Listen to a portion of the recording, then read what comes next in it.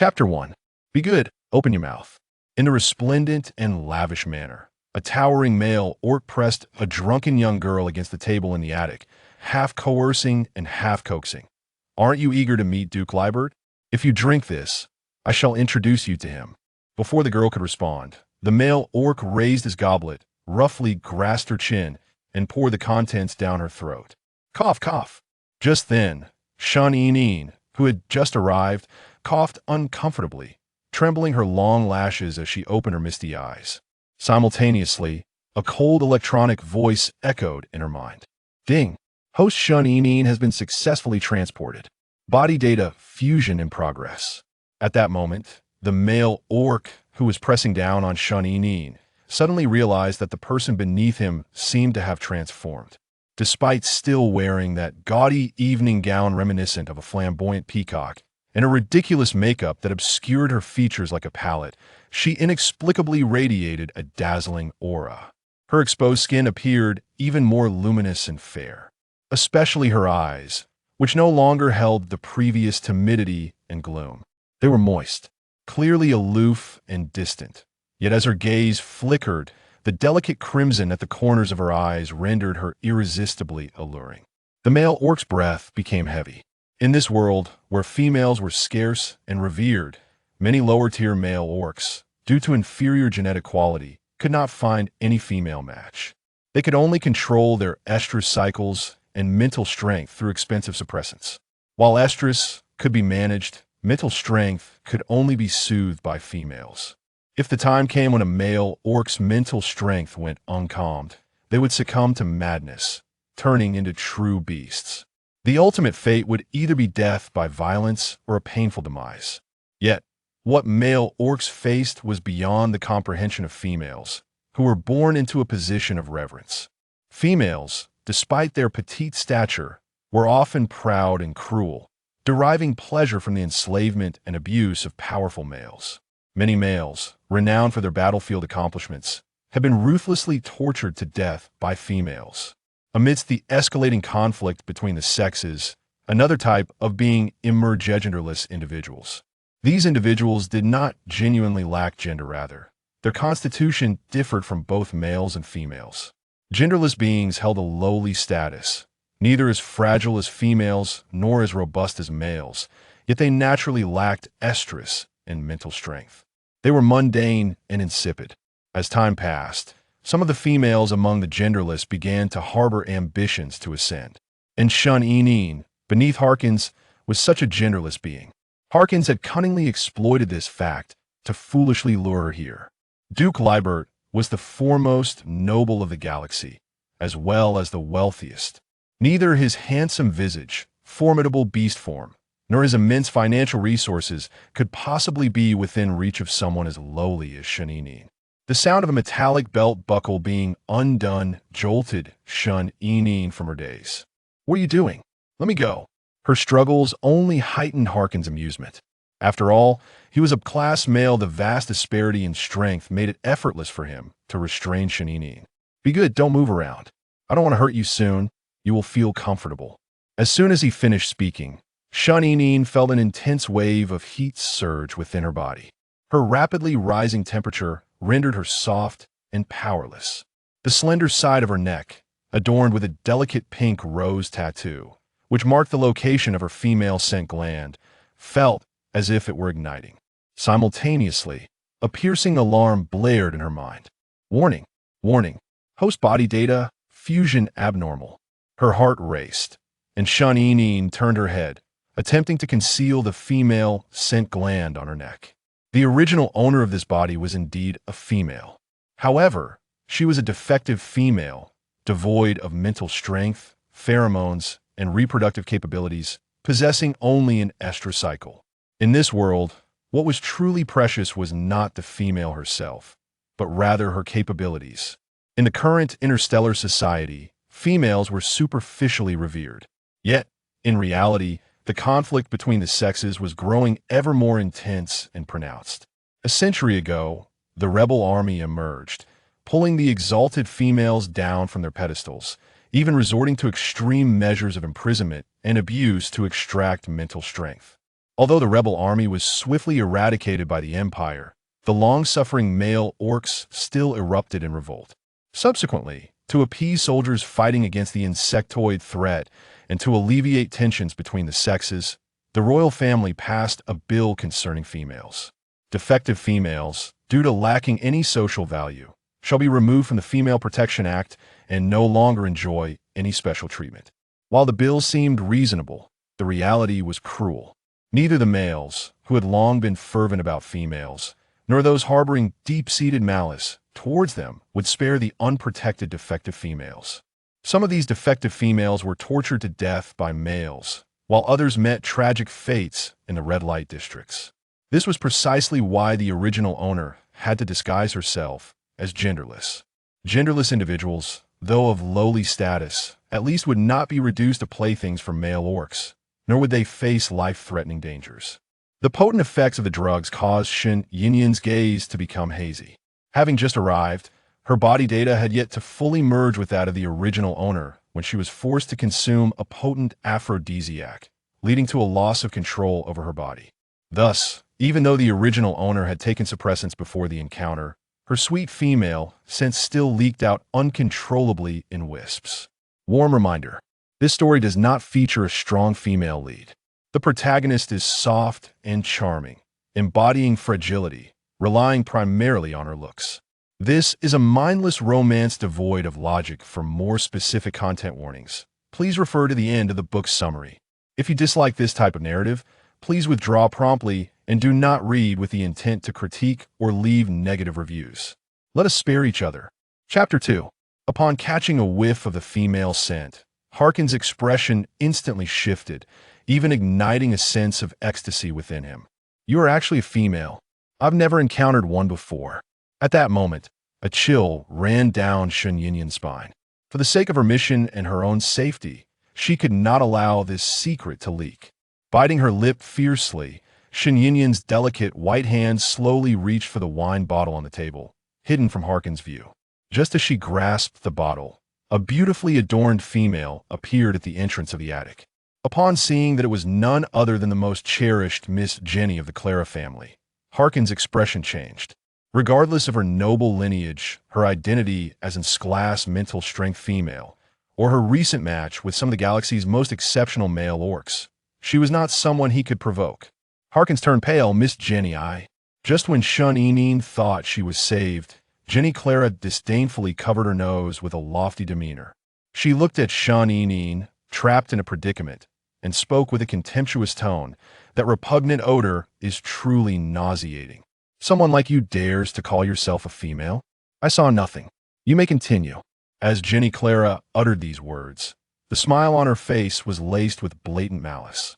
The light in Shen Yinyan's eyes extinguished in an instant. As her collar was torn apart, Shen Yinyan gritted her teeth and smashed the wine bottle over Harkin's head. Immediately after, she grasped the sharp shards of the broken bottle and plunged them into his chest. This swift sequence of actions momentarily stunned Harkins, who had been bewitched by Shen Yinyan's female scent. Drip, drip. Blood stained Shen Yinyan's hands and clothes. As Harkins regained his senses, astonishment and fury surged within him as he violently subdued the frail Shen Yinyan. His audacity stemmed from his unwavering belief that Shen Yinyan was merely a defective female.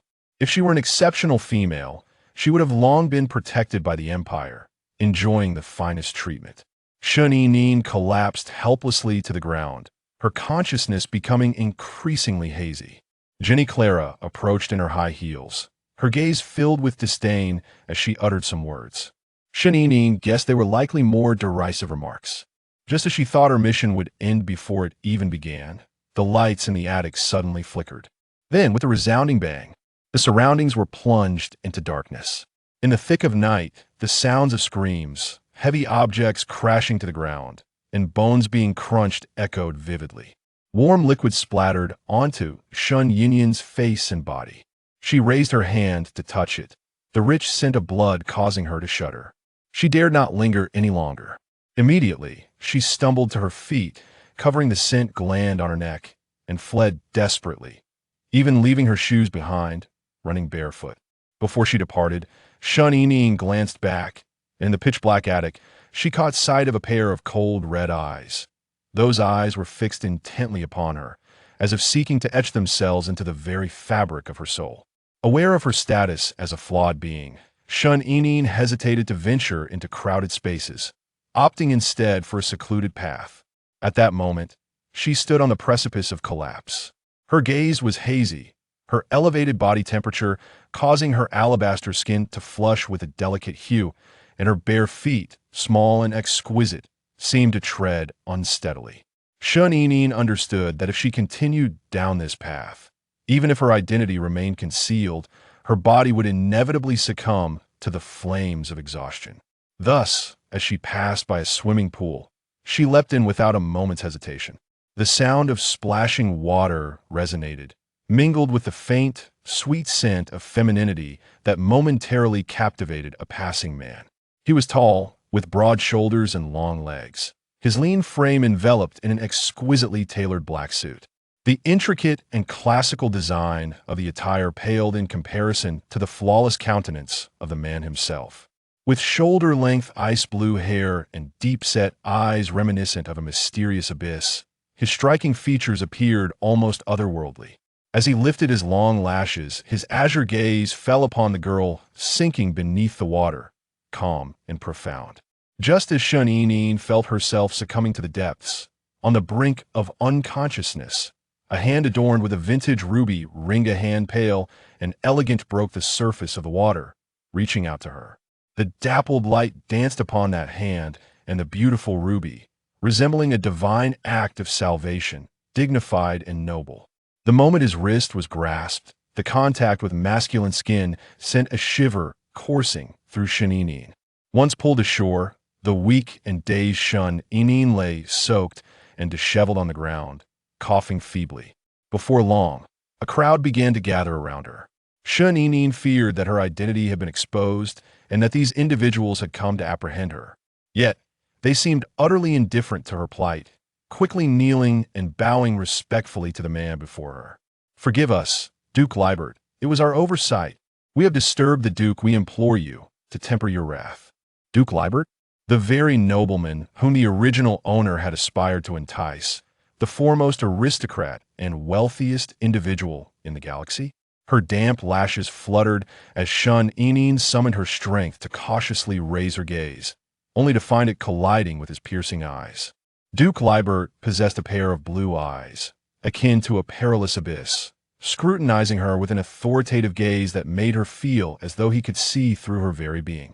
In stark contrast to her disheveled state, he stood tall, exuding a powerful and mature aura, his noble demeanor instilling a sense of inferiority within her. He was a male beast man whom she could not afford to provoke. Lowering her gaze, she dared not look upon him further.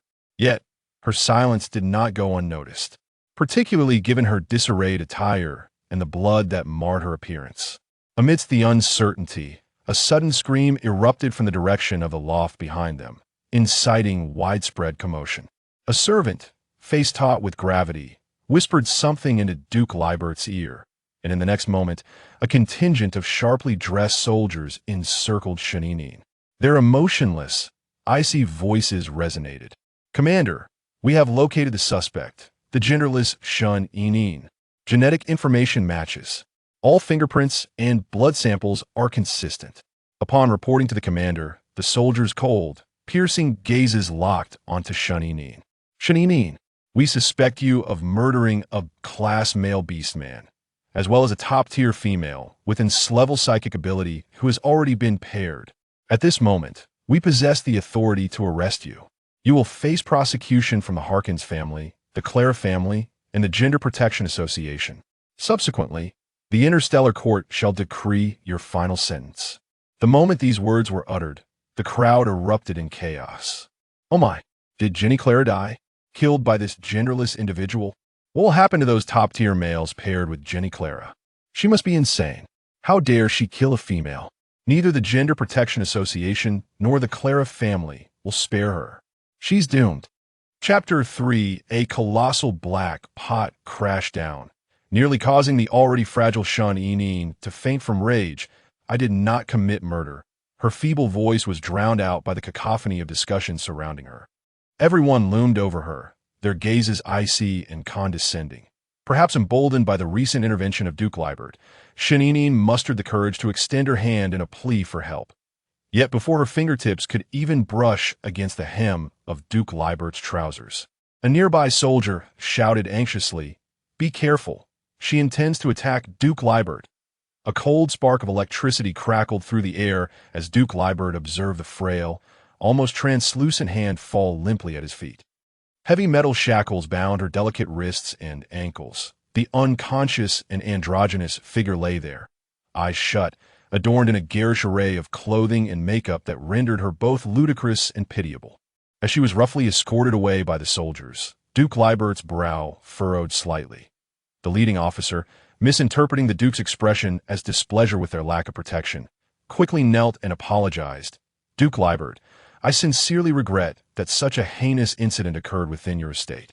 Rest assured, the Interstellar Court will impose severe punishment for this matter."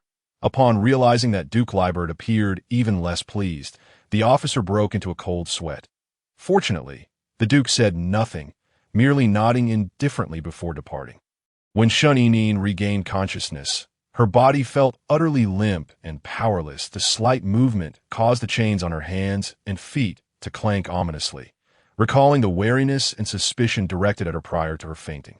Along with the oppressive darkness of the airless prison, she despaired that even a plunge into the Yellow River would not cleanse her of this accusation. I could see that moment.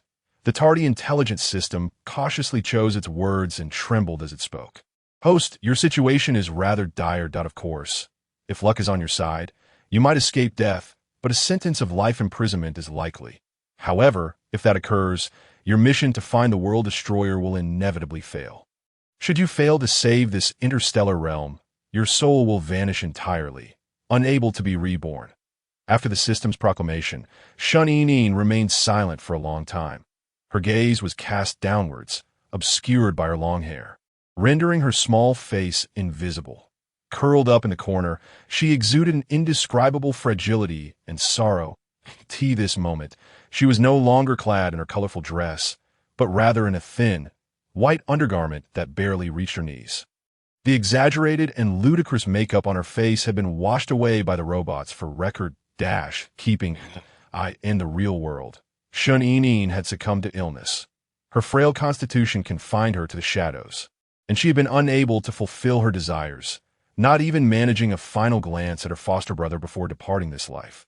Thus, she had acquiesced to the system's proposal to traverse this unfamiliar, interstellar beast realm in search of the dangerous World Destroyer. If she succeeded, she would be granted a healthy body and a second chance at life.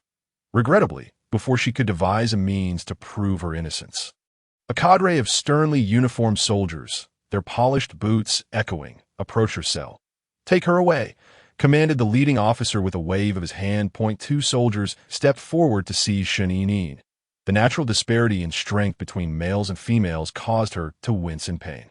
Her eyes glistening with unshed tears, the soldier on the right, noticing the delicate and overly soft arm beneath his palm, cast a furtive glance at the notorious and ruthless androgynous figure. Yet, she kept her head bowed, her black hair obscuring her face, allowing him only a fleeting glimpse of her indistinct profile. In that moment, his heart skipped a beat. Stealing a glance at the officer ahead, he quietly lightened his grip. The Imperial Court of the Interstellar Realm, located in the opulent Fifth Star, was the highest court in the entire galaxy that typically adjudicated cases involving the royal family, amendments to interstellar law, and exceptionally heinous crimes. At this moment, the solemn and austere Interstellar Court was filled to capacity with eager onlookers. Seated in the front row at the center of the courtroom were the families of the victims. While at the highest seat, nearly level with the judge, sat Duke Liebert, the master of the estate where the murder had transpired. Due to the grave nature of the homicide, the Interstellar Court had even initiated a live broadcast, allowing those unable to attend to witness the proceedings at this juncture. The barrage of comments on the live stream surged wildly. "I saw the photo of that androgynous figure being arrested. She looks so frail. Could she really be the murderer? After all, he was a B-class male beast. Have you heard the saying, 'A dog that barks doesn't bite'? I know Shaninin. She's selfish and vile, and quite ugly. Clinging to her foster brother like a leech, forbidding him from matching with a female. It's best if such trash perishes sooner. I heard she even attempted to seduce Duke Liebert. She should take a good look in the mirror. In an instant, the screen was flooded with denunciations and curses aimed at Shaninin and at it. Was not until the appearance of several top-tier males rumored to be paired with Jenny Clara that the topic shifted. After all, a dying criminal could hardly compete with a group of high-quality male beasts who had lost their future female partners. Chapter 4 ISNT that the Chief Marshal Troy of the Interstellar realm. I heard he has no interest in females, cold and abstinent, yet he is one of Jenny Clara's match partners. And the most esteemed physician, Dalton, is also among them, even the illustrious sixth prince of the empire. Louis, it was no wonder the Clara family was furious. Jenny Clara's male match partners were now a coalition of military, medical, and royal influences. Moreover, these three males were not only exceptionally capable, but also possessed unique charms and appearances in their own right. This was merely what was known. Had Jenny Clara not perished, who could say what other outstanding male she would have matched with? The atmosphere in the court grew increasingly charged, with both the comments and the audience becoming nearly frenzied. At that moment, Shaninin, as the accused, was brought to the center of the courtroom by the soldiers. Her frail body could barely support itself. When the soldiers released their grip, she collapsed onto the cold floor of the courtroom. The soldier on her right instinctively reached out to assist her, but was met with a warning glare from his officer, forcing him to retract his hand awkwardly. Silence. The crisp sound of the gavel striking resonated throughout the tumultuous courtroom. Bringing an immediate hush, the elderly judge, with hair as white as snow, began to read the charges against Shaninin. Criminal Shaninin, on the evening of May 18, 2024, in the attic of Duke Liebert's estate. You murdered Mr. Hawkins, a B-class male beast, and Miss Jenny Clara, an S-class psychic female. Genetic information, blood, and fingerprints found at the crime scene all match yours perfectly, due to the severe nature of this crime. The Interstellar Court has unanimously deck at that moment. The entire cosmos fell into a profound silence upon beholding her visage. In this realm, where females were a rarity, the carefully nurtured female, endowed not only with a spirit that commanded the submission of males, but also possessing a captivating beauty and a soft physique, drove countless males into a frenzy. Yet, within this vast empire, not a single female could rival the appearance of this androgynous being before them. Even stripped of any adornments, even in her pale and disheveled state, as if she had fallen into the mire, her exquisitely delicate features still radiated an enchanting beauty. Her eyes were like the depths of night, mysterious and regal, yet reflecting a sorrowful fragility that was utterly shattering. When those tearful, vulnerable eyes gazed upon others, even the most callous deities would be entranced. After a brief moment of hushed awe, the Interstellar Court erupted into chaos. Even the previously halted live stream resumed its frenzied barrage of comments. Is she truly androgynous? Why is she more beautiful than any female I have ever encountered? Did they not say she was hideous? Who dares to speak such blatant falsehoods? I can see the sorrow in her eyes. Could there be more to this story? The once solemn atmosphere of the Interstellar Court transformed into a cacophony of noise, although the members of the Harkins and Clara families were equally stunned by Shaninin's appearance. Their astonishment was overshadowed by the fury stemming from each other's denials of guilt. You murderer! You have slain the only female of my family. I will tear you to shreds. The male who spoke transformed into a massive beast, roaring with sharp fangs and claws that exuded a scent of blood. Faced with the overwhelming size and murderous intent of the beast for the first time, Shaninin's face paled in fear. Fortunately, soldiers intervened just in time to restrain the frenzied male. Even the intelligence system trembled at the scene, nearly malfunctioning. The system sputtered, "Host, are you all right?" Shaninin, still shaken, felt cold sweat bead upon her smooth forehead. With a quivering voice, she replied, "I am fine, but if you do not assist me soon, I may not be for long." Before the system could respond, the old judge furrowed his brow and rapped his gavel once more. Silence. The old judge's piercing gaze scrutinized Shaninin. "Shaninin, why do you refuse to plead guilty?" "I did not commit murder. Thus I shall not plead guilty. The previously one-sided proceedings began to shift into a contentious debate after Shun Yinyin revealed herself. Although she bypassed the issue of her identity being discovered and detailed the events of that night, the bizarre unfolding of events left the judge incredulous.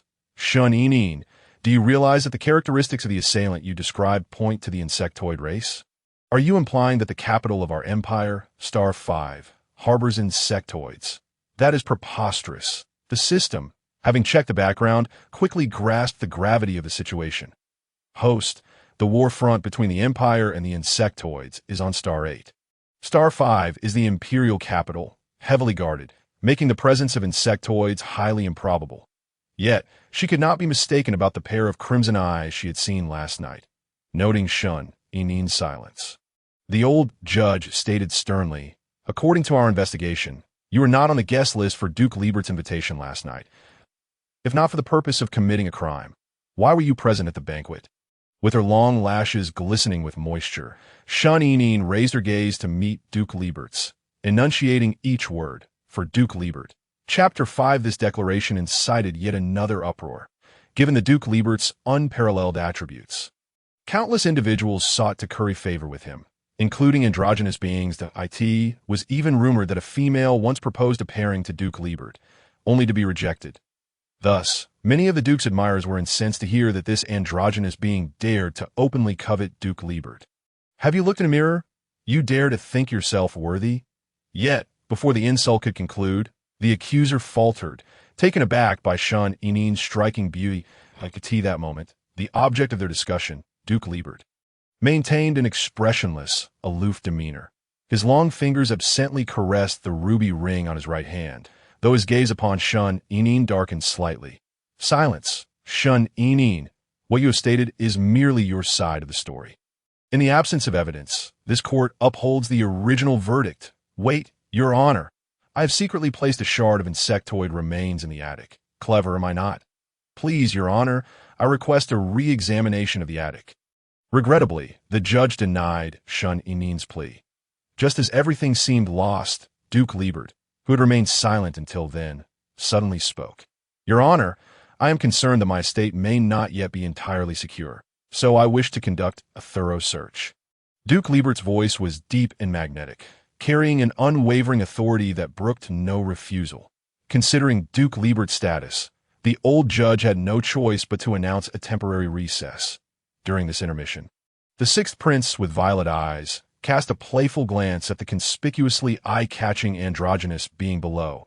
Activating his hollow brain, his slender, pale fingers danced across the interface, and in an instant he issued a command. Dalton, noticing the sixth prince's actions, narrowed his eyes behind his glasses, a mocking smile playing on his lips.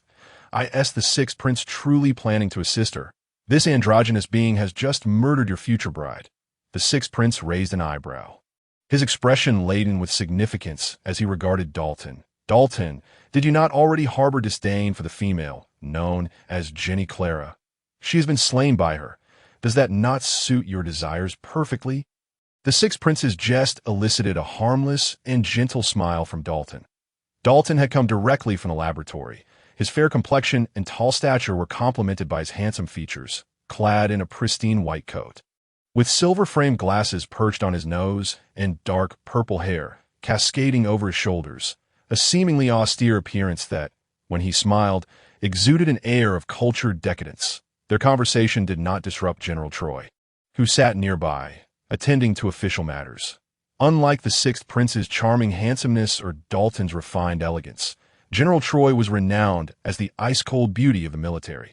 His long white hair was tied high, his impeccably tailored uniform exuding an aura of austere detachment, while his sharp features resembled the most lethal of cold weapons. Did General Troy seem indifferent to the death of his future bride? In response to Dalton's provocation, Troy merely nodded coolly without uttering a word. The three top males displayed an uncharacteristic calmness and indifference regarding the demise of their future spouse. Soon, word arrived from the estate that soldiers had indeed found remnants of the insectoid. The old judge's expression grew grave at this news. The appearance of insectoids in Star 5 was no trifling matter. Insectoids were known for their cunning disguise since the war with the Empire began. They had transformed from their grotesque insect forms into beings of human beauty akin to beastmen, that if this insectoid was merely a stray, that would be acceptable, but if they had infiltrated Star 5 in numbers, the situation would be dire. Given the severity of the matter, the higher-ups unanimously decided to withhold the discovery of the insectoids. Upon reconvening the court, the old judge altered his statement. Upon investigation, it has been confirmed that there were no insectoids present in the attic last night. However, there indeed exists another assailant. Yet, Shun-Enin's unlawful entry into Duke Liebert's estate and her wounding of Harkins, while not a capital offense, could not absolve her from connection to the previous night's murder. Hence the following judgment.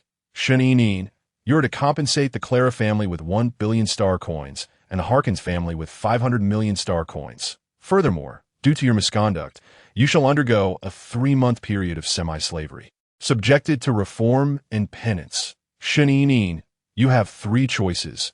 First, to become a semi-slave of the Clara family. Second, to become a semi-slave of the Harkins family. Or third, to become a semi-slave to the 3 beastmen whom you have implicated. Shun-Enin was utterly taken aback by this series of penalties. 1.5 billion star coins. This was no mere hefty fine. It was an astronomical sum. And to be made a semi-slave? What difference was there from being a prisoner? What is your choice, Shun-Enin?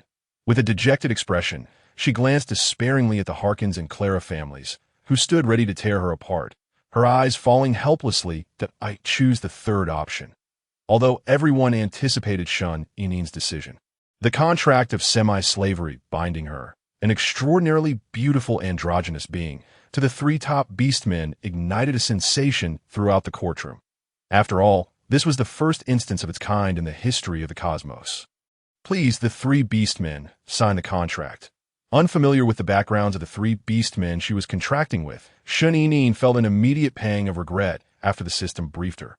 After all, these 3 beings, in terms of status and capability, were far more formidable than the 2 families involved, and she had effectively caused the demise of their future wives, in a world where females were already scarce.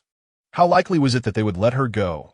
Chapter 6. Upon this realization, Shun-Enin, already in a state of utter weakness, was overwhelmed by her misfortune, causing her vision to darken before she fainted. Dalton, who was in the midst of signing a contract, glanced at the unconscious little one and clicked his tongue in annoyance. Ugh, I truly detest complications. When Shun-Enin regained consciousness, her head was clouded with a heavy dizziness. After all, she was a female, and her bodily functions paled in comparison to those of a true genderless being. The corridor of the prison echoed with steady yet complex footsteps, indicating the presence of more than one individual. Against the light, 3 tall, imposing males radiated a powerful sense of dominance as they scrutinized the beautiful little slave locked within her cage. In that moment, as Shun-Enin discerned the features of the 3 men, her pupils constricted, a mix of awe and fear flashing across her face. While she assessed them, they too were appraising her. Upon closer inspection, this genderless individual appeared even more astonishing. It seemed she was terrified of them. Her delicately contoured lips pressed into a fragile line, trembling with unease, her frail form more captivating than that of many females. Pushing his glasses up the bridge of his nose, Dalton flashed a warm smile and beckoned to Shun-Enin playfully, much like one would to a small puppy. Come here, little one. Though the words were gentle, the icy, gray depths of Dalton's eyes sent a chill down her spine. She had not forgotten that he was a black mamba. Of all creatures, snakes were the ones she feared most. The thought alone of those densely packed, glistening black scales, the cold vertical pupils, and the sinuous body coiling around its prey, flicking out a dark tongue, made her hands and feet turn cold. Seeing the little one's reluctance, Dalton nodded toward a nearby guard. Without delay, the guard respectfully opened the prison door. As Dalton approached the cornered girl, he noticed that she was nearly burying her head in the ground from fear. He squatted down, his gloved hand gripping her delicate chin, forcing her gaze upwards. You are quite disobedient, little one. Do you even comprehend what being a half-slave entails? The elongated, deep timbre of his voice, coupled with the slow elevation of his pupils, made Shun-Enin's heart flutter with trepidation. Her fear of Dalton stemmed not only from his identity as a black mamba, but also from his unparalleled medical skills. She dreaded being too close, lest he unearth her true identity as a defective female. Her long, dark lashes quivered as she whispered, "No, I do not know." Dalton let out a low chuckle, the vibrations resonating his chest, seductive and tantalizing. His thumb caressed her excessively soft lips, and he forcefully pried open her tightly sealed, adorable little canine teeth. The warmth of his touch seeped through the glove, sending an unfamiliar and peculiar sensation coursing through him, deepening the intensity of his vertical pupils. A half-slave must obey every command of their master without question. Otherwise, we reserve the right to determine how to punish you, even to the extent of deciding your fate. Shun-Inin's lovely face contorted in fear and pain, her expression a painful knot. Despite the delicate softness of Dalton's gloves, the fabric's friction against her lips and mouth was coarse and unyielding, inflicting an undeniable discomfort. "Enough, Dalton. Do you intend to make her cry?" The sixth Prince Louis frowned slightly, disapproving of such behavior from a male beast-man. Shun-Inin's eyes brightened, as if she had found a savior, and she looked up at Louis with her glistening, pleading gaze. Louis Byrne, the sixth prince of the Empire, of noble birth and a formidable nine-tailed fox in beast form, was rumored to be the most amicable of the trio, despite his somewhat carefree nature. His royal lineage was apparent in his dignified mannerisms, accentuated by his golden hair and violet-hued, soulful eyes, making him extraordinarily handsome. Shun-Inin's desperate plea was too evident, causing Dalton's smile to cool slightly. "Do you think he's a good person?" Shun-Inin instinctively shot a glare at Dalton, thinking to herself that he was certainly better than him.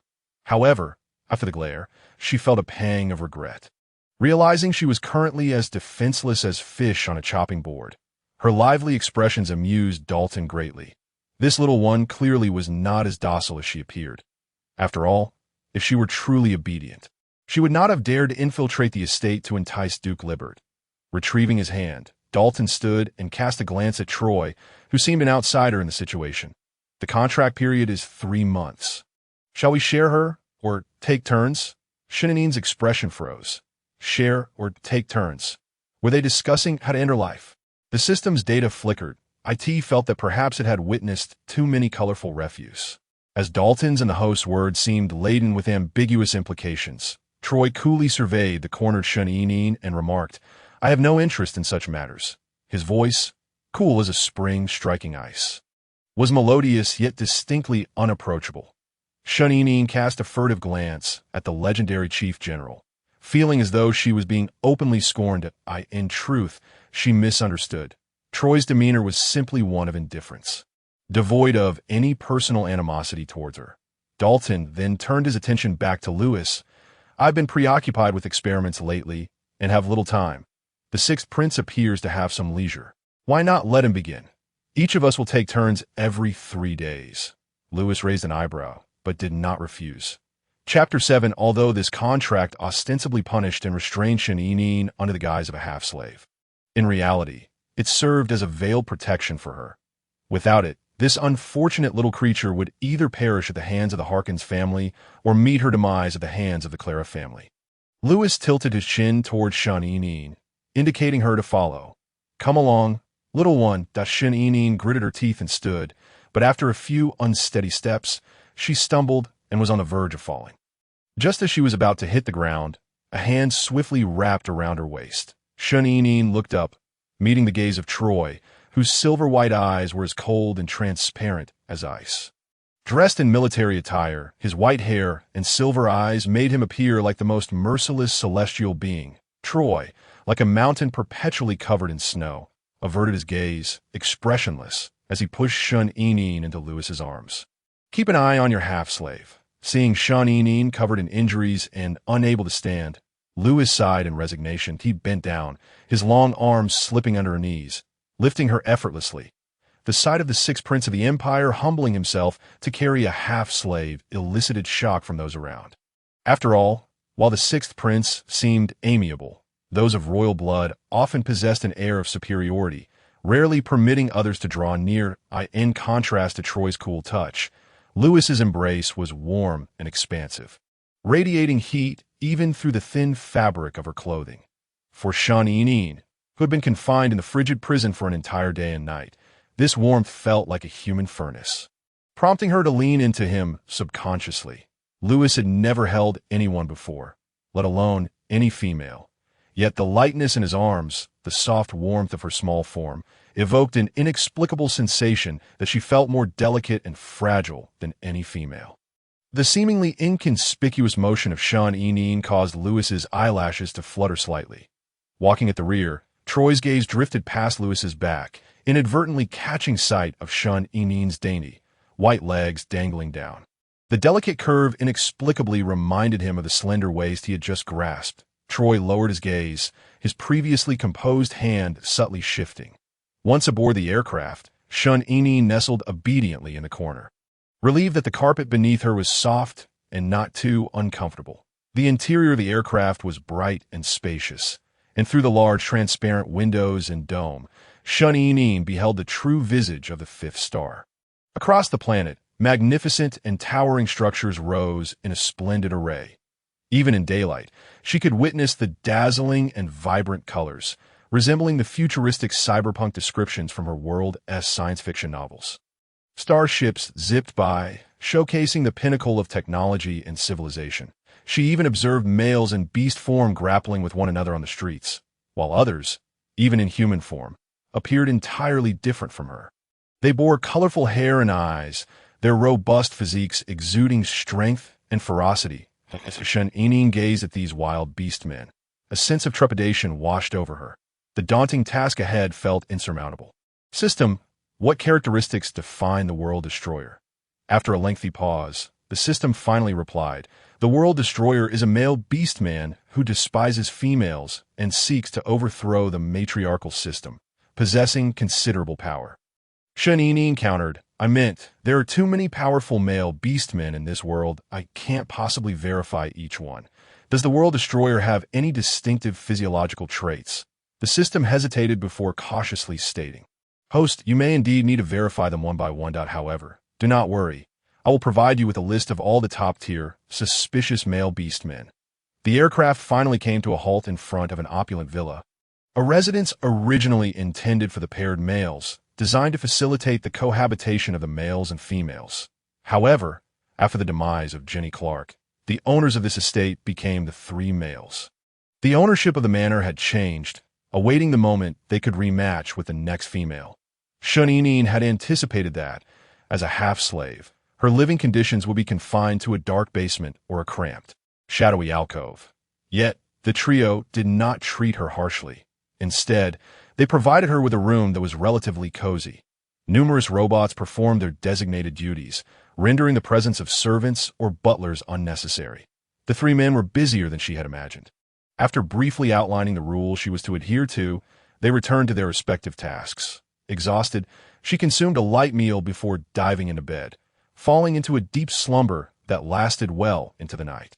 When Shan Yinyin awoke, the outside world had been enveloped in complete darkness. She was drenched in perspiration, having been startled awake.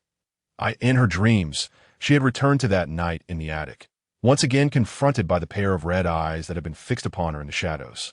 She wondered whether that insectoid creature had been captured. Given her circumstances at the time, escape had indeed been implausible. Perhaps the creature had already feasted. Yet, if it had satisfied its hunger, why had it continued to fixate on her? Shan Yinyin dared not dwell on the thought. While indulging in a bath, the system returned with great enthusiasm. Host, I have drafted the list. The system continued, Host, prepare yourself. I shall present the list to you now. Confused, Shan Yinyin blinked. It was merely a list, after all. What was there to prepare? Despite her thoughts, she graciously complied with the system's request. In the next moment, she felt as if she had been ambushed by a heavy brick. With a thud, the list, akin to a brick, slipped from her grasp and plummeted into the water. Hastily, she fished out a page, only to discover that the list seemed endless. Her temples throbbed as she stared at the damp sheet, densely covered in names, and the smile on her delicate face froze. The system could have effortlessly provided her with a copy of the Interstellar population list, yet it opted to deliver a meticulously curated brick list instead. After her bath, Shunini noticed that the areas where the shackles had chafed her skin appeared even redder and more painful than before. Seeking some ointment, she stepped out of her bedroom. The living room, at this late hour, was exceptionally dim. Lacking the keen senses of the male beastmen, she struggled to locate the light switch, perceiving only vague outlines of dark objects. Tentatively, she called out the names of the robots. But for some inexplicable reason, there was no response. Shun-Inin assumed she was alone in the vast manor, and, being the late hour, had donned only a camisole dress, with oversized slippers on her feet and droplets of water still clinging to her skin. Her half-dry hair cascading about her, she stood in the darkness, an enticing figure, completely unaware that Dalton was watching her intently from a sofa. Chapter 8: The night vision of a serpent is nearly unparalleled, especially for a creature as formidable as Dalton, the Black Mamba. Dalton found himself in the living room at this hour due to yet another failure in his experiment. Agitated, he had merely intended to rest his eyes. But upon hearing a faint sound, he opened them, and in that moment, his gaze became irrevocably fixated. The garments meant for a petite female appeared oversized on the slender figure of this genderless being. Fresh from a bath, the little one trod in ill-fitting slippers, dressed in a loose burgundy camisole, her fair skin strikingly luminous. As her nostrils flared, Dalton detected a subtle, elusive fragrance. This scent had only emerged following Shun-Inin's arrival. With a slight constriction of his throat, Dalton commanded the figure shrouded in night. "Come here." The sudden, deep voice startled Shun-Inin. Who is there?" Dalton snapped his fingers, and the living room was instantly illuminated. In the bright light, Shun-Inin beheld Dalton on the sofa. He had shed his austere white lab coat, now clad in a black shirt with several buttons undone, revealing his pale collarbone. The shirt's hem was tucked into black trousers. His long legs crossed, exuding a languid demeanor as he regarded her with a bemused expression. Shun-Inin felt a chill run down her spine under his unwavering gaze, unsure how long he had been observing her. Noticing her frozen stance, Dalton narrowed his eyes. "What's this? Are you disobeying your master's command?" Shun-Inin had not anticipated that Dalton would be lurking in the living room at such an hour. Instead of resting, taking a deep breath, she reluctantly began to approach him. Her pace slowed as she drew nearer. The sweet aroma in the air intensified. The moment she was close enough, Dalton's pupils dilated, and he suddenly seized her wrist. As Shun-Inin clumsily fell onto the carpet, their positions shifted dramatically. She found herself seated on the floor, scrutinized from above, an unmistakable sense of danger enveloping her. Before she could rise, Dalton leaned down, his handsome face inching closer to her neck, as if inhaling something. With her damp, dark hair cascading behind her, a few strands brushed against her delicate neck, creating a stark contrast between the exquisite white of her skin and the inky blackness of his hair. The chilling breath of Dalton sent tremors through the young woman before him. Though the scene was undeniably captivating, Shun-Inin was overwhelmed by fear. She could not shake the feeling that she was to be devoured by Dalton. Genderless beings lack pheromones. "So why do you carry such a fragrance?" Upon hearing this, Shun-Inin's heart skipped a beat. Terrified of revealing her identity, she trembled and stammered, "Perhaps it is just the scent of my body wash." Dalton shook his head, a deeper smile forming at the corners of his lips. "No, that is not it. The scent is different in the interstellar realm. Only males and females possess pheromones, a natural trait developed through evolution for mutual attraction." Dalton had encountered the pheromones of other females, but none compared to the alluring fragrance emanating from Shun. As his gaze lingered on her neck, Dalton's eyes flickered with a manic excitement.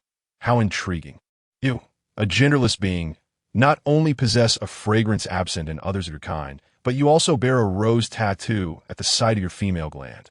Are you yearning to become female? Or are you deliberately concealing something? Forgetting her fear, Shun-Inin grasped Dalton's wandering hand, pleading, "Mr. Dalton, you misunderstand. I merely have a fondness for roses." Dalton lowered his gaze, her delicate hand clasping his wrist, a sensation both astonishingly warm and smooth. The cold light reflecting off his glasses glinted dangerously as he replied with a genteel smile. "Is that so? You aren't masquerading as a genderless being, are you?" Dalton whispered tenderly against Shun-Inin's cheek, words akin to a lover's caress, which struck her like a thunderbolt. In the next instant, Dalton lowered his head, his dark purple hair cascading over her shoulder, brushing against the rose tattoo on her neck. The overwhelming aura around him left Shun-Inin feeling unsteady, and she realized that Dalton was nothing short of a pervert. With tears brimming in her eyes, Shun-Inin bit her lip, trembling in fear. In a moment of desperation, her fingers, resembling delicate green onions, wove through Dalton's dark purple locks, gripping tightly in an attempt to push him away. When the sixth prince pushed open the living room door, this was the scene that met his eyes. Chapter 9, kneeling between Dalton's legs. The little creature was clad in revealing attire, exuding a charming allure, akin to a beautiful prey ensnared by a venomous serpent. Her brow was furrowed, on the verge of tears, her rosy lips pressed tightly together, the graceful curve of her slender neck appearing fragile and delicate. Her perfectly proportioned fingers, framed by Dalton's dark purple hair, appeared as mesmerizingly white as jade. Lewis's heart raced unexpectedly. Dalton. His voice carried a chill. Dalton sensed the sixth prince's discontent and, with a knowing smile, released Shun-Inin. Licking his lips, he resumed his genteel demeanor. Your Highness, please do not be upset. I was merely teasing her. Shun-Inin was genuinely frightened by Dalton, the deranged individual. She disdainfully wiped away the remnants of moisture from her neck, clutching it as if she were a startled creature. Retreating behind Lewis. Lewis had just returned from the palace, and his mood appeared rather bleak. His typically affectionate eyes, which often sparkled with mirth, were now veiled in frost. Dalton, if you find yourself unable to control your impulses, you might as well expedite your application for a new female match from the Empire, rather than laying a hand on a genderless being that I recall your instability has already reached a level of 80. A genderless individual cannot soothe your estrus nor mend your fraying mental state. Moreover, for these 3 days, she belongs to me, at least for this duration. Do not let me witness you touching her again. The harshness of his words was undeniable, causing the smile on Dalton's face to wane further. Perhaps, rather than concerning yourself with others, you ought to resolve your own troublesome matters first. I have heard that the royal family is diligently preparing a new female match for you. Best of luck. Next time, there may not conveniently be a genderless being to interfere with your good fortune.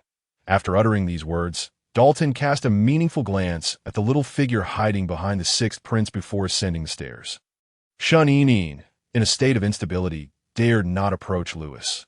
After muttering a hasty thanks, she dragged her overheated, weakened body into her room. The rapidly spreading fever rendered her vision somewhat hazy. What sort of venom did Dalton's saliva contain? How could a mere lick have a more potent effect than medication? Terrified of repeating past mistakes, Shun-Inin hastily submerged herself in cold water. Unfortunately, this cold remedy only addressed the symptoms superficially. What her body truly required was an inhibitor. Yet, in her current condition, returning home to retrieve the inhibitor was utterly impossible, nor could she seek assistance from Lewis and the others that a vague face flickered in her mind. And Shun-Inin thought of her gentle and considerate stepbrother. Despite the original owner's spoiled and ill-tempered nature, this stepbrother had cared for her for many years. Surely, requesting him to send her a few supplies wouldn't pose any issue. Shun-Inin raised her wrist and activated her holographic communicator. However, she waited in vain, filled with hope as the cold water turned tepid, and her consciousness began to blur. Her stepbrother's communicator remained unreachable.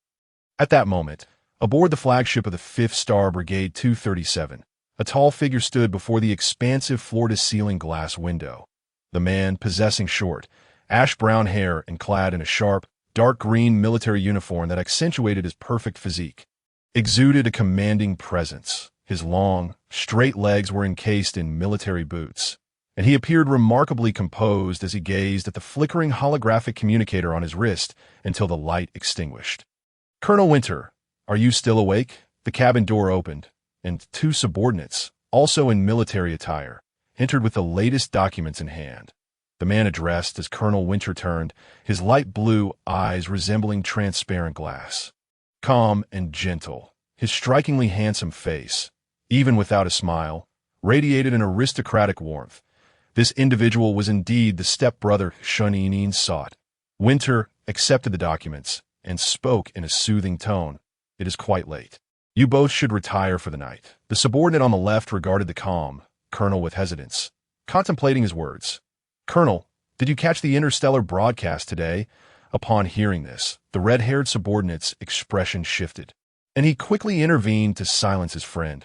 Winter raised his gaze, inquiring mildly, "What is it?" The red-haired subordinate quickly changed the subject with a smile. "Nothing, Colonel. You should also get some rest." Once outside, the red-haired soldier glared at his friend. Exasperated, "You know how bothersome the colonel's sister can be. Isn't it splendid that she has become a half-slave under someone else's control? Do you really wish for the colonel to be at her beck and call, treated like a dog? Have you forgotten how she forbids him from matching with any females?" The colonel was simply too kind-hearted, willingly shackled by this non-blood-related burden, unable to even match with a female. How pitiful. Unbeknownst to them, the colonel they pitted was already aware of the Interstellar Court's broadcast. At that moment, he was reviewing the replay of the live stream, his gentle gaze betraying no emotion. There was no trace of the rumored affection for his sister. His demeanor was devoid of the tenderness they suggested. When the verdict was pronounced, a fleeting, cold smile graced his lips, only to vanish as swiftly as it appeared, almost as if it were an illusion. The following day, Shun was awakened by the persistent beeping of her holographic communicator. Last night, without the inhibitor, she had nearly soaked in the cold bath until dawn. Perhaps that was why her temperature felt elevated. And her head was clouded. The information on the communicator was from the military academy, indicating that the results of the previous assessments were out and required her signature. In this world, genderless individuals, positioned between males and females, were mandated to attend military school to better serve both genders. However, due to the original owner's inferior female status, she was woefully inadequate in physical abilities, mecha skills, and other areas. On the balcony, freshly bathed Lewis was engaged in a conversation with a minister of palace affairs via his holographic communicator. He appeared indifferent, lazily dismissing the minister's concerns, his damp golden hair still dripping water, and a white towel wrapped around his slender waist, exuding a languid yet alluring aura. The minister, clearly displeased with the sixth prince's demeanor, adopted a more serious tone. "Your Highness, for the sake of the royal family and your own future, you must expedite your matching with a female." Lewis scoffed. "You are well aware of the kind of wretched female Jenny Clara is, yet you deliberately included me in her matching list. Surely, you cannot genuinely wish me well." "Your Highness, you misunderstand. Jenny Clara was meticulously selected by the royal family. Naturally, for your benefit," the minister retorted. That Lewis's smile turned sardonic. "Indeed, meticulously selected. She specializes in seducing males who are already mated and has even committed acts of violence against several of them. You conveniently omit such details." The minister's expression soured at this revelation, but he continued to skirt around the issue, urging Lewis to reconsider.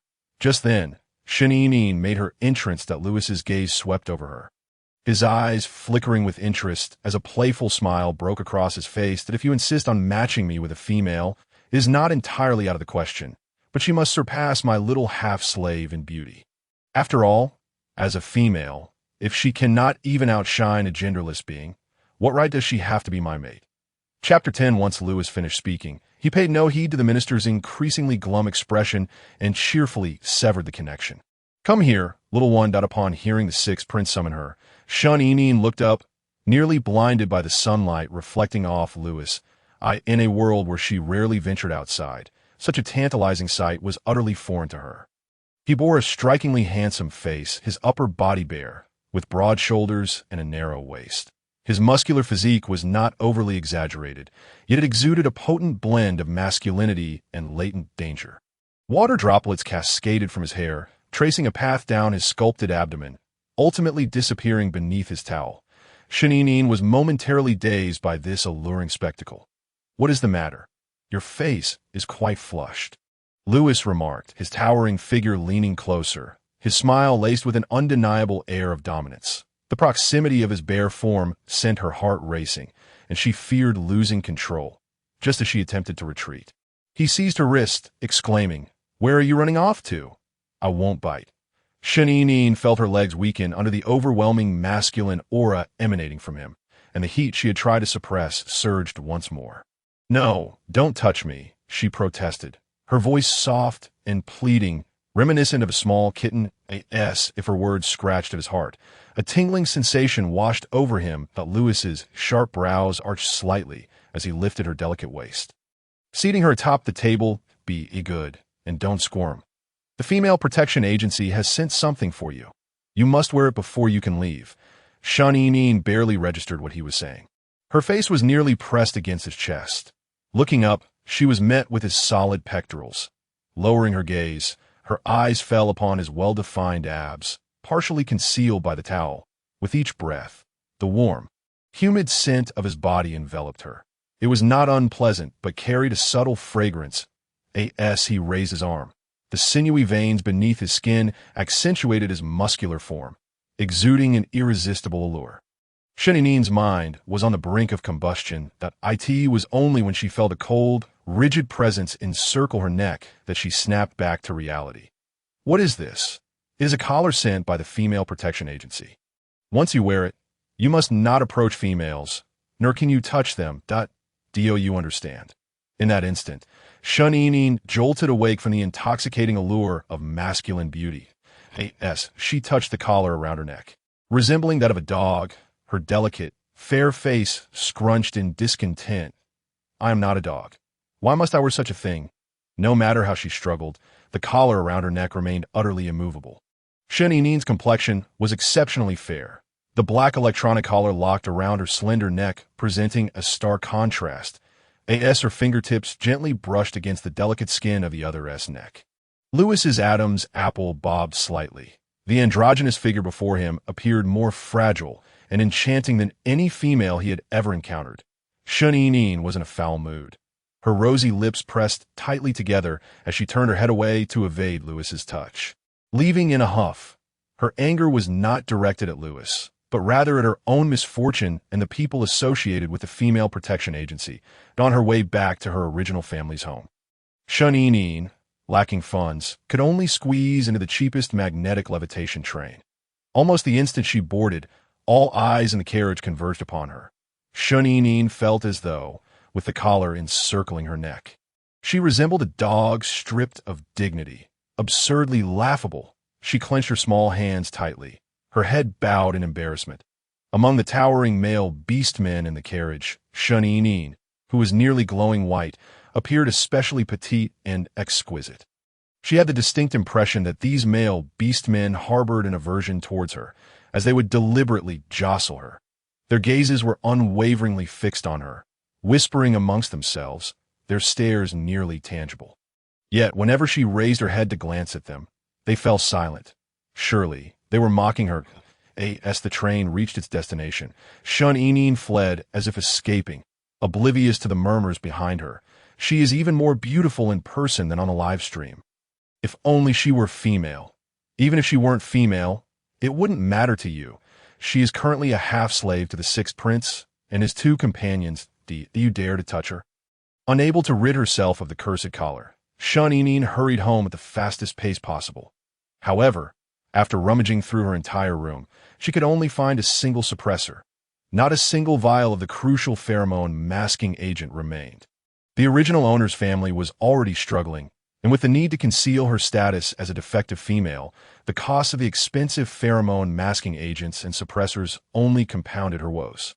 The original owner was on the verge of adulthood, an age at which females typically entered their awakening period. While defective females did not experience this period, their bodies became increasingly unstable, requiring an even greater supply of both medications. In this world, pheromone transformation agents were deemed illegal substances, obtainable only through black market channels at exorbitant prices, far exceeding those of suppressors, considering the staggering debt of 1.5 billion star coins looming over her. Coupled with the urgent need for medication, Shuninin felt her vision darken. Such an amount of money would likely not be sufficient even if she were sold. System, is there a quick way to earn money in this world? Without hesitation, the system replied, attach yourself to a wealthy patron, Shuninin. In that moment, she suddenly understood why the original owner had taken such tremendous risks to entangle herself with Duke Lieber.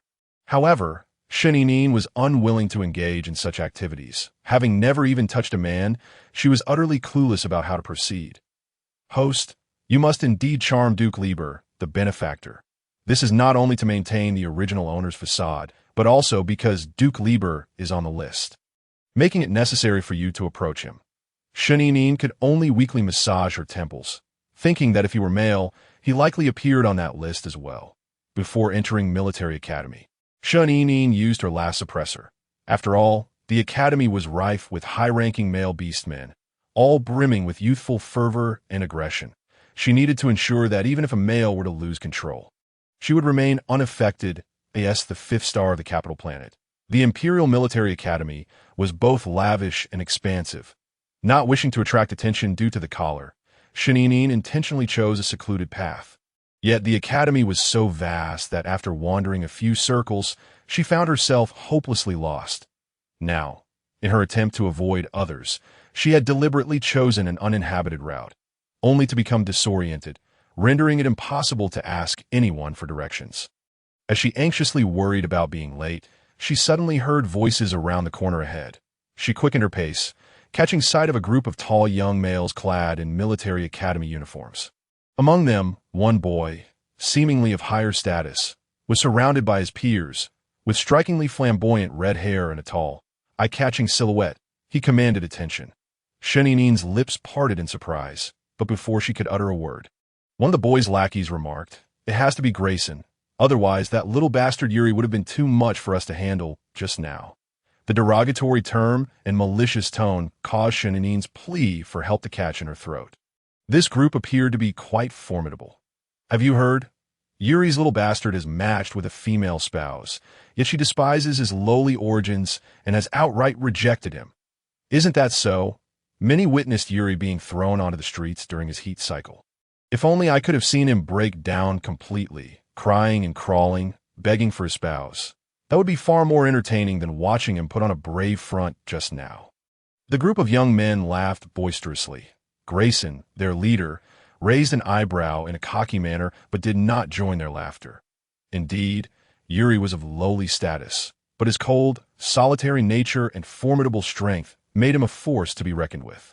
Had it not been for the fact that Yuri had not only bested him in the fighting arena, but also humiliated him and damaged his mecha, Grayson would not have deigned a glance at such a filthy creature. "By the way, Grayson, I heard someone saw that androgynous Sheninin at the military academy today. Didn't you say she was responsible for your family losing its only female? Are we going to find her?" The red-haired young male tilted his head, his handsome profile etched with an icy demeanor. Naturally. Chapter 11. Upon hearing this, Sheninin felt a chill of fear shoot through her. She was immensely grateful that she had refrained from speaking earlier. Otherwise, she would have been in grave danger. Quietly retreating into the shadows, Sheninin chose another small path. However, after walking for a short while, she spotted a disheveled male slumped against the wall in a corner not far away. His head hung low, ash-gray hair obscuring much of his face, revealing only a pale chin with exquisite contours. From the chaotic scene around him, Sheninin surmised that this gray-haired male was likely the Yuri spoken of by the group. "Host, this Yuri is also on the list in most novels. The antagonists often have tragic childhoods and tumultuous pasts that lead them to become twisted and extreme. The doomsday figure she was searching for may share a similar fate. Regardless of whether the Yuri before her matched that description, she could not afford to overlook any potential. Furthermore, she could not simply ignore a living person lying there in distress. Hey, are you all right?" As Yuri endured his torment, teetering on the brink of consciousness, he suddenly heard a soft, concerned voice resonate before him. His long lashes trembled as he opened his eyes. The young male, battered and bruised, lifted his head. Despite his disheveled appearance, his pale face remained strikingly handsome. His cold, rugged features bore an air of brooding defiance that dissuaded closeness. However, upon noticing the girl squatting before him, Yuri's previously indifferent gaze flickered slightly. The girl, adorned with a collar, was petite and possessed the rare combination of black hair and black eyes. Her skin was whiter than the fresh snow of winter, and her flowing black locks resembled the beauty of the night sky.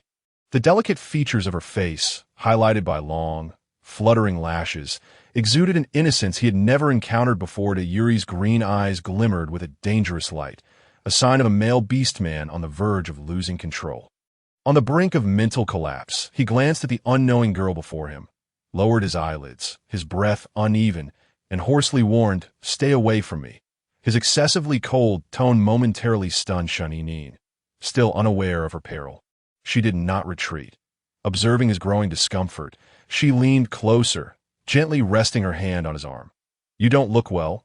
Let me take you to the infirmary." The warm, sweet scent emanating from the girl enveloped Yuri, further destabilizing his already tenuous grasp on reason.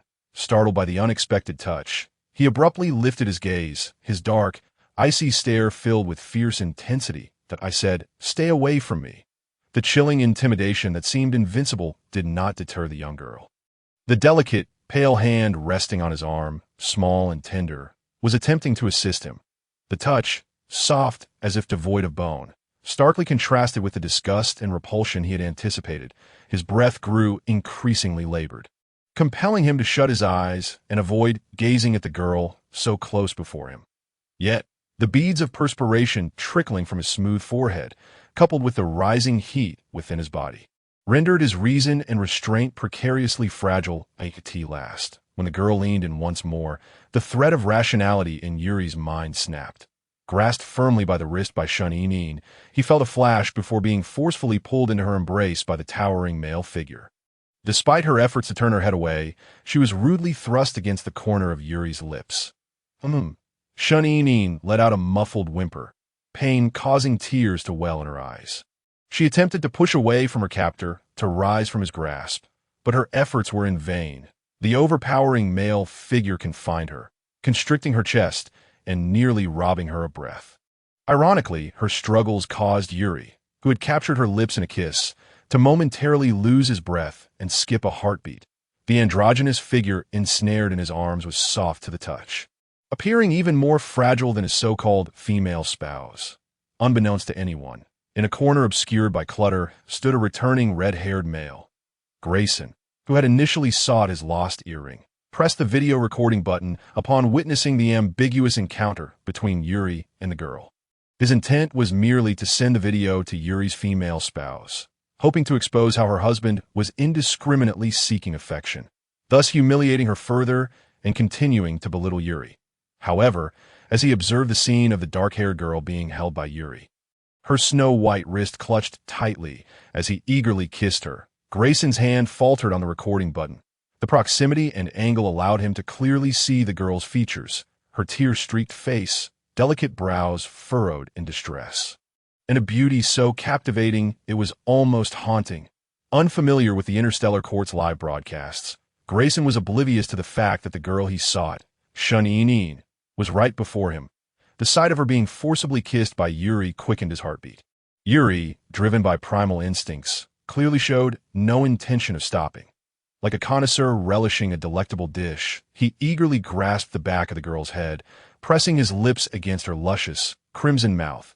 The sensation of losing control gradually eroded Yuri's rationality.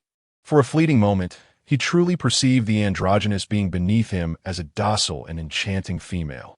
Though Grayson's words were harsh, they were undeniable truths. Indeed, Yuri was a mongrel of impure bloodlines.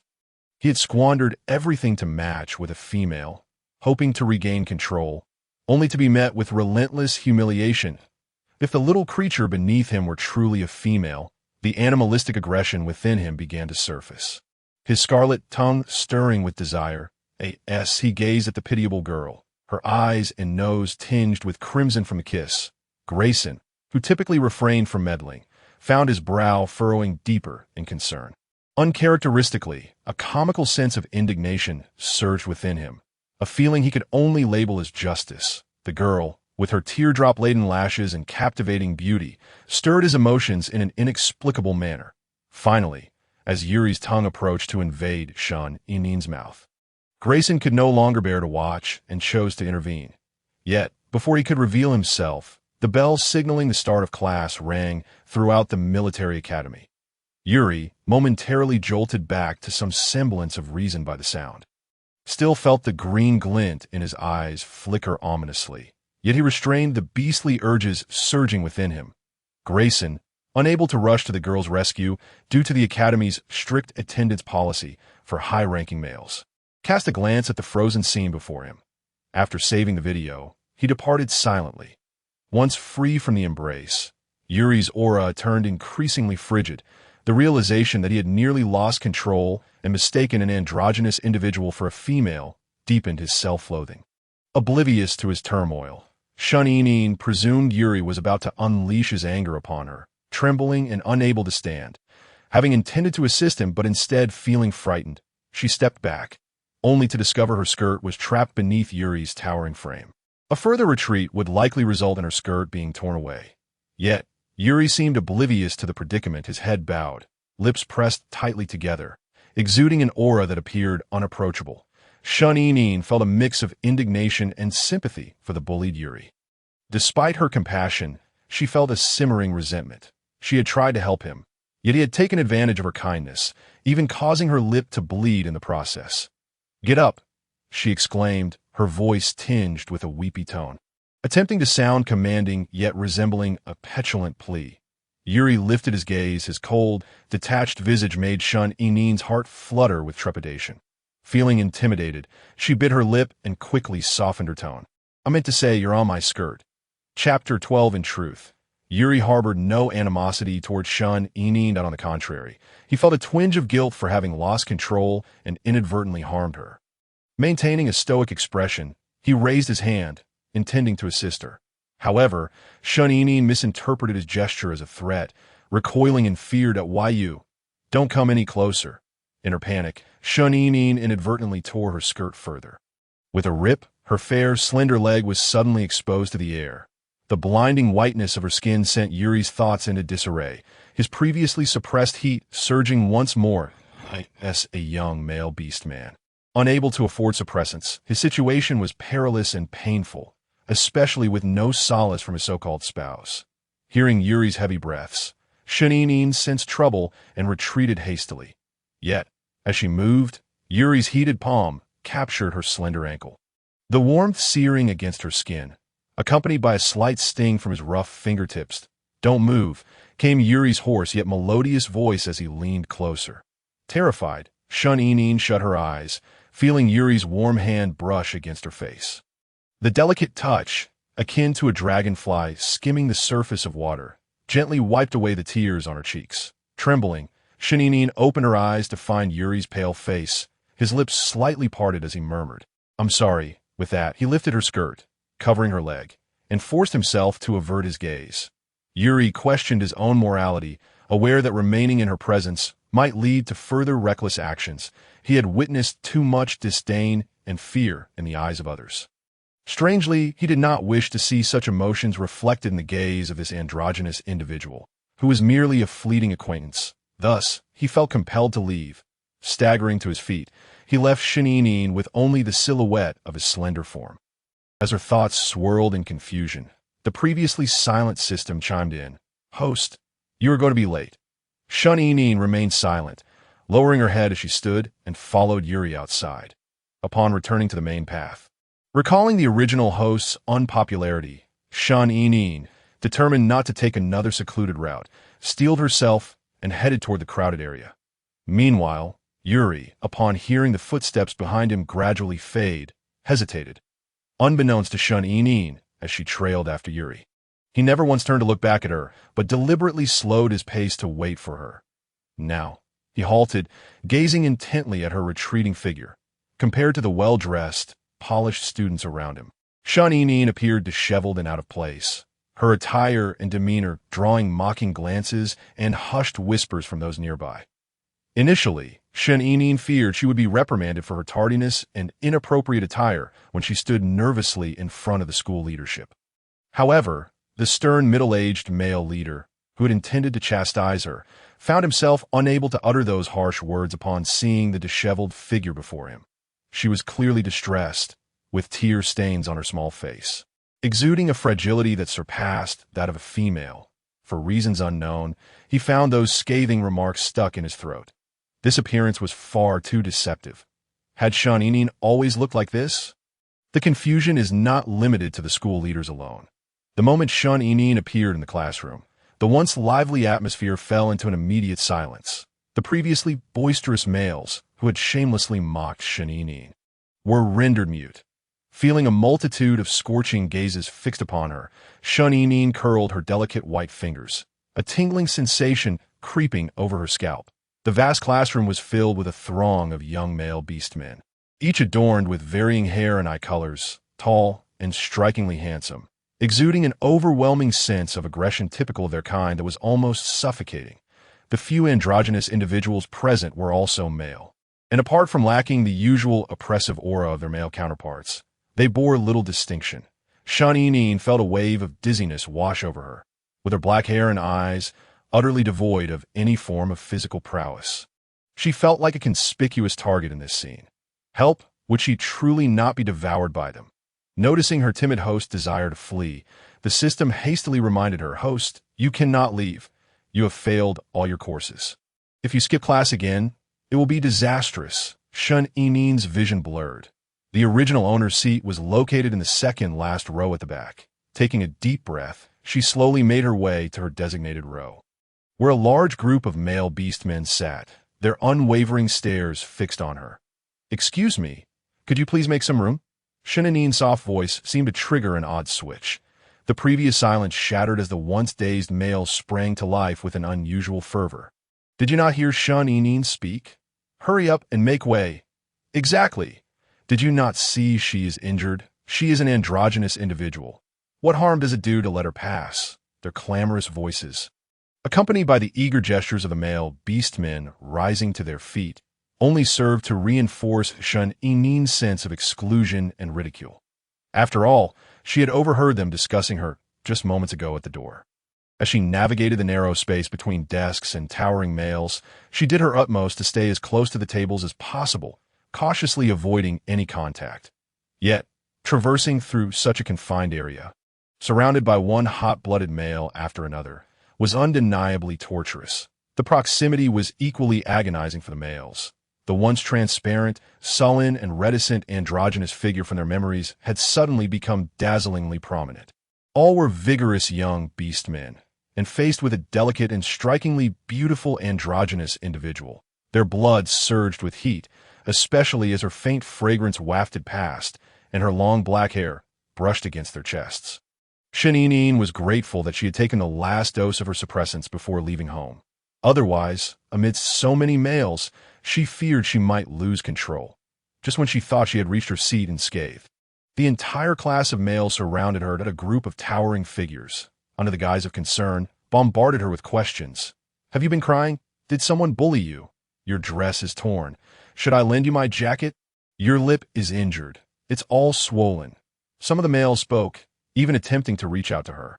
Had it not been for the timely arrival of the teacher, Shun Inin might have truly been frightened to tears by this flock of males. Throughout the class, Shun Inin's head felt heavy. What had initially been a slight feverishness in her forehead now felt more intense.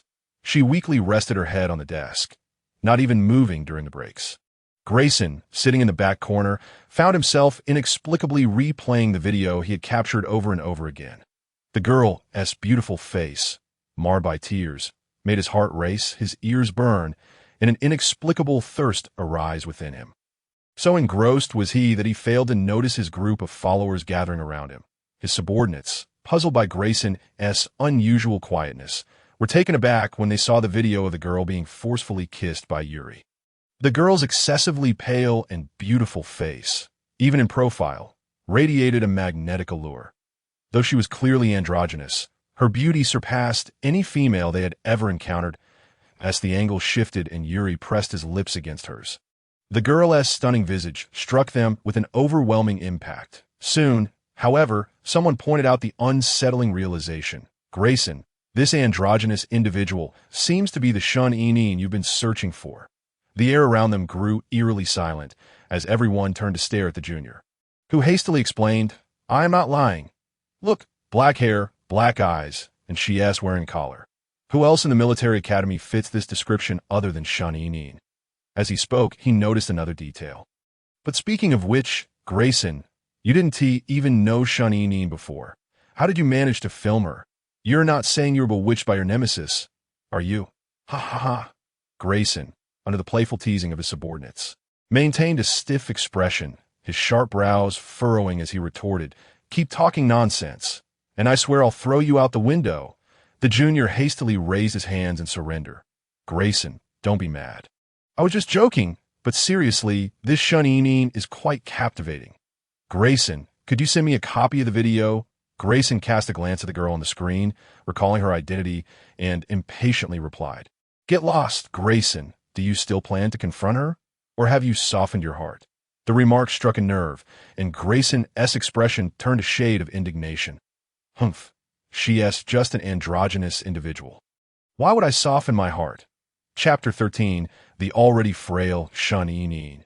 After enduring a fright and being continuously assaulted by the male presence, was in a rather poor state.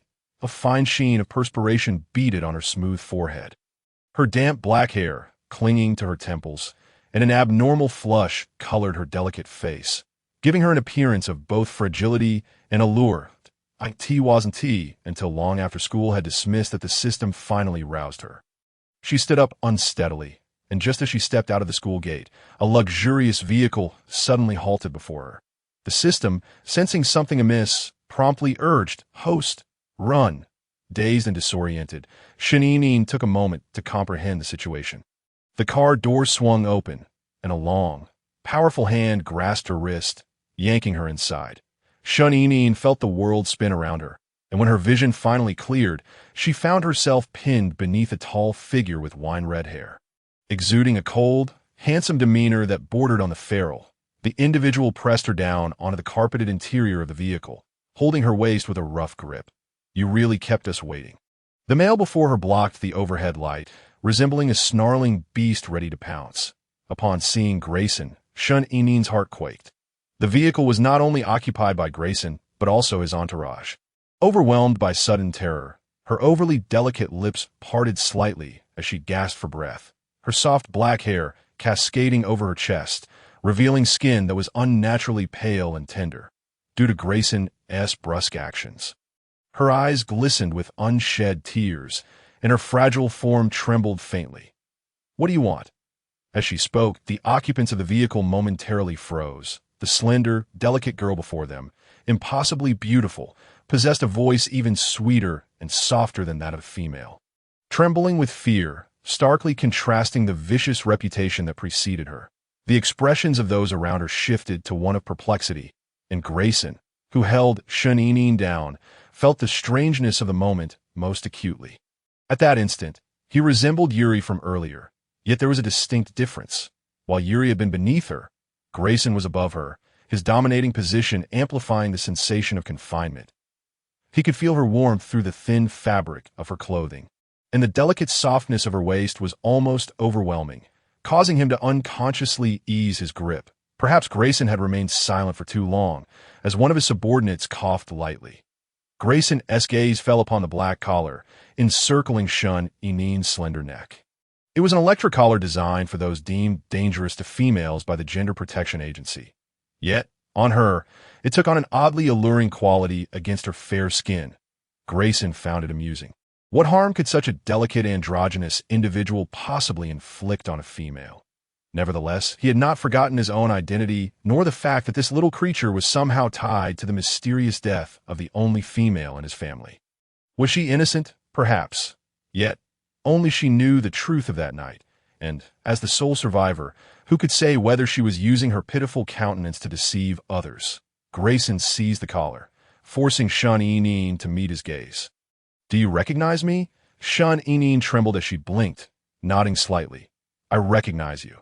This response took Grayson by surprise. His brows arched slightly as his fair, slender fingers toyed with the cool strands of the girl's hair. Leaning closer, he remarked, "Since you recognize me, are you aware of the fate that awaits you in my grasp? And what do you intend to do?" This question momentarily left Grayson at a loss. The girl who had captured his attention for the first time was, after all, his sworn adversary. A simmering anger had been building within him, leaving him distracted even during class. Before encountering her, his sole desire had been to eliminate this androgynous being who had caused his family to lose its only female heir. Even if he chose not to kill her, he envisioned delivering a sound beating, compelling her to kneel and plead for mercy. Yet now, the prospect of striking her seemed inconceivable. Faced with her delicate form and that extraordinarily captivating visage, he found himself reluctant to lay a hand on her. However, to simply brush aside the matter was equally untenable, as he pondered. A unique and fragrant sweetness wafted through the air. His pupils constricted, and his gaze upon Shun-Inin grew increasingly intense and fervent. Bending down, he inched closer to her face and neck, akin to a predatory hound sniffing its prey. Is it truly the case that androgynous beings possess such an alluring scent? Grayson's bewildering remark momentarily stunned Shun-Inin. Even the nearby lackeys were taken aback by this inexplicable turn of events. No, brother, we are here to bully her, not to act like dogs. While the fragrance was indeed delightful, vocalizing such a thought felt undeniably humiliating. Yet Grayson, oblivious to the absurdity of his words, continued, "How curious it is that a being devoid of gender flaunts such an enticing appearance, seducing males left and right. With even that little wretch Yuri leaving marks on her lips." As he spoke, his gaze fell upon Shun-Inin's torn skirt, which could not conceal her slender legs. "I heard you visited Duke Libert's estate the other day. Purportedly to entice him? Do you have an insatiable desire to provoke males?" His harsh words ignited a spark of fury in Shun-Inin, causing her eyes to redden. "I did not." Grayson smirked slightly. "Did not? If that were true, how would you explain these marks?" Gazing at the tearful beauty before him, he felt an involuntary swallow. Suddenly, he leaned in closer, whispering an unnameable question that made Shun-Inin's face flush even deeper.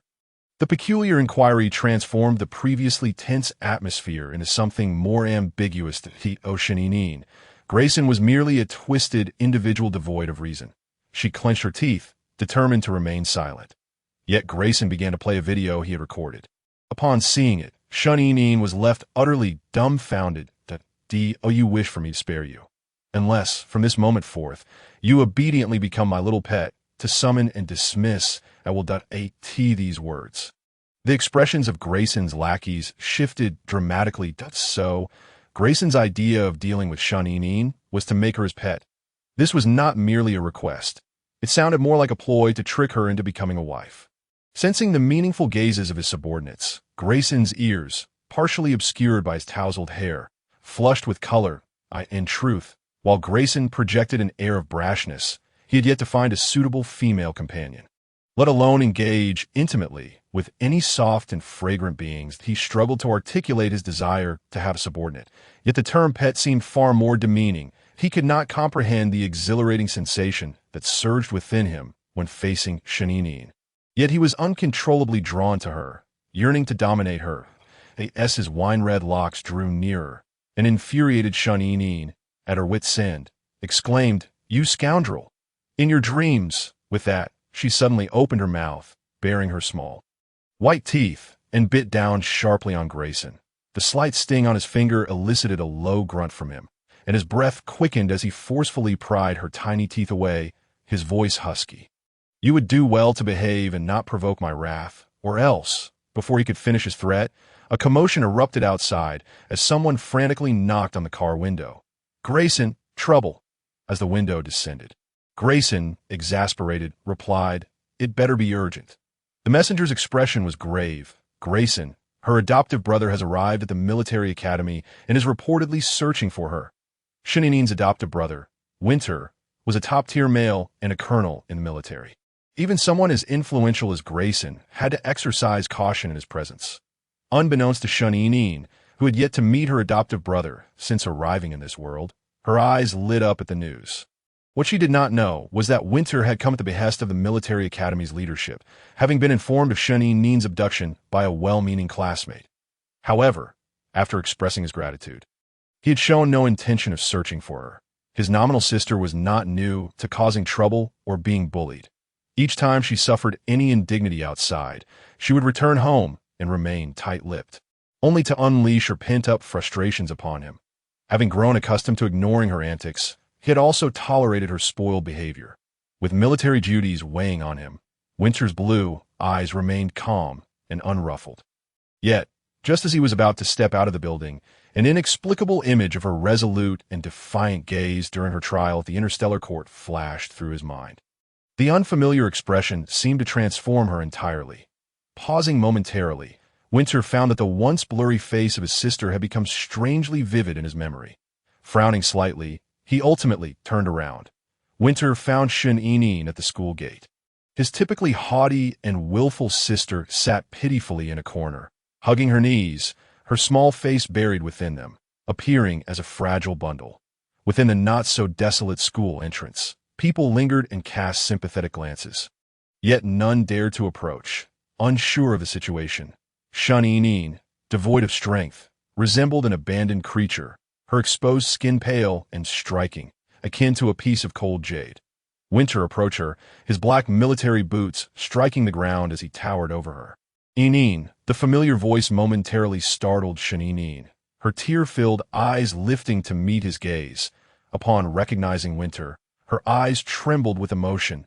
To Winter, the girl's exquisite countenance, marred by tears and flushed from crying, coupled with her disheveled hair, failed to conceal the black collar around her neck. She was broken, tormented, yet hauntingly beautiful. Upon seeing him, her eyes, as dark as the night, sparkled with a newfound light. "What happened to you?" Winter slowly crouched down, his hand reaching out in a sudden outburst of affection. The delicate and vulnerable girl lunged into his embrace, clinging to him tightly. She even affectionately buried her damp little face against his neck. "Brother Winter, I hurt so much." Shun Yinin's unexpected display of intimacy left Winter momentarily stunned. His hand hovered in midair, and even his typically gentle demeanor showed a fleeting moment of shock and confusion. The girl in his arms felt unlike anything he had ever experienced, petite and warm. She seemed terrified, her frail body trembling uncontrollably, clinging to him as if he were a lifeline. Her tears soaked through his clothing, their warmth inexplicably igniting his skin. Winter did not push Shun Yinyin away, yet his brow furrowed even deeper. Their relationship had never been such that warranted this level of closeness. Even the system, observing Shun Yinin's excessive reliance on Winter, felt a sense of disquiet. Yet Winter could attribute Shun Yinin's transformation to the influence of the Interstellar Court and her half-slavery status. The system, however, could not. It pondered, could it be that Grayson frightened the host? "Host, are you unwell?" The system received no answer. Yet when Winter posed a similar question, he was met with a response. "Does it hurt? Shall I take you to the hospital?" Winter attempted to pry Shun Yinyin away, but she held on even tighter. "No, I don't want to go to the hospital." "Brother Winter, will you hold me?" At this moment, Shun Yinin's consciousness was clouded. Her entire being was consumed by the presence of Winter, rendering her oblivious to the blaring alarms ringing in her mind. "Warning! Warning! Host's mental state is chaotic. Physical data extremely unstable." What? The sudden turn of events left the system reeling. It dared not reveal to Shun Yinyin that during her interstellar transport, an unexpected incident had caused a fusion mishap between her and the original host body. However, ordinarily, this issue should not have affected Shun Yinin's mental state. The system was at a loss, pondering what had gone awry. Suddenly, the system recalled the moment the host laid eyes on Winter. His gaze appeared somewhat amiss. Initially, it was thought to be the host's excitement at finding a savior. But upon reflection, it seemed otherwise. That gaze unmistakably resembled a long-awaited reunion with someone of utmost importance. Remembering that the host had once mentioned having a foster brother, the system hastily retrieved all records pertaining to Shun Yinin's life. It turned out that Shun Yinyin, frail and a girl, had been abandoned at an orphanage right after her birth at the age of 6. She was adopted by a kind couple and gained a gentle foster brother. However, the subsequent deaths of her adoptive parents dealt a severe blow to her already fragile health. And tragically, her beloved foster brother had also passed away a few months prior due to an accident. At that time, the host was in the hospital, her body riddled with tubes. The system's hands trembled as it perused the records. Thus, when the host spoke of not being able to see her brother one last time before his death, was she referring to not being able to gaze upon her brother's gravestone? Was her emotional turmoil a result of losing the brother she cherished most? As the system turned to the page detailing the host's familial relationships, it froze in shock. The name in the column for the host brother was unmistakably written as Wenlun. This precisely matched the initials and final letters of Wintergland, the host brother in this interstellar realm.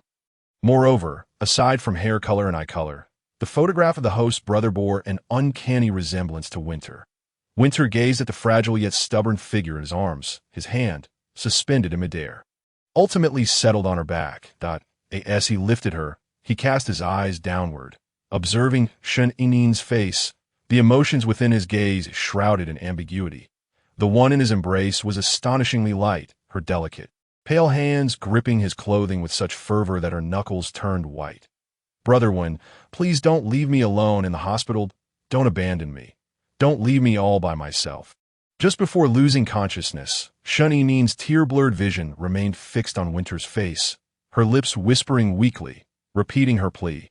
Originally intending to take Shun Inin to the hospital, Winter hesitated for a moment, ultimately changing his mind. As he boarded the spacecraft heading to the military base while cradling her, the aide appeared visibly startled. "Colonel Winter, are you taking her to the military?" Upon seeing Winter nod, the aide grew anxious. "Colonel, outsiders are not permitted to enter the military without authorization." Winter looked at the unconscious Shun Inin, paused for a moment, and replied, "She does not count as an outsider." Chapter 15. The news that Colonel Winter had brought his sister Shun Inin into the military spread swiftly.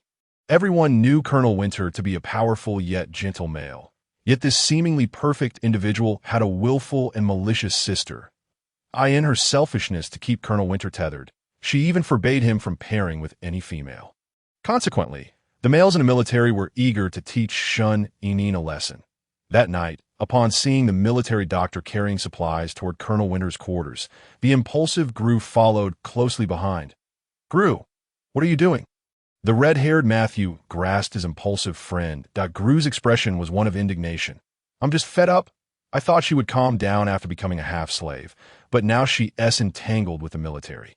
I must show this vile garbage a thing or two." Matthew's eyelids twitched. "Are you insane? If Colonel Winter finds out about this after his meeting, you'll be punished. If you're scared, just stay here." Gru retorted as he pushed open the door, revealing a tranquil room under the night sky. The soft moonlight streamed through the floor-to-ceiling windows, illuminating the dim space. The bed was empty, indicating she must be in the medical pod. Gru lifted his hand to press the pod's opening switch, but Matthew hurriedly stopped him, lowering his voice in an attempt to dissuade him. "Gru, Matthew, what are you doing in Colonel Winter's quarters?" A group of male beasts, just finished with training, peered suspiciously at the two, entering the room cautiously. "What are you doing in here? Get out." Seeing their teammates crowding the room in a commotion, Matthew felt his mind go blank. Amid the chaos, someone inadvertently pressed the medical pod switch as the lights illuminated the pod. It opened with a soft click, and the previously raucous crowd fell silent upon seeing the figure within. A young girl in a simple white dress lay peacefully, her delicate features breathtakingly beautiful, her long, dark hair cascading like silk in the dim light. She appeared almost luminous, a fragile and exquisite being that seemed to have fallen from the heavens, resembling a divine entity cloaked in the deep darkness of night. Suddenly, the ethereal being's thick eyelashes fluttered, and her eyes slowly opened. In that instant, the once unattainable divine figure became vividly alive as they gazed into her eyes. More radiant than the starry sky, they found themselves momentarily breathless. However, for Shun Inin, the experience was far from enchanting. Awakening from her stupor, her eyes fell upon a group of intimidating, muscular males surrounding her in the darkened environment. The sight nearly terrified her soul away. She opened her mouth, about to scream for help, when Gru, closest to her, impulsively covered her mouth. Her cries were stifled, leaving her to emit only panicked whimpers. Beneath Gru's rough palm lay an astonishingly soft and warm sensation. A bizarre feeling that sent a shiver through his entire body. Gru's heart raced, almost leaping from his throat as he rasped, "You! Don't scream." The imposing male beasts furrowed their brows, and Shun Inin felt a chilling sense of dread. Fearing she might be silenced forever, "I ask you, answer honestly. Are you Shun Inin?" she was asked. Terrified, Shun Inin nodded vigorously. This response elicited a wave of complex emotions among the group. They had only known Colonel Winter's sister to be insufferable. Yet they had no idea she was so stunningly beautiful that it evoked a reluctance to reprimand her. Gru, who had come prepared with harsh words, found himself at a loss, unable to utter any curses. Seeing her nearly reduced to tears, he maintained a stern facade, pretending to be fierce. "Let me warn you, don't think that just because you're Colonel Winter's sister, I won't dare to do anything to you. If you dare to bully Colonel Winter again, I will." Before Gru could finish his threat, a familiar voice suddenly called from the doorway. "What are you doing?" As the lights in the quarters flickered on, everyone turned to see Colonel Winter, his expression cold and stern. "See, Colonel." Gru's forehead throbbed as he quickly withdrew his hand. That Winter's sharp gaze swept over the crowd, and rather than unleash his fury, he approached the medical pod. Yet, it was evident to all that Colonel Winter was indeed enraged. Upon seeing Winter, Shun felt all her anxiety evaporate. Her lovely face broke into a dazzlingly gentle smile. "Brother one," Shun cooed, instinctively leaping into Winter's embrace, her affectionate demeanor starkly contrasting the rumors of her being a tormentor to her foster brother. Winter did not reciprocate her excessive warmth. Instead, he gently inquired, "Did they touch you?" Recalling that this group had frightened her only to protect Winter, she pressed her pink lips together and shook her head. "They just came to visit me. Yes, that's so." Winter's gaze darkened slightly as his long, fair hand grasped a handkerchief to wipe the redness from Shun-Inin's lips and chin caused by Gru. After tending to her, Winter turned to Gru, his tone calm yet firm. "You all may go and accept your punishment." "Yes, Colonel." Before departing, Gru stole a glance at Shun-Inin. Nestled in Winter's arms, her expression enchanting as she smiled brightly. Once outside the door, Gru stared blankly at the palm that had touched Shun-Inin. His face burning with embarrassment. It was as if he were questioning someone else, or perhaps himself. Could it be a misunderstanding? She seemed quite different from the rumors that moment. Only Shun-Inin and Winter remained in the quarters. Sitting barefoot on the bedside, Shun-Inin gazed adoringly at Winter, who knelt before her, applying medication to her injuries. In terms of appearance, Winter was undoubtedly on par with Dalton and the others, although they were all powerful and exceptional males. Winter's gentle and refined demeanor made him more endearing at first glance. At least, on the surface, that seemed to be the case. Ouch! As the cold ointment melted into the bruise on her knee, Shun-Inin gasped softly, her eyes glistening. "I'm sorry. Did I hurt you?" Winter lifted his gaze, and the girl who had just been furrowing her brow quickly relaxed her expression, smiling as she shook her head at him. "It doesn't hurt, not at all." Such a Shun-Inin was undoubtedly radiant and lively. Sensitive as Winter was, he naturally noticed the change in her demeanor.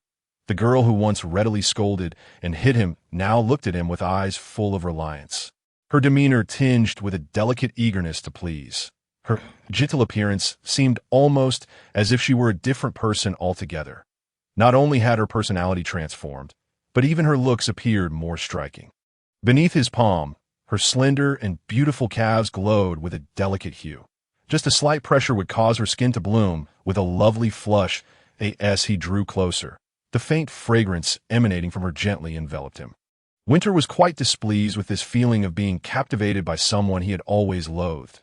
The hand applying the ointment pressed a bit harder, and his long, lowered lashes concealed the indifference in his eyes. Even though Shun-Inin's eyes were red from pain, she bit her lip tightly, suppressing any sound. After Winter finished applying the medicine and stood up, he realized that even as she cried from the pain, she remained silent. Her pitiful appearance only served to heighten his sense of cruelty. Winter frowned, a sudden heaviness in his chest. "If it hurts, why don't you say so?" The little girl's curled lashes were still adorned with tears, and she offered him no complaint. Doesn't hurt. It's just that I'm too delicate. Thank you, brother one, for helping me apply the ointment." This version of Shun-Inin was far too obedient for his liking. With a slight curl of his fingers, Winter leaned down, gazing down at his nominal sister. In an inexplicable moment, he lifted his hand to brush away the tears that had slipped down her face. This intimate gesture left Shun-Inin momentarily dazed. Winter noticed her momentary distraction, hearing her softly murmur, "Brother one, I miss you so much." As the words fell, she suddenly tilted her head and leaned closer. her rosy lips unexpectedly brushing against his cheek.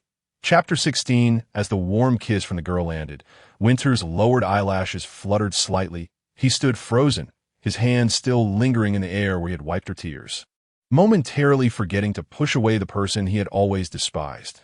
The system was startled by Shun Enin's sudden action. The original host had never been this clingy with Winter, and such behavior from the current host could be considered crossing boundaries. The system could surmise that Shun Enin was treating Winter as a real-world brother.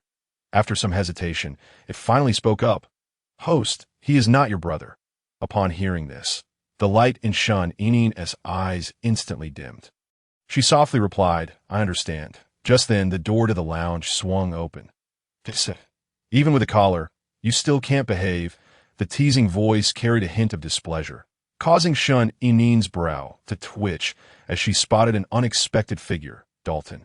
Winter ignored Dalton's meaningful glance directed at him, maintaining a composed facade as he straightened up to face his suddenly arrived friend. "What brings you here?" Dalton, dressed in a sleek black suit that accentuated his tall, elegant figure, had his dark purple hair lazily tied back. With thin-framed glasses perched on his nose, he appeared both refined and somewhat austere. A slight smirk played on his lips as he glanced at Shun Enin. "What can I say? Little half-slave here is misbehaving, wandering around in the dark without a care for going home. Esser master, I must take some responsibility." Speaking such words in front of her brother was, by all accounts, inappropriate. Yet Dalton seemed certain that Winter would not react angrily, brazenly asserting his authority as the master. Although Winter frowned slightly, he said nothing. Meanwhile, Shun Enin, who was intimidated by Dalton, shrank behind Winter, clutching his clothing and protesting in a hushed tone. "I don't want to go back. Little one, you have no say in this." Dalton narrowed his eyes, intending to take her away, but Winter unexpectedly stepped forward, positioning himself protectively in front of Shun Enin. Dalton raised an eyebrow at Winter's unusual behavior. "This is rather interesting." Some topics were not suitable for discussion in front of Shun Enin. He looked at Winter and gestured toward the door, stepping outside. "Stay put here. I'll be out for a moment." Winter instructed Shun Enin softly before following Dalton out. Once the door closed, Dalton, standing by the window in the corridor, scrutinized his friend, who had suddenly changed. With a smirk that was neither fully amused nor fully serious, he teased, "What's wrong? Have you worn the mask for too long that you can't take it off?" Winter's expression remained cold. "I don't know what you're talking about. Stop pretending. I'm well aware of how much you despise your nominal sister. You never cared for her this much before." Remembering the scene of their kiss moments ago, Dalton's gray, serpent-like eyes deepened, and the smile on his lips faded slightly. "What's this? Have you developed feelings for her?" At this, Winter's heart skipped a beat. He coldly denied, "You're overthinking it." Dalton scoffed lightly.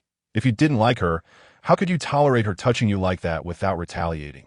Don't forget, such intimate gestures are typically reserved for compatible female mates. Yet, your nominal sister seems unfit to be your mate. She is merely a genderless being. And no matter how much you like her, she cannot aid you. That I've already told you. I don't like her. And I certainly want to develop feelings for someone who is genderless." Winter interrupted Dalton's conjectures without hesitation. After saying this, he scrutinized Dalton closely. "But you seem quite interested in her." Dalton, appearing scholarly behind his glasses, always smiling, was in fact cold-hearted and indifferent. Aside from his medical expertise, he had little interest in anything else. Such a person would not personally pursue a so-called half-slave at night, with an air of nonchalance. Dalton replied, "I'm not interested in her. Compared to her genderlessness, I find my experiments far more intriguing." Noting his friend's indifferent demeanor, Winter's expression turned serious. "Your control level has already reached 80 if you don't match with a female soon. You lose control without the calming influence of a female's mental strength." Dalton was unconcerned. "Did you forget? I'm the top physician. I have the most effective suppressants that I can even strictly control the estrus period that other male beasts often cannot manage. Not a single episode of loss of control. As long as my experiments succeed, I want to let those disgusting females control me." "Dalton, what you need is not a suppressant, but a female with superior mental strength." Dalton remained silent, adjusting his glasses. The cold light reflecting off them obscured the turmoil brewing in his eyes. Meanwhile, in the room, Shun stared blankly at the deluge of repayment messages flooding her holographic screen from the Gender Protection Association. The contents were largely the same, urging her to repay the compensation owed to the Clara family on time. The association sternly warned her that if she failed to repay on time, not only would her house be confiscated, but she would also face imprisonment. Amidst the multitude of messages, one stood out prominently, because all these repayment reminders were sent following this particular message. Upon seeing the name Grayson Clara, Shun-Inin's expression darkened. What on earth did this lunatic want from her? After a moment's hesitation, she clicked open the message. As long as you agree to what I proposed during the day, I'll count it as 1,000 star coins per time. The blatant threat, coupled with the naked monetary transaction, left Shun-Inin with no illusions. These repayment messages were clearly orchestrated by that scoundrel Grayson. The shamelessness of the other party infuriated her, causing her face to flush red. Without a moment's thought, she replied, "You lunatic." In your dreams, almost immediately after she sent her message, Grayson responded 10,000 per time. Staring at the figure of 10,000, Shun-Inin was momentarily stunned, but Grayson was relentless, continuing to send messages 20,000, 30,000, 50,000, 100,000. Chapter 17. Finally, the messages ceased. Even the system was taken aback. 10,000 star coins was no small sum. After all, in this world, even the most capable genderless beings earn a maximum monthly salary of only 50,000 star coins. Shun-Inin's face turned even graver. So what if he was wealthy? No amount of money could compare to Duke Lebert, the wealthiest man. The system, noticing its little host's internal complaints, also observed her gaze fixated on the figure of 100,000. Fearing she might be tempted by money, and hurriedly chimed in, "Indeed, what S100,000? Once you have Duke Lebert as your benefactor, you can have as much as you want." Shun-Inin nodded vigorously. "Exactly." Then, in a huff, she replied to Grayson with a single word, "Scram," and added him to her blacklist. Having completed these actions, Winter and Dalton returned. Shun-Inin thought she could escape her fate of going back. But this time, Winter did not stop Dalton. When she cast a pleading look at Winter, he silently averted his gaze. Dalton, with his long, fair fingers, hooked the collar around Shun-Inin's neck, smiling enticingly. "Little one, don't look so forlorn." With a half-slave contract in place, even if he wished to intervene, he found himself powerless at that moment. "Your master is me." After stating this, Dalton pulled Shun-Inin away. "Brother one," the girl's voice faded into the distance until it vanished entirely. Yet, Winter did not spare her a glance. However, upon noticing the wrinkled spot on the edge of his bed where she had sat, the image of her obedient and gentle demeanor resurfaced in his mind. In that instant, subtle ripples seemed to stir within the depths of his otherwise tranquil gaze. Once aboard the aircraft, Shun-Inin initially intended to curl up in a corner, distancing herself from Dalton. Yet he tugged at her collar, forcing her to lie across his lap like a small dog. "You seem quite afraid of me." Shun-Inin's body stiffened slightly as she reluctantly shook her head, though her lovely face unmistakably displayed fear and aversion towards Dalton. Dalton chuckled softly, his large hand grasping Shun-Inin's delicate chin. "You are quite the little liar, aren't you? And you have such an extraordinarily beautiful face. If only you could hide your emotions better and tell your lies more skillfully. Who knows how many naive young males you might deceive? How did your mouth get injured?" Shun-Inin's long lashes quivered, and she dared not admit it was due to a kiss from a stranger. "No, I accidentally bumped into something." Dalton's narrow eyes, hidden behind glasses, narrowed as he realized that the little half-slave was lying once more. Leaning in with an air of intimidation, he suddenly inquired, "Did your brother kiss you and cause this?" Shun-Inin's eyes widened in genuine anger. "What nonsense are you spouting? He is my sworn brother. How could he ever kiss me?" Dalton interjected, "But you do have feelings for this sworn brother of yours, don't you? So much so that you even took the initiative to kiss him." Shun-Inin lowered her gaze, softly murmuring, "I don't like it to the very least. The original owner of her body should not, and would not harbor feelings for Winter, although she envied the original owner for having such a wonderful brother." As the system had stated, Winter was her brother, not hers. Her response took Dalton by surprise. He had expected her to admit it, given the tenderness in her gaze when she looked at Winter. "Shun-Inin," You are truly different from the rumors surrounding you. The profound implications of his words made her heart race. She cautiously lifted her raven-black lashes, carefully assessing Dalton, fearful that he might discern something. The proximity between them, one in a lower position and the other in a higher one, rendered their eye contact both perilous and suggestive, the warmth of her youthful breath, imbued with a unique sweetness. Enveloped Dalton's senses, separated only by his tailored trousers. The softness of her form sprawled across his lap conveyed a warmth uncharacteristic of serpentine beings. As he swallowed, Dalton cupped Shunanine's face, his ashen gray eyes gradually slitting, revealing an irregular glimmer in their depths. The host was in trouble. Dalton had become aroused. What? In her panic, Shunanine noticed the holographic device on Dalton's wrist suddenly light up. Regaining his composure, Dalton looked at Shunanine's flustered expression and realized he had just lost control over himself due to an asexual being.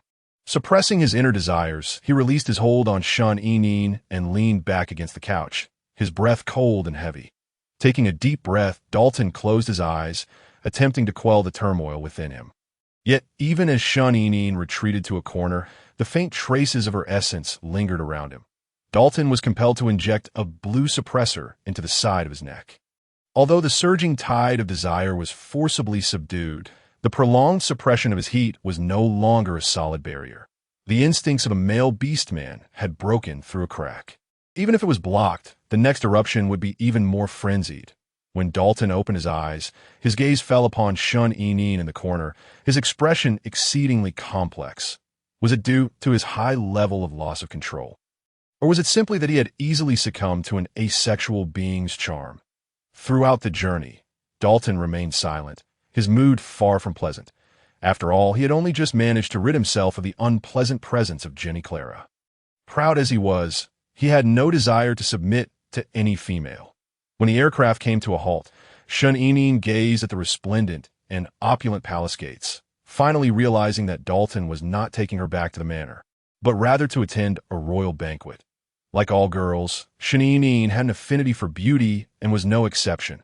Observing the elegantly dressed and radiant females at the banquet, she felt somewhat self-conscious in her overly simple attire, especially under the scrutiny of those around her. Unbeknownst to Shunanine, the gazes directed at her were not due to her attire, but rather because her strikingly beautiful appearance outshone that of the females present. Casting a glance at the eager male beastmen around, Dalton's expression grew cold as he wrapped an arm around Shunanine's waist, drawing her closer to him. That Dalton's unabashed display of possessiveness caused the attention of the males to wane slightly. Shunanine, however, felt quite unaccustomed to Dalton's proximity. Yet, in this place, he was the only person she recognized, so she refrained from resisting and allowed him to hold her. "Mr. Dalton, why have you brought me here?" The delicate waist beneath his palm felt soft and fragile as Dalton casually replied, "To slap some faces." "Slap faces? Whose face?" Chapter 18. The moment Shunanine appeared at the center of the banquet, the previously haughty female conversing with Prince Louis suddenly changed her demeanor. After all, compared to her meticulously adorned self, this unadorned asexual being stood out as refreshingly exquisite in the entirety of the banquet. She outshone all the females present. "Mr. Sally, what do you mean by this?" Emily tightened her grip on her wine glass, her stunning face betraying her displeasure. The palace minister, Sally, responsible for hosting the banquet, clearly did not anticipate Dalton would bring Shunanine, this asexual, to stir up trouble. After the death of the matched female spouses of Prince Louis, Dalton, and Troy, Sally had been tasked with finding new females for the trio. Emily, hailing from a noble lineage, was not only outstanding in appearance, but also possessed S-level mental strength. Yet her mannerisms were even more arrogant and overbearing than the previous Jenny Clara. Sally cautiously offered his apologies, but Louis scoffed derisively. "Why should Miss Emily be angry? I merely wish to introduce you to my little half-slave. After all, I simply cannot accept my future spouse being less beautiful than an asexual being that wouldn't you agree?" Miss Emily, as the most esteemed female, Emily had never been subjected to such humiliation. However, given Louis's royal status, she could not act against him for now. But this lowly asexual being was fair game. Emily scrutinized Shunanine, wishing she could mar her enchanting face.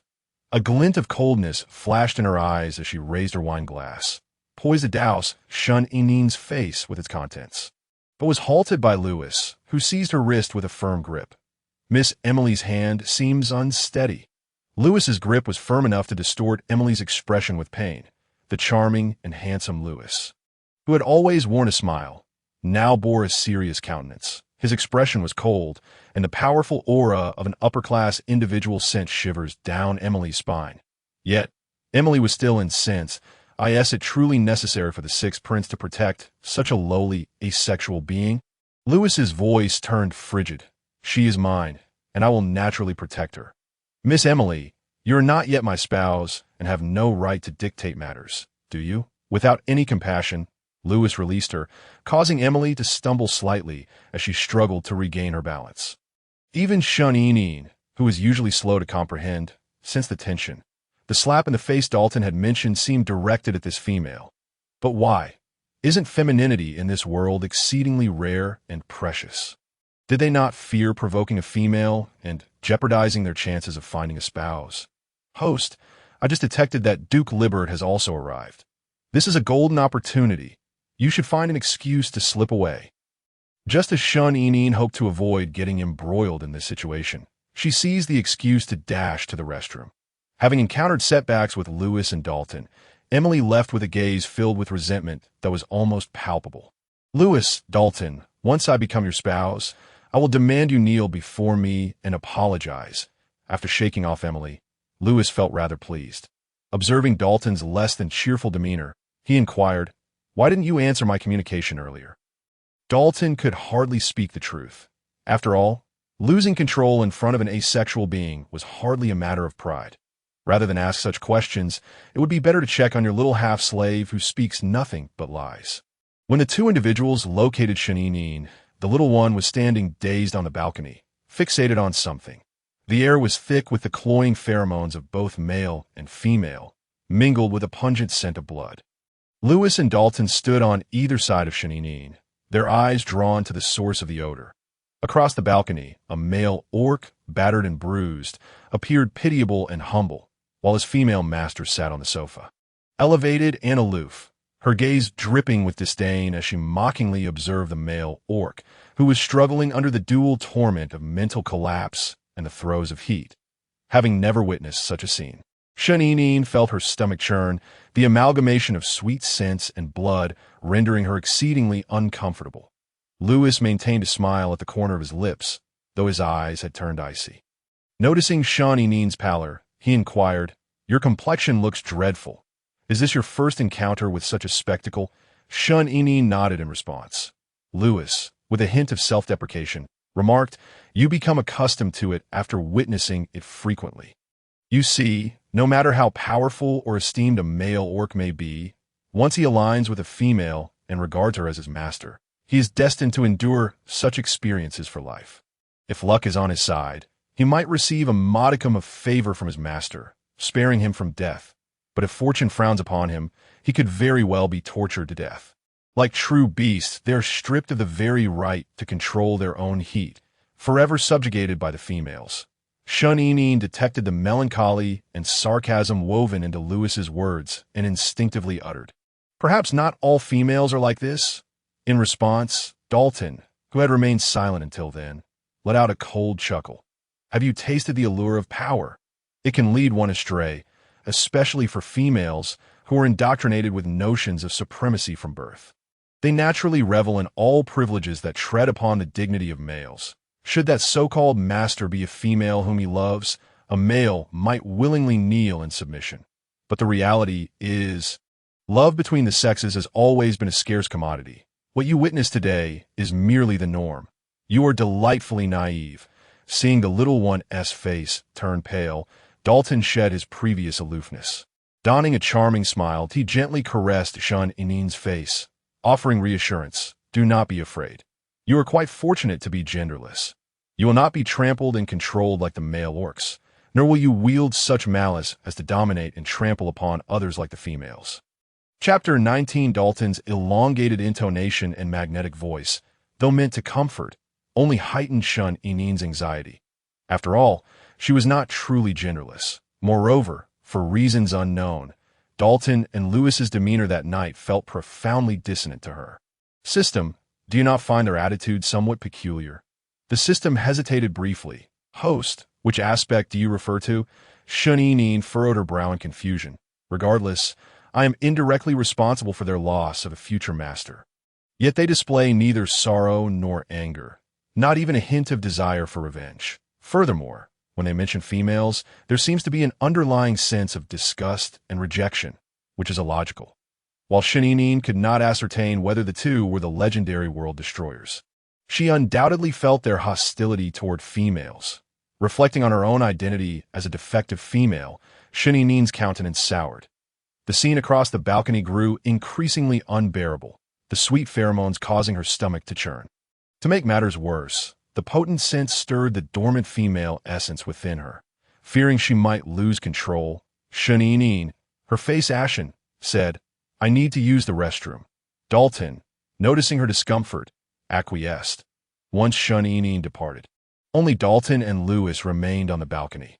Under the tranquil night sky, Lewis's handsome visage revealed an unmasked disdain for females. Averting his gaze, he asked in a low voice, Dalton, at what stage is your experiment? Dalton adjusted his glasses, his eyes reflecting a chilling aloofness. No progress.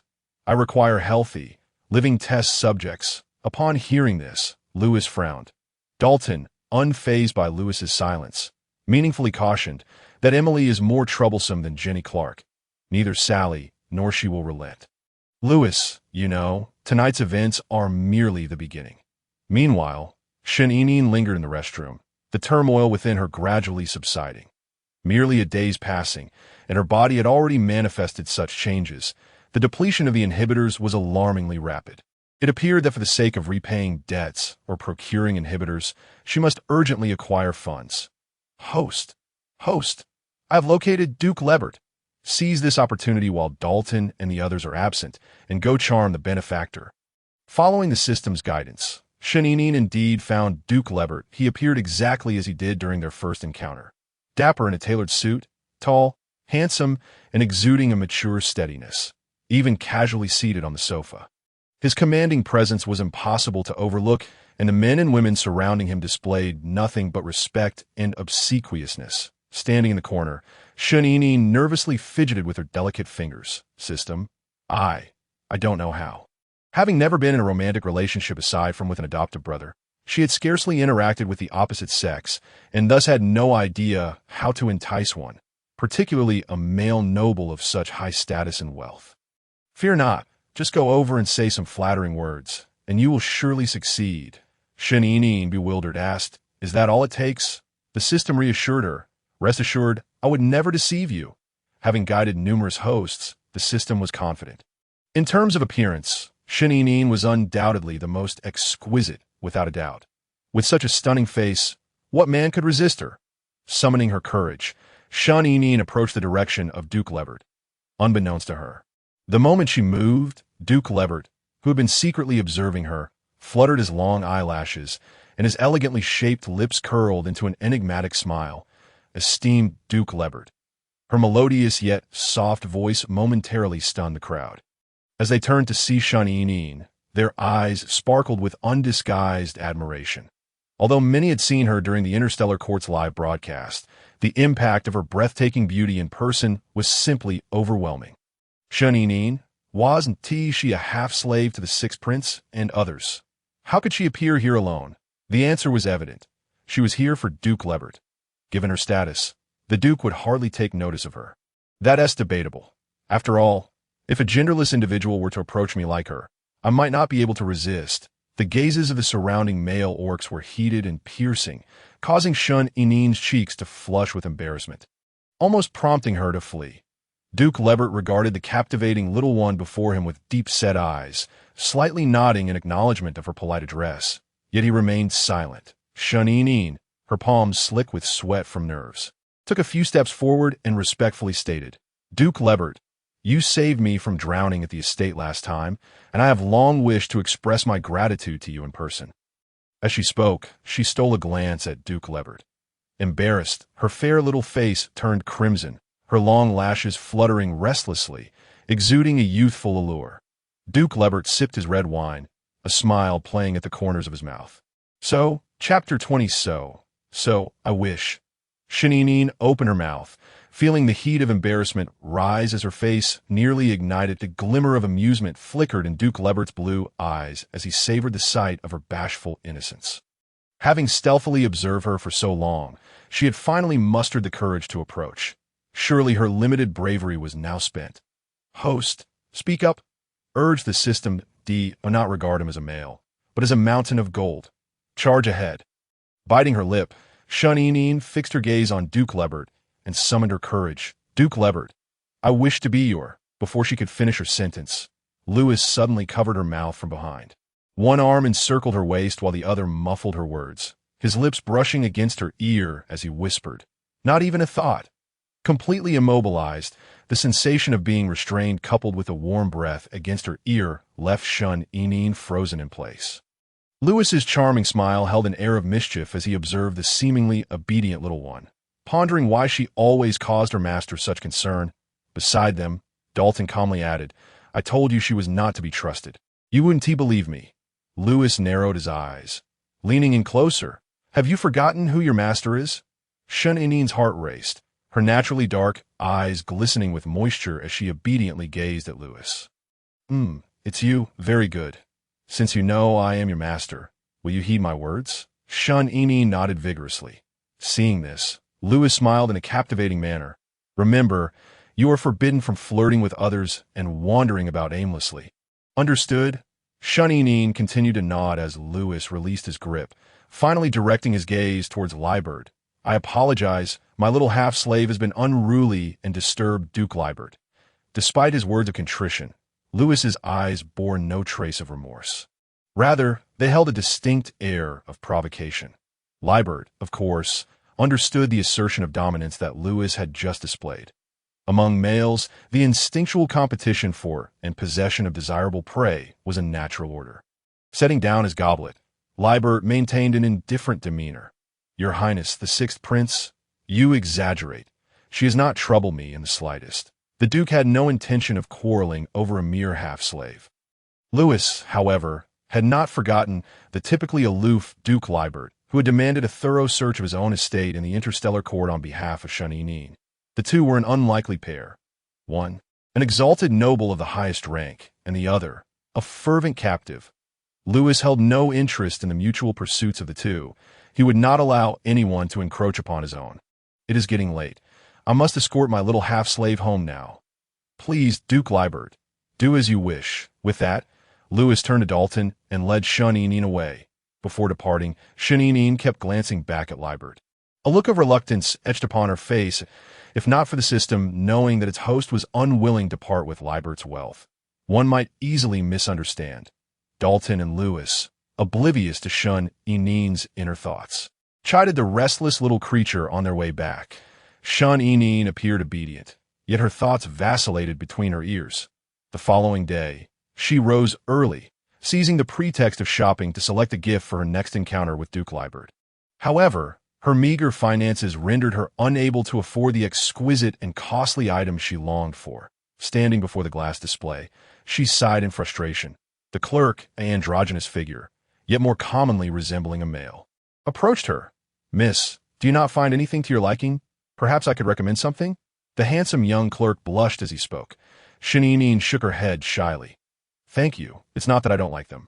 It's simply a matter of insufficient funds. The clerk responded enthusiastically. No worries. I can offer you a discount. Just as the clerk finished his sentence, a cacophony erupted outside the shop, followed by gasps from the surrounding crowd. You insolent, lowly wretch!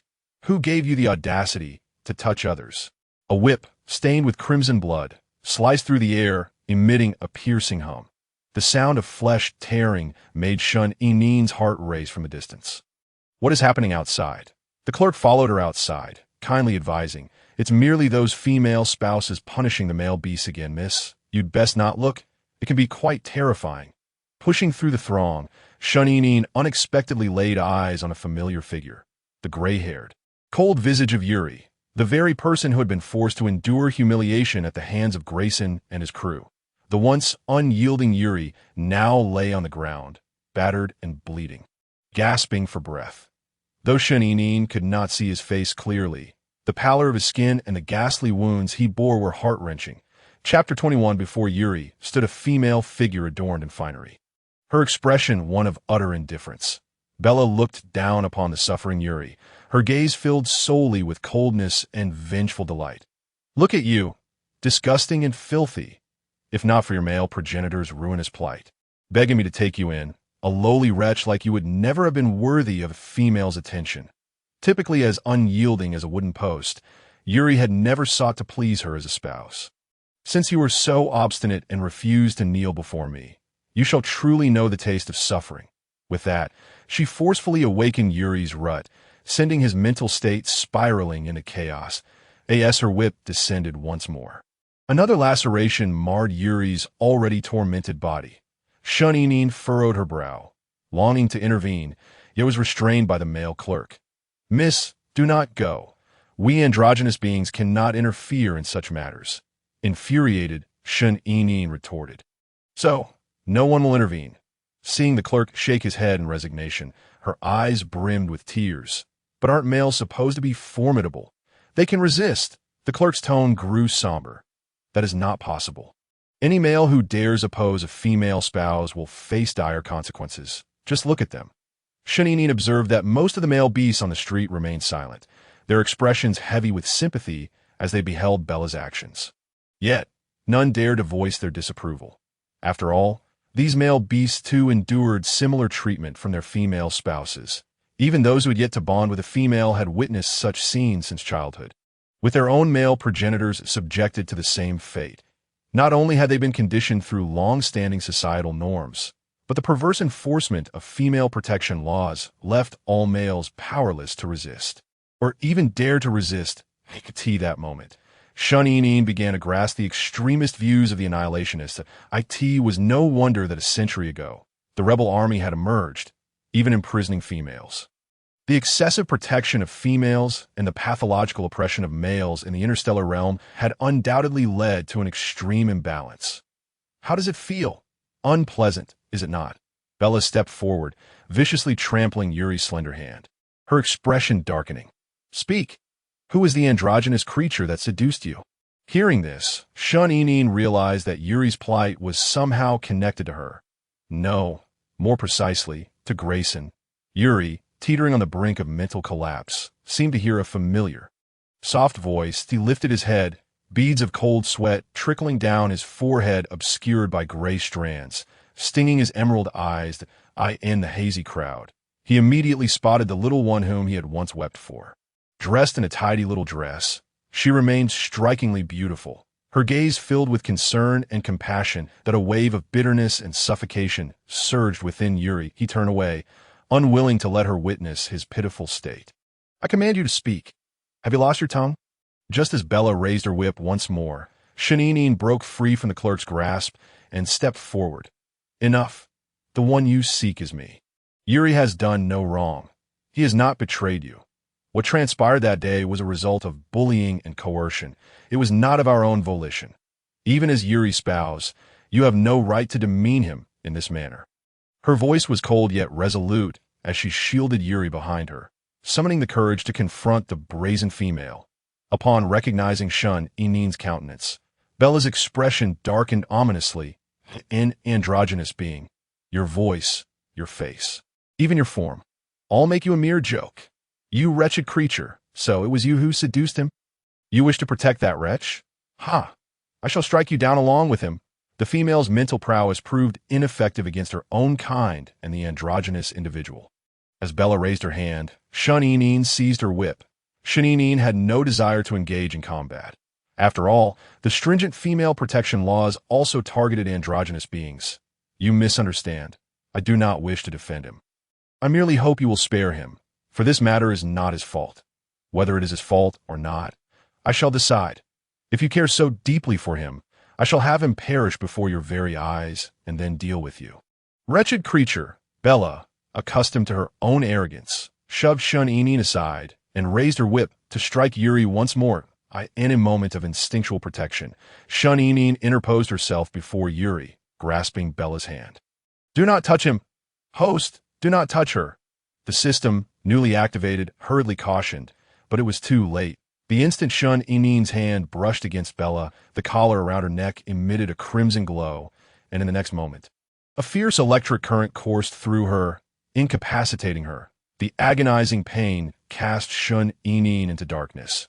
Her complexion paled, leaving her powerless to rise. Bella recognized the device around Shun Inin's neck, having deliberately provoked her into contact. "Ha ha! How does it feel, wretched creature? The sting of an electric shock is hardly pleasant, is it?"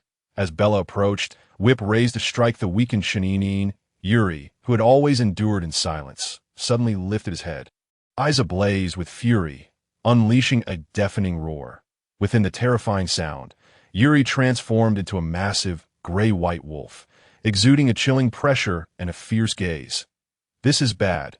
He has shifted into beast form. He is going to attack his female spouse. "Quick, contact the control center. He is out of control." The previously arrogant Bella was sent flying several meters by the overwhelming force, landing heavily and in disarray. Watching Yuri, now in beast form and shielding Shun Inin, Bella was driven to the brink of madness. "Yuri, have you lost your mind? You lowly wretch, you dare to attack your own female spouse for the sake of an androgynous being." Chapter 22. The gathered crowd was utterly astonished by this unprecedented scene. The male orc, having matched with his female consort, was considered her possession. Beyond the reach of others, he was bound by both body and mind to be submissive and loyal to his female counterpart. Yuri's audacious defiance of his consort for the sake of a genderless being, even resorting to violence against her, could only be described as madness. How could he dare such a thing? Had his consciousness slipped beyond control? Yet if that were the case, he should have attacked indiscriminately. But that was not the reality. The whispers from the onlookers shattered Bella's composure. Since Yuri had become her male partner, he had never once transformed before her as his consort. "You shameless temptress, whose mere presence incited her overwhelming jealousy." Bella's gaze towards Shun Inin was filled with murderous intent. Unbeknownst to others, despite her apparent disdain for Yuri, her possessiveness towards him was unparalleled among the other males. Ironically, the lowly Yuri, adorned with striking beauty and exceptional abilities, never sought to please her as other males did. He did not even allow her to touch him. He treated her, his so-called consort, with a chilling indifference. This unreciprocated desire drove Bella into a furious rage, twisting her psyche as she tormented Yuri in a sickly manner. "Yuri, I am your consort. I command you to hand her over." Enraged, Bella raised her hand, channeling all her mental power to exert control over Yuri. The violent fluctuations of her mental energy caused discomfort among the surrounding male orcs, let alone the one being manipulated. Yuri, his eyes, nearly dripping with bloodlust, emitted a tremendous and agonizing roar, yet the wolf within him remained motionless, resolutely shielding Shun Inin. Shun Inin, her smooth forehead glistening with fine beads of cold sweat, felt a pang of sorrow upon witnessing Yuri's suffering. Biting her lip, she weakly uttered, "Yuri, don't mind me." Her gentle words momentarily clouded Yuri's pain-stricken consciousness. Seizing the opportunity, Bella, driven by malice, moved in closer, intent on harming Shun Inin. The onlooking males could no longer bear to watch. One shouted a warning. "Be careful." Realizing that the girl he was protecting was in imminent danger, Yuri completely lost his composure. With a ferocious roar, he lunged at Bella, his sharp fangs and claws aimed menacingly at her. Had Bella not used her mental prowess to restrain Yuri's attack, she would have surely sustained grave injuries. I could see that moment. Yuri was utterly consumed by his primal instincts that a full-grown, ferocious wolf possessed immense destructive power. His presence was terrifying, and his consciousness had spiraled out of control. Seeing no way to harm Bella, he abruptly turned, fixating on the frail Shun Inin, his heavy breathing radiating an ominous aura. The onlookers' expressions grew grave. "This is bad. He is going to attack that poor, genderless being. Ha ha ha, Yuri, tear that wretch apart." Bella taunted as she gazed at the nearly lifeless Shun Inin. Yet in a surprising twist, the furious Yuri gently lifted Shun Inin with his fangs and placed her upon his wolf back. Heavens, he actually allowed a genderless being to ride on his beast form. As he lost his mind, This was a privilege reserved solely for female consorts. In the interstellar realm, such actions by male orcs were only directed towards females, signifying their utmost submission and loyalty. Bella was driven to the brink of insanity. "Yuri, you wretched spawn, I will kill you and the wretch upon your back," upon hearing Bella's threat against the one he cherished. Yuri's eyes blazed with fury as he advanced towards Bella, his sheer murderous intent sending chills down spines. "Yuri, have you lost your mind? I am your consort." In a desperate attempt to thwart Yuri's fierce assault, Bella summoned every ounce of her mental energy, but her B-grade abilities were no match for the A-grade fury of an enraged male. She witnessed her mental defenses crumbling under the weight of impending death. Fear finally gripped Bella. Her face paled as she cried out, "Help! Help! Where are the enforcers? Why haven't they arrived yet? You useless fools! I command you to save me. I am the most esteemed female." Alas, it was too late. As Yuri shattered Bella's mental defenses, the shadow of death loomed ever closer. Just as he was about to strike down his female consort, a desperate Shun-Inin raised her hand, her soft palm firmly resting against Yuri's smooth, velvety neck. "Yuri, stop." The moment her voice resonated, an invisible yet delicate wave of mental energy, akin to warm spring water, flooded into Yuri's tumultuous mind. Overwhelmed by pain, Yuri, in a daze, found himself enveloped by a gentle tide that quelled his agitation and chaos. His raised claws ultimately halted. Though still in a daze, his crimson eyes gradually morphed back to their original deep green hue. Meanwhile, the already weakened Shun-Inin, for reasons unbeknownst to her, was suddenly seized by an overwhelming fatigue. Unable to support herself any longer, she slid helplessly off Yuri's wolf back. "Host, what is wrong with you?" The system, alarmed, reported data errors. It was a dire moment, as Shun-Inin was about to plummet to the ground when a tall, commanding figure clad in a crisp military uniform swooped down from the sky. His magnificent white wings unfurled against the backdrop of the heavens, riding the fierce winds like a divine being. His long white hair billowed in the gusts, framing a visage that was both sculptural and impossibly aloof. This ethereal savior, descending like a cool deity, opened his arms wide, catching the falling girl with grace. This breathtaking yet perilous moment left the crowd in stunned silence before erupting into a cacophony of astonished exclamations. "Isn't that General Troy? What brings him here?" Renowned across the star realms for his remarkable feats, with an appearance that rivaled the gods and an equally cold demeanor, the chief general had finally made his presence known. Surely he was here to protect his cherished little half-slave. As Shun-Inin opened her eyes, she beheld Troy's frosty face. Her long eyelashes fluttered, vulnerable and anxious. "General Troy," he pressed his lips together, gazing down at her with an expression that hinted at displeasure. Shun-Inin misinterpreted his demeanor as disdain, her voice quivering with emotion. "I'm sorry." Though she could not fathom why she felt compelled to apologize, she was genuinely grateful for his timely rescue. In truth, Troy's displeasure was not directed at Shun-Inin, but rather at the deranged female and the male orc who failed to protect her in the brief span of 2 days. This fragile little creature seemed even more vulnerable than when he had first encountered her. Cradled in his arms, she felt incredibly light, yet undeniably delicate. I could see that moment. Lewis, who had rushed from the palace, arrived to witness Shun-Inin's pallid complexion in Troy's embrace. His expression darkened in concern. "What happened?" Dalton, upon seeing Shun-Inin's pitiful state, furrowed his brow that we received a punitive alert from the little one's electronic collar. "Troy, what transpired?" Chapter 23. 3 male orcs of exceptional identity and appearance appeared, all for the sake of the same individual. This spectacle left Bella in utter shock. She had heard whispers of the 6 princes and their genderless half-slave, but she never imagined that this genderless being would be the very Shun-Inin she had just attempted to eliminate. How could such a wretched creature garner the protection and concern of such elite males? At this juncture, the enforcers finally arrived. Bella, ever the accuser, cried out, "President Ivan, you must take my side. My male partner just tried to kill me, and that genderless being, she not only seduced my male partner, but also attempted to harm me." Woe is me! Bella's tearful lamentations stirred the crowd. prompting them to rally in defense of the pitiable Yuri and Shun-Inin.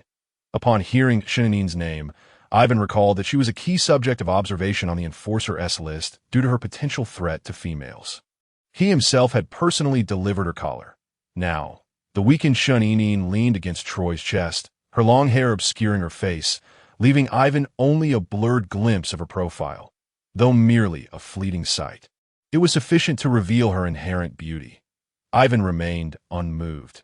His tone turned serious and official. "I'm sorry, General Troy, but this incident is far too severe that we need to take her in for investigation." A throng of male attendants clad in somber black uniforms encircled her, and the chilling sense of oppression made Shun-Inin shrink back in fear. Those who entered the Females Protection Association rarely fared well. "Troy, I don't want to go. I truly did not bully her," Shun-Inin pleaded helplessly, clutching Troy's sleeve, her eyes filled with a desperate yearning akin to the way she had looked at Lewis back in prison, moist and pitiful. Like the most exquisite night, breathtakingly beautiful, Troy's frosty gaze flickered for a fleeting moment.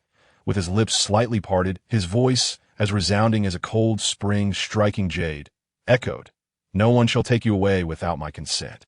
Meanwhile, Dalton adjusted his glasses and expressed his stance.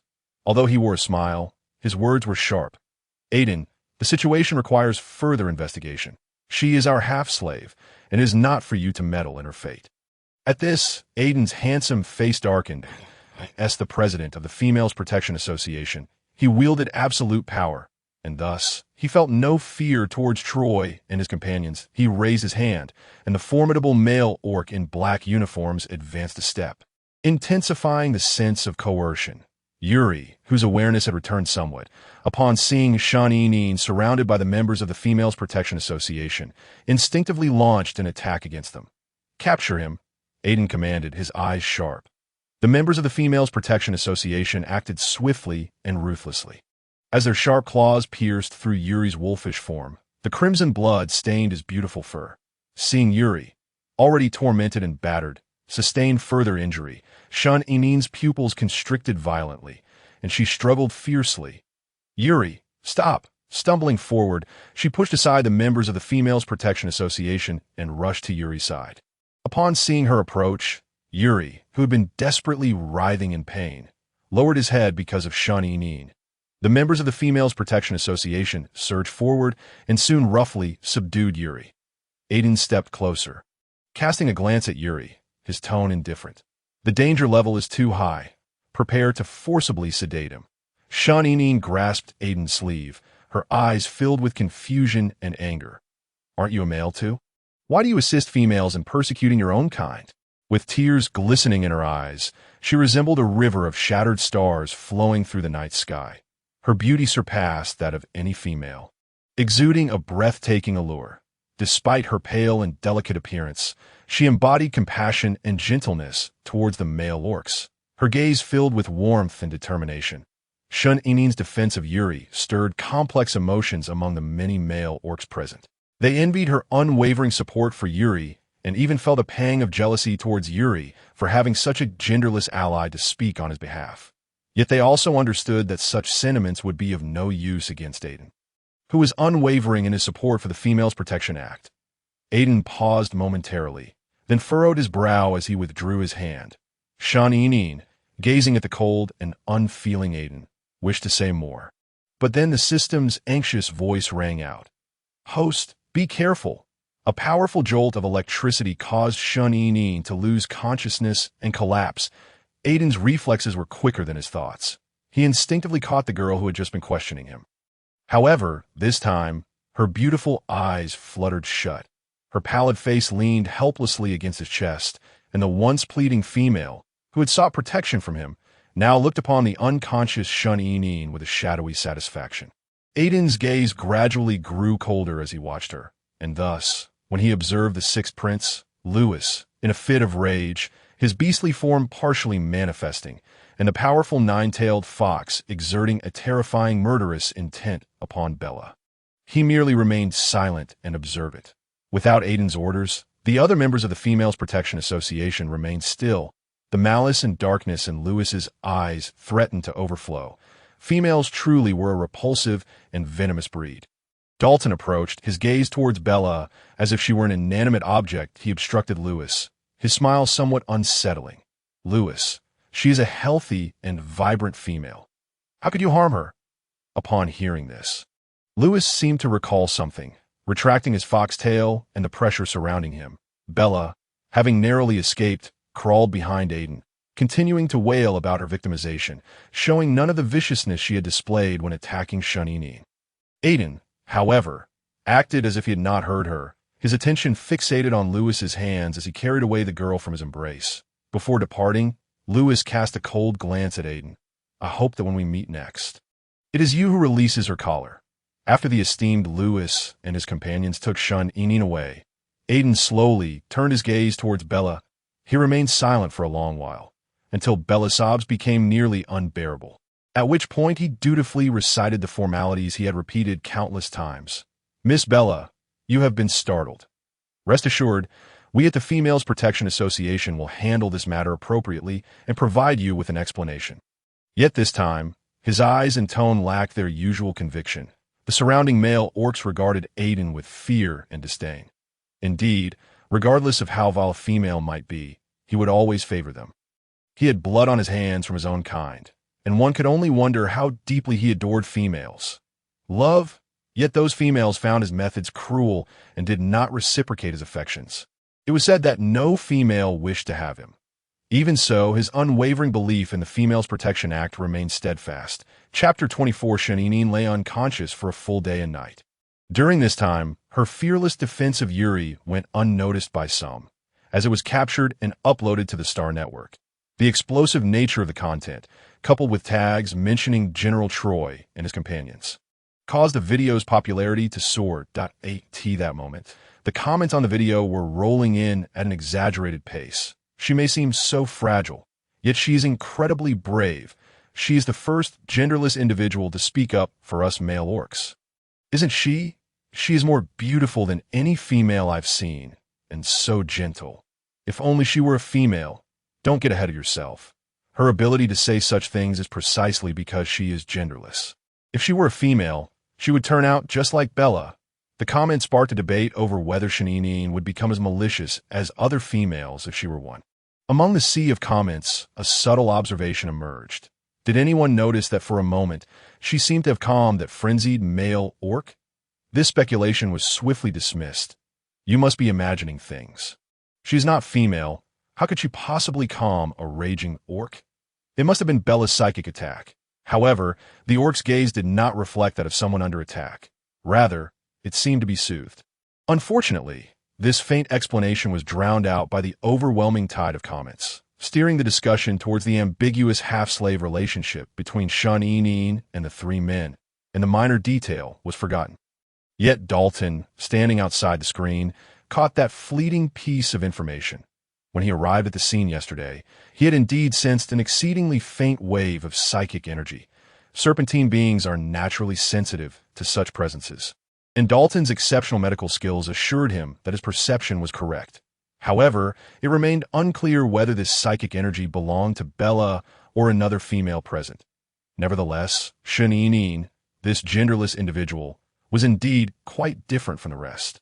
When Shun-Inin awoke, trembling and blinking, she found herself staring into the close-up of a handsome face. The tall, striking male leaned over her, supporting himself with one hand by her shoulder. His dark purple hair cascaded down, and through the cold lenses his pale gray vertical pupils bore into her. His crimson lips curved in a half-smile. Seeing the little one wide-eyed and staring at him, Dalton chuckled softly. Awake? Cold sweat broke out on Shun-Inin. She hastily pushed Dalton away, her heart racing. What were you just doing? Dalton narrowed his eyes, his smile refined. As a doctor, it is only natural for me to examine your health. Examine my health? Does it require getting that close? Shun-Inin thought anxiously. System, how long was he looking at me just now? After a moment of silence, the system replied. Quite a while. Host, you must be cautious. This Dalton seems quite suspicious. Shun-Inin had not forgotten how he had licked her neck on their first night. He is not merely suspicious. He is a complete pervert.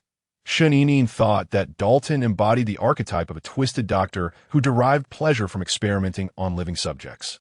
She absolutely must not let him discover her identity as a defective female, for she was terrified that once he learned of it, he would use her as a test subject. Why does your complexion appear so pale? Are you unwell? Dalton raised his hand and gently placed it upon Shun Inin's smooth forehead. His cool body temperature reminded her of his beastly form, instilling a deeper sense of fear within her. Just then, Winter appeared. Inin, his melodious voice instantly brightened Shun Inin's eyes. Brother one. Upon seeing the uninvited friend, Dalton arched his brows in mild displeasure and stood up from the bedside.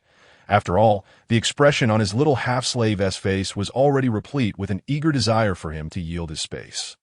Winter, of course, had seen that video. The Shun Inin in the video was radiant and dazzling, yet strikingly unfamiliar. When did his sister, who once harbored nothing but disdain and contempt for male beastmen, become so brave and kind? It was as if she had transformed into an entirely different person. Winter approached, reaching out to gently stroke Shun Inin's small head. Does it still hurt? Shun Inin shook her head hastily.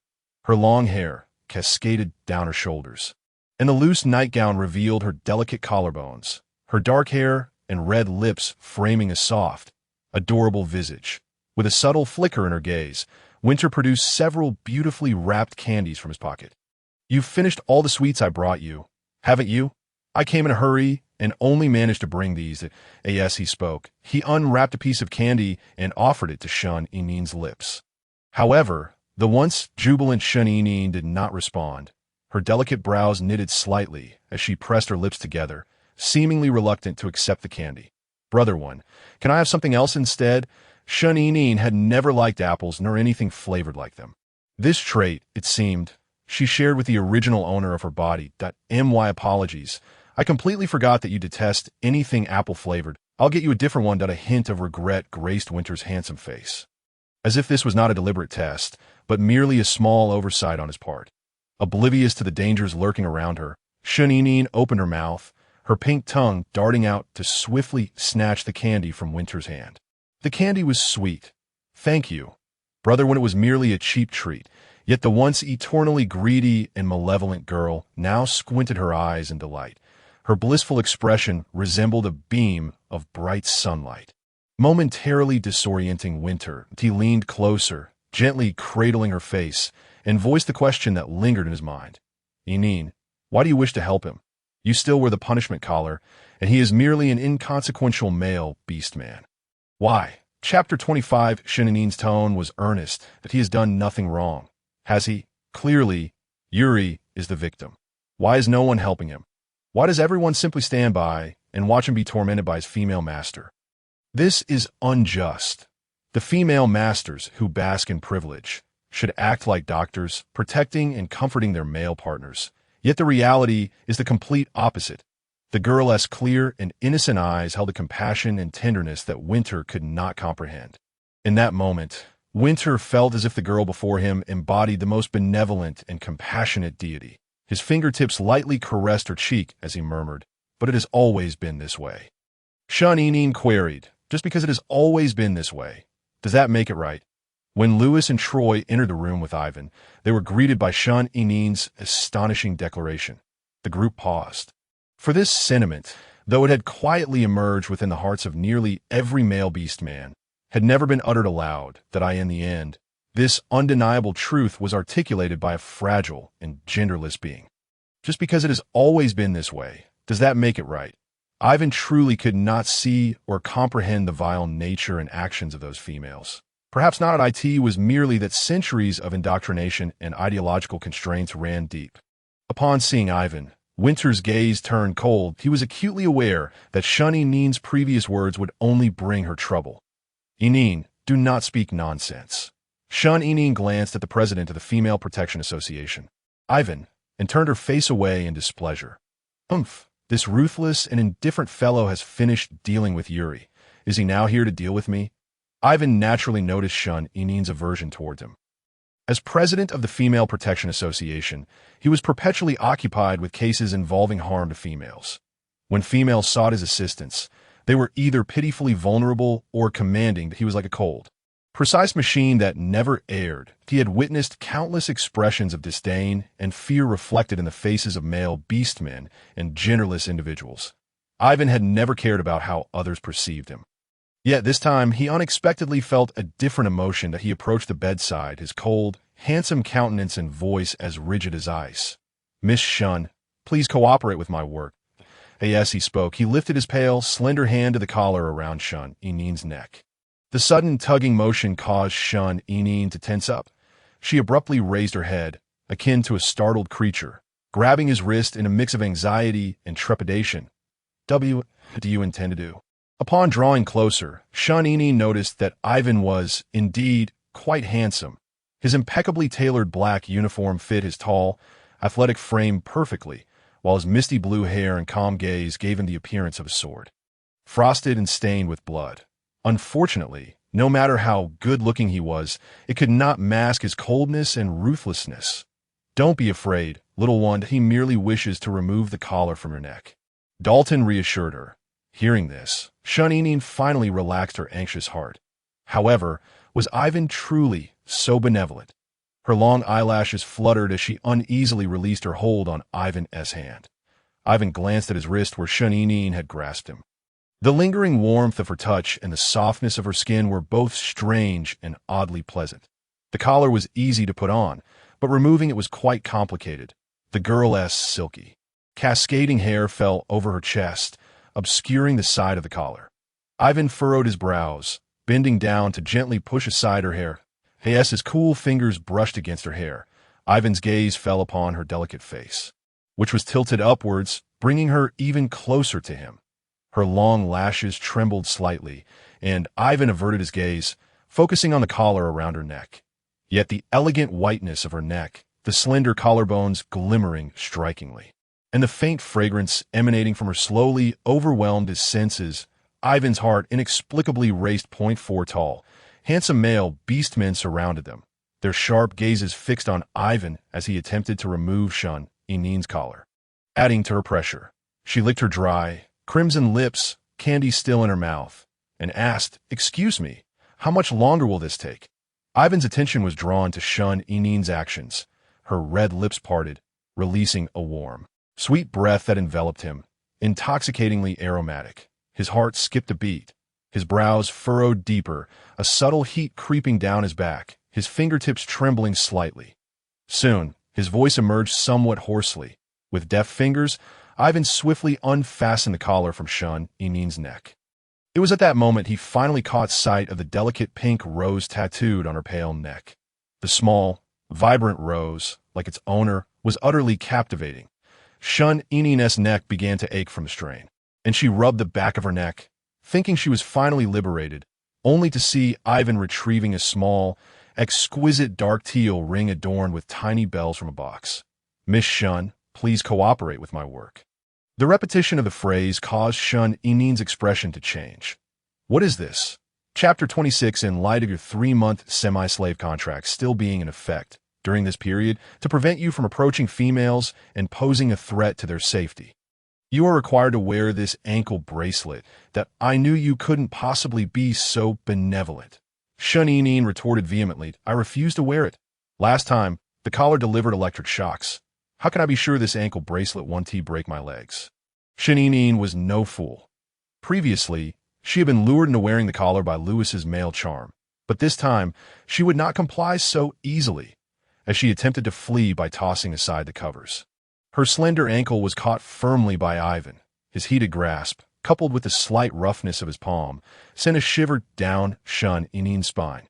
"Let go of me," she struggled, the wide skirt rising to reveal her slender, straight calves. Ivan's forceful actions darkened the expressions of the 4 men nearby.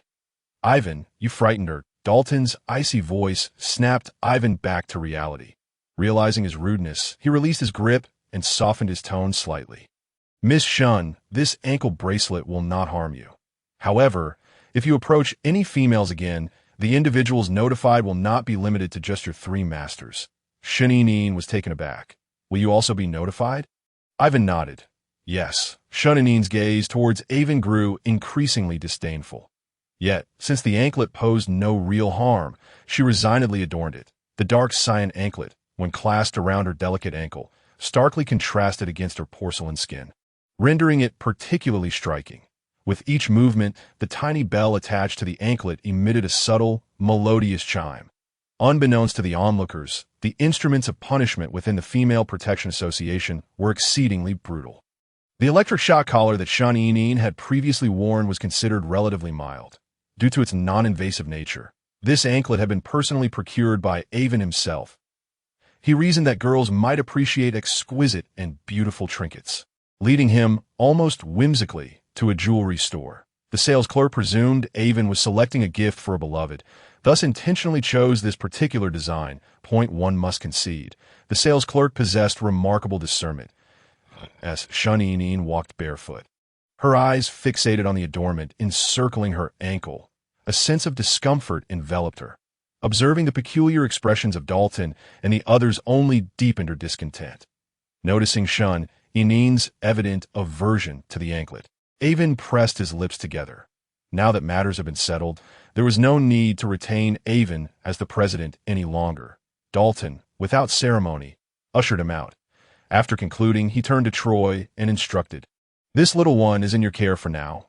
Lewis and I have some matters to attend to, so ensure her well-being." With the subject in hand, his experiments were poised to advance to the next phase. Soon, the once bustling manor was left with only Shun Yinyin and Troy. After 3 days of confinement by Lewis, it should have been Dalton's turn, but he seemed preoccupied and thus swapped the order with Troy. Troy regarded the striking young lady on the bed, his cool brows slightly furrowing, revealing a hint of discomfort. In truth, it was not just Troy who felt uneasy. Shun Yinyin was even more apprehensive. From their very first encounter, she had been somewhat intimidated by the frosty demeanor of Troy. Unlike her fear of Dalton, her feelings towards Troy were laced with anxiety and helplessness, his formidable indifference, coupled with his chiseled, ethereal beauty and an aura that commanded distance, made him seem like an unapproachable deity. Furthermore, she recalled that Troy had seemed rather reluctant to accept her as this troublesome half-slave. Hastily passing her off to the sixth prince, Lewis, at the slightest contact as Shun Yinyin pondered her predicament, the system suddenly interjected, "Host, the Duke of Liberté will be on the most luxurious cruise tonight. Discussing collaborations with esteemed guests. You must seize this opportunity to complete the task of enticing the Duke while Dalton and the others are absent." Shun Yinyin felt conflicted, "But surely Troy 1T allow me to leave?" "No worries, you can sneak out." Chapter 27. The system's suggestion was indeed clever, yet reality proved to be harsh. Troy was indeed cold-hearted and disinclined to meddle in affairs, but whether due to the admonitions from Lewis and Dalton or his own subtle feelings towards Shun Yinyin, it was predetermined that he would not remain passive. Consequently, each time Shun Yinyin attempted to flee, Troy apprehended her with uncanny precision. After several failed attempts, she found herself unable to even reach the front door. What excuse would she conjure this time? Troy's frosty voice pierced the air once more. Caught in the act, Shun Yinyin stiffened and turned, her long lashes fluttering as she dared not meet his gaze. Embarrassment caused her to curl her petite, pink toes, clad in flimsy slippers. My back and legs ache, so I thought I might stretch a bit. As the girl fabricated her excuse, her ears flushed crimson, her eyes darting nervously, avoiding his gaze. Fidgeting with her slender hands, she exuded an endearing clumsiness. "If you're feeling unwell, you ought to rest properly," Troy stated, his tall, imposing figure advancing with an air of chill. Shun Yinyin braced herself for reprimand, but in the next moment, the icy man leaned down, his cool hands slipping beneath her knees, lifting her effortlessly. The unexpected intimacy left Shun Yinyin both anxious and astonished. Unlike Lewis's warm embrace, Troy's body was as cold as a soldier. Even within the manor, Troy was impeccably attired. His crisp white shirt was buttoned up to the collar, complemented by tailored black trousers that embraced his long, perfect frame. His silver hair was neatly tied back, and his icy gaze resembled accumulated snow. Combined with his strikingly handsome features, he exuded an aura of austere perfection. Encircled by his faint, cool fragrance, Shun Yinyin momentarily lost herself in his presence. However, she quickly recognized the incongruity. "General Troy, my room is not here, I am aware." This is my study. Shun Inin, feeling anxious, protested, but didn't you say I should rest? The study was furnished with stark simplicity, devoid of any superfluous embellishments, giving it a frigid ambience. Aside from a desk and chair for work, there was merely a sofa for brief respite. After placing her on the sofa, Troy straightened, towering over her, asserting, "Yes, rest here." Shun Inin's eyes widened in disbelief, wanting to refuse, yet the glowing screen of Troy's light brain activated. The system urged, "Host, if you delay any longer, you will miss the cruise," as she observed Troy engrossed in his work. Her anxiety escalated. Troy had been perusing documents when the voice of a subordinate reporting military affairs suddenly faltered. Frowning, Troy lifted his gaze, only to find his subordinate staring vacantly. Cheeks flushed behind him, the faint sound of bells chimed. And Troy turned to see the pretty young lady attempting to sneak out, gesturing silently to his subordinate to remain silent. "General Troy, I merely felt parched and wanted to fetch some water. I truly did not intend to disrupt your work. Please, continue." Troy severed the connection on his light brain and rose. Realizing the gravity of the situation, Shun Inin hastily grasped the doorknob, attempting to escape. However, as soon as the door opened a mere 3 fingers width, it was abruptly slammed shut by Troy's hand, sealing her in. Pressed against the door by Troy's formidable presence, her heart raced uncontrollably. With his calloused, defined fingers, he grasped her chin, compelling her to meet his gaze. Troy's lowered lashes cast a shadow over her, enveloping her in an aura of confinement. "You are quite disobedient." His voice, typically cool, now bore a deeper resonance, suffused with a dangerous tension that thickened the air with palpable heat. The intensity of his stare sent shivers down Shun Inin's spine. Instinctively, she attempted to resist, but Troy's voice lowered. "Little one, I would prefer not to apply the methods reserved for dealing with prisoners on you. Do not compel me." His cool fingertips brushed against her delicate lips, causing Shun Inin to swallow nervously, nodding in rapid agreement. Troy resumed his seat at the desk, but now his lap cradled a new occupant. Shun Inin perched upon Troy's thigh, feeling as if she were seated on a bed of nails. Yet no matter how much she protested, he showed no inclination to release her. In truth, Troy was not significantly more comfortable than she was.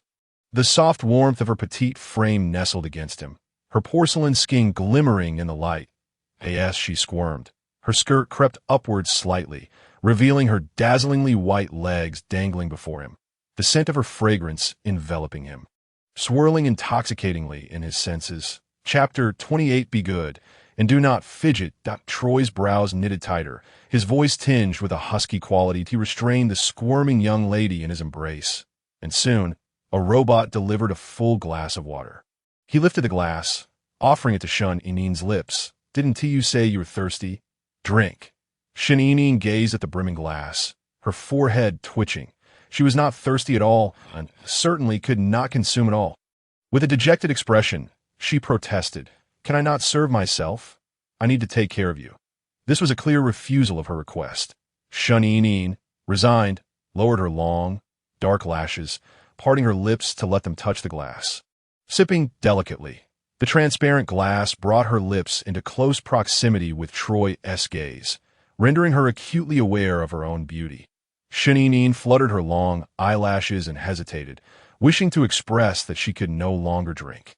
Yet Troy's glass continued to tilt, forcing her to consume several more mouthfuls. At last, Shun Inin could endure no longer.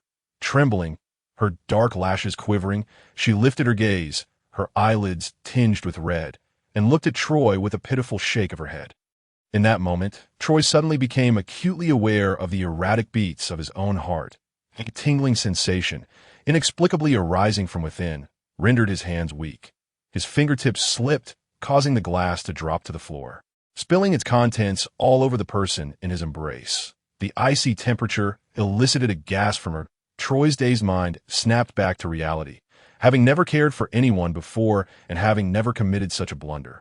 He tightened his handsome features, awkwardly retrieving a handkerchief to hurriedly dab at Shun Inin's damp attire. Yet the unfamiliar chill of her skin quickened his heartbeat. A fine sheen of sweat broke out on Troy's starry visage. His fingers trembled slightly as he promptly withdrew his hand, even releasing the girl from his grasp and retreating 2 steps in a flustered yet restrained manner. Nevertheless, that warmth, accompanied by his erratic breathing, swiftly engulfed his entire being. In that moment, Troy was devoid of his usual ethereal composure, surrounded by shards of glass that mirrored his chaotic thoughts. Shaninin, unexpectedly released, appeared momentarily bewildered but ultimately relieved. She did not notice Troy's earlier lapse. Instead, seizing the opportunity, she said, "General Troy, I feel a bit fatigued. May I return to change and rest?" Troy remained silent, tacitly granting permission. However, as he watched the young woman depart from the study, he unexpectedly murmured, "I apologized." It was unclear whether he was apologizing for wetting her clothes or for inadvertently touching her. The study fell silent once more. Troy gazed at the hand that had touched the girl, then at the scattered water and shards of glass. When Shaninin arrived at the port, the cruise ship had already begun to close its entrance. Only after boarding did she breathe a sigh of relief, thankful that Troy had not continued to scrutinize her, for otherwise she might have missed her chance that evening. Unbeknownst to her, after she stealthily slipped out, Troy had indeed visited her room, standing briefly at her door without knocking before departing. Once aboard, Shaninin did not rush to seek out Duke Lebert, but instead hid in the changing room. Given the system's unreliability, it had failed to mention that boarding required an invitation. Thus, she had to seize the moment to sneak aboard amidst the chaos. Currently, crew members were scouring for individuals like her who had slipped in unnoticed, so she needed to be cautious. 3 walls of the changing room were adorned with a large mirror. Although the lights were off, the illumination was not excessively dim. In pursuit of her mission success, Shaninin quickly tidied her appearance and even donned a pair of seldom-worn high heels in the mirror. Her long hair cascaded like a waterfall over her shoulders, and she wore a pale sky-blue evening gown that outshone the stars and moon. Hearing the commotion outside subside, she slowly pushed open the door to the changing room. However, as she lifted her foot, yet to step out, a tall figure in a suit suddenly bore down upon her. Pressed against the mirror, Shaninin finally caught sight of the man before her. Even though she had encountered the likes of Troy and others of remarkable beauty, she was still taken aback by the striking appearance of this male beast. His mint-green hair cascaded down, and his sharp, profound brow and eyes were unforgettable. His exquisitely chiseled features housed narrow, slightly upturned rose-pink eyes that sparkled like the most exquisite pink gemstones, captivating to the core. The almost otherworldly beauty reminded Shaninin of Siren from the depths of the sea, meant to ensnare the hearts of in the next instant. The enchanting siren unexpectedly brushed against her ear. Shaninin jolted back into awareness, realizing that the imposing male beast was behaving strangely. He grasped her waist and held her struggling wrists, his breath unsteady. "Let go of me," Shaninin exclaimed, terrified, attempting to push him away, only to be met with an even more fervent grip and restraint. "Be good. Don't move," he uttered in a tone that was half threat, half coaxing, a phrase she had heard far too often. The unfamiliar aura about him carried an ominous undertone. That moment, Noel's gaze was hazy, his consciousness muddled. He had originally come to the 5th star with his twin brother, Norton, intending to discuss a collaboration with Duke Lebert.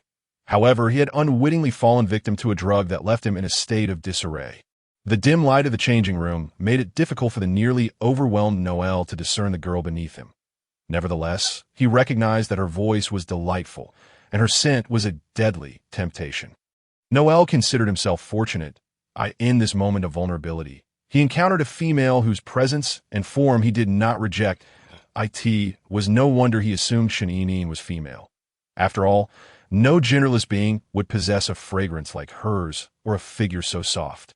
The luxurious suit jacket was discarded, and he roughly tore at his tie, his long fingers fumbling with the buttons of his shirt, which popped open under the pressure of his urgency. Noel was nearly frantic. Yet the female in his embrace remained indifferent, intent only on resisting. "That I truly cannot help you.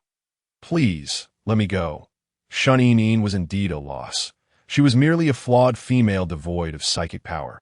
How could she possibly soothe him? "Are you afraid I am unworthy of you? I am an S-rank male beast man, wealthy enough to rival nations, and utterly loyal. Therefore, touch me, comfort me.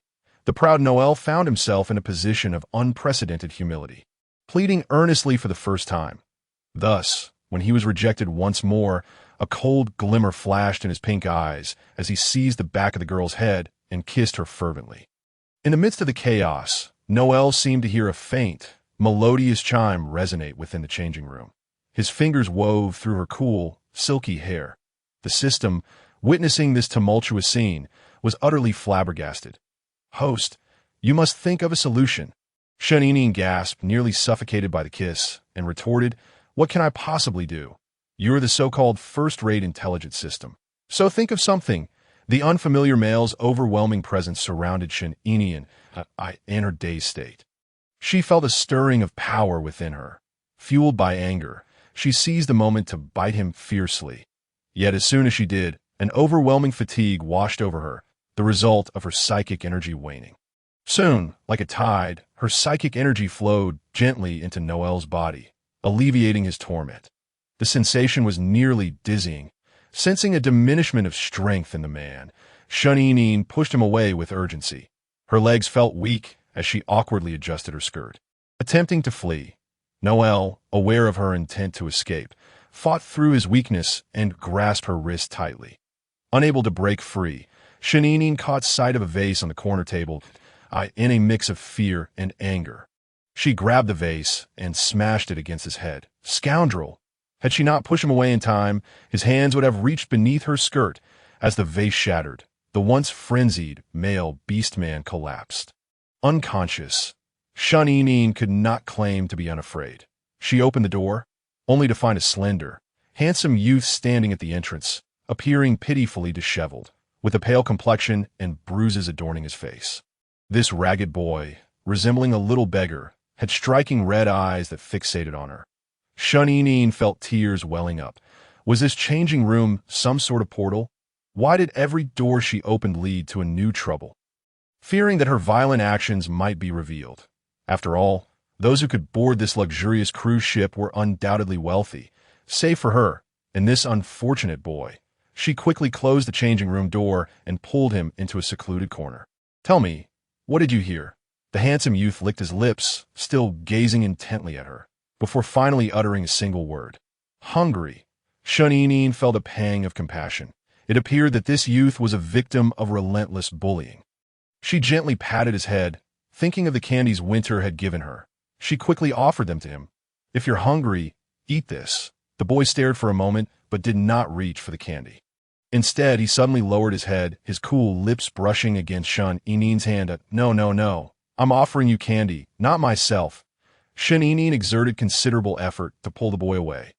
This time, she unwrapped the candy and held it to his lips. Yet, when he opened his mouth to accept the treat, his lips brushed against her hand again. Though thankfully, he did, as the saying goes, a soft mouth takes the hard hand. Shaninin felt emboldened. With a serious expression, she declared, "Now that you've eaten my candy, you must promise not to tell anyone about what just happened, understood?" The young boy remained silent, simultaneously savoring his candy while fixating his gaze upon her. Upon hearing a commotion outside, Shaninin felt an uneasy urge to leave. She could only offer a few admonitions to the boy before taking her leave, until Shaninin had completely vanished. The boy, who had been as obedient as a small dog moments ago, did not stir. He continued to stand in the corner, his crimson eyes unwaveringly locked on the direction in which Shaninin had departed. Had she turned to glance back, she might have noticed that the boy's eyes mirrored those she had seen the night she first arrived, identical in their intensity, except this time devoid of the darkness that had previously obscured them. In the interplay of light and shadow, a large, grotesque silhouette, uncharacteristic of any human, slowly unfurled at the boy's feet. The boy gradually approached the changing room, and just as he was about to raise his hand to open the door, a group of individuals rushed in, their expressions taut with urgency. "Have you seen a rogue male orc? With green hair." The boy remained reticent to this moment. Inside the changing room, Noel opened his eyes. When the bodyguards pushed the door open, they were met with the sight of Noel disheveled and the room in disarray, causing a cold sweat to break out on their brows. "Mr. Noel, are you all right?" Noel declined any assistance, having already regained his composure. He touched the bruised part of his lips and stood, his elongated eyes narrowing slightly, his handsome face betraying a hint of neurotic excitement and determination. I need you to help me find someone. The bodyguards immediately bent in subservience, declaring, "We shall heed your command, Mr. Noel." Noel recalled the young girl's features and articulated clearly, "I want you to find a female with long hair, a slender figure, a melodious voice, and a mental capacity not lower than A-class." Chapter 30. Unbeknownst to Shun, who had already caught someone's attention, she was anxious about her earlier act of aggression being discovered. Upon encountering a group of black-clad bodyguards with anxious expressions, she hurriedly sought refuge. Once she emerged, she found herself disoriented on the grand and luxurious cruise ship. Fortunately, guided by the system, she navigated through the throngs of elegantly dressed individuals and finally spotted the figure of Duke Layboat. Almost the moment she laid eyes on him, the hand holding his wine glass paused. In the next instant, those calm yet sharp blue eyes met hers with pinpoint accuracy. Shun's heart skipped a beat in fright. For reasons unknown, she felt like a prey ensnared by a beast, with no means of escape. Amidst the dazzling interplay of colors and shadows, it seemed that Duke Layboat offered her a fleeting smile. He raised his hand, beckoning her closer. As she approached, Duke Layboat uncrossed his long legs and leaned forward slightly, clearly demonstrating interest in the genderless young girl before him. Unlike the pitiful or delicate visage he had associated with her previously, tonight the young girl appeared meticulously adorned. Her fair skin now radiated with an ethereal glow, and her lips, painted in vibrant red, resembled a crimson plum blossoming amid the snow, strikingly alluring. When her long, curled eyelashes fluttered, she exuded a breathtaking beauty. "Have we met, Duke Layboat?" Shun curtsied, her gown of aquamarine, adorned with scattered diamonds, swayed gently, revealing fleeting glimpses of her charm beneath the fabric. Duke Layboat squinted slightly, a wry smile gracing his lips, and inquired, "You came alone?" Shun nodded, refraining from mentioning her clandestine arrival. "And your three masters?" Shun complexion paled slightly, her long lashes fluttering as she stammered, struggling to articulate a coherent response. Duke Layboat understood. The young girl was defying her master's orders by sneaking out. Her audacity intrigued him. He found himself curious about what compelled her to seek him out repeatedly, even at the cost of breaching her half-slave contract with her masters. "Come closer." With a steely resolve, Shun knelt between Duke Layboat's legs, raising her head to gaze up at him with a demeanor of subservience and softness, observing the excessively beautiful young girl before him. Duke Layboat's gaze deepened. "Why did you come to find me?" In terms of status and appearance, her three masters were not inferior to him in the slightest, if her intention was merely to ascend the social ladder like other genderless individuals. Her current beauty would make it an effortless endeavor. But why had she chosen him, the most elusive of them all? Shun could not candidly express that her motivations were financial. She bit her lip, summoning courage, and confessed, "Because I admire you. I like you." Duke Layboat paused, taken aback. Like? In the interstellar realm, liking someone was a luxury, second only to love. Among the male orcs who treated females as their spouses, how many genuinely harbored affection? Even the unions between genderless individuals, free from the constraints of mating cycles and mental capabilities, were rarely founded on love or affection. Having traversed into this world, Shun fundamental beliefs diverged from those of everyone else in the interstellar realm. She was unaware that she had uttered a statement that could be easily misconstrued. "Duke Layboat, ever since you saved me, my gratitude and admiration for you have only deepened that I truly like you. So may I stay by your side?" The girl's eyes were strikingly beautiful, as rare as they were captivating, pure as the night sky. When she gazed at him wholeheartedly, her sincerity and tenderness radiated, her expression seemingly brimming with profound affection. Duke Layboat could even see his own reflection in her eyes. For reasons unfathomable, Duke Layboat's usually placid heart trembled unexpectedly. Many had professed their affection to him, be they genderless or female, but their eyes had only ever conveyed a thirst for power and wealth. No one had ever spoken the same words with the heartfelt allure that the girl before him did. Duke Layboat lifted Shun chin, his downcast gaze revealing a tumult of obscure emotions.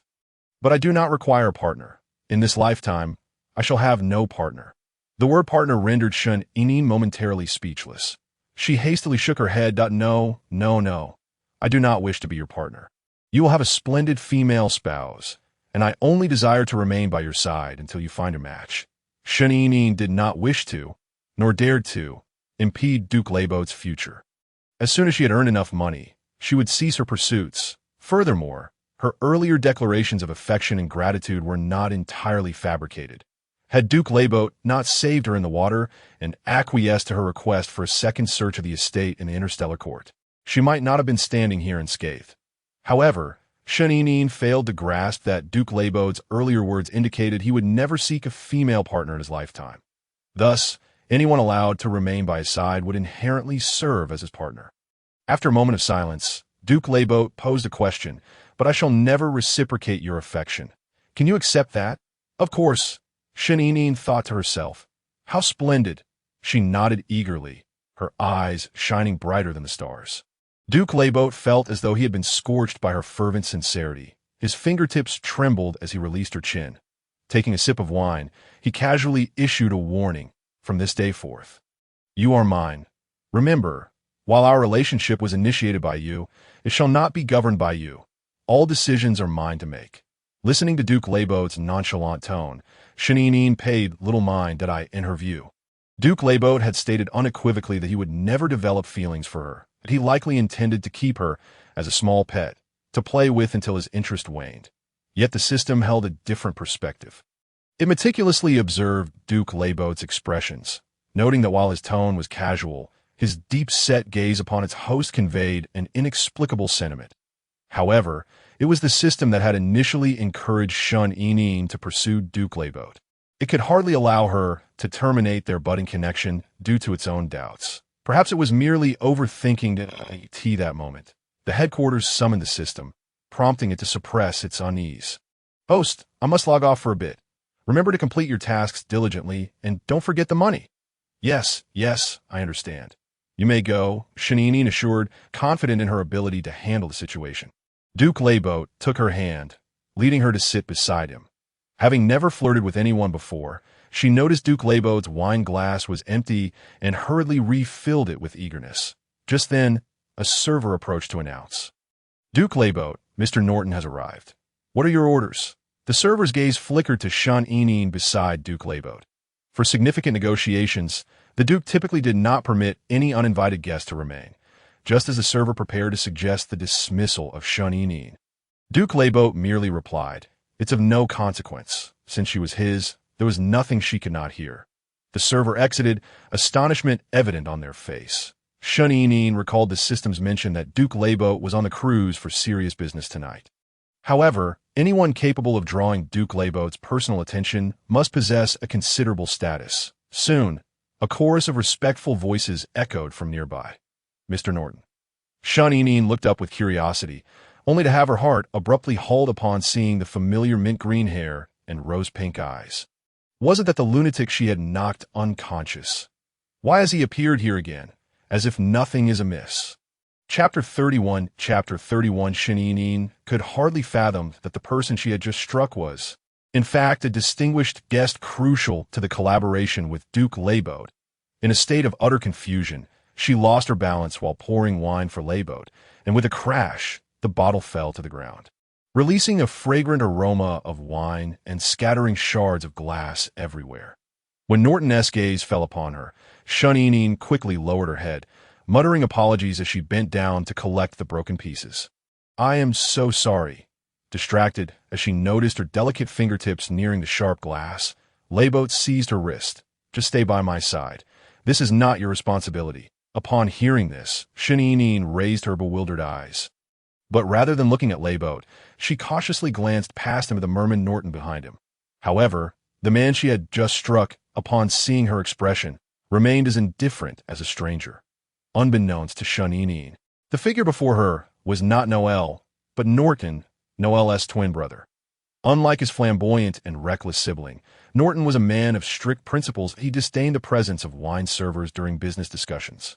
Even if the attendant was more beautiful than anyone he had ever encountered, with a slight furrow of his brow, Norton coldly averted his gaze and took a seat across from them.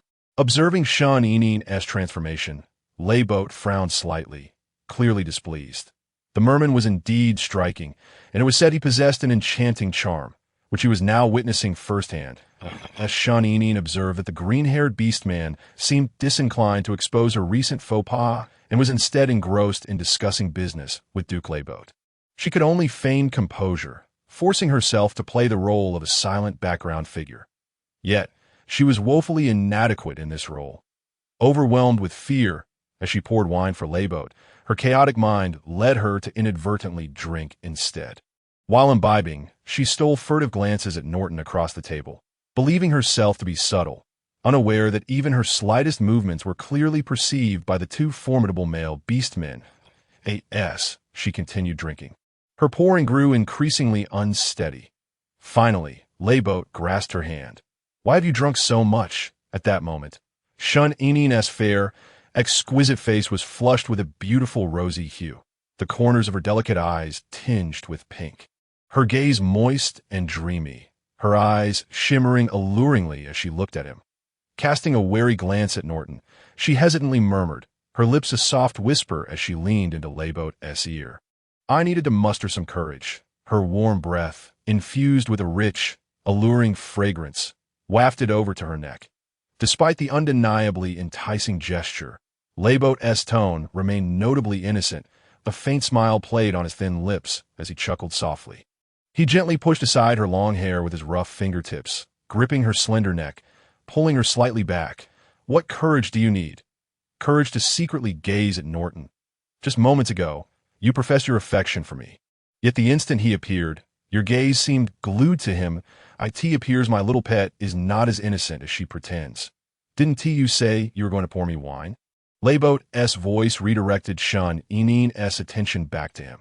Now slightly intoxicated, she was becoming somewhat dazed. "Pour wine." She tilted her head, staring at Layboat for several seconds before comprehending, clumsily attempting to pour him a drink. As the girl presented the glass before her, her slender, porcelain-like hands were accentuated by the crimson liquid, rendering them even more delicate. The rim of the glass bore the imprint of her lipstick from earlier. Coincidentally, the direction in which Sean-Eneen extended the glass toward Layboat was precisely where her lip print marked the glass. If anyone else had made such a gesture, it would undoubtedly be deemed inappropriate. However, Sean-Eneen's moist, innocent eyes held no semblance of deliberate seduction. Even Norton, who was typically unmoved by beauty, momentarily paused as his gaze swept over her.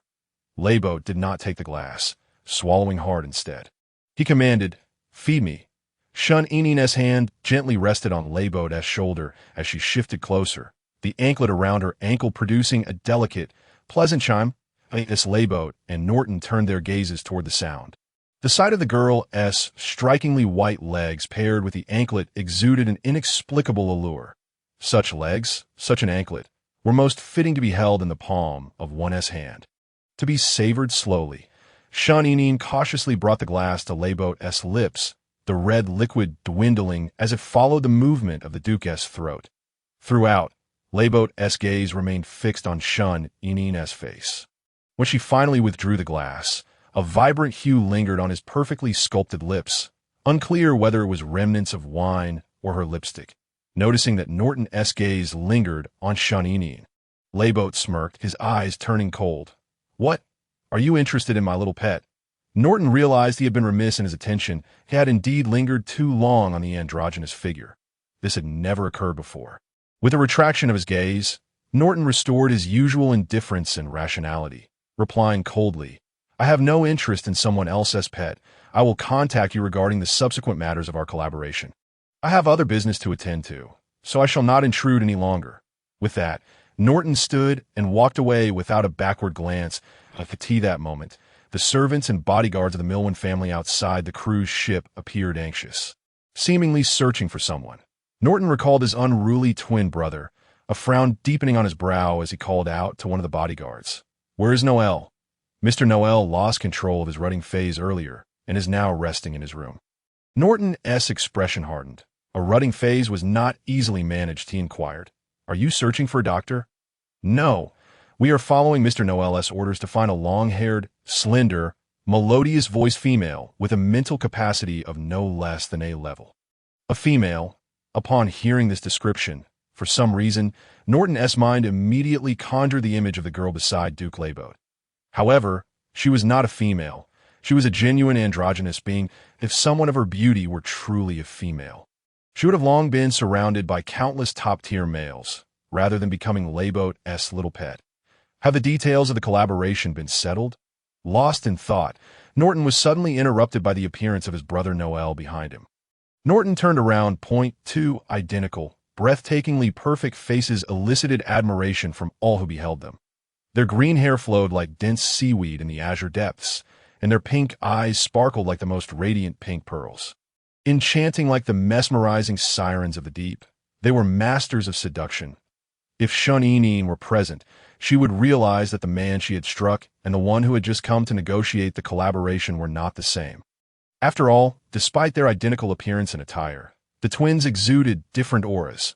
Brother Norton was calm and composed, while Brother Noel radiated flamboyance and audacity. Norton's frown deepened as he observed Noel's disheveled appearance. Noel, your every action reflects upon the merman race. Do you truly believe your current demeanor is appropriate? Noel scoffed dismissively. My dear brother, is there anything inappropriate about my quest for my little female? Oh, and I forgot to mention, I already have a favorite female. You haven't forgotten, have you, Norton? In our merman clan, brothers share the same wife. Oh, congratulations. Thanks to me, you too shall have a wife. Upon hearing this, Norton's countenance instantly turned frigid. Norton had no intention of pairing with a female. In fact, high-ranking male beastmen were generally somewhat resistant to the notion of pairing with a female. After all, once they became husbands, male beastmen would lose all dignity, and no strong individual could tolerate such humiliation and disparity. What perplexed Norton was that his brother, who had previously harbored an even stronger disdain for females, had now seemingly undergone a complete transformation. Norton's voice turned icy. Noel, I will not accept this. I have already stated that I will not pair with a female. If you insist on defying my wishes, one of you must perish. Chapter 32. Those last words were a low warning from Norton. Noel sensed the murderous intent in Norton's eyes, and the smile on his face gradually faded. Norton, perhaps not all females are as dreadful as you believe. In response to Noel, Norton resolutely turned away. Meanwhile, among the servants sent to find Shun, one audacious soul managed to locate Duke Layboat. Duke Layboat had temporarily stepped away due to news from the royal family, leaving Shun alone at the bow of the ship, gazing out at the magnificent sea under the night sky. Upon spotting her, the servant's eyes brightened. Miss, may I ask if you've been to the changing room recently? We are searching for someone. Hearing this, Shun's inebriation was instantly shaken off. And no, you have the wrong person. The seasoned attendant, aware of Shun's esteemed identity, was taken aback when someone dared to question her, his complexion paling in fright. Have you lost your mind? She is a person of the Duke Layboat. Of all the individuals to investigate, why her? The attendant hurriedly clarified, I am not investigating her. I merely sought someone. Shun, terrified, stumbled backward, inadvertently colliding with Layboat's chest. He enveloped her in his embrace, mistaking the situation for harassment by the attendant.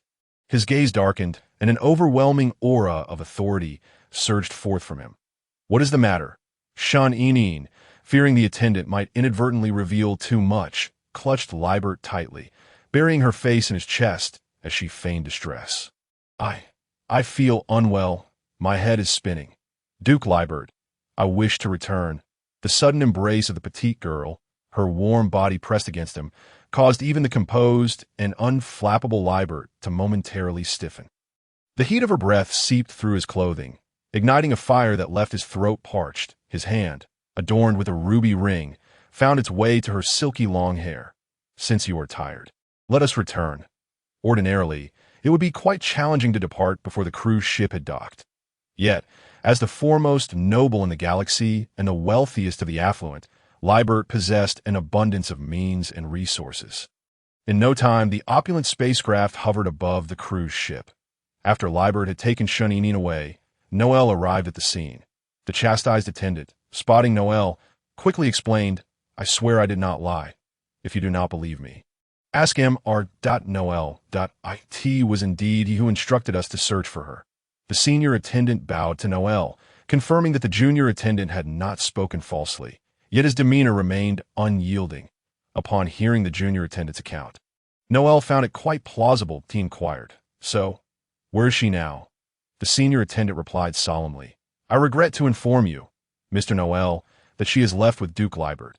Moreover, she is not the individual you seek, as Miss Shun is not female, but rather genderless."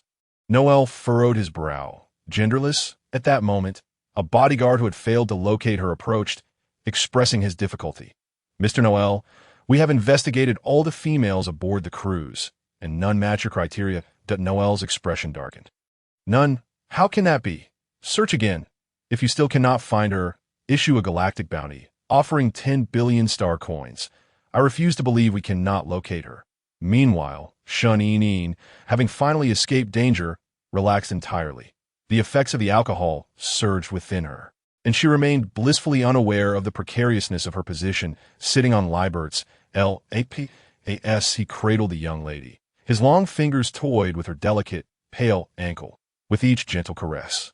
The dark blue bracelet she wore emitted a pleasant jingling sound. His palm glided upward, engulfing her tender skin, and the warmth of his hand contrasted sharply with the coolness of the ruby ring he wore. Startled by the pressure of the ring, Shun Yinyin blinked awake, her glistening eyes hazily focusing on Liebert as she timidly uttered a syllable. "It hurts. Awake. Are we?" Liebert, ever the gentleman, withdrew his hand. Shun Yinyin felt overheated and attempted to rise, but he firmly held her slender waist. "You wish to get down?" Shun Yinyin nodded vigorously.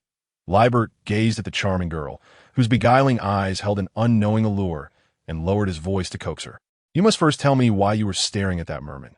The handsome, mature male, feeling a twinge of jealousy, was reluctant to mention the other's name. Shun Yinyin, though inebriated, was not foolish. She rolled her eyes and simply said she was frightened of him, a response that unexpectedly pleased Liebert. "And what of that male, beast man named Yuri? The one whose wife claimed you were trying to seduce her husband?" Liebert had naturally viewed the footage, which was also why he accepted Shun Yinyin's proximity. She was unlike other genderless individuals. He could see respect for male beast men reflected in her eyes. Speaking of this, Shun Yinyin adopted a pitiful expression. "I did not seduce him. They were the ones bullying me." Liebert's elongated eyes narrowed slightly as he lifted her chin to meet his gaze directly. What did he touch? A sense of danger hung in the air, prompting Shun Yinyin to blink innocently and instinctively lie. "Nothing, nothing. That is good. Do not deceive me that if you do, disobedient children must face punishment. Can you kiss?" The abrupt shift in topic left the already dazed Shun Yinyin momentarily stunned. She gazed at him with wide eyes, her slightly parted lips rendering her irresistibly adorable. "No worries. If you do not know how, I will teach you." Liebert grasped the back of the young girl's head, leaning in to kiss her. But the tipsy Shun Yinyin quickly raised her hand to block him. When Liebert's lips brushed against her hand, he chuckled softly, his voice gravelly. "Unwilling, are we?" Shun Yinyin shook her head, even in her drunken stupor. She had not forgotten the system's warning. She extended her small hand toward Liebert and adorably yet clumsily wiggled her fingers. "Money. Give me lots of money, and I can kiss you." Liebert paused, then burst into laughter. Realizing that his little pet was a bit of a money lover, "Oh, not worry. You will not be shortchanged." After saying this, he leaned in to kiss her once more. Shun Yinyin, unable to see the money, struggled in vain. Simultaneously, in the manor study, Troy was lost in thought, his desk strewn with open military documents that had yet to be perused. Suddenly, a knock echoed at the door. He initially believed it to be Shun Yinyin returning. However, upon turning, he found Dalton and Lewis instead. Troy resumed his customary aloof demeanor. "What is it?" Dalton, arms crossed, raised an eyebrow. "Where's the little one? Where have you hidden her?" Mentioning Shun Yinyin caused Troy's expression to flicker momentarily. "She is resting in her room. This." The atmosphere shifted ominously. Lewis's expression soured. "Troy, she's not in her room. We have searched the entire manor." as the prolonged kiss finally concluded, Shun, deprived of oxygen, nearly fainted. Her lipstick was completely smudged, and the vibrant red mingled with the soft pink at the corners of her eyes and nose, reminiscent of crushed peach blossoms, releasing a fragrant aroma, enveloped in Libert's embrace. Her breath uneven, the almost uncontrollable Libert seemed to sense a familiar fragrance wafting through the air. This scent was strikingly similar to that of the female he had encountered during that night at the manor. Afterward, he had investigated every female who attended the banquet, but found none with such a scent. Yet now, the source of this fragrance was the very girl in his arms at the tea that moment. Libert's heart raced inexplicably. Chapter 33 long, pale fingers brushed aside the damp strands of hair clinging to the young girl's neck, revealing a delicate rose tattoo at the glandular region. Her ebony locks and snow-white skin, adorned with a mesmerizing tattoo, seemed to conceal something beneath. Libert's gaze darkened. Could it be mere coincidence? The fingertips gently caressed the rose, as Layboat buried his face, bringing his prominent nose close to the slender neck of the young woman. Inhaling the scent of her icy blue hair, tea cascaded from Layboat's austere attire, spilling over Shun-Inin's delicate collarbone, evoking a cool touch and a tingling sensation. In her tipsy haze, Shun-Inin felt the overwhelming intrusion of masculinity. Her graceful swan-like neck tautened, arching vulnerably. In her flustered state, she entirely forgot to regard Duke Layboat's esteemed status with reverence. Her slender, pale hand wove through Layboat's hair, gripping it in an attempt to push him away. Don't touch there, she pleaded in vain. The moment the light brain illuminated her wrist, the scene that greeted Troy and Lewis was one that rendered them incapable of maintaining their composure and calmness.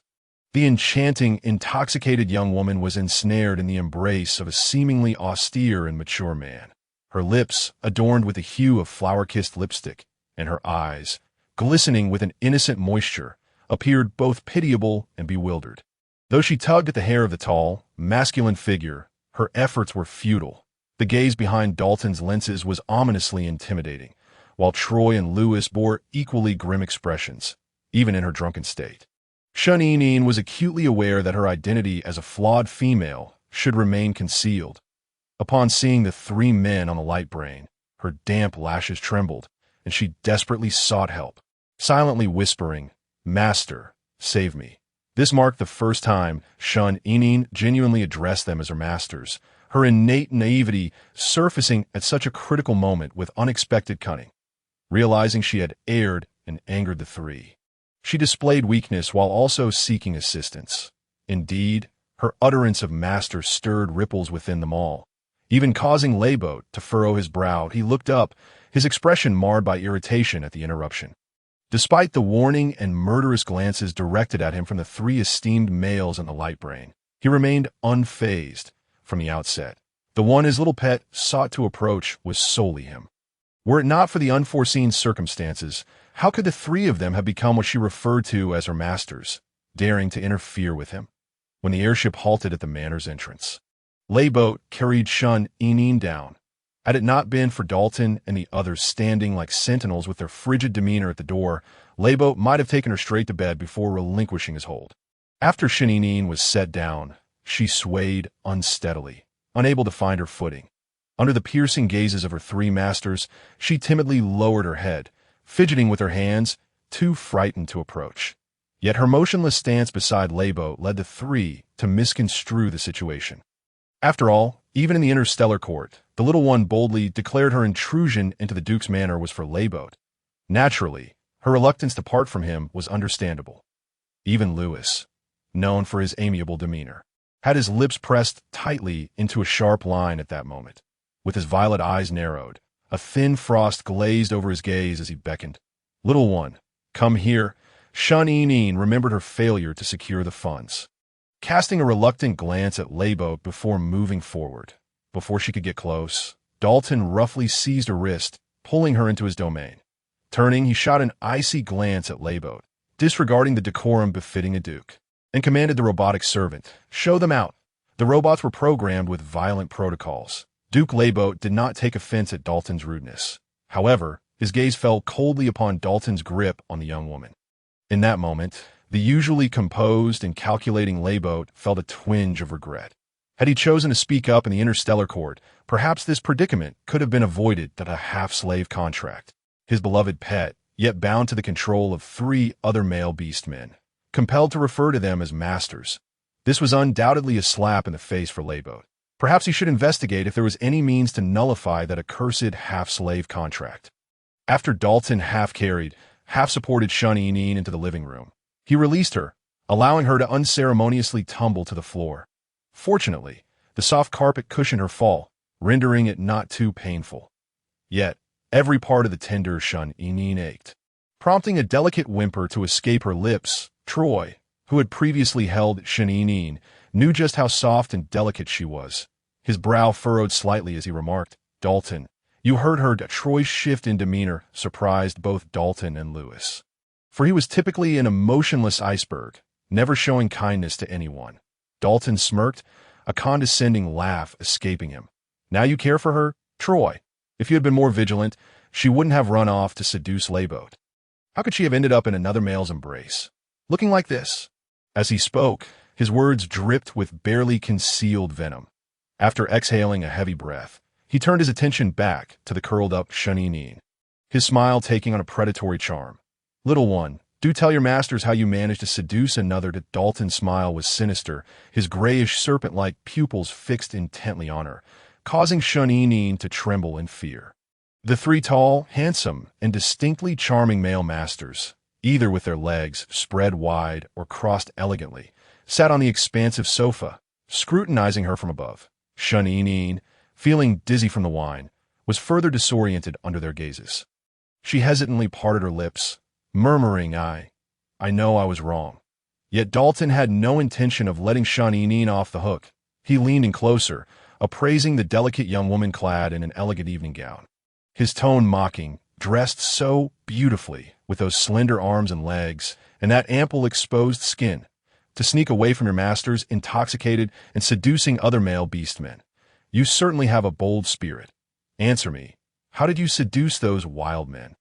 Chapter 34. Dalton raised his hand, intending to touch Shun-Yinyin. "No, don't hit me."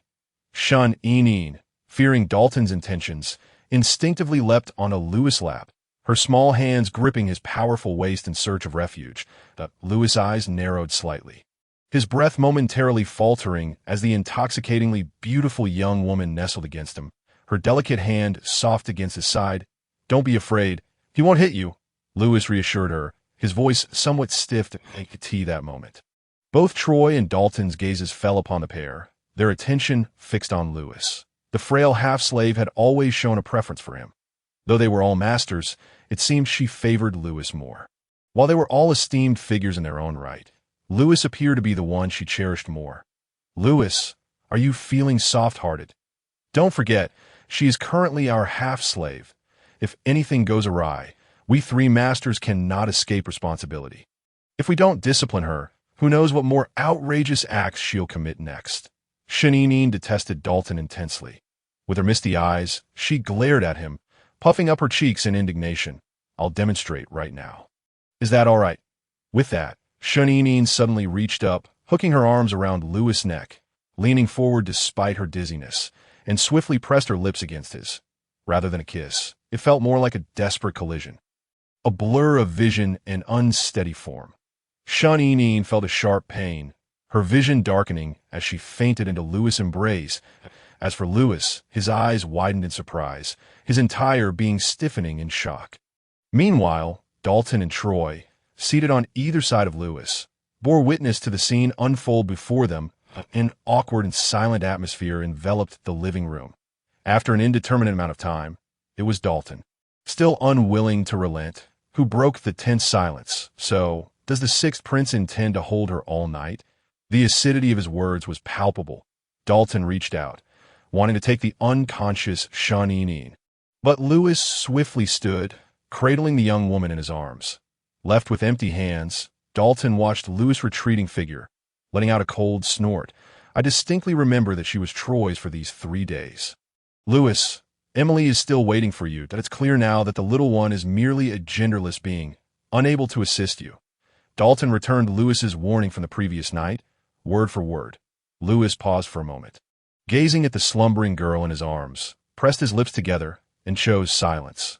This night was destined to be long and sleepless. The light in the Duke Lebert's chamber burned throughout the night. As the Interstellar Codex, thick as a small mountain, was flipped through page by page, Lewis stood by the window, observing the night, his fingertips brushing against the lips that had been kissed, his expression somber. Meanwhile, Dalton stood in the laboratory, his breath cold and heavy.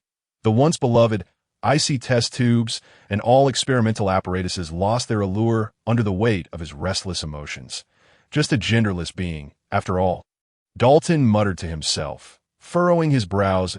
I could hear the sound of his voice. A faint noise emanated from a hidden corner of the laboratory, drawing Dalton's thoughts back that he unlocked several intricate locks, standing against the light, expressionless at the narrow cage's entrance, observing the tormented, twisted figure of a woman with long hair, curled up in the dim prison. The woman emitted pained sounds, weeping on the ground, as if pleading for mercy from Dalton. Although I've always found the female form repugnant and filthy, I cannot fathom why I once harbored a glimmer of hope that she might be female. I am indeed mad. How could I forget that the very reason she possesses a hint of charm is precisely because she is not female? Is it true that things that have endured for millennia must be right? What a captivating phrase. Therefore, erroneous matters ought to be overturned and annihilated, should they not? As the prison door closed, Dalton adjusted his thin-framed glasses, his lips curling slightly, resembling a dangerously handsome serpent. The following day, when Shuninin awoke, the sun was already high in the sky. Having never consumed such an immense quantity of alcohol, her head was foggy and somewhat painful. The system from headquarters inquired, "Host, was the mission successful last night?" Shuninin lifted her small head, momentarily dazed before recollecting the events of the previous night. With a woeful expression, she exclaimed in a panic, "Oh no, oh no. I forgot to ask Duke Lebert for money." Seeing her nearly on the verge of tears, the system hurriedly reassured her, "It's all right, as long as you have made a connection with Duke Lebert. There will be opportunities in the future." Shuninin felt embarrassed to mention that she had been coaxed with money and forcefully kissed by Lebert the night before. However, given the unpleasant expressions on Dalton and his companions' faces, she dared not approach Duke Lebert again in the coming days. Yet her body was nearing a state of uncontrollable urgency. She simply could not wait that long. "No, wait. Host, quickly check your Interstellar account." Shuninin opened her holographic device, and upon accessing her Interstellar account, she was greeted with the familiar sight of zeros. However, this time, it was not just a solitary zero, but a row of them. Shuninin was taken aback. She extended her trembling fingers, counting the zeros, stopping only after several attempts. "System, I've struck it rich overnight. 8 million. A staggering 8 million star coins. Can a single kiss truly be worth 8 million star coins?" The system was equally astonished. Indeed, Duke Lebert is the wealthiest in the galaxy. His generosity is truly remarkable. Shuninin rolled around on her bed in delight, while 8 million star coins paled in comparison to the 15 billion she needed. It was still sufficient to resolve her immediate dilemmas, whether it was dealing with Grayson's harassment or her urgent need for pheromone converters and inhibitors. She could now address them all. In high spirits, Shuninin exited her account and scrolled through the trending topics on the Interstellar net. Typically, she paid little attention to such matters, not only because of the overwhelming events occurring around her, but also due to the obliteration of many histories and civilizations. Despite the technological advancements of interstellar society compared to her own 21st century, what was meant to be mere entertainment turned into a shocking revelation. The headline news was about her. Billion-star coin bounty, seeking the mysterious individual who fled during the cruise night. Shun-Inin's temples throbbed as she nervously tapped on the remaining content. Fortunately, it appeared that the individual named Norton had not clearly seen her in the changing room. For the bounty merely described her features: long hair, slender physique. These were traits common to all females and had no bearing on her as a genderless being. However, was Norton not being a bit petty? Was it really necessary to offer 10 billion coins for merely tapping his head? Shun-Inin stared at the figure of 10 billion star coins, murmuring to herself, "If I were to turn myself in, wouldn't he that clear my debts immediately? Host, please don't act impulsively. Duke Lebert is generous. I believe you will soon settle your debts. Shanine rolled her eyes playfully at the system. You take me for a fool? If Norton is willing to spend such a fortune to find me, it is clear he despises me greatly, and no amount of money would entice me to expose myself. Let him search. He will certainly not find me. Just as Shanine was about to log out of the StarNet, she unexpectedly spotted a familiar name. Female, spouse Bella missing. How could she have gone missing? Though puzzled, Shanine did not dwell on it. Considering the individual so vile that she could not be bothered, perhaps she was off somewhere bullying others again. Before Shanine closed her holographic device, an unfamiliar message suddenly popped up on her screen. Why are you ignoring me? Recognizing the familiar, unreasonable tone, she immediately deduced it was Grayson. She could not be bothered to engage in a verbal spar with him. After transferring a portion of star coins to the Clara family account under the female guardian's name, she blocked Grayson again. Upon receiving the notification of being blocked and the partial repayment message from Shanine, Grayson's expression darkened to the point of nearly dripping water. For the past few days, he had been sending her messages, infuriated by her utter foolishness to admit his identity before his married spouse, simply because of that bastard Yuri. How ridiculous. He had even gone to great lengths to obscure her face when sending the video to the female Bella. Accustomed to a proud and domineering demeanor, it was the first time Grayson had humbled himself to seek anyone out. His inquiries had shifted from angrily questioning why she protected Yuri to questioning why she did not attend military school, and finally to awkwardly expressing concern. Yet, despite sending countless messages, they all vanished into the abyss. Ultimately, he sought the tech department, only to discover he had been blocked. Now, once again, she had blocked him. Grayson was so enraged that he smashed everything on the table into smithereens. Unbeknownst to Shanine, Grayson was driven to madness by her indifferent attitude. Her immediate priority was to contact black market dealers specializing in potion sales to procure some pheromone converters and inhibitors. Shanine located the contact on her holographic device and promptly sent a message. The response came swiftly. 6 o'clock tonight, same place. Now, with the money secured and the time set, the greatest challenge lay in how to persuade Troy to release her. As Shanine managed all these affairs and opened her door, it was already 2 in the afternoon.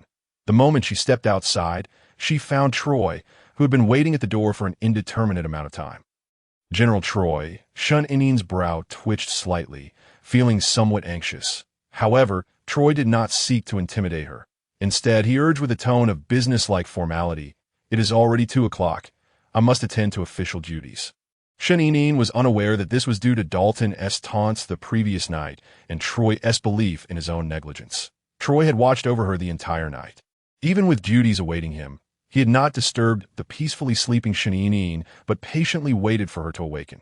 Once again seated in Troy's study, Shanine was unusually obedient, even resorting to consuming candy to stave off hunger without uttering a word. The system, observing its small host enduring hunger quietly, felt a pang of sympathy. Just as it was about to offer some advice, it overheard her internal monologue. "I must perform well. Otherwise, it will be difficult to deceive Troy into letting me go this evening." At that moment, the system regarded the upright and austere Troy with a hint of pity as a master. It was only natural for his little half-slave to deceive him repeatedly and sneak away. Any person would feel angered. "Host, why not wait a little longer? Perhaps wait for the next individual." The system faltered. The next individual was Dalton, and that fellow was likely even more challenging to deceive than Troy. "Forget it. Just pretend I never said anything." Shanine endured for several hours until the rumbling of her empty stomach finally caught Troy's attention. He was a strong, masculine beast man and rarely felt hunger. Inadvertently neglecting the delicate little one. "Why didn't you say you were hungry?" Shanine lowered her gaze, trembling long lashes fluttering, appearing utterly docile, her voice barely above a whisper. I was afraid of disturbing your work." Indeed, the system observed the expression of guilt that flashed across Troy's handsome, icy visage. "Go eat something. You have 20 minutes. If you do not return, I will personally come and find you. Do not attempt to flee." Otherwise, Shanine nodded vigorously. "Rest assured, I shall certainly be obedient." Shanine exited the study and traversed the corridor towards the kitchen. A pale hand unexpectedly emerged from the shadows, swiftly pulling her into the dimly lit staircase alcove. Chapter 36 startled. Shanine felt an urge to scream, yet she found herself pressed against the wall, a frigid hand covering her mouth. In the murky light, she beheld an unexpected figure, a striking youth with crimson eyes, who shook his head at her, signaling for silence, before gradually releasing his grip. You! How did you come to be here? Shanine could hardly fathom that the boy she had encountered on the cruise had stealthily infiltrated the estate to seek her out. Confused, she inquired, "How did you find me?" The youth fixed his gaze upon her, his lips curling slightly as he uttered a succinct response. The scent. Shanine was further perplexed. The scent? She sniffed herself. Detecting nothing particularly remarkable. No, that was not the crux of the matter. The real question was why he had come to find her. With her tongue wrapped around a piece of candy, her heart raced as she asked, "What do you want from me? Are you intending to threaten me over what happened on the cruise?" The youth, still clad in tattered clothing and appearing pitifully pale, elicited a frown from Shanine as she questioned, "Do you seek money? Is it because you are impoverished that you wish to extract some advantage from this matter?" Shanine was somewhat bewildered. If he desired money, he could simply pursue the bounty, 10 billion star coins, far exceeding anything she could offer. The only plausible explanation was that the youth was unwilling to expose her, yet found himself in dire need of funds, thus resorting to her for assistance. Contemplating this, Shanine felt a pang of sympathy. She activated her light brain and grasped the cool wrist of the youth, saying, "Open your light brain, and I will transfer some star coins to you." The delicate bones beneath her fingers felt soft and unfamiliar. In the confined space, he was so near that her senses were enveloped by the sweet warmth of her scent. The youth's thick eyelashes fluttered, and his crimson irises shimmered with excitement. "Where's your light brain?" "Open it. In the vastness of the galaxy. Aside from the invasive insectoid species, all individuals were equipped with a light brain from birth, regardless of gender. Yet, despite her searching, she found no sign of the youth's light brain. Thinking nothing of it, she presumed he was simply reluctant. "You." Shanine looked up, only to discover that the youth had drawn closer without her noticing. In the dim light, his pale, exquisite visage, coupled with those subtly glowing red eyes, possessed a dangerous and bewitching beauty. In that moment, Shanine felt an undeniable sense of aggression emanating from him, though not overpowering. It was certainly not to be overlooked. "What's wrong? Do you find it insufficient? How much do you desire?" But the youth merely shook his head, slowly uttering, "You are mine." Shanine, preoccupied with thoughts of money, misinterpreted his words. "You want all? That's impossible. After all, I have gone against my conscience to earn a meager sum, and you wish to take it all? You are simply too greedy." With candy in her mouth, Shanine incoherently accused the youth, completely oblivious to the fact that his gaze was fixated on her lips, which moved with fervor. "You are mine."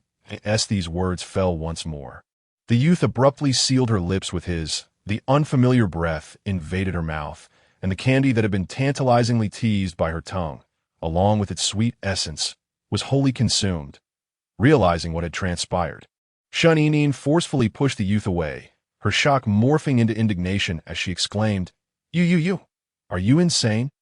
The youth licked his moist lips, seemingly savoring some exquisite delicacy of the world. He was hungry to lick her, to possess her, to consume her entirely.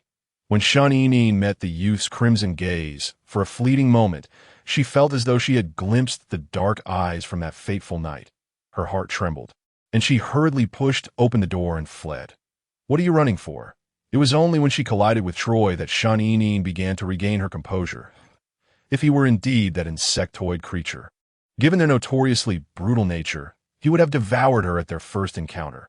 How could he possibly be foolish enough to indulge in candy? No, it was nothing. Seeing Shanine panting and her legs trembling, Troy effortlessly scooped her up. "Why are your lips so red?" Shanine, her mind in disarray, could only mumble, "I ate too much candy and got thirsty." As they passed the staircase alcove, she stole a glance inside, only to find the youth had vanished, allowing her to exhale in relief. Upon arriving in the living room, with her nerves settling, Shanine asked, "General Troy, weren't you supposed to continue with your work?" Troy frowned, Didn't you just say you were thirsty? Let me handle it. If you dampen your clothes again, you'll need to change. Shun-Inin's offhand remark caused Troy's expression to stiffen momentarily. Something seemed to cross his mind, and his ears flushed slightly. Shun-Inin casually drank some water, then thoughtfully poured a glass and handed it to Troy. Observing him drink from the glass she had filled, she began to negotiate her terms. Cautiously, she positioned herself beside Troy on the plush sofa, causing it to dip slightly under her weight, prompting Troy to lean closer to her. Shun-Inin only ever acted coy when engaged in mischief. She gently entwined her arm with Troy's, batting her eyelashes as she said, "General Troy, am I not being very good today?" The warmth of her body pressed against his arm left Troy feeling an unexpected tingling sensation. He lifted his white lashes, studying the little one beside him, who was suddenly so eager to please. Despite having just drunk water, his throat felt parched again. Swallowing hard, Troy asked, "What do you wish to say?" "I miss my brother. May I go see him tonight?" Upstairs, Dalton had just emerged from the laboratory when he caught sight of the little one, her eyes bright and sweetly nestled against Troy.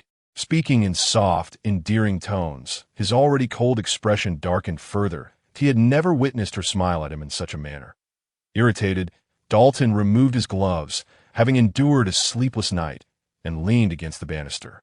His gaze fixated on the paired tea that moment. Dalton's light brain illuminated. "Mr. Dalton, I am in need of some pheromone conversion agents and inhibitors. Do you have time now?" Dalton's tone was impatient. No, the voice on the other end sounded increasingly anxious. "But there's a customer scheduled for the potion at 6 o'clock tonight, and I am running short, especially on the pheromone conversion agents." Meanwhile, Shun-Inin, having received confirmation, was elated, even embracing Troy. Dalton could no longer tolerate the scene and left with a cold expression. Though Dalton occasionally indulged in selling some of his illicit concoctions for amusement, pheromone conversion agents were not to be taken lightly. In the galaxy, the use of such agents was illegal.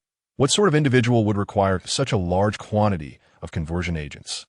Pausing momentarily, Dalton finally responded, "What is the gender of the buyer?" Typically, buyer information was not disclosed, yet the individual on the other end was too desperate to care. "That I've never seen her face. I only know she is frail and likely a young girl."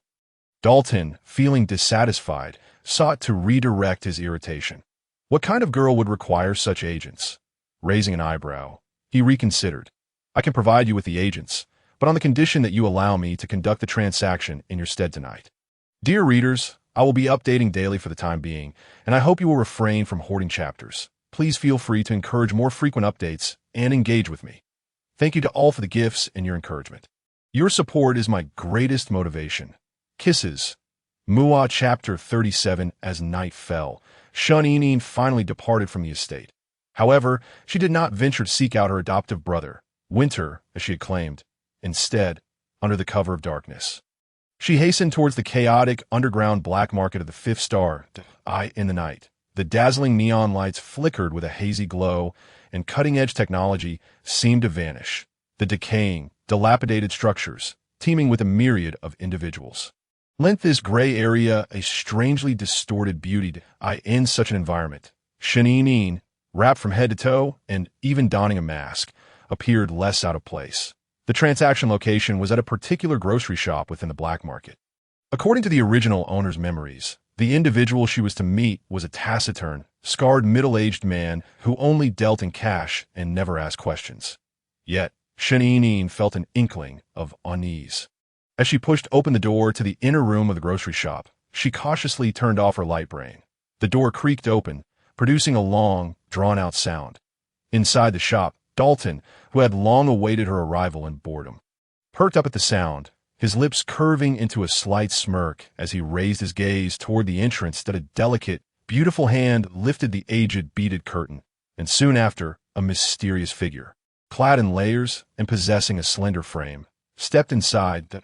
In that instant, as their eyes met, Dalton's interest deepened, while Shun-Inin's expression beneath her mask morphed into one of sheer terror. Help! Why was Dalton here? In the antiquated grocery store, the exquisitely dressed and strikingly handsome Dalton lounged languidly in a chair, his long legs casually crossed atop a cluttered wooden table, creating a stark contrast with his surroundings. His dark purple hair, cascading to his shoulders, was loosely tied back, yet several strands rebelliously fell forward.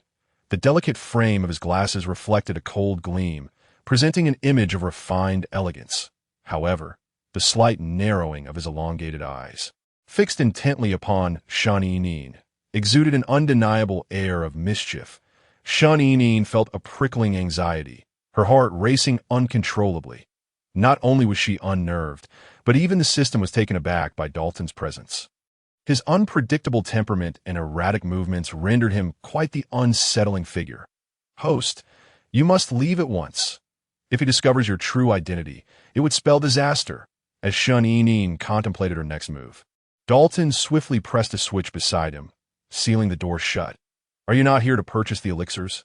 I have everything prepared, yet you wish to flee without payment. Do you intend to deceive me?" Dalton lowered his legs, adopting a more formal posture that radiated a menacing pressure. Shun-Inin's legs felt weak, but she mustered her strength to respond in a voice that was deliberately hoarse. "I only conduct business with acquaintances." Her altered tone struck a chord of familiarity within her, though she could not fathom who. And no matter how long Dalton scrutinized her, he could glean nothing. Her disguise was too impeccable. Even the color of her eyes hidden beneath the mask. The proprietor of the grocery store had been called away urgently, and he had requested her to wait here, thus assuring him that this transaction was entirely secure. Shun felt an overwhelming sense of dread. No, she was far from reassured. Dalton, with a charming smile that belied his intentions, pushed 2 small boxes of blue elixirs toward the center of the table. "If you remain anxious, we can arrange for payment and delivery simultaneously." "Host, no. Don't approach him," the system urged desperately. Dalton was a man of innumerable ulterior motives. The most esteemed physician across the galaxy, countless dignitaries sought after his elixirs and services. How could such a distinguished and nefarious individual possibly engage in illicit dealings on behalf of a mere grocery store owner? "System, if I do not transact with him, I will not be able to exit this door." Shun replied, fear gnawing at her. Yet, she had come this far, and there seemed to be no alternative. Taking a deep breath, she slowly approached, her footsteps heavy with trepidation. "This is an interstellar check, redeemable anywhere without restrictions." As she placed the check down, the moment her fingertips grazed the elixir box, Dalton abruptly seized her wrist. Shun gasped, nearly crying out, "What are you doing?" Her voice trembled as Dalton, who had been seated moments before, now stood towering over her. Inching closer, his formidable presence enveloping her in an icy aura. "Fear not. I harbor no intention of breaching our agreement. I am merely curious as to why you, who clearly recognize me, exhibit neither surprise nor delight that in fact, upon seeing me, you seem inclined to flee as though I were a venomous snake. What could be the reason for this?" His words were not mere narcissism. Shun-Inin's demeanor indeed betrayed an inconsistency. After all, a figure of Dalton's caliber could incite fervor and admiration in any crowd. Her unnaturally calm reaction was decidedly peculiar. The softness of her skin beneath his palm, the subtle fragrance that wafted toward him, and the sensation of her warmth were all reminiscent of someone he had encountered before. For a fleeting moment, Dalton's breath hitched, his heart skipping a beat, only to be swiftly dismissed by his rational mind. "Impossible. Troy has been guarding the little one since last night, never leaving her side. She cannot possibly be here. Who exactly are you? A genderless being? Or perhaps a defective female? Or could it be that you are a female defect masquerading as a genderless entity to evade the Female Defect Act?" As he spoke, Dalton raised his hand, inching closer to the mask adorning Shun-Inin's face. Realizing her disguise was at risk of being unveiled, Shun-Inin's heart raced. Just as Dalton's fingers were about to make contact with her mask, she snatched an antique porcelain piece from the table and hurled it at him. Such actions were not unfamiliar to her. Regrettably, Dalton remained composed and agile, effortlessly dodging her assault. Ignoring the consequences, Shun seized the elixir box and bolted for the door. Yet the tightly shut wooden door delayed her momentarily, and within mere moments, Dalton was upon her. Thinking of escaping, Dalton forcefully pinned Shun against the door, his actions rough and merciless as she collided painfully with the wooden surface.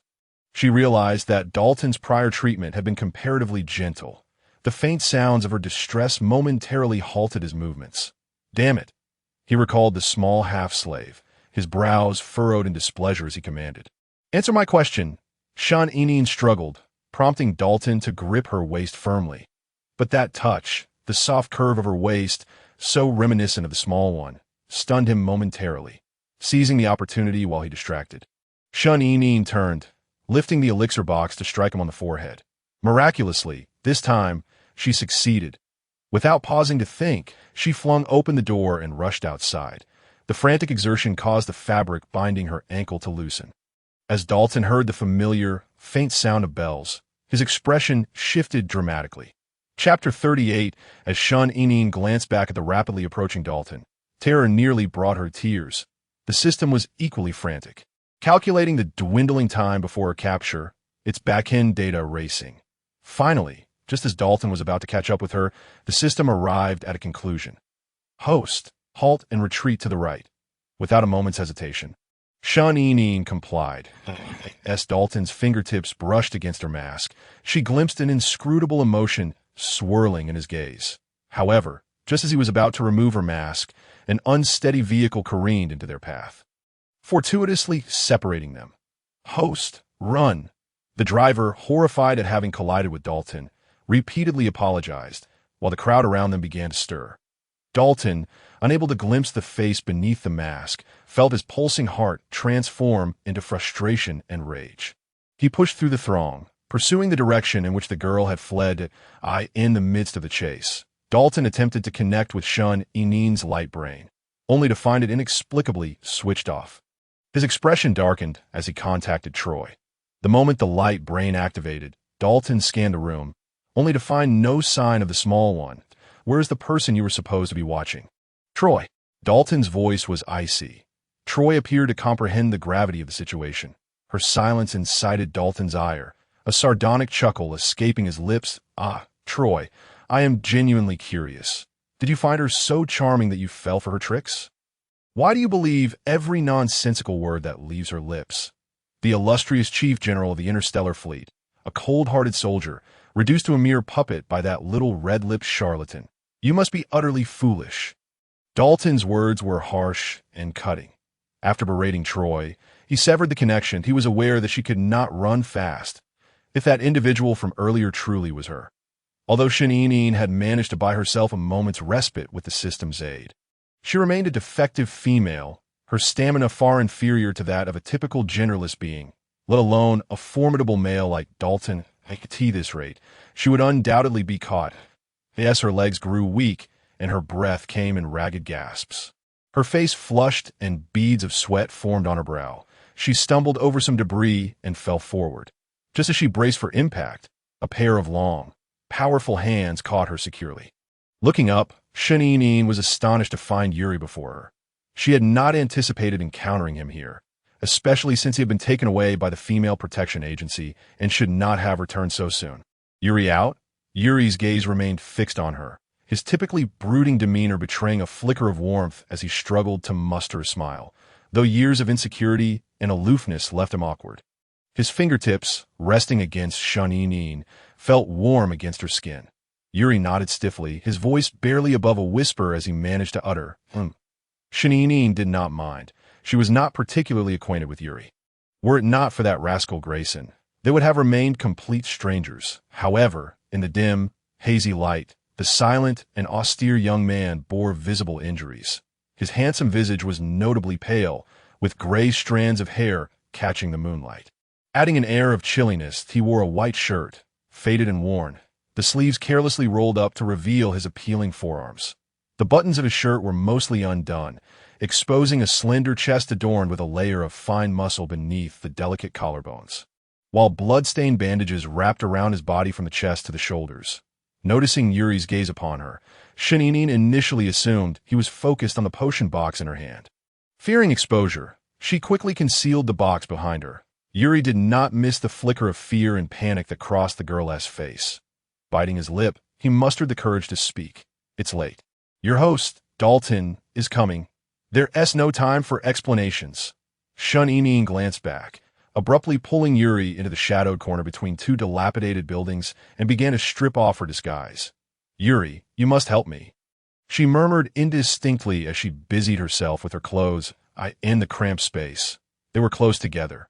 Yuri watched Shun Inin, who was hastily disrobing, his long lashes fluttering as he struggled to avert his gaze.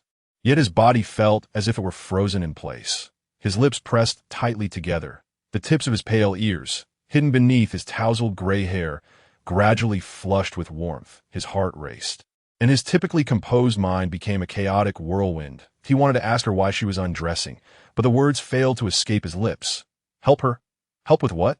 What task required disrobing? Yuri was uncertain of his feelings for Shaninin, yet he was acutely aware that this yearning to be close to someone was a novel and fervent sensation. From their very first encounter, he had nearly lost control. When she bravely stood before him, she was the most beautiful and radiant being he had ever seen. Therefore, regardless of what she needed from him, he was resolute in his willingness to assist.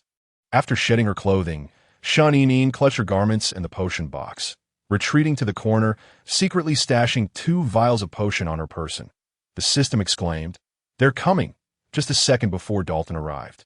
Shaninin leaned closer to Yuri, grasping his arm, rising on her toes to whisper in his ear, "Yuri, no matter what I say next, you must corroborate my story, all right?" In that fleeting moment, as she drew near, Yuri's mind went blank, overwhelmed by the warmth of her presence. The humid, fragrant air enveloped him as her soft hand clasped around his muscular arm, her breath brushing against his ear, igniting a tingling sensation that swiftly coursed down his spine. When Dalton arrived, he beheld the scene of the girl intimately hiding away with another male beastman in the dim corner, their demeanor laced with ambiguity. To claim he was unperturbed would be a lie. Dalton's slit pupils glinted with a bone-chilling frost as he cast a withering gaze at Yuri. Dalton scoffed. Shaninin turned, her expression betraying that she had just been caught in a misdeed. Dalton, what are you doing here?" It was the first time the system realized that their little host possessed such commendable acting skills. Dalton stepped forward, yanking Shun Inin away from Yuri. "Why am I here?" "You know that better than anyone." His gaze swept the area, but failed to locate the 2 potion vials. Shun Inin lowered her eyelashes, concealing the turmoil beneath. "That I don't know what you're talking about. I deceived General Troy, but I merely came to check on Yuri's injuries after hearing he was out."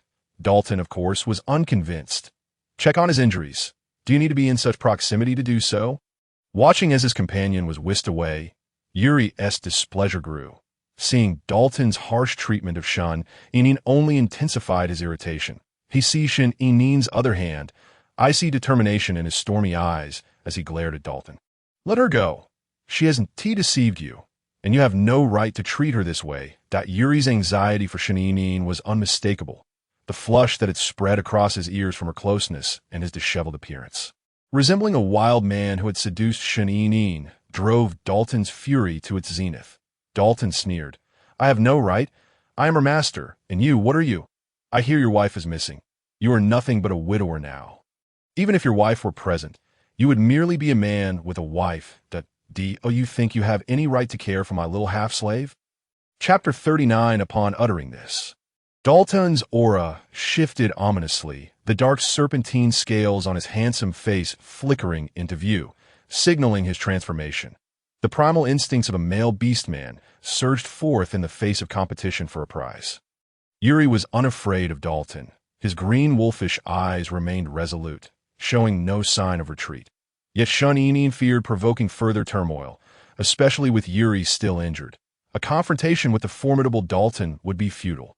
She immediately let go of Yuri's hand, wrapping her arms around Dalton's, pleading softly, "Dalton, I acknowledge my mistakes and am willing to accept any punishment. This matter has nothing to do with Yuri. Please do not make things difficult for him." Dalton understood that Shun Inin was not genuinely remorseful, but was bowing to him for Yuri's sake.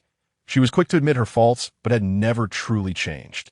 The delicate little liar, full of deceit, had perfected the art of appearing weak and pitiful, ensnaring all who fell under her spell. The serpentine scales at Dalton's cheek receded, suppressing his murderous intent towards Yuri. As he departed, Shun Inin paused beside Yuri, urgency in her demeanor. She lowered her voice, hurriedly leaving him with this instruction: Make sure you hide my belongings well. Do not open them. It's a favor for that day when I helped you." Her lips brushed against Yuri's ear for a fleeting moment, yet she remained oblivious. With a nervous gaze, she fixed her eyes on Yuri, placing all her hopes in him. Yuri's ears burned at the warmth of her brief touch. His throat felt dry as he watched Shun being led away by Dalton, his tone earnest. "I will wait for you," to his words. Dalton's expression darkened further. "Stay away from her. She is not someone like you.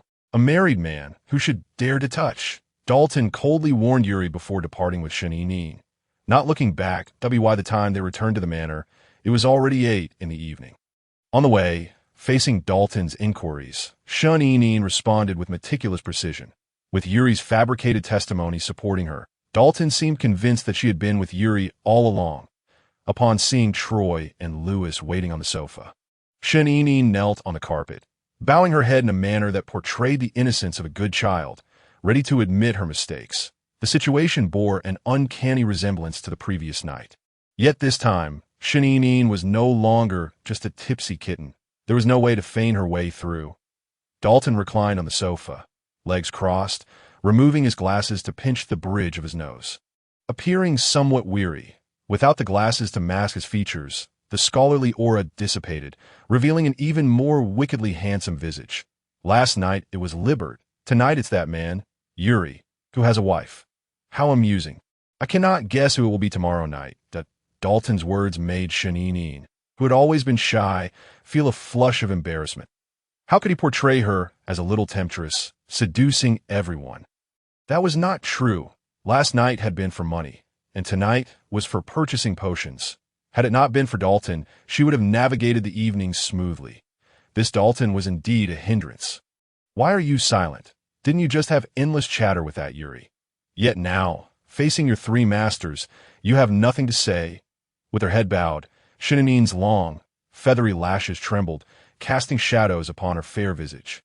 Her inky hair and crimson lips, alongside her snow-white complexion, were captivating. Shun anxiously lifted her gaze, furtively stealing a glance at Troy. When his frosty, expressionless eyes met hers, she felt an indescribable chill. Her heart quivered. She opened her mouth to speak, but the words eluded her. She had indeed wronged Troy on 2 occasions, yet she had no choice. The debts of the Clara and Hawkins families, coupled with a half-slave contract, dictated that the master could not intervene. Moreover, her original family was impoverished. She was merely a defective female. Yet discontented, she aspired to enjoy the privileges of a normal female, living extravagantly, with the funds for potions exhausted. Her family's and her foster brother Winter's resources had been entirely depleted. To investigate Libert and repay her debts, she had no choice but to entangle herself with the Duke. Yet, all of this was beyond Shun-Inin's ability to articulate. Troy, having not received Shun-Inin's explanation, found only coldness and sharpness in his lips. "You deceived me. The sound of ice and snow colliding is undeniably beautiful, yet carries a merciless edge." Shun averted her gaze, unable to look at Troy any longer, and softly murmured, "I'm sorry." When Lewis caught the look of desperation in Shun eyes, he could only smile helplessly, thinking, "Little one, do not look at me like that. This time, I cannot assist you." Troy rose, casting not a glance at the prostrate Shun, and simply declared, 10 minutes. Prepare yourself and come to my room." Shun dared not delay. She hastily scrambled to her feet and rushed back to her room to tidy up. Locking her door, she felt a pang of anxiety over where to hide the 2 vials of potions she had surreptitiously brought back, hoping they would remain undiscovered. Meanwhile, Dalton, having returned to the laboratory, found himself unable to focus. His gaze fell upon the blue suppressant vial on the experiment table, and his eyes darkened. Had he truly believed Shun-Inin's words? Perhaps not, for too many coincidences cast doubt on their authenticity. While Shun was still pondering a hiding place for her items, a sudden knock at the door startled her. Her heart raced as she initially thought it was Troy come to hurry her along. In a flurry, she concealed the potions in her wardrobe and opened the door. Upon seeing Dalton, an irritable anger surged within her. "What are you doing here?" she snapped, her tone rigid. Dalton, however, nonchalantly bypassed her, surveying her room before lazily leaning against the half-open wardrobe door. Shaninin was on edge. Dalton rambled on about a plethora of trivial matters. She found herself tuning out, merely feigning interest in his odd queries, and could see that moment. Her light brain illuminated with a notification. Noticing it was Grayson again, she impatiently severed the connection. Dalton shifted his stance, and, unbeknownst to anyone, the vial of pheromone converter that Shaninin had hidden among her clothes silently slipped into Dalton's voluminous white lab coat. Seemingly at a loss, Dalton finally departed from the wardrobe, preparing to leave. Shaninin breathed a sigh of relief, turning to change her clothes when Dalton's unexpectedly gentle voice interrupted her. "Hey, little one, you dropped something." Chapter 40. Shaninin's hands faltered momentarily as she was about to turn around, but the system's urgent voice halted her. "Host, do not look back." Her heart almost leapt out of her throat. She forced herself to maintain composure, continuing to unbutton her shirt until she finally turned around, her expression one of irritation at Dalton's interference. "What did I drop?" To her astonishment, at Dalton's feet lay a blue vial. "Host, do not be afraid. That is not your vial. Dalton placed it there to trick you." Shaninin's hair stood on end. This Dalton was truly frightening. Had it not been for the system's warning, she would have undoubtedly revealed her panic upon seeing the vial. Dalton meticulously observed Shaninin's reaction, yet her demeanor was far too composed, leading him to question his own assumptions. Could it truly be mere coincidence? After hastily freshening up, Shaninin made her way to Troy's room. The door was ajar, and as she pushed it open, she found Troy in the act of disrobing. His once tightly bound white hair now cascaded down like a flowing galaxy. Unable to conceal his fair, muscular upper body, the ethereal beauty before her, shedding the garments that cloaked his perfect physique, shattered the cold facade he often maintained, creating a stark contrast that made her heart race. Shaninin's cheeks flushed, and feeling awkward, she lowered her gaze, wishing to retreat for a moment. Troy, initially hesitant about whether to put on a shirt before entering the bathroom, noticed her attempt to leave. His brow furrowed as he stepped forward, grasping her wrist. "Are you trying to escape?" The force of his pull was too great, causing Shaninin to stumble directly into Troy's embrace, her delicate face pressing against his sculpted chest.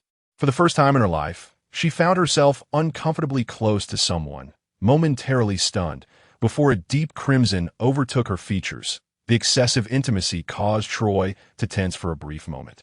As if scalded, T quickly released her hand and took several steps back, yet the spot where her lips had brushed against the skin ignited a lingering warmth. However, this time, Troy did not relent. With a firm expression, he retrieved the prepared chains. Seeing the familiar chains made Shaninin's eyelids flutter. Memories of her previous captivity, bound by heavy shackles that had chafed her wrists and ankles, flooded back. "Troy, I realize my mistakes. Please don't lock me up," she pleaded. "I swear I will stay in my room tonight." As Troy clasped her small, cold hand in the icy shackles, she noted that they were not as rough or uncomfortable as she had imagined. "You will sleep here tonight." Following Troy's gaze, Shaninin noticed the plush carpet beside the bed. "I am not a dog," she protested, her delicate brows knitting in a frown. She moved her lips in a slight pout, but dared not retort. If Troy refrained from hitting her and merely made her sleep on the floor, it could be considered a small mercy. After all, she feared pain. Troy, catching the hint of grievance in her eyes, shifted his gaze away and, with a stern demeanor, secured the other end of the chain to the "Do not move, and do not attempt to escape. The chains will automatically unlock in the morning." With that, Troy retreated to the bathroom. Shaninin tested her makeshift bed, shifting into various positions yet still finding it uncomfortable. Frustration bubbled within her, and just then, the oblivious Grayson decided to bother her once more. Grinding her small white teeth in irritation, Shaninin decided not to hang up this time, but to connect instead, eager to discover what Grayson wanted.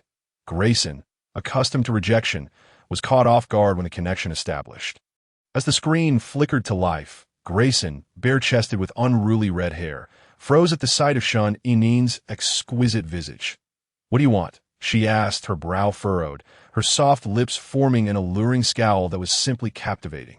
Grayson, as if struck by lightning, jumped from his chair, only to realize his messy room and disheveled appearance, panic and confusion washing over him. Should he tidy up or fix his appearance first? In a moment of desperation, he abruptly ended the call. Shuninin? Is this guy unhinged? Before she could ponder Grayson's peculiar behavior any further, he called her again.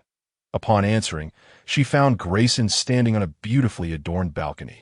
Dressed impeccably, resembling the polished persona he had presented when he had previously bullied her. Shuninin was utterly bewildered. Did he change outfits in such a short span of time? Chapter 41. Why are you only contacting me now? You had the audacity to block me before. Grayson began, his tone dripping with condescension. Shuninin, already irritable and disliking him, decided to drop the pretense. Raising her delicate chin in defiance, she retorted, "Of course, it's because I dislike you." This was the first time Grayson witnessed Shuninin display such a vivid and adorable expression. During their brief encounters, she had either cowered in fear or glared at him, yet he found himself entranced, unable to shake the image of her face from his mind. Grayson, feeling parched at the sight of her on the screen, maintained a stern facade. "Do you think that by acting cute, I will let you off the hook?" Shuninin shot him a confused glare. "You are the one being cute. Your entire family is cute. What I displayed was disdain, contempt. Do you understand?" Grayson thought to himself, if that wasn't he acting cute. "Why does your voice sound so soft and alluring? And why are you tilting your head to entice me?" Clearing his throat, he stated, "Regarding what I mentioned last time, you have yet to provide me with your answer." Shuninin had never encountered someone so shameless. She had already declined him, yet he had the audacity to threaten her with debt. Smirking, she taunted Grayson, "You think that just because you're offering a pittance, I would allow you to kiss or touch me? Are you stingy or simply impoverished?" Grayson interpreted Shuninin's words as a sign of potential consent and eagerly replied, "I can offer more." "How much do you desire?" Shuninin shook her head. "Not a single cent. Even if I were to kiss a dog, I would never kiss you." Her words caused Grayson's expression to darken. "Shuninin, you better consider your response carefully if you're not afraid of the intimate video with Yuri going viral across the entire galaxy." At his words, Shuninin's expression shifted. She had previously deceived Duke Libbard, claiming that Yuri had not touched her. Regardless of how Dalton and the others would react upon discovering the truth, she could not afford to face Duke Libbard. After all, if Duke Libbard demanded to reclaim the money he had given her and left her in debt, it would spell disaster. System. My dear host, you are overthinking. It is not as grave as you perceive, yet anger is undoubtedly inevitable. Shuninin's calmness is merely a facade, but she is uncertain whether Grayson is deceiving her. You claim to have evidence, but I do not believe you possess any unedited videos. Indeed, Grayson does not. Ever since he learned that the video he had caused Shuninin to be attacked by females, he deleted it. His initial intention was merely to intimidate her, yet she has become bolder than before. Grayson sent a message to one of his subordinates, inquiring whether they had retained any unedited footage. That subordinate was secretly watching the video of Shuninin being kissed by Yuri when he abruptly received Grayson's message, startling him. After Grayson discovered their covert filming, he ordered them to delete the video. But they had not been able to bring themselves to do so and instead made a secret backup. Grayson, urgently pressing for a response, assured them that even if they had retained a copy, as long as they deleted it moving forward, he would not hold it against them. Trembling, the subordinate sent a copy to Grayson, but inadvertently sent it to the StarNet instead when he hastily exited the interface. Upon seeing the video, Grayson's expression darkened. He realized that these individuals were merely paying lip service and had not deleted the footage at all. Shuninin, noticing Grayson's hesitance and his failure to produce the video, concluded that he was deceiving her. Coincidentally, at that moment, Troy emerged from the bath, and upon hearing the commotion, hastily switched off his light brain and lay down, feigning sleep. Surely, even a heartless and brutal individual like Troy would not harm a small half-slave who was merely pretending to be asleep. Right? Observing his little host with closed eyes, whose pupils darted about and whose long eyelashes occasionally trembled, the system felt a pang of exasperation. "Oh, my host, your disguise is so transparent that even a blind person could see through it." Troy noticed that the little one was only clad in a thin nightgown, her bare feet exposed, and the blanket neglected, curled up in the corner pretending to sleep, and he felt a twinge of helplessness. The pent-up anger in his chest dissipated unexpectedly. For the first time, he found himself at a loss with someone. She was neither the ferocious insectoid enemies he could slay directly, nor was she a robust male he could confront. She was simply a delicate, genderless being, appearing pitifully frail in her chains. Troy observed her for a moment before crouching down. Shanine was extremely tense. The dampness from Troy's recent shower clung to him, exuding a cold fragrance akin to frost and snow. Shanine sensed his approach, her body tensed, and the next moment, a soft blanket enveloped her. Troy's presence retreated. Hearing that Troy had climbed into bed, Shanine still did not dare to move. She had been utterly exhausted that day and, unbeknownst to her, truly fell asleep. However, it was not long before she was jolted awake. The cold, hard floor, even with a carpet, felt excessively rigid to her. Her entire body ached as she opened her eyes to find the room plunged in darkness. Troy lay on the bed, facing away from her, already asleep. The silvery moonlight streamed through the window, casting a hazy glow in the dim room.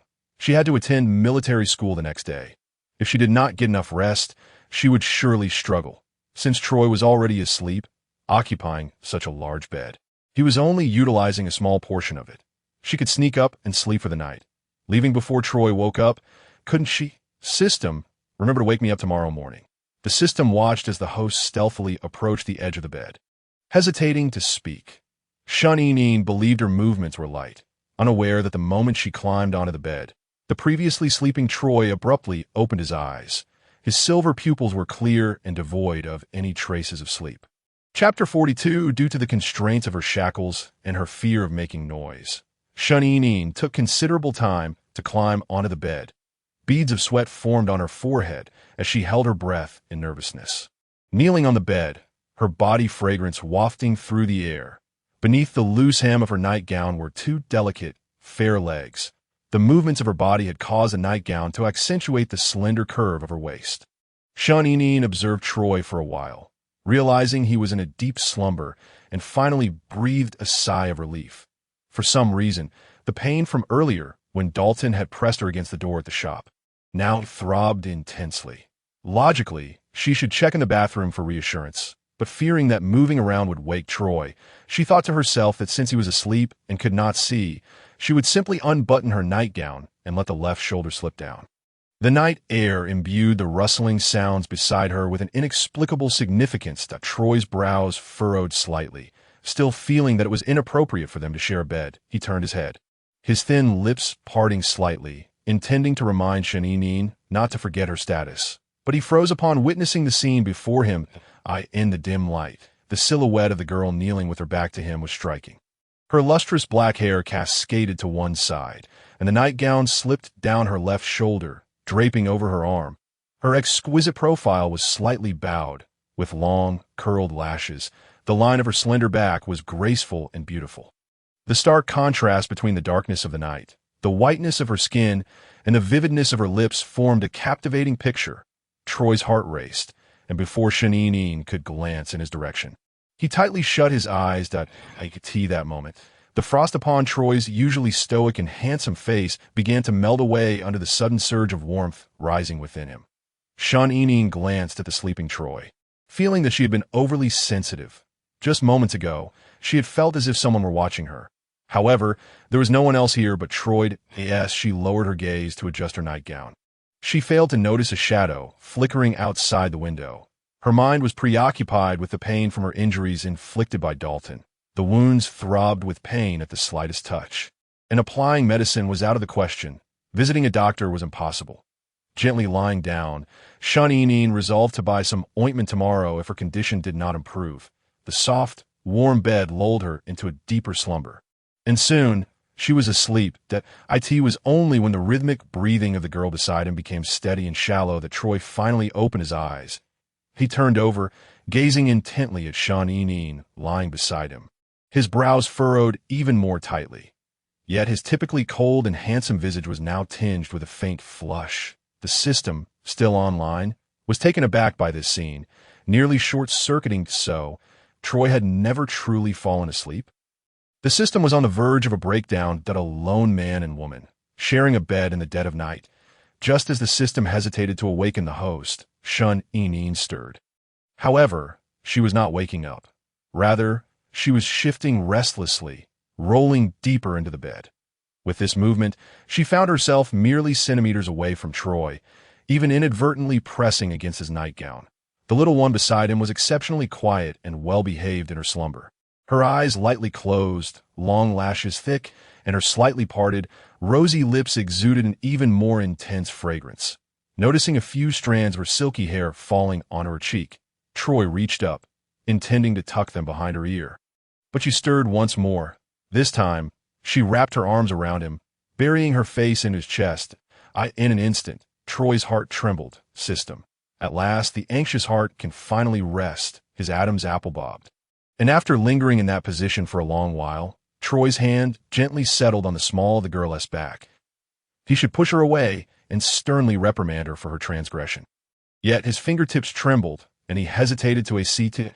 In his gaze, a light reminiscent of moonlight surged forth. Troy, who had always been clear-headed and rarely resorted to suppressants, found himself slightly losing control, that he closed his eyes tightly. When he opened them again, his gaze burned with intensity as he stared at the girl in his embrace like a tea that moment. Even his rationality wavered precariously. Troy's long, pale fingers gently grasped Shun Inin's chin.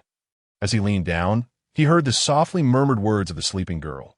"Brother one, don't go." Troy's expression shifted. He recalled that the little one referred to her adoptive brother, who was seemingly named Wente. However, her demeanor was in stark contrast to the rumors of her disdain for her adoptive brother. The following day, before Shun Inin even opened her eyes, she felt a dull ache in her mouth and dryness in her throat. As she blinked her sleepy eyes open, the first thing she saw was the solid, muscular chest of a man, and above it, the sharp and handsome lines of his lower face. Woken up? A cool, husky voice resonated above her. Still not fully awake, Shun Inin let out a few soft sounds. Once she finished, she realized something was amiss. She abruptly lifted her head, and upon realizing she was nestled against Troy. In disarray, she nearly shattered with embarrassment. "System, why didn't you wake me?" The system let out a cold snort. Unwilling to speak, IT was on the verge of insanity. Its host had actively climbed into bed and embraced someone, and it had spent the entire night watching a mosaic. What could it do? "General Troy, I apologize. I did not mean to." Shun Inin hastily rose to her feet, intent on fleeing. Yet although the shackles on her wrists had indeed come undone, the excessively long chains had ensnared her and Troy in a chaotic embrace. Pulled back by the chains, Shun Inin nearly collided with Troy.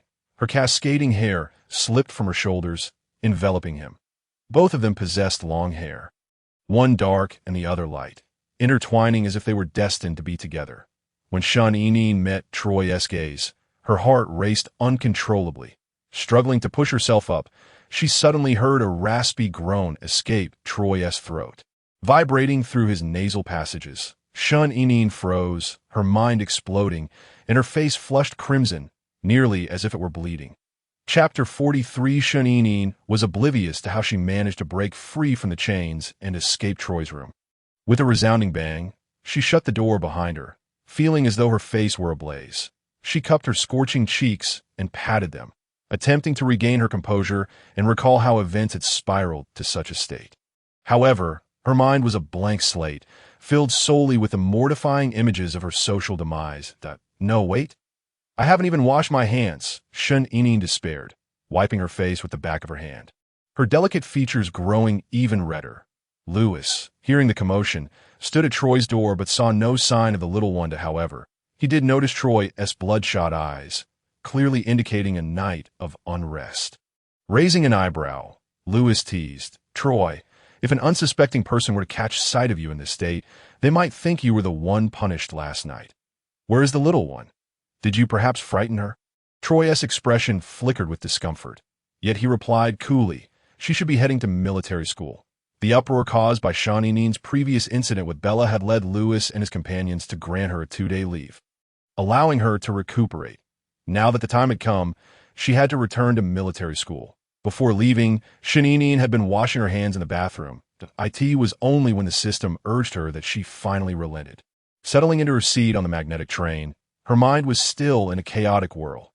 She sat there, lost in thought, completely oblivious to the peculiar stares from all the males in the cabin. Oh my, how lucky am I to encounter a real-life version of the one from the videos.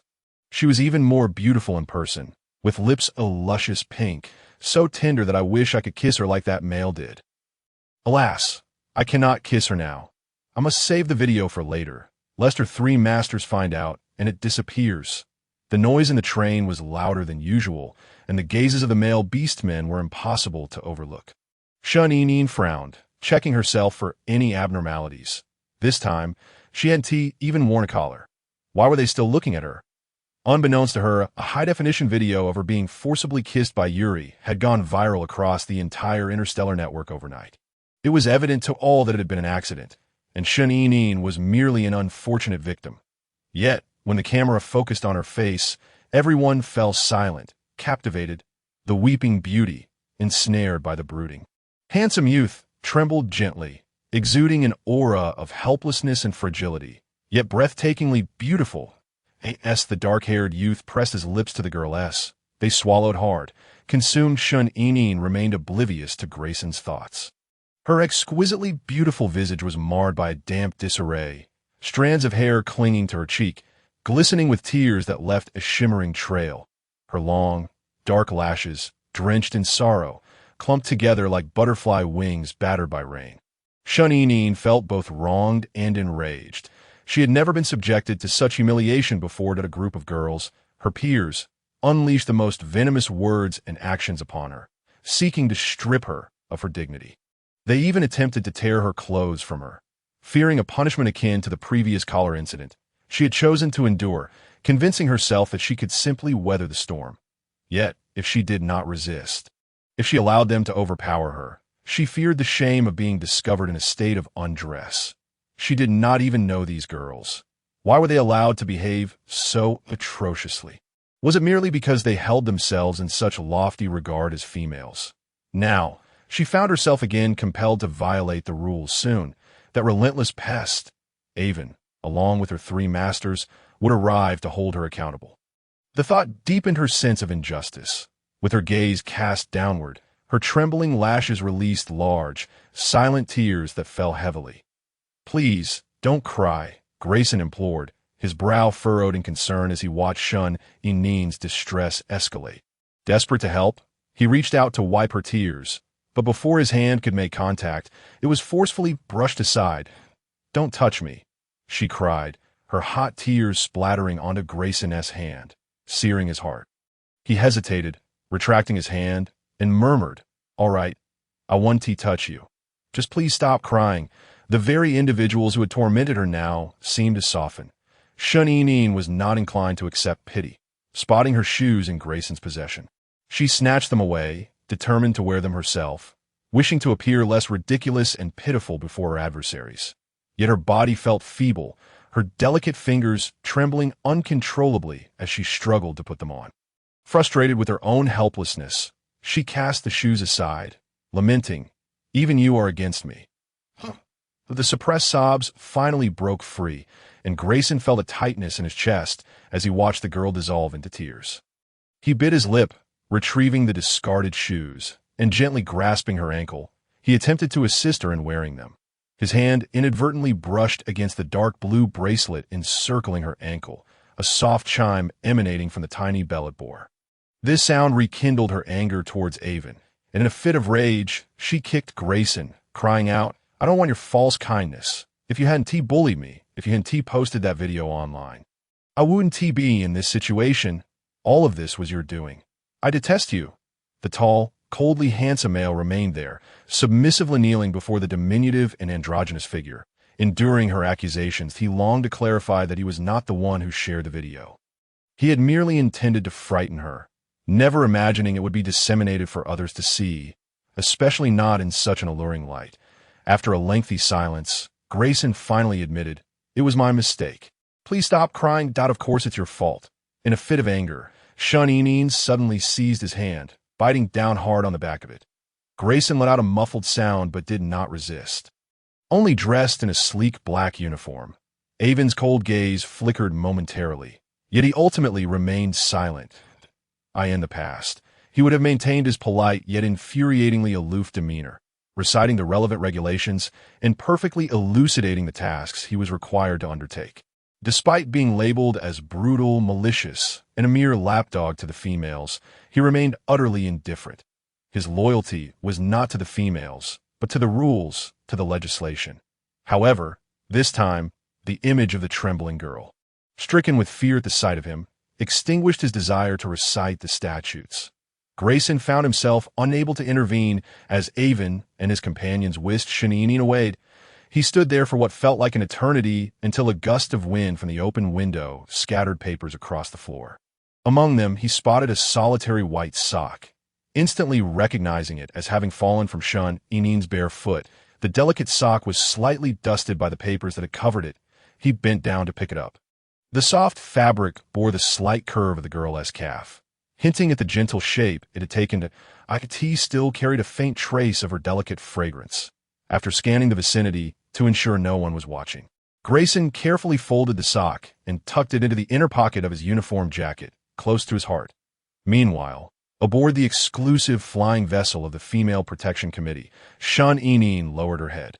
Enveloped in an unsettling silence, against the impeccably dressed individuals surrounding her, her bare feet stood out starkly.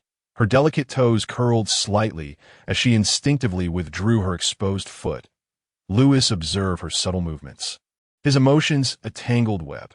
Having been raised in the court, he had encountered many girls, yet none compared to her in beauty, fragility, and the perpetual air of helplessness that enveloped her. Squatting before her, Lewis tenderly wrapped a handkerchief around Shaninin's small foot. "The ground is cold. Let's make do for now. Once we arrive at the Female Protection Committee, I'll find you a pair of suitable shoes." Touched by Lewis's kindness, tears nearly brimmed in Shaninin's eyes as she whispered a heartfelt thank you.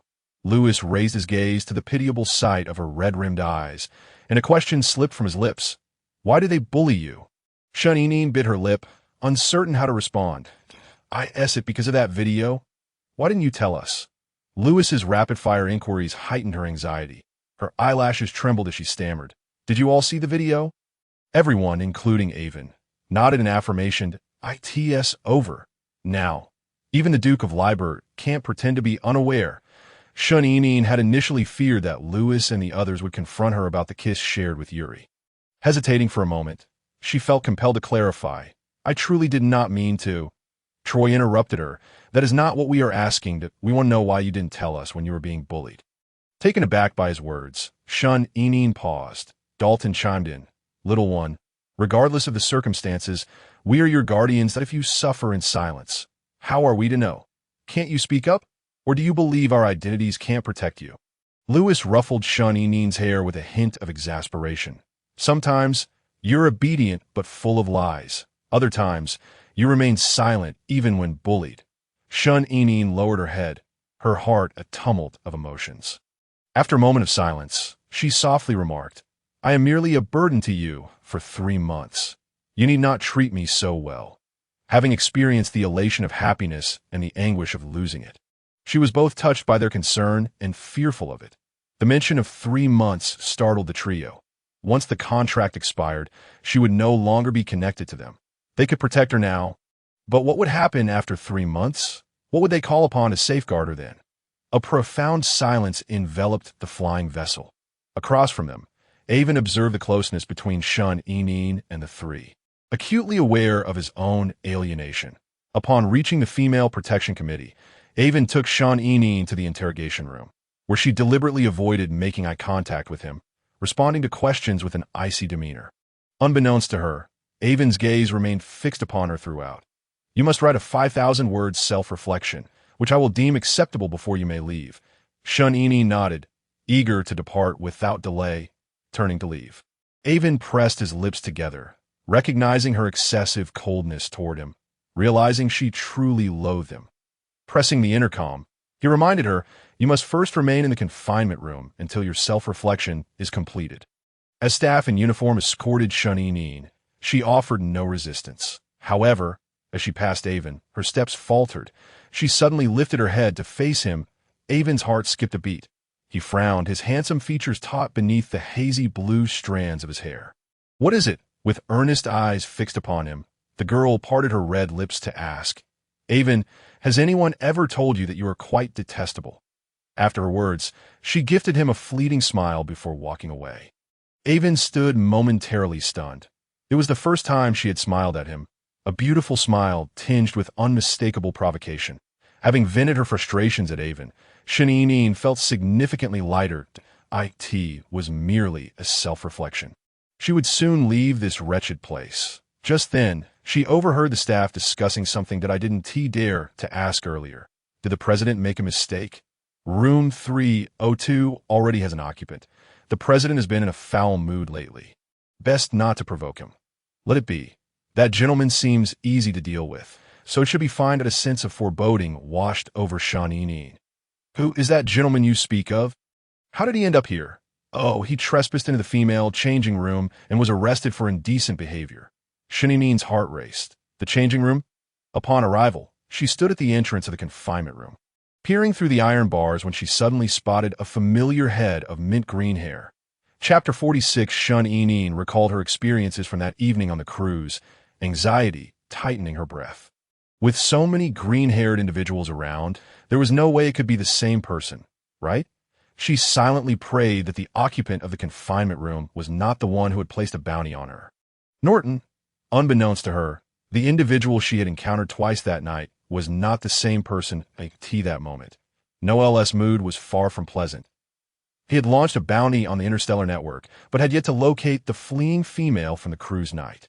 His twin brother, Norton, was already growing increasingly dissatisfied with him to complicate matters. He had spotted a female who looked somewhat familiar to ascertain if she was indeed the one he sought. He pursued her into the changing room. The outcome? He found himself confined by the Female Protection Committee. Noel and his brother, Norton, hailed from the 6th Star, a family of merfolk nobility. The merfolk were typically aloof and reserved, seldom involving themselves in the affairs of the 5th Star. Unless it was for official business, they would rarely venture there. Time was of the essence. If he did not find that little female before their departure, he would be in deep trouble.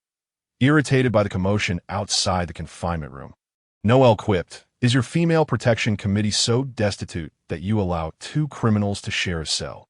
The staff had no explanation, as they could not very well disclose that their president had made a mistake. After a warning against causing trouble, they locked the iron door behind them. The small, sparse confinement room contained only a hard iron bed and a set of tables and chairs. Nothing more, since Noel lay against the wall. Shaninin had yet to see his face. Standing awkwardly in the corner for a while, she confirmed that her criminal roommate posed no violent threat before cautiously moving to the table. As the silence of the confinement room was soon broken by the soft sound of writing, Noel's long lashes fluttered slightly as he stirred from his reverie. Curiosity piqued, he slowly sat up, and upon seeing the girl's face, his narrow eyes narrowed slightly. Disheveled and covered in dust, she looked both pitiful and fragile. It appeared she had been crying, with traces of faint pink still lingering at the corners of her eyes and her nose, and the tears on her dark lashes yet to dry. Her rare black hair and eyes were strikingly beautiful. Had he not sensed the absence of a female aura about her, he might have mistaken her for one. "You are quite different from the other androgynous individuals," came his deep voice, laced with a teasing tone. Startled, Shaninin's hand trembled, causing her pen to streak across the paper with an inky blot. Scowling at the near disaster of her painstakingly written self-reflection, she snapped, "Why did you suddenly speak and scare me?" However, when she finally discerned the extraordinarily handsome yet otherworldly visage of the speaker, accompanied by those rose-tinted eyes, Shaninin's expression shifted dramatically. "Help! Why is it that misfortune always befalls me?" Shaninin felt as though she might shatter under the weight of her predicament. Nonetheless, her disposition remained remarkably composed. Taking a deep breath, she compelled herself to regain her calm. "It's all right. Don't be afraid." Although she found herself in the same room as her insufferable rival, who had suffered a blow to the head, the fact that he did not recognize her surely boded well. The young girl's long lashes quivered, and her delicate, pale fingers clutched the pen so tightly that her knuckles turned white, with a slight smirk. Noelle leisurely rose from a bed. Interesting, you seem quite afraid of me. What a charming little creature you are. Do you know me? Shun found this puzzling. After all, she had been seated right beside him when Norton was negotiating with Duke Liebert on the cruise that fateful night. How could he now appear not to recognize her? They say a fish's memory lasts only 7 seconds. Could it be that mermen shared this trait? The system, Shun, ever optimistic, thought that if he didn't remember her, it would only enhance her safety. I don't know you, so please don't disturb me while I write my self-reflection. The girl turned her head, unwilling to engage with him. Her lively, yet aloof demeanor was undeniably vibrant. Mermen are renowned for their beauty, possessing an enchanting allure that captivates the heart. Even when they do not consciously wield this charm, Noelle had observed that most females and androgynous beings he encountered treated him with kindness. Even that female he had inadvertently barged on in the changing room had not made things difficult for him. Otherwise, his predicament would have escalated far beyond mere confinement. This girl before him was the first to reject him. Casting him a disdainful glance, no, she should be the second. The first was that little female from the cruise night. However, upon reflection, this androgynous being bore a striking resemblance to the female he sought. Sharing the same long hair, slender figure, and surprisingly similar temperament, in the cramped confines of the holding cell, as the tall Noelle approached, the space felt increasingly constricted. Shun sensed his presence looming behind her. Scrutinizing her, she wished for him to step back, yet felt a twinge of cowardice that held her tongue. Sitting up straight, her body tense, she was so anxious that her handwriting became crooked. Noelle glanced at the delicate script of the girl, then at the jumbled words she had just written, raising an eyebrow. Out of kindness, he leaned closer, whispering in her ear, "Hey, little one, your writing is awry." The sudden presence of a strange male's aura washed over her, his mint-green hair brushing against her ear, sending a shiver down her spine. Shun heart skipped a beat. "What's it to you if it's crooked? Just leave me alone." She stammered, "You. Keep your distance, do you hear?" Noelle had no desire to press further. Just as he contemplated rising, he caught a familiar scent that wafted through the air. His gaze flickered, and he lowered his eyelids, not only refraining from departing, but leaning closer to sniff at the side of her neck. Even a handsome man, impeccably groomed, undertaking such an action exuded an inexplicable allure and peculiarity. "What are you doing?" Shun gasped, attempting to rise, only to be restrained by Noelle's firm grip on her shoulder. After a thorough examination, Noelle was finally able to confirm that the scent he had detected earlier emanated from the girl before him. The neckline of her dress and the side of her neck radiated a warm, gentle fragrance. Moreover, this scent was not one associated with any perfume or body wash. It was unique and rich. Noelle's expression turned peculiar as he inquired, "Hey, little one, do all androgynous beings smell like you?" For a fleeting moment, Shun felt as if she were back in the changing room, being held and sniffed by him. "Let go of me," she protested, struggling against him, but fortunately, Noelle did not lose control today. Sensing her fear, he released his grip, freed. Shun stood up, ready to flee, but just as her feet moved, the tranquil holding cell was suddenly filled with a melodious sound of bells. The delicate and pleasant tolling of the bells brought clarity to Noelle's previously hazy memories. He recalled that night when his hand had slipped beneath the skirt of that female. The sound of her legs thrashing had produced an identical chime. His pupils dilated, and Noelle's previously released grip clamped tightly around the girl's wrist, pinning her against the iron bars. Chapter 47. Shun wished to cry out for help, but before she could utter a word, Noelle covered her mouth. She nearly believed he had uncovered her true identity and intended to exact revenge. However, he bore no intention of harming her. Instead, he spoke with a grave expression. "Don't scream. I won't do anything to you, as long as you obediently tell me where you obtained the bracelet on your ankle." Shun was taken aback, doubting his sanity. Was he making such a fuss just to inquire about a bracelet? She nodded and attempted to speak, but only muffled sounds emerged, signaling for him to release her. His palm, warm against her soft lips, caused a tingling sensation as their skin made contact while she struggled to call for help. Noelle frowned and withdrew his hand, The delicate curve of her jaw had reddened slightly from his touch, enhancing the natural beauty of her lips. He found his palm still tingling from the encounter.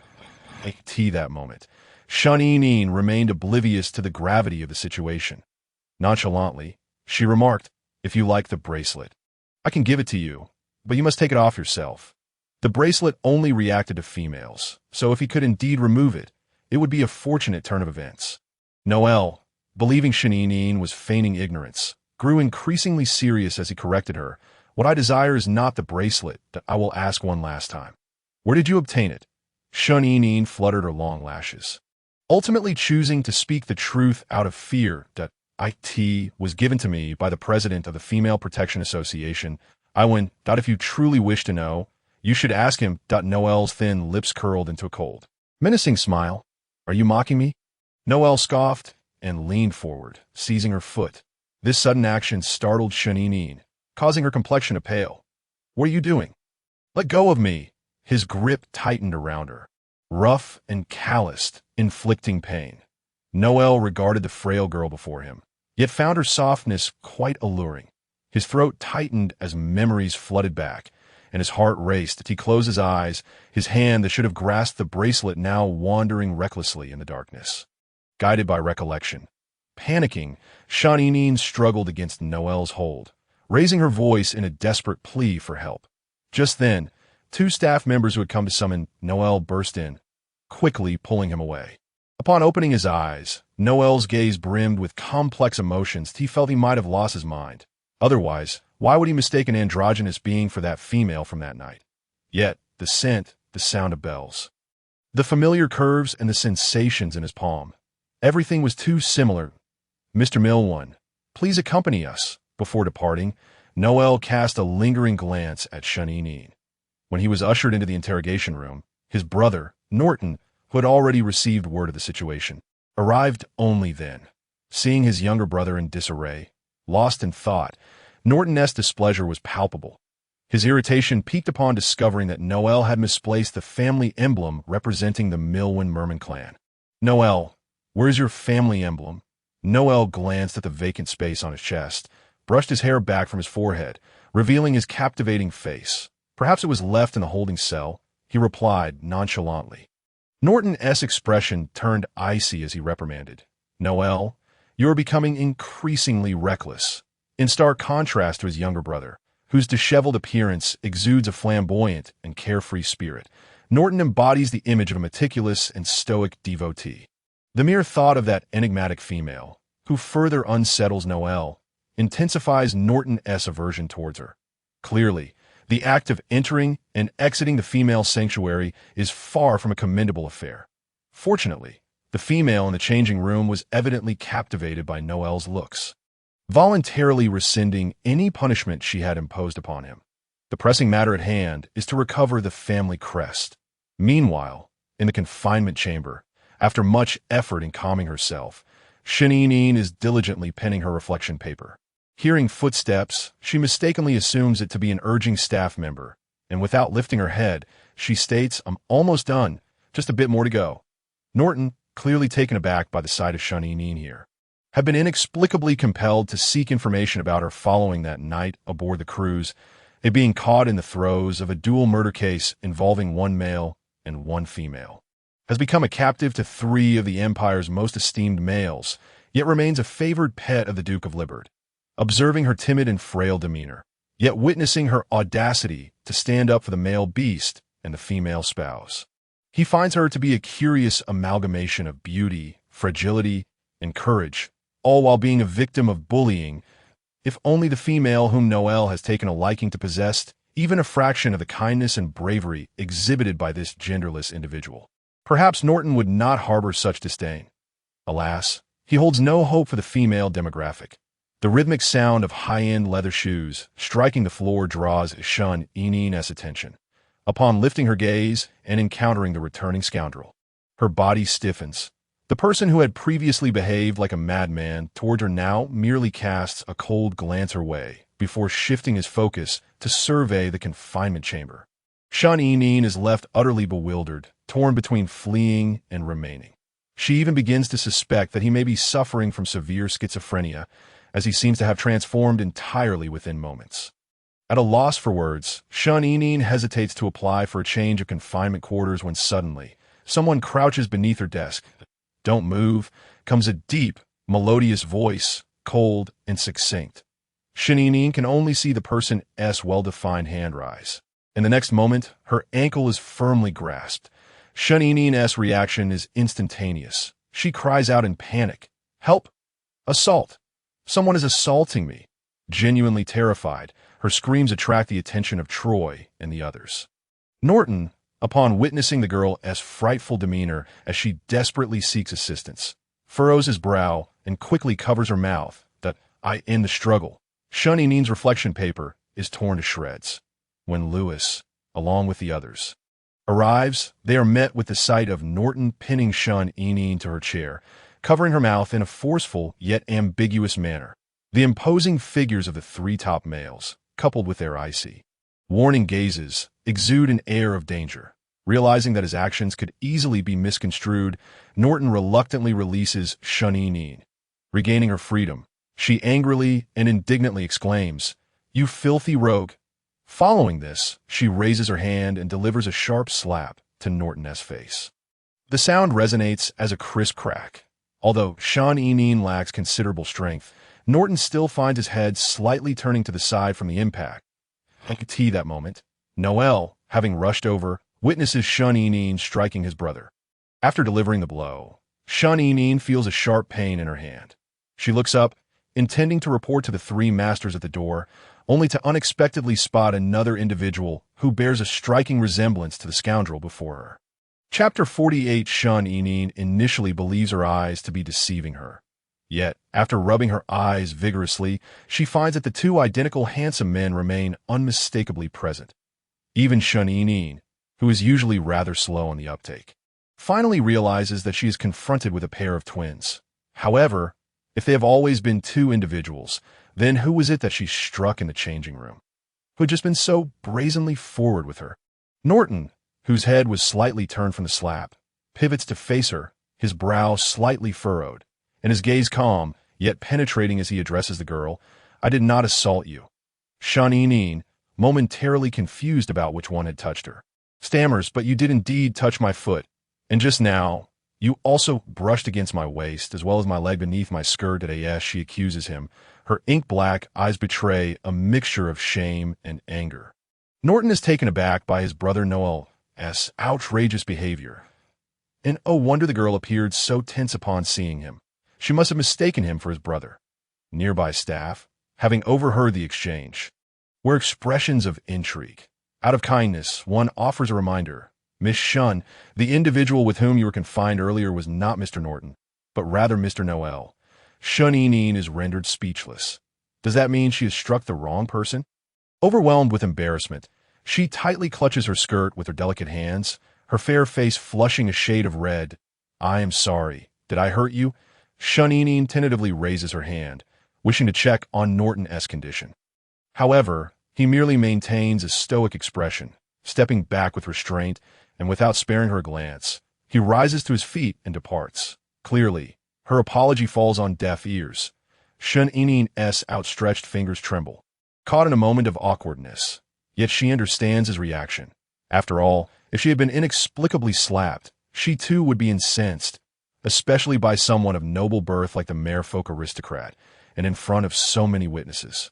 The attendants of the Milwyn family, upon witnessing Mr. Norton being unjustly struck by a genderless individual, are unlikely to let the matter slide easily. "Mr. Norton, will you be pursuing legal action regarding her violent behavior and intentional harm?" Norton remains non-committal. Panic sets in for Shun. She has no desire to face the Interstellar court again. Anxiously, she stands, wanting to apologize, but the previously silent Evan steps forward to intercept her. Shun, assuming Evan intends to further complicate matters, furrows her delicate brows in irritation, ready to retaliate. However, Evan, instead of targeting her, redirects his focus towards Norton. With a cold demeanor, Evan adopts an official tone.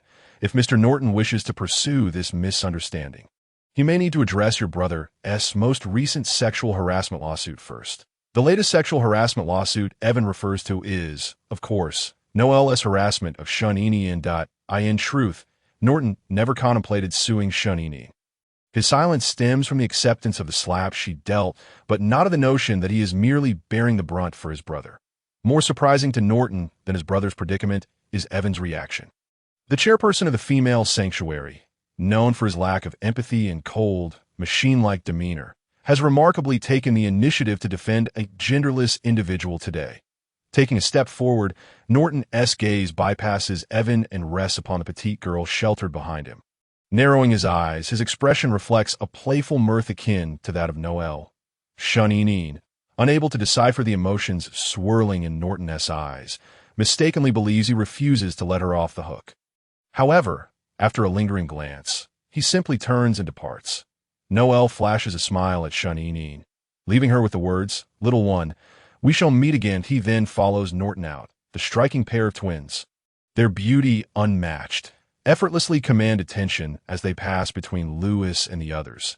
Only when they have distanced themselves does Shunini exhale a sigh of relief.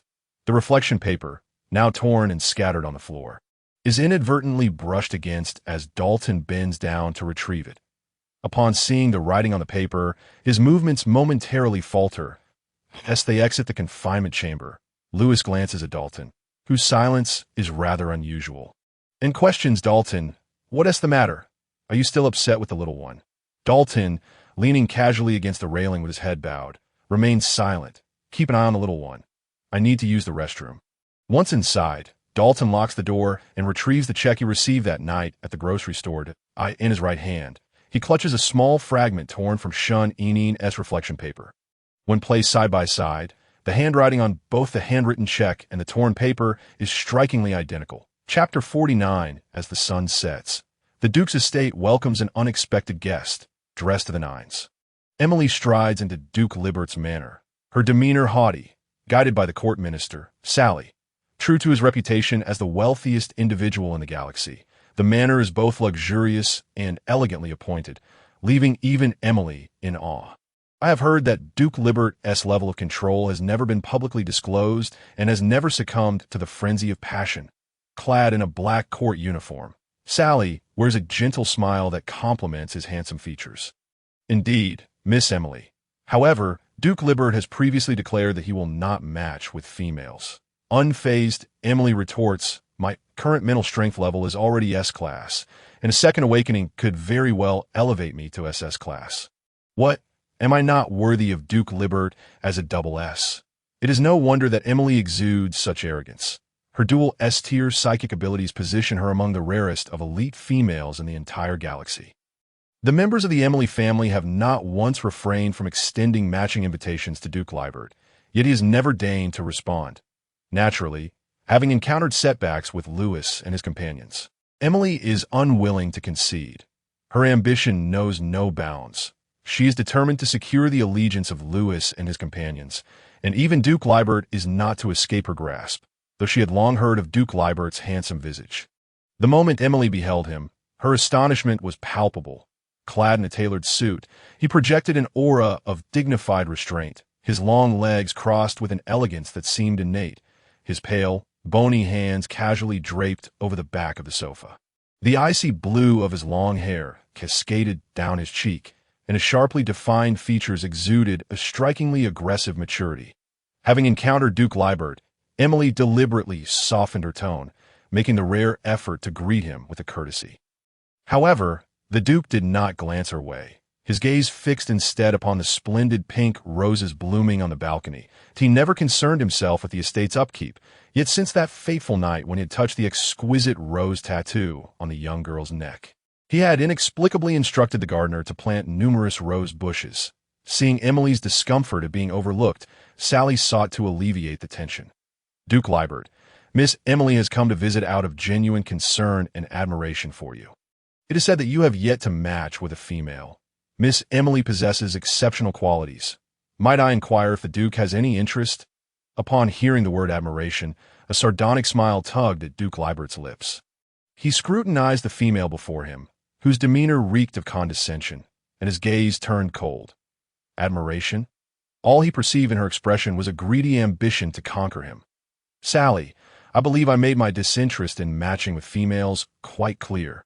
Duke Libert stated, his handsome smile failing to conceal the chill in his eyes, which left Sally feeling uneasy. Duke Libert, all male beastmen require the soothing presence of females. None are exempt. Emily declared, standing to approach the roses that had captivated the Duke's attention for far too long. Your ability to remain composed signifies that your situation is more perilous than others. As Emily raised her hand to touch the roses, Duke Libert promptly halted her. Do not touch them.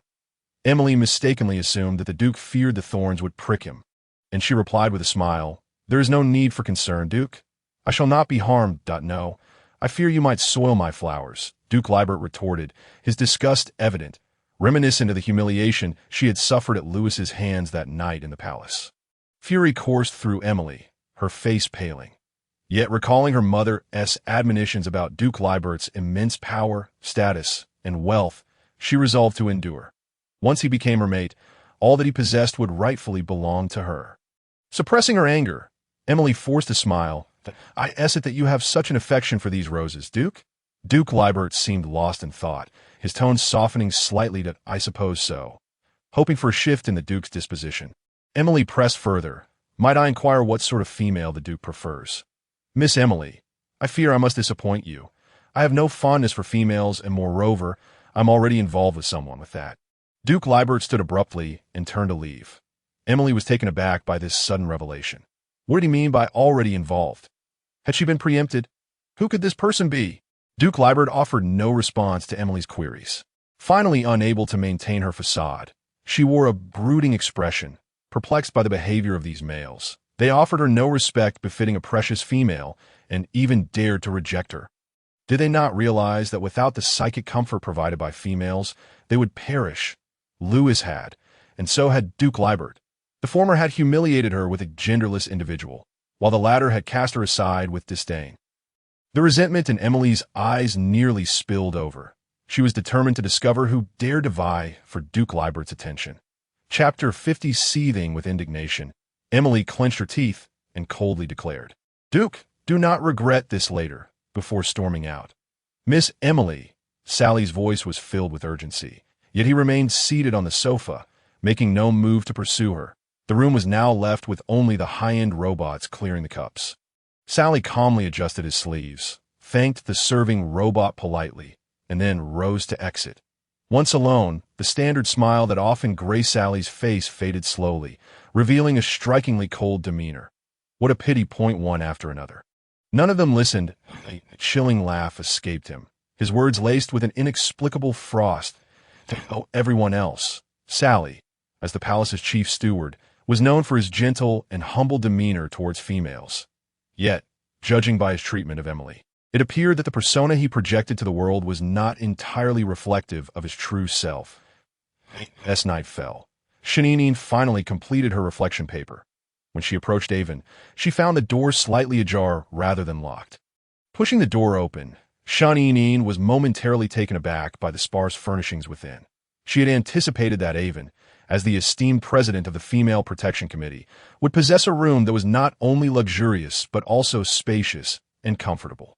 Instead, the cold, minimalist space contained only a neatly made small bed and a simple desk and chair, cluttered with piles of documents. Typically meticulous and stern, Avon had shed his austere uniform jacket and was now reclining in his chair. His pale profile was slightly turned, tousled blue hair cascading down, and his eyes were gently closed, as though he were asleep. This was a novel sight. Shanine had assumed he was akin to a robot, devoid of a need for rest. He could tire. After all, she tiptoed closer to Avon. She had to admit, the sleeping Avon was far more endearing than the awake version. Perhaps it was due to the diminished aura of aggression and pressure. Shanine placed the reflection paper down and was about to leave when she recalled his earlier actions in the confinement room, rolling her eyes slightly. Fine, he isn't so bad after all. Taking Avon's jacket from a bed, she intended to drape it over him. However, the moment the fabric brushed against his body, the alert Avon abruptly opened his eyes, seizing the intruder's hand. Startled, Shanine stumbled forward and landed directly on Avon. The cool strands of his hair, carrying a faint fragrance, brushed against Avon's face, and as his awareness returned, he found himself mere centimeters away from the girl, his pupils flickering, the warmth of her petite frame and the sweet, warm breath emanating from her mouth momentarily clouded Avon's mind. Yet, he quickly regained his composure. Noticing the girl held his jacket and recalling her earlier gesture, Avon deduced she merely sought to assist him in his slumber. "Could you please release my hand? It hurts," Avon said, hastily loosening his grip, his lips pressed together tightly, and his cold expression betraying a hint of warmth as his fingers lingered on Shun Inin's wrist. After a moment, he managed to utter, "I apologize." Shun Inin paid little heed to his discomfort. Once she had distanced herself, she handed him the reflection paper that I wrote this very earnestly. "Could you take a look?" Avon's mind was still occupied with the earlier incident as he stared at the paper, his gaze unwavering. The prominent movement of his throat indicated his hesitation before he finally set the paper aside. His voice low and gravelly, "It's sufficient." Shun Inin was taken aback by Avon's unexpected amiability. She had to admit she had lied. The first half of her paper was indeed sincere, while the latter half had been rather perfunctory. Perhaps Avon was still groggy from his nap, making him more pliable. Shun Inin's eyes sparkled as she gazed at Avon. "Then may I leave?" Avon, unable to meet her gaze, averted his eyes and nodded. "You may." With the buoyancy of a jubilant bird, Shun Inin hurried off to find Lewis and his companions. She did not glance back, thus remaining oblivious to Avon's unwavering gaze upon her as Shun Inin stepped out of the Female Protection Committee's doors. Believing her streak of misfortune had finally ended, her smile froze upon seeing the two figures confronting one another at the entrance. Not only Shun Inin, but even Dalton and his companions wore grim expressions at the sight. On the left, Yuri softened slightly upon seeing Shun Inin, his usually aloof demeanor softening that you've arrived on the right. Duke Liebert, having watched the video, wore a dangerous smile that, the little trickster has emerged. Chapter 51, surrounded by a group of exceptionally handsome and capable male orcs. Shun Inin felt her temples pulsating with anxiety. Among the males present, 3 were her masters, while another was a crucial accomplice who had provided false testimony to safeguard her potion, and the last one was the wealthy benefactor she needed to appease with utmost caution. Any one of them was a figure she could not afford to offend. After a brief struggle, Shun Inin ultimately deemed her identity as a flawed female more significant than anything else. Pressing her lips together, she cautiously greeted Duke Leibot. Leibot, who had garnered the young girl's undivided attention, raised his sharp jaw slightly and cast a subtly challenging glance at the neglected Yuri. Yet before Leibot could maintain his composure, he noticed his little pet anxiously approaching Yuri, her small hand tugging at his sleeve, guiding him to the side. The seemingly aloof and brooding young male, when pulled, exhibited an unexpected docility. Their intimate demeanor, exchanging whispers while attempting to avoid scrutiny, caused Leibot's lips to tighten into a sharp line. "Yuri, what brings you here? Did I not instruct you to wait for me? Have you touched my belongings?" "Not at all," Yuri replied succinctly, his gaze fixed on the young girl's soft, rosy lips. He had meticulously arranged her discarded garments in a small box, keeping them beside his bed. Today, Yuri had also viewed that particular video. Even as a participant who had experienced it firsthand, watching it from an outsider's perspective sent a jolt of electricity coursing through him, leaving him feeling strangely numb. Lowering his eyelids, his throat constricting slightly, Yuri murmured, "I apologize for the video." Upon hearing the mention of this sensitive topic from her own master, Shun Inin felt a wave of embarrassment wash over her, turning her face away. "It's nothing. I don't blame you." And no sooner had she spoken than Dalton's hand settled upon Shun Inin's shoulder, forcefully creating some distance between her and Yuri. His slate-gray vertical pupils appraised Yuri with a scornful glance, and he scoffed before turning his attention to Shun Inin, tauntingly saying, "You are quite magnanimous. If you do not hold him accountable, then who should you blame? You can remain unperturbed even after being assaulted by a stranger male." Dalton grasped the young girl's pale cheek, compelling her to meet his gaze. His jealousy manifested in a firmer grip, causing her soft flesh to yield beneath his fingers. "Little one, does this mean that if someone were to treat you even more harshly in the future, you would not resist or feel anger?" Shun Inin protested. "I am not foolish. How could I simply allow myself to be bullied? You mustn't speak nonsense. She shot an indignant glare at Dalton, her response somewhat unclear. Enough, Dalton. She has already endured enough fright today. Troy, with a cold demeanor, pulled Shun closer to his side. Dalton, his fingers lingering on the empty space where he had held her, adjusted his gold-rimmed glasses, which reflected a cold glimmer. Troy, sometimes, with a fickle-minded little one full of deceit, only a firm hand can yield results. If you wish to see her continue mingling with a married man and an older gentleman who exploits his wealth to lure beautiful young girls, then by all means, continue to indulge her. Dalton's words implicated both Yuri and Layboat. While it was factual that Yuri was a married man, labeling Layboat as an old man was sheer malice. Indeed, while Layboat was more mature than the other males present, he hardly qualified as an old man, let alone as one who entices young girls. Layboat, the subject of mockery, responded with a cold smile. No one dared to insult him so brazenly. His eyes narrowed slightly as he regarded the girl who had lowered her head. Feigning invisibility, he raised his hand, beckoning her closer. Little one, come here. In an instant, all eyes fell back on Shun. Stiffening in place, she gradually raised her head, her expression caught between difficulty and reluctance as she looked at Duke Layboat. She opened her mouth, wanting to approach but hesitating. Duke Layboat, you may have forgotten, but as a half-slave, she must obey her master's commands. Lewis interjected, his tone laced with sarcasm. Layboat's strikingly handsome face revealed a twitch in his forehead. Yet, as a nobleman, he maintained his composure and suppressed his rising ire. Lowering his voice, he remarked, Little one, have you forgotten our relationship? It was one akin to partnership, an absolute control she had promised him. However, the timid girl seemed particularly wary of her three masters, still unwilling to move, recalling her stubborn yet endearing behavior from that night. Layboat softened his tone, coaxing her, think of what I offered you after that night. Was it not to your liking? If you desire more, come here. Layboat refrained from explicitly stating that the offering was in the form of star coins, as he did not wish to validate Dalton's slanderous claim of being an old man who lured young girls with money. The ambiguity of his words darkened the expressions of those present, save for Shun, whose eyes sparkled at the mere mention of money. Indeed, upon hearing the word, the girl's feet finally moved, and Layboat's lips curled into a slow smile. Yet, Dalton seized Shun-In's hand, his tone icy. Little one, do you intend to defy your master's command? Duke Layboat raised his hand as the latest model of a luxurious airship descended to the ground.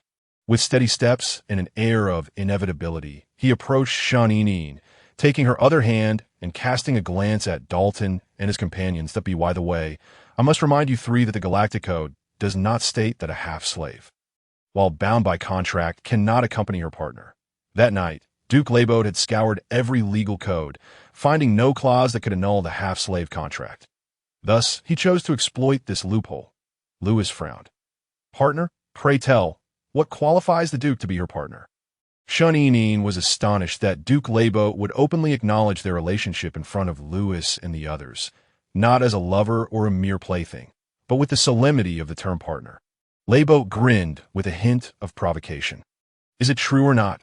You can ask her. Shun-In's head nearly drooped to the ground.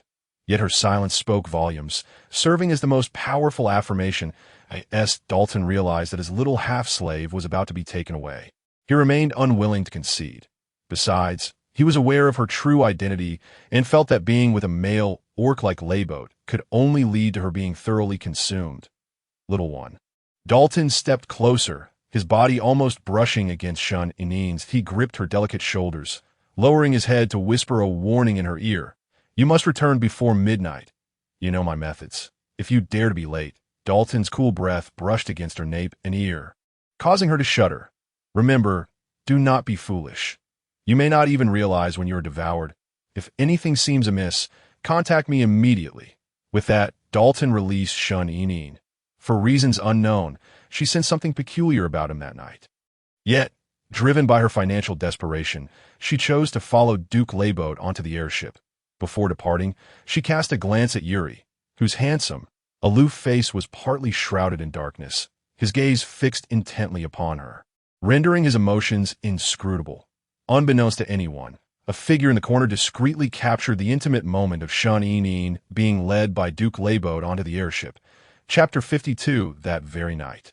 A post titled "The Shameless Half-Slave, Seducing a Married Man and Entangling with the Wealthiest Duke in the Galaxy" erupted into a scandal on the interstellar web. The post meticulously enumerated all the original characters' transgressions.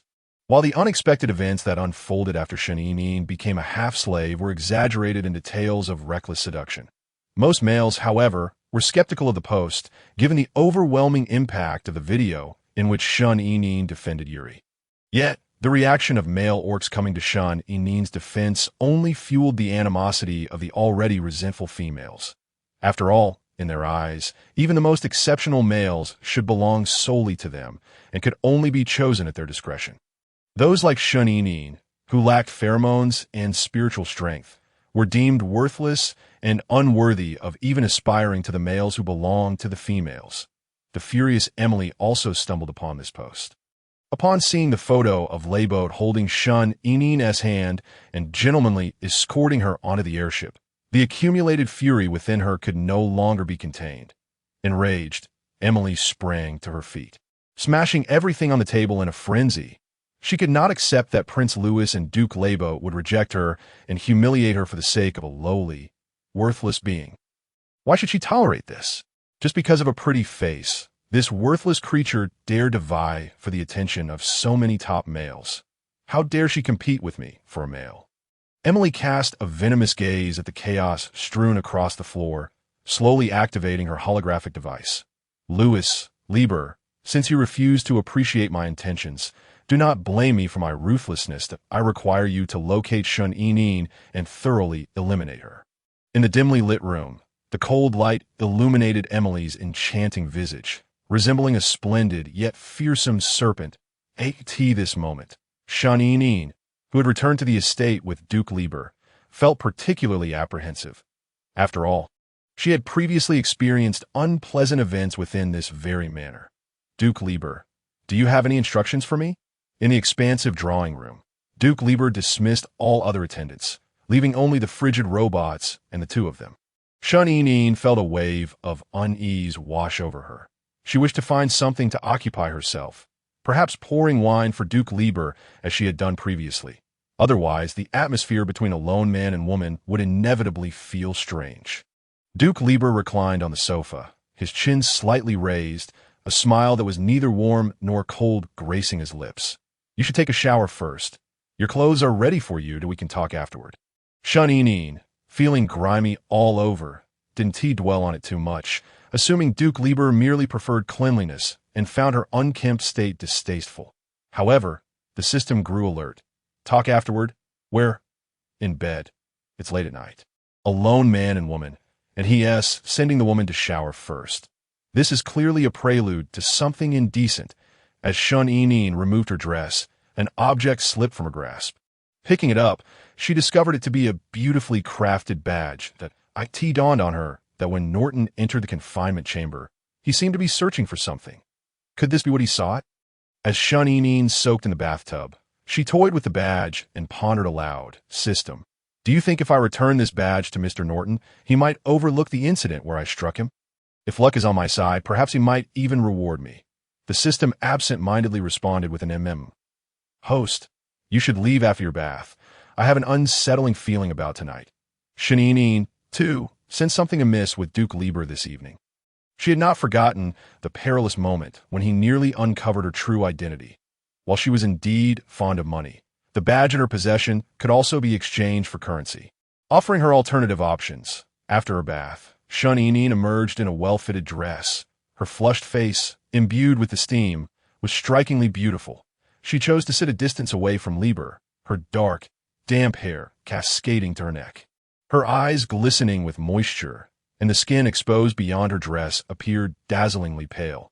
Despite her deliberate attempt to maintain distance, the warm, fragrant scent emanating from her enveloped Duke Lieber's senses like an invisible net ensnaring his heart. Duke Lieber, I just received some urgent news and regrettably must take my leave. Duke Lieber raised an eyebrow skeptically. Unconvinced by her words, he could see that she seemed slightly intimidated by him. A smile tugged at the corners of his lips as he pondered whether his intentions and demeanor were too transparent and overtly eager. "Oh, you wish to leave?" Shanini nodded. "Very well. But you must first answer me one question." A familiar sensation made Shun Inin inexplicably anxious. "Who filmed that video with you and Yuri? I heard that you were bullied by others that day as well." Upon hearing this, Shun Inin hesitated. If it were Grayson, would Duke Lieber confront him? Although Grayson was undeniably despicable, he had saved her during the incident at the teaching building. Unbeknownst to her, Grayson was currently being punished by the furious matriarch. Kneeling amidst shards of glass, the bloodied whip lashed mercilessly across Grayson's straight back, leaving his skin torn and raw. His pale face bore the weight of suppressed groans, beads of cold sweat cascading from his forehead. The matriarch's harsh insults and the pain coursing through his body were of little concern to him. He touched the slightly bulging area beneath his jacket, harboring no regrets for his actions. Meanwhile, Shun Inin pressed her lips tightly together, struggling to utter Grayson's tea that moment. A robot arrived with 2 cups of hot tea. Duke Lieber, taking the initiative, offered a cup to Shun Inin. Unlike before, he did not forcefully press her, but spoke in a gentle tone. "If you prefer not to share, then let it be. Drink this tea before you go." Being personally served tea by Duke Lieber, a man of high status, left Shun Inin flabbergasted. "Thank you, Duke." As she gracefully lifted the tea, she accidentally knocked over an item beside her. "I sincerely apologize. It was entirely my clumsiness." As the item fell, Shun Inin seized the opportunity to swiftly swap their tea, while Duke Lieber was distracted. The system was taken aback by this sudden maneuver. "Host, what are you doing? Why are you switching tea?" Shun Inin's eyes sparkled with mischief. "Humph. Last time I didn't answer a question." Duke Lieber was rather insistent. "Haven't you heard the saying that unusual occurrences often hide something sinister?" He is not only calm, but even insisted I drink tea before leaving. "There is surely something amiss in my cup. Regardless of whether there is or not, I won't suffer any loss. So rest assured." After placing the items back, Duke Lieber noticed the slight shift in the position of his teacup and glanced at the girl who was already sipping her tea. A deeper smile creeping into his eyes. What a clever little deceiver. Ever since he had begun to suspect her identity, he had not abandoned his quest for verification. She was indeed astute and vigilant. Unfortunately for her, he had prepared 2 cups. Chapter 53. Duke, aren't you going to drink?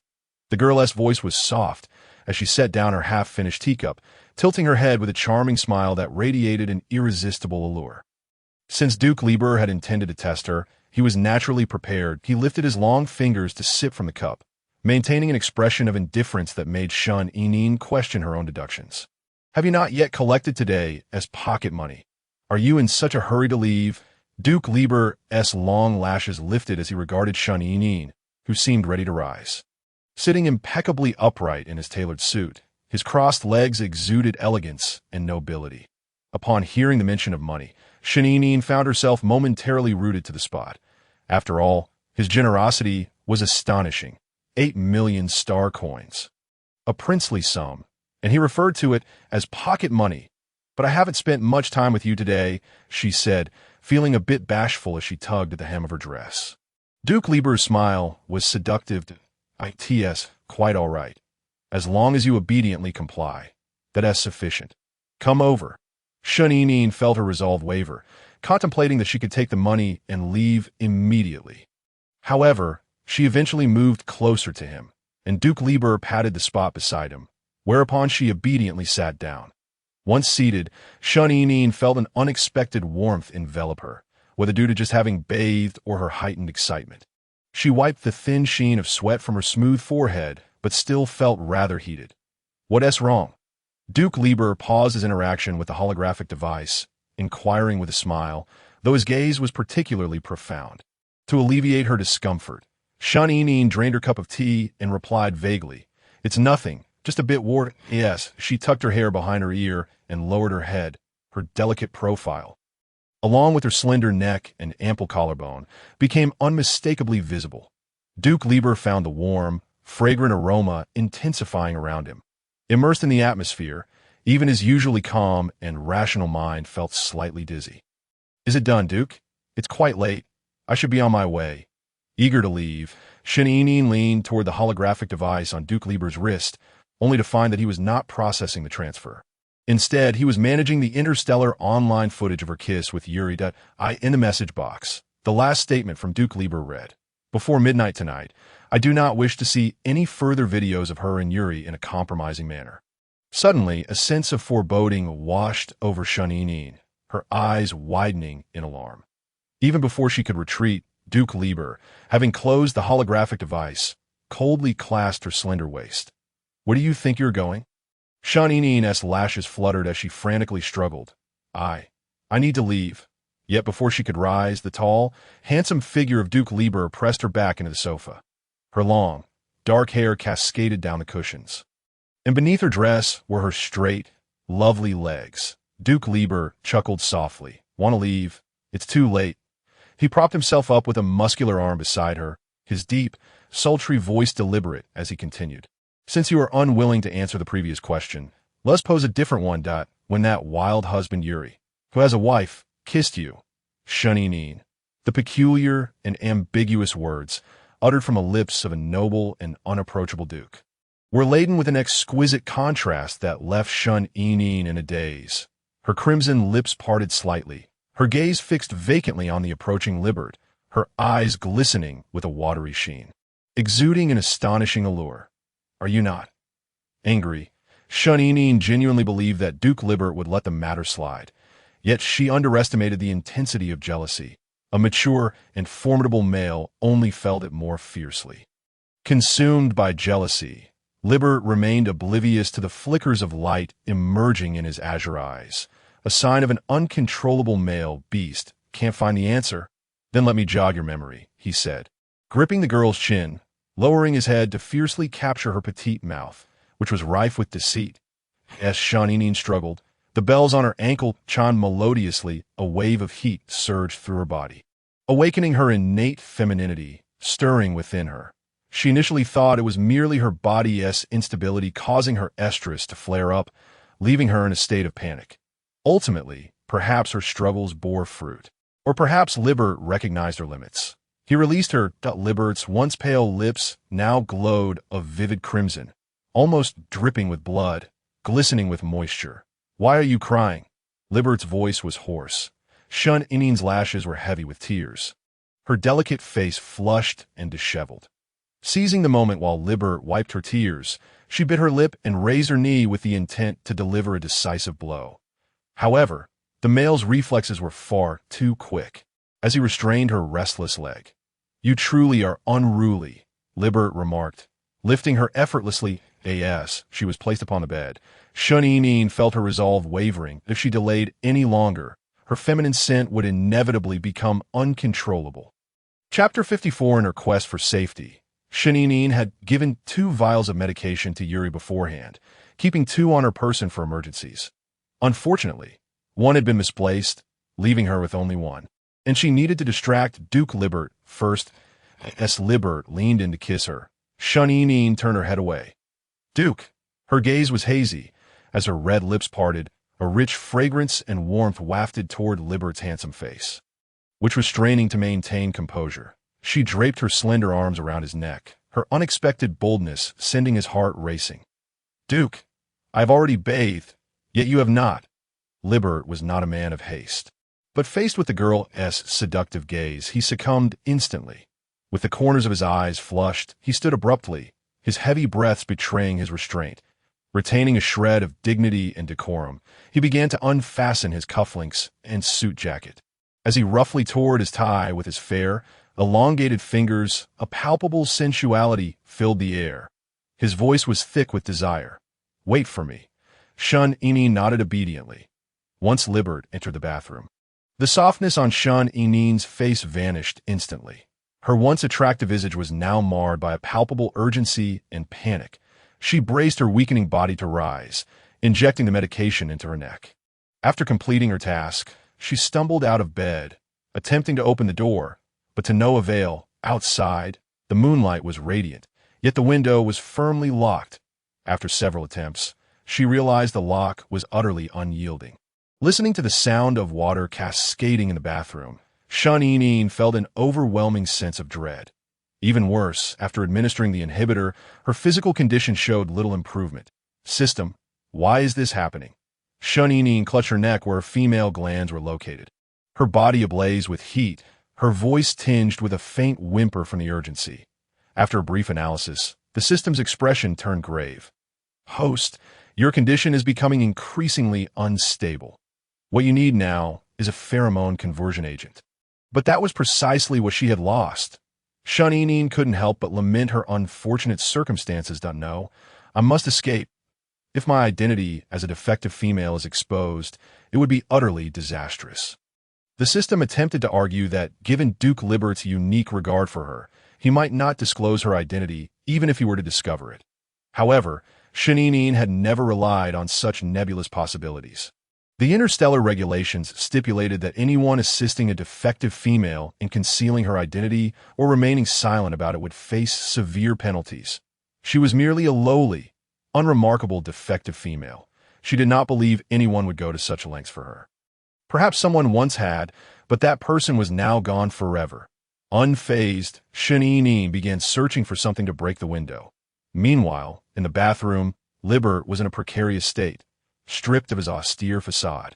He stood beneath the showerhead, his icy blue hair slicked back, the cold water cascading over his sharply defined, flawless features. Due to his substantial wealth, his estrus had always been stringently controlled. Libert had never lost control until now. His body was engulfed in heat, his instincts swiftly overpowering his rationality. Supporting himself against the wall, his sinewy muscles hinted at a dangerous potential. Veins bulged beneath his skin, droplets of water trickling down, providing no relief from the rising temperature.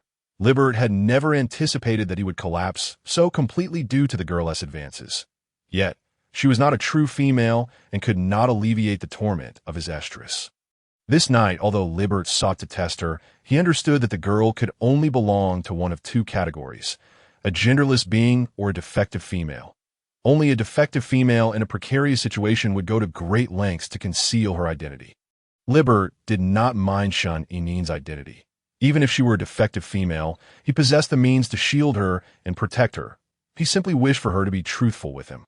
As another wave of desire surged forth, Libert turned the cold water to its maximum.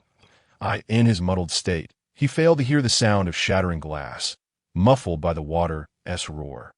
Upon Dalton's return to the manor, he found himself increasingly agitated over his Navi, an overly trusting little half-slave, who seemed to be in constant motion.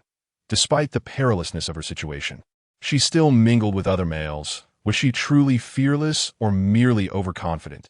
In the living room, Dalton was not the only one in a state of unease. Troy sat silently on the sofa, his white lashes lowered, his thin lips pressed tightly together, resembling a cold, perfect statue. Meanwhile, Lewis appeared distracted, offering perfunctory responses to the unexpectedly arrived Sally. "Sixth Prince, for your safety, please consider my proposal seriously. Miss Emily excels in both appearance and capability." "Sixth Prince, are you even listening to me?" Lewis lifted his eyelids, still wearing a smile, but his violet eyes were filled with impatience. "Sally, it seems you're quite fond of this Emily." Sally, sitting upright, revealed a standard smile. "The Sixth Prince is jesting. It is only natural for an exceptional female like Miss Emily to be well-liked." Seeing Sally maintain his stoic demeanor, Lewis coldly retracted his smile. Rising to his feet, he looked down at Sally and declared, "Since you admire her so much, I shall visit Father tomorrow, ensuring that you are added to Emily's matching list, fulfilling your earnest wishes." Chapter 55. Upon hearing this, Sally's smile persisted. Though his fingers tightened around the documents, he lowered his gaze, adopting a respectful posture befitting a subject before a prince. Concealing the disdain he harbored for Emily, "I dare not. My status is lowly and unworthy of such an exceptional female."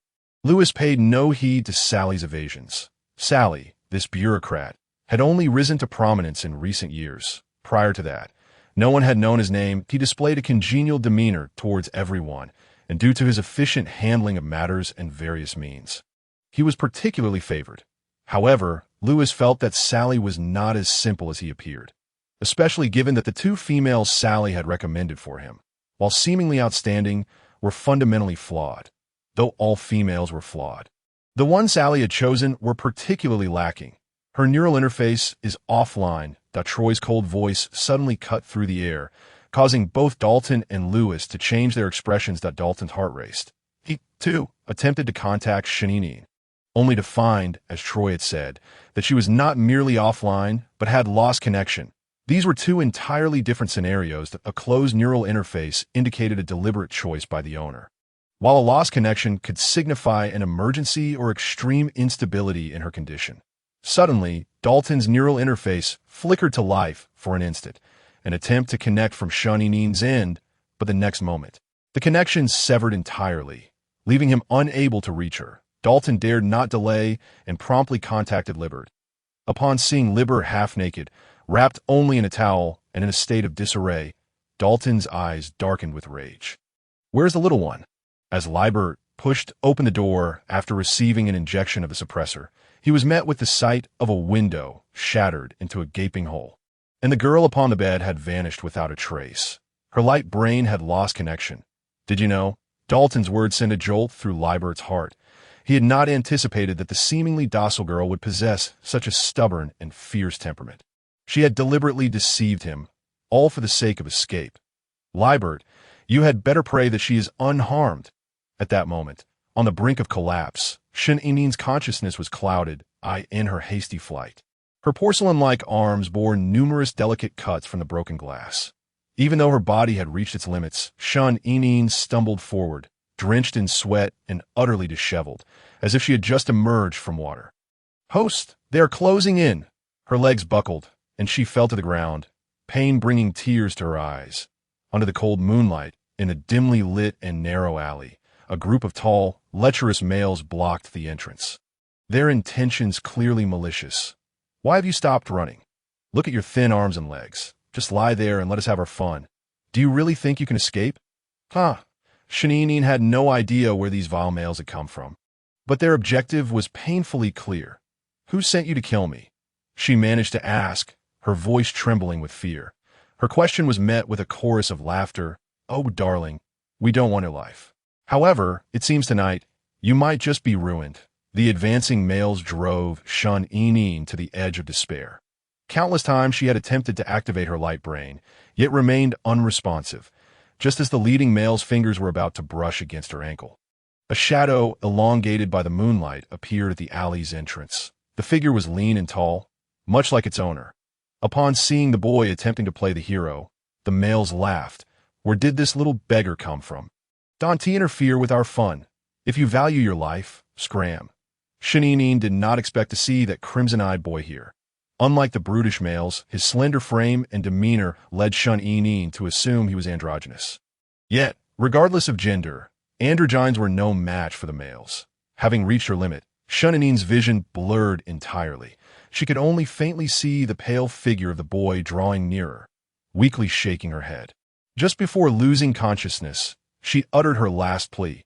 "Don't come closer. You cannot defeat them." As Shanine lay on the ground, her long eyelashes fluttered, the sounds around her faded into a distant murmur. In the chilling moonlight, a tremendous shadow loomed behind the boy, and amidst the terror and screams, a brutal slaughter commenced. Crimson blood spread like a red ocean, and the sounds of flesh tearing and bones shattering sent chills down spines. Finally, silence enveloped the scene. The boy, limping and dragging his broken right leg, approached the unconscious Shanine. Covered in blood, his injured eyes wept crimson tears, exuding an eerie beauty. He carefully lifted the girl from the ground, once more inhaling the sweet scent that had awakened him that fateful night. The boy understood that he was unlike anyone else, a creature of the fifth star, a bug from the hive. Severely injured, with no memory, he wandered in a daze, teetering on the brink of death. Had it not been for that intoxicating aroma, he might have perished forever. He did not know who he was or where he belonged.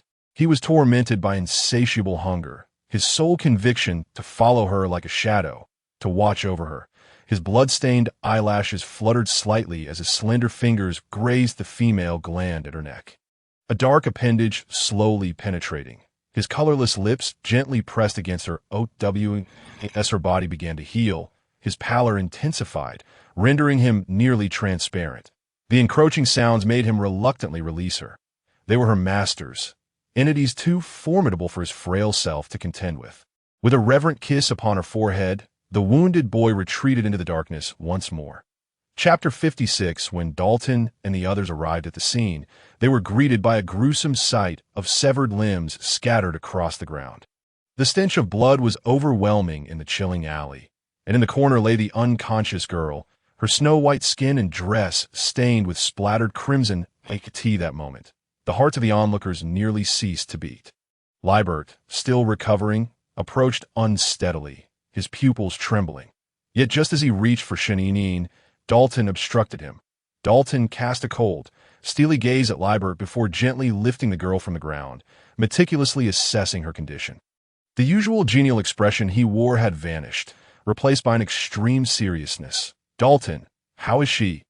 Lewis and Troy crouched down, pushing Liebert aside, but Lewis's voice was laden with urgency, while Troy, though silent, fixated on Shun-Inin's silver eyes.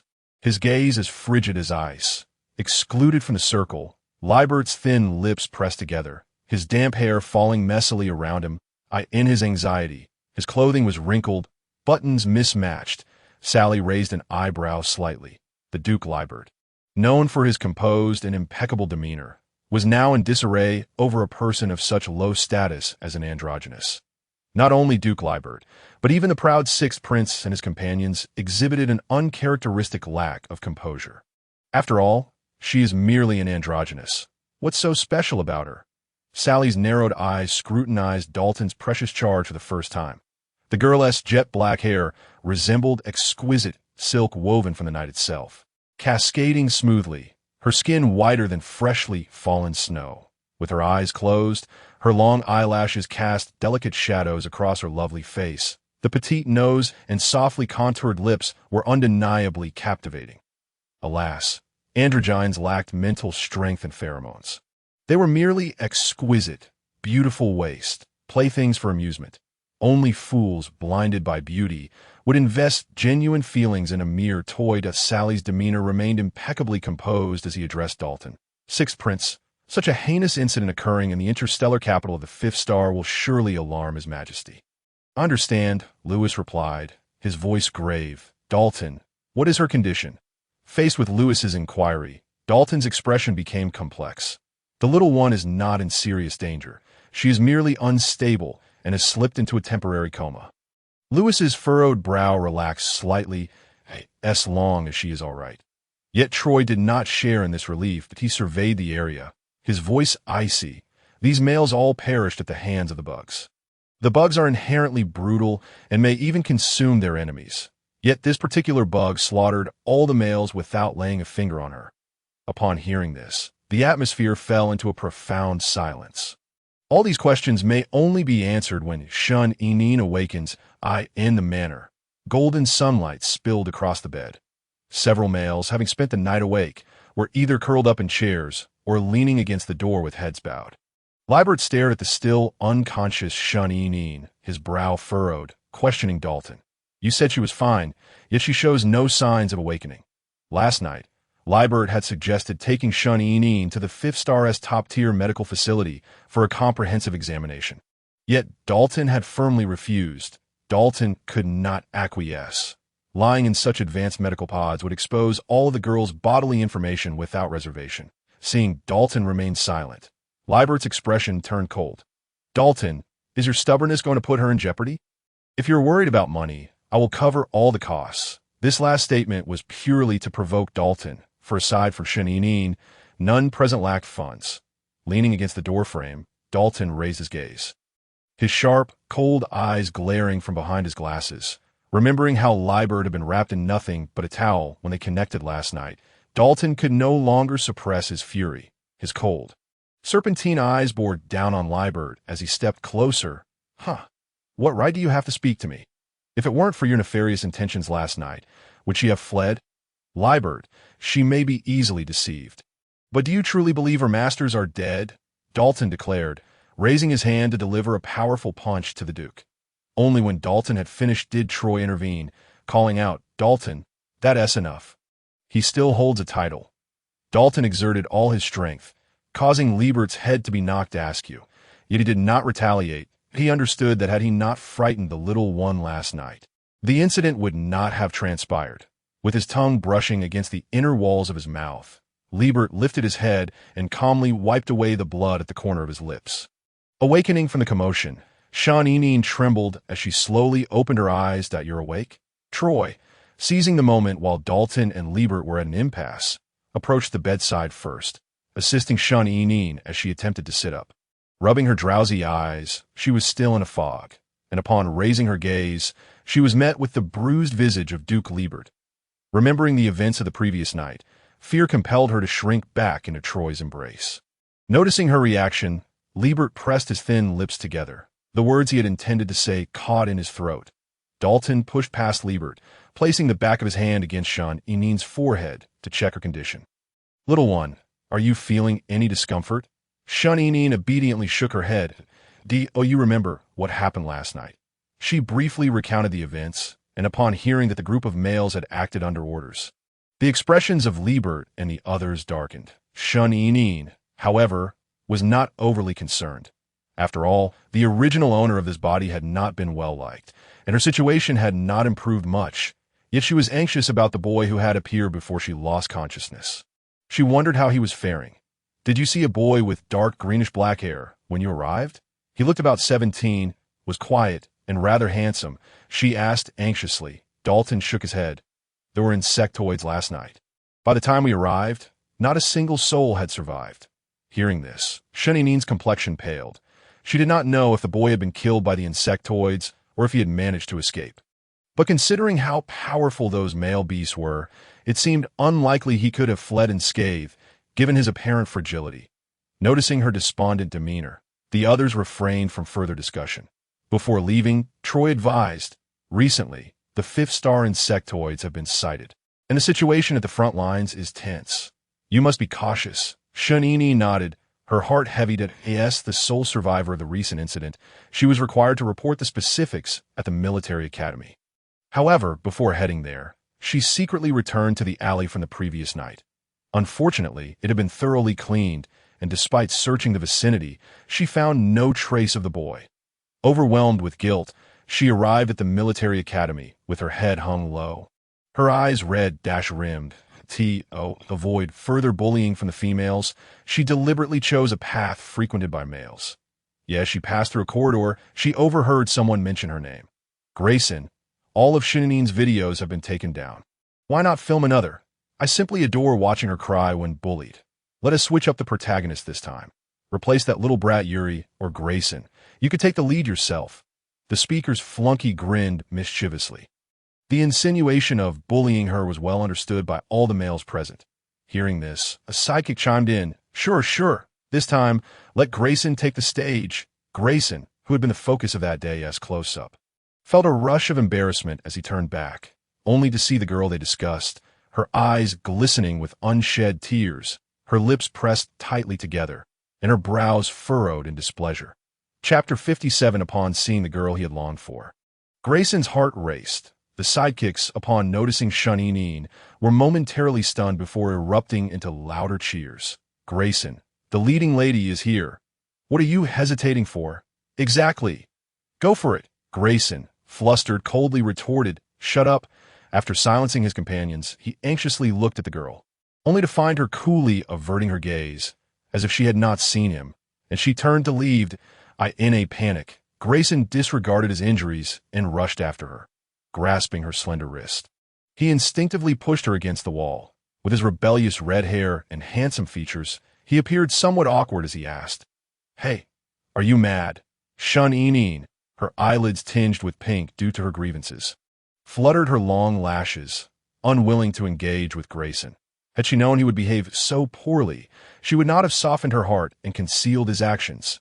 His aloof demeanor left Grayson feeling increasingly frustrated. He scratched the back of his head, a tall young male exhibiting a clumsiness that was endearing. "Regardless, I did help you last time, didn't I?" Shaninin caught sight of Grayson gripping her hand, where her bite marks had left noticeable scars, ugly yet glaring. She felt a twinge of discomfort and murmured, "But you leaked the video." Her words. Grayson shot a fierce glare at the flunky who had caused the trouble. The flunky, now pale, stammered. Actually, it was T. Grayson who released that video. Did I accidentally hit the button and it got sent out?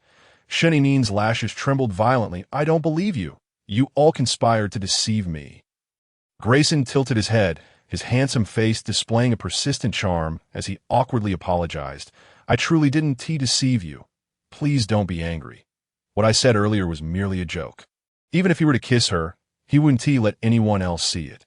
Sheninin, with her pure nature, was easily soothed, and within moments, her anger dissipated. She decided that although Grayson had bullied her initially, he had also helped her. Perhaps they were even now. Yet, lifting her gaze, she still maintained a hint of pride as she declared, Humph. Even if you say that, I won't easily forgive you. Grayson, captivated by the girl's rosy, glistening lips that parted and closed, was overwhelmed by the sweet scent that wafted from her mouth, leaving him dizzy. Clearing his throat, he lowered his voice and rasped, Your lips smell delightful. May I have a taste? The unexpected and brazen question left Sheninin speechless, as did the onlooking sidekicks. Grayson had become this bold. The way he was staring at her, practically drooling, was unbearable. Flushing with anger, Sheninin glared at him, raised her foot, and kicked his knee, attempting to push him away and flee. However, with a heavy thud, the once dominant Grayson let out a grunt and collapsed to the ground. Despite this, he clung tightly to her calf, refusing to let her escape. Sheninin initially thought Grayson was playing tricks on her and retorted, Hey, what is wrong with you? Don't try to deceive me. I barely used any strength in that kick. Grayson looked up, still sporting that roguish smile. Can I take it that you're showing concern for me? Yet his pallor was alarming, and cold sweat trickled down his forehead. This time, Sheninin truly panicked. She reached out to support Grayson, only to spot the splotches of blood where he had knelt. Grayson, what happened to you? Seeing the worry in her eyes, Grayson grinned wider, and he cupped her delicate face, his gaze burning as he asked, If I said my injuries were a result of you, would you believe me? Grayson was not lying. The female in charge that day had indeed threatened him. Vowing to make him Rieger, Sheninin felt a surge of joy upon encountering Yuri, primarily because he was still safeguarding her potion. She pulled Yuri aside and whispered, Where have you placed my belongings? Yuri's green eyes fixated intently on the young girl, his Adam's apple bobbing slightly as he replied, At my home. Without a second thought, Sheninin blurted out, Can I accompany you to your house later? The eavesdropping Grayson immediately interrupted, Absolutely not. Sheninin looked at the obstinate Grayson, feeling a bit exasperated. I'm going to his house, not yours. What right do you have to object? Moreover, we have important matters to attend to. Grayson cast a glance at Yuri. Noticing his throat working and his gaze almost glued to Sheninin, he sneered. Important matters? Fine, then count me in. The more, the merrier. Chapter 58. The scenery outside the train window rushed past in a blur. Sandwiched between Yuri and Grayson, Sheninin stood in the cramped corner of the maglev train, feeling somewhat dazed.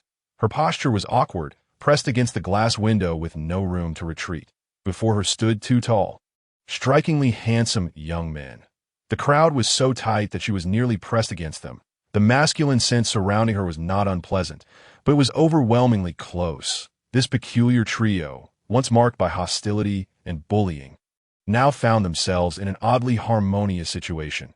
Even stranger, the cacophonous train car had fallen into an eerie silence the moment she boarded.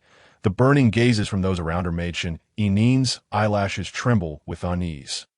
Desiring to avoid the stares, she contemplated turning away, but then realized that facing Grayson and Yuri would only create an even more awkward position. Yuri, how much farther to your home? Unable to endure the atmosphere, Sheninin quietly inquired. Yes, soon as she spoke, her soft and melodious voice stirred the train car. The beautiful girl with long black hair, shielded by the two powerful young men, captivated everyone's attention. Behind them, a restless male pushed Yuri forward, causing Sheninin's small head to bump against Yuri's chest. As her face tilted back, it revealed her delicate features in the midst of rugged, masculine figures. She appeared like a refined doll from an ancient civilization, her slightly moist eyes blinking with confusion as she gazed up at Yuri, exuding an innocence that was almost disarming. Yuri momentarily lost his breath under her gaze. "Did I hurt you?" he asked, though he made no move to step back. Seeing Shun Enin shake her head, he added, "We're almost there." Grayson, observing Shun Enin's amiable demeanor, edged a little closer. Shun Enin assumed it was merely due to the crowd. Oblivious to the underlying tension, she curled herself into a small ball, suddenly missing the luxurious grandeur of Duke Leibert's airship. Speaking of which, Duke Leibert hadn't given her any pocket money. Surely, he must be upset over her escape that night? What Shaninin did not realize was that Duke Leibert's lack of pocket money was not born from anger, but rather from overwhelming guilt that made him forget entirely about it. Meanwhile, Duke Leibert was perusing a fruitless investigation report, his brows furrowed and expression grim. The individual who had harmed Shaninin was more cautious than he had anticipated. After all, not a single witness had been left behind, making any inquiry futile. Pinching the bridge of his nose, the image of the bloodied girl from the previous night and her fearful gaze upon waking resurfaced in his mind, with his lips pressed tightly together. He found himself pondering aloud, or perhaps addressing his kneeling subordinate. What must I do to soothe her? The trembling subordinate paused at this inquiry, struck by the notion that the illustrious Duke, the richest and most esteemed noble in the galaxy, had someone worth his while to placate. After a few moments of silence, the subordinate gathered his courage and suggested, "My lord, typically, one wins someone over with gifts and apologies." Duke Leibert, thoughtfully rubbing the ring on his long finger, softened his demeanor slightly as he replied, "Very well, you may leave." The subordinate, feeling relieved, wiped the sweat from his brow and hastily exited. Duke Leibert understood that although the girl professed her affection for him, she was evidently resistant to his overly intimate advances. Was it because she felt unrecognized and lacked the proper status that led to her reticence? Gazing down at the ruby ring that symbolized his family's glory, he removed it from his finger. The intricate, ancient piece, despite its age, still shimmered brilliantly. As he twirled the ruby ring, it astonishingly split into two, forming a pair of exquisite wedding bands. This ring not only represented familial honor, but also the continuity and legacy of his lineage, meant to be bestowed upon a chosen partner. Duke Leibert had no intention of gifting this significant ring to any distasteful female, as they were unworthy. However, now he had someone in mind to present it to, even if that person was merely a genderless being. When she had claimed to like him, her eyes had sparkled with such brilliance that he were to host a grand banquet in her honor. Acknowledging her as his lifelong companion and placing this ring upon her finger, would she not, like that night, draw closer to him, her gaze filled with adoration, unaware that she had inadvertently stirred up considerable trouble? Shun Enin emerged from the maglev train and was momentarily taken aback by the scene before her. In stark contrast to the bustling center of the capital, Yuri's residence was hardly superior to the black market she had previously visited. Dilapidated buildings, a gray, overcast sky, and a motley collection of people eyed them with either malicious intent or greedy scrutiny. Grayson, coming from a privileged background, frowned deeply at the disarray around him. Noticing Shun Enin's discomfort, he seized her hand. "Little one, are you sure you want to enter with Yuri?" After casting a glance at Yuri, his disdain was unmistakable. Yuri lowered his gaze, his pale, cool expression shadowed under his tousled gray hair. His lips pressed tightly together, long lashes concealing his underlying insecurities. He muttered, "Don't go in. I'll retrieve your things." In truth, she needn't accompany him. He merely sought an excuse to see her and spend more time together.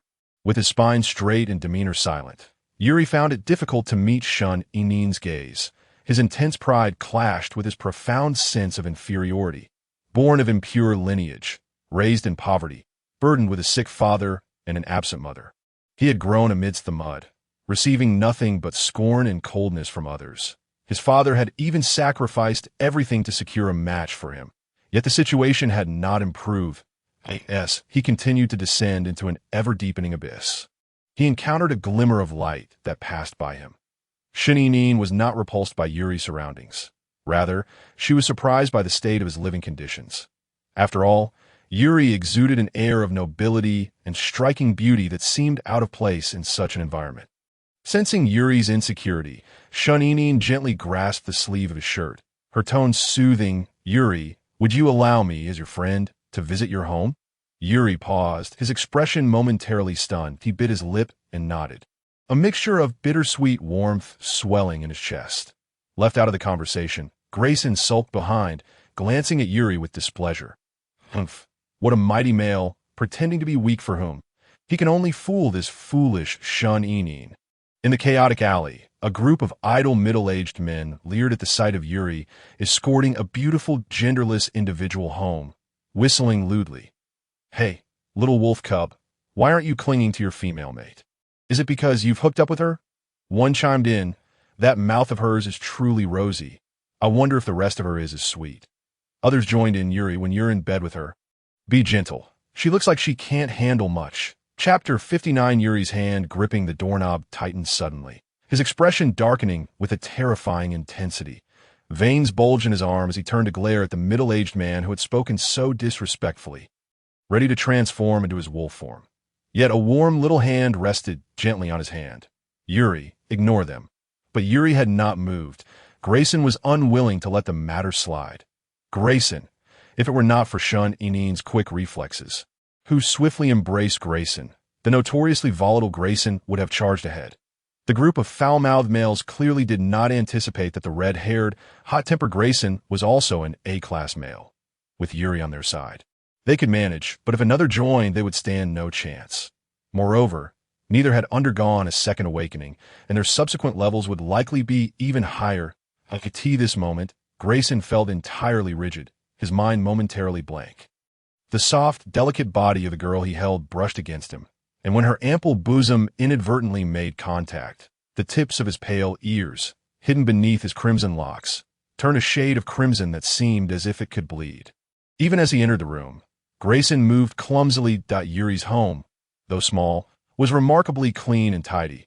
Upon entering the cramped bedroom, Shun-Inin immediately spotted her belongings neatly arranged on the small bed, ignoring the neatly folded clothes. She dashed forward, eagerly climbing onto the bed to retrieve the box of potions placed against the wall at the head of the bed.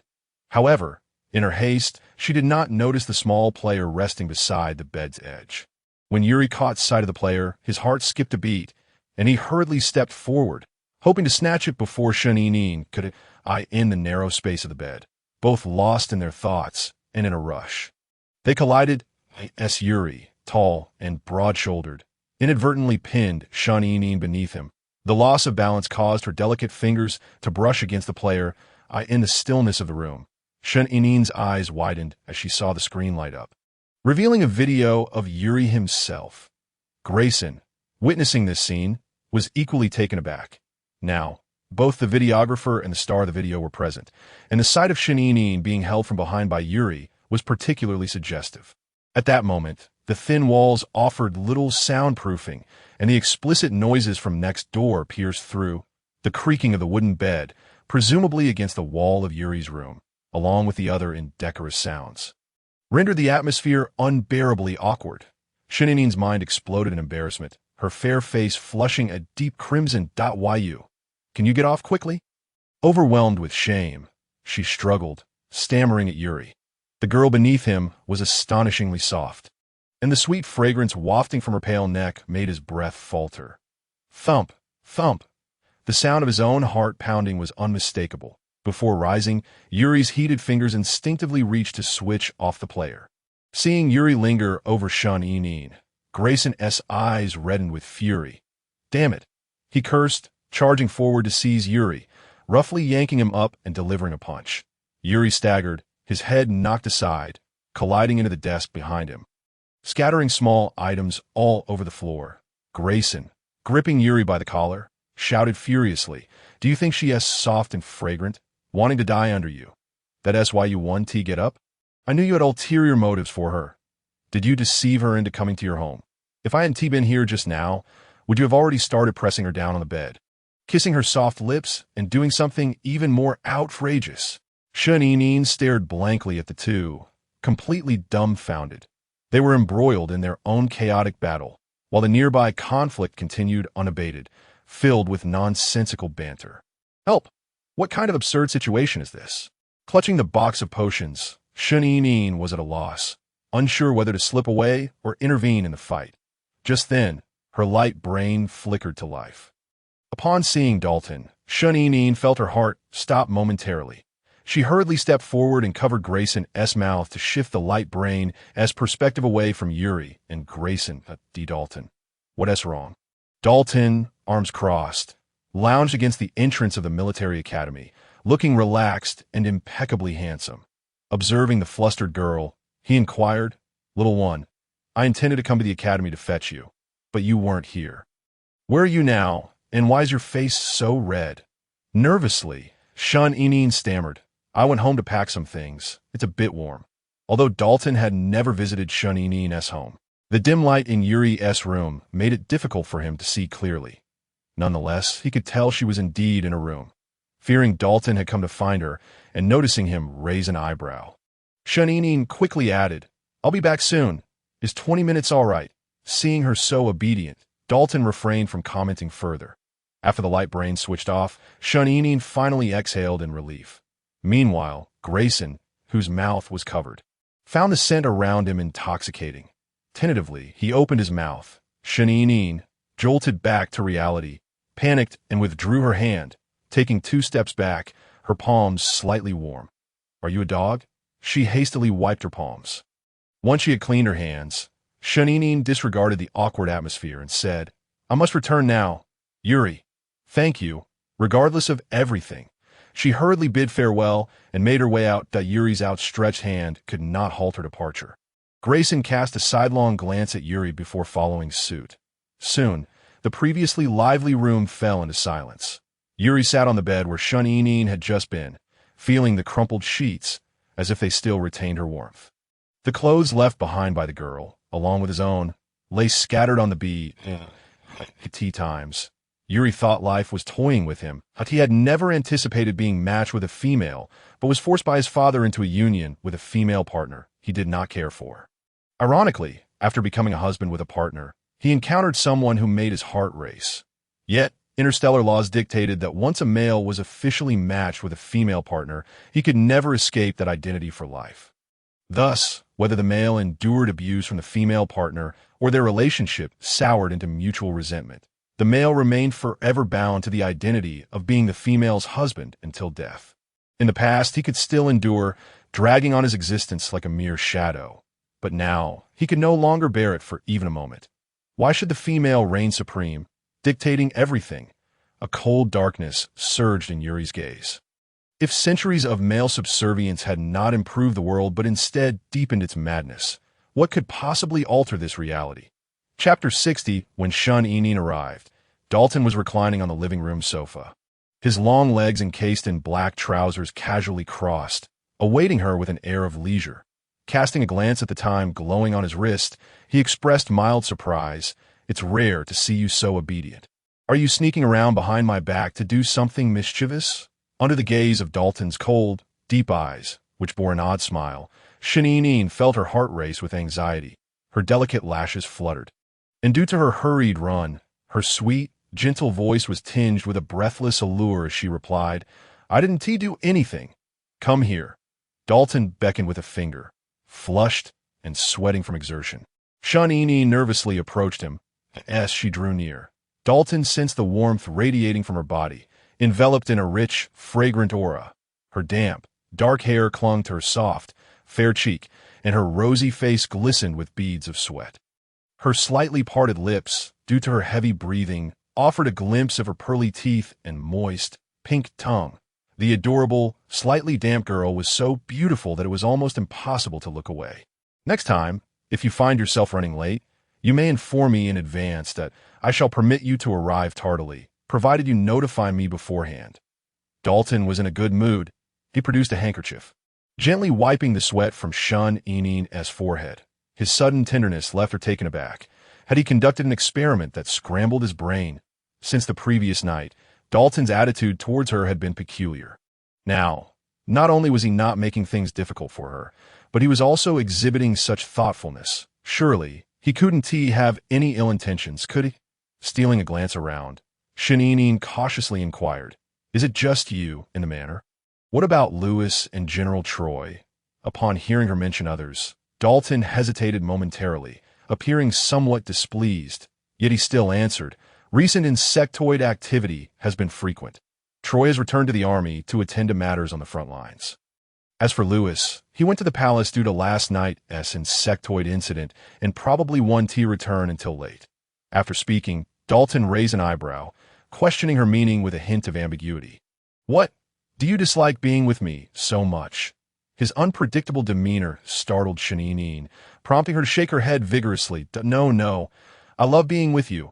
Admittedly, she recognized her cowardice. However, facing Dalton's neurotic and suspicious nature, conceding was undoubtedly the most effective strategy, as expected. The flicker of displeasure vanished from Dalton's expression, and his tone softened once more. Little liar, go wash your face. Once you're presentable, come see me. Shanine's potion case was still nestled within her small shoulder bag. Upon hearing Dalton's consent to let her leave, she swiftly vanished from sight. After concealing the potion case in the innermost recesses of a cabinet, the meticulously prepared Shanine made her way to Dalton's laboratory. The laboratory was situated in the quietest corner of the third floor, where no one could approach without Dalton's permission. Standing before the cold, metallic door of the experimental chamber, Shanine felt a twinge of unease. Why would Dalton allow her entry into such a crucial place? Surely he did not intend to use her as some sort of experimental subject. What was she doing lingering at the door? Suddenly, the door swung open, startling Shanine as Dalton appeared before her. That moment, Dalton, with his dark purple hair tied back, sported a pair of silver-framed glasses perched on his nose. His pristine white lab coat did little to conceal his tall, slender frame. His bony fingers were in the midst of donning white rubber gloves, a professional gesture that nonetheless exuded an unsettling allure. Standing at the threshold of the stark, coldly lit laboratory, filled with an array of experimental apparatuses, he emanated a dangerous yet captivating air of morbid beauty. Shanine's legs trembled slightly. She was contemplating how to excuse herself from entering when Dalton abruptly seized her wrist and pulled her inside. The heavy door closed with a resounding metallic thud, sending a jolt through Shanine's heart. The fully enclosed laboratory felt frigid, tinged with the scent of disinfectant and odd odors that stirred a sense of disquiet within her. Dalton, is it appropriate for me to be here? Dalton glanced at the anxious young woman with a smile. That I have no choice. I need to conduct my experiments, and I can't let you wander about. Just stay here and keep me company. Obediently, Shanine settled onto a sofa in the corner of the laboratory. She sat up straight, her delicate hands resting on her knees, her wide eyes surveying the surroundings like an earnest student seated in the front row of a classroom. Dalton's thin lips curled into a subtle smile, and as he cast his gaze downward, a flicker of affection shone in his eyes. After observing for a while, Shanine found herself unable to comprehend anything. So she directed her attention toward Dalton. Immersed in his experiments, Dalton's profile was strikingly sharp and handsome. His serious demeanor stripped away his usual frivolity, rendering his cold, focused expression particularly captivating. His long fingers deftly maneuvered the cold, hard test tubes, and various instruments, as vibrant potions transformed before his eyes, exuding an aura of mystery and danger. Suddenly, Shanine's pupils dilated. On a nearby experimental table lay a collection of blue potion vials, among which one stood out as eerily familiar. Although the thought seemed absurd, for some inexplicable reason, Shanine felt certain that it resembled the pheromone converter she had discarded. In truth, she was not mistaken. That vial was indeed the one that had fallen into Dalton's pocket that fateful night. After failing to elicit a response from Shanine, an absent-minded Dalton returned to his laboratory, oblivious to the additional vial he had inadvertently taken along for his experiment. Thus, the pheromone converter lay quietly entwined among the male suppressants. The suppressants for males and females were distinctly different, and the pheromone converter designed to mask a female's identity was even more specialized. If a male were to mistakenly use it, Shanine, captivated by the blue vials, slowly rose to approach them. However, before she could get close, a faint, indistinct sound seemed to emanate from a nearby chamber door. Initially dismissing it as a figment of her imagination, the eerie sound echoed once more in the still, cold laboratory. With the heavy door tightly shut, the strange noise sent chills down her spine, recalling the horrific scenes from the science fiction film she had watched. Depicting gruesome experiments, a sense of dread enveloped her. She knew she should pretend she had not heard it. Yet, stealing a glance at Dalton, she ultimately succumbed to her curiosity. Quietly, she crept closer to the door, her fingers grasping the lock. Just as she was about to turn it, a hand clad in cold rubber gloves covered her own, holding her in place. Shuninin froze, her heart pounding in the next moment. The owner of the hand pressed closer, his body flush against her back, while his other arm encircled her waist. A cool, fragrant breath, laced with a deep, seductive voice, whispered in her ear, "Little one, you are not behaving." Chapter 61. Shuninin felt all strength drained from her body, her waist collapsing as her fingertips turned icy. Dalton chuckled softly, amused by her timid reaction, the sound reverberating through his chest and into her back. With her long, curled lashes fluttering, Shuninin turned her head, her eyes, glistening with unshed tears, timidly meeting Dalton's gaze. I understand my mistake. Do you? Dalton's smile was teasing, yet he added, "But I feel that unless you were given some form of punishment, you may never learn to behave." The fear coursing through Shuninin intensified as Dalton held her waist, lifting her onto the cold, hard surface of the laboratory table. The dread of being treated as an experimental subject surged within her. The strikingly handsome yet unsettling doctor loomed closely before her.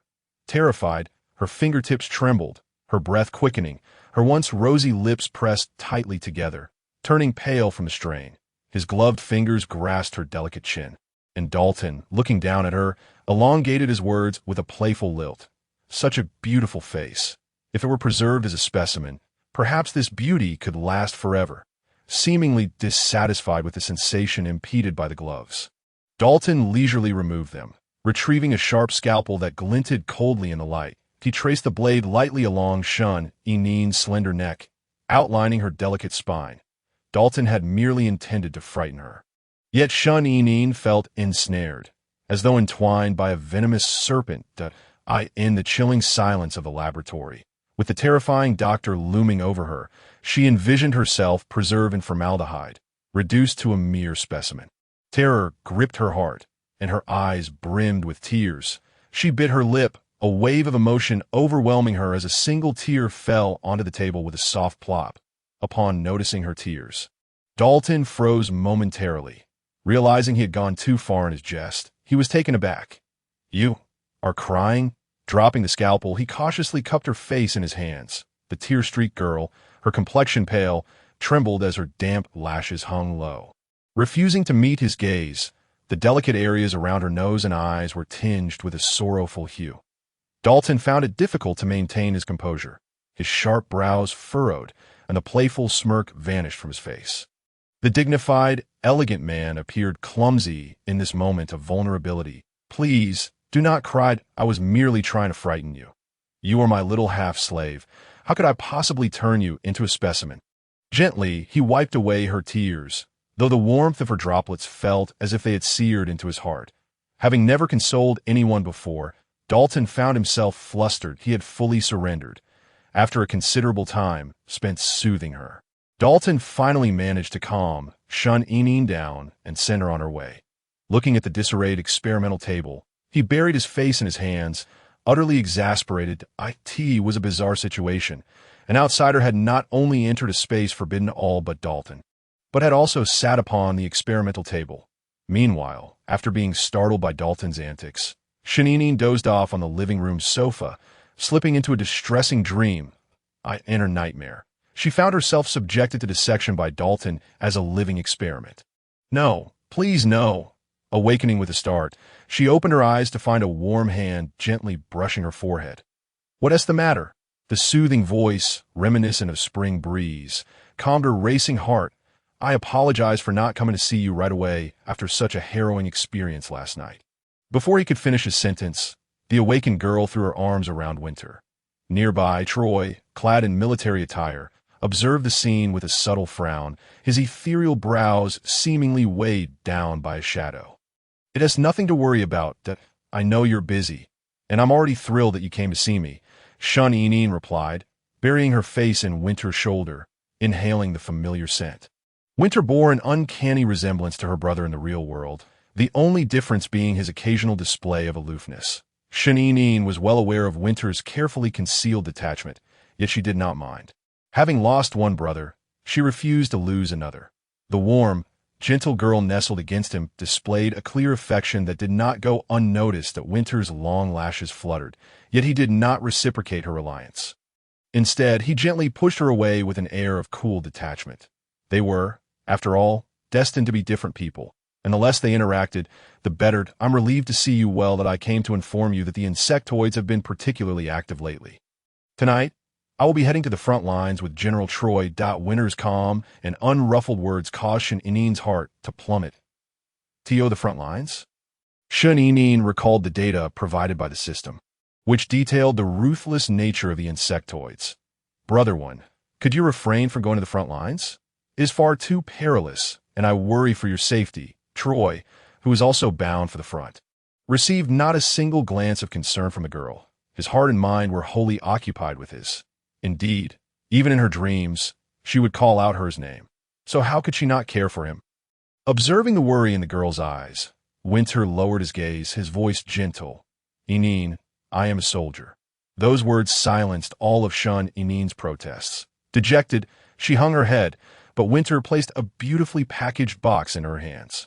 It was a box of white chocolates that Winter had specially purchased. He remembered that on the day he tested her, she seemed particularly fond of that white chocolate candy. The holographic screen flickered back to life, and the urgent military orders left Winter no time to linger as he ruffled Inin's hair, leaving her with a simple instruction: be good and wait for my return. With that, he and Troy rose to depart. Brother one, please take care and return safely. General Troy, you too. Troy cast a deep glance at the girl, and the tension in his tightly pursed lips finally eased, albeit slowly, as the two men stepped into the night. The cold moonlight cast a chilling glow upon their crisp military uniforms. Meanwhile, far away in the palace, Lewis, bathed in the same moonlight, bore a weary expression on his handsome face that a palace attendant approached with news. Six Prince. His Majesty summons you. Lewis lowered his eyelashes, his tone indifferent. I understand. Once the attendant had departed, a shadow of gloom crossed his visage. The usually warm smiling, dashing Sixth Prince appeared almost unrecognizable, as if he were an entirely different person. Your son pays his respects to father and mother. In the chambers. Lewis knelt on one knee to perform his greeting, his expression cold, devoid of the gentleness typically reserved for his parents. The Queen, who held an equivalent status to the sovereign, did not even raise her eyelids at the greeting from her own flesh and blood, completely ignoring him. I heard from Sally that you rejected the proposal for a match with a female. Lewis bowed his head, his golden locks glimmering under the light. His violet eyes deepened as he calmly replied. In response to father, that is indeed the case. I do not wish to be matched with a female and hope for your permission. The silence from his father caused Lewis's heart to sink. That it was the Queen, who had consistently dismissed Lewis, who let out a cold laugh. With her extravagant gown trailing behind her, she approached Lewis with a condescending air. Her beautiful face bore an unmistakable disdain. Unwilling. Lewis, do you think you have a right to refuse? As a prince, your open rejection of a match with a female is tantamount to bringing disgrace upon the royal family, creating chaos throughout the galaxy.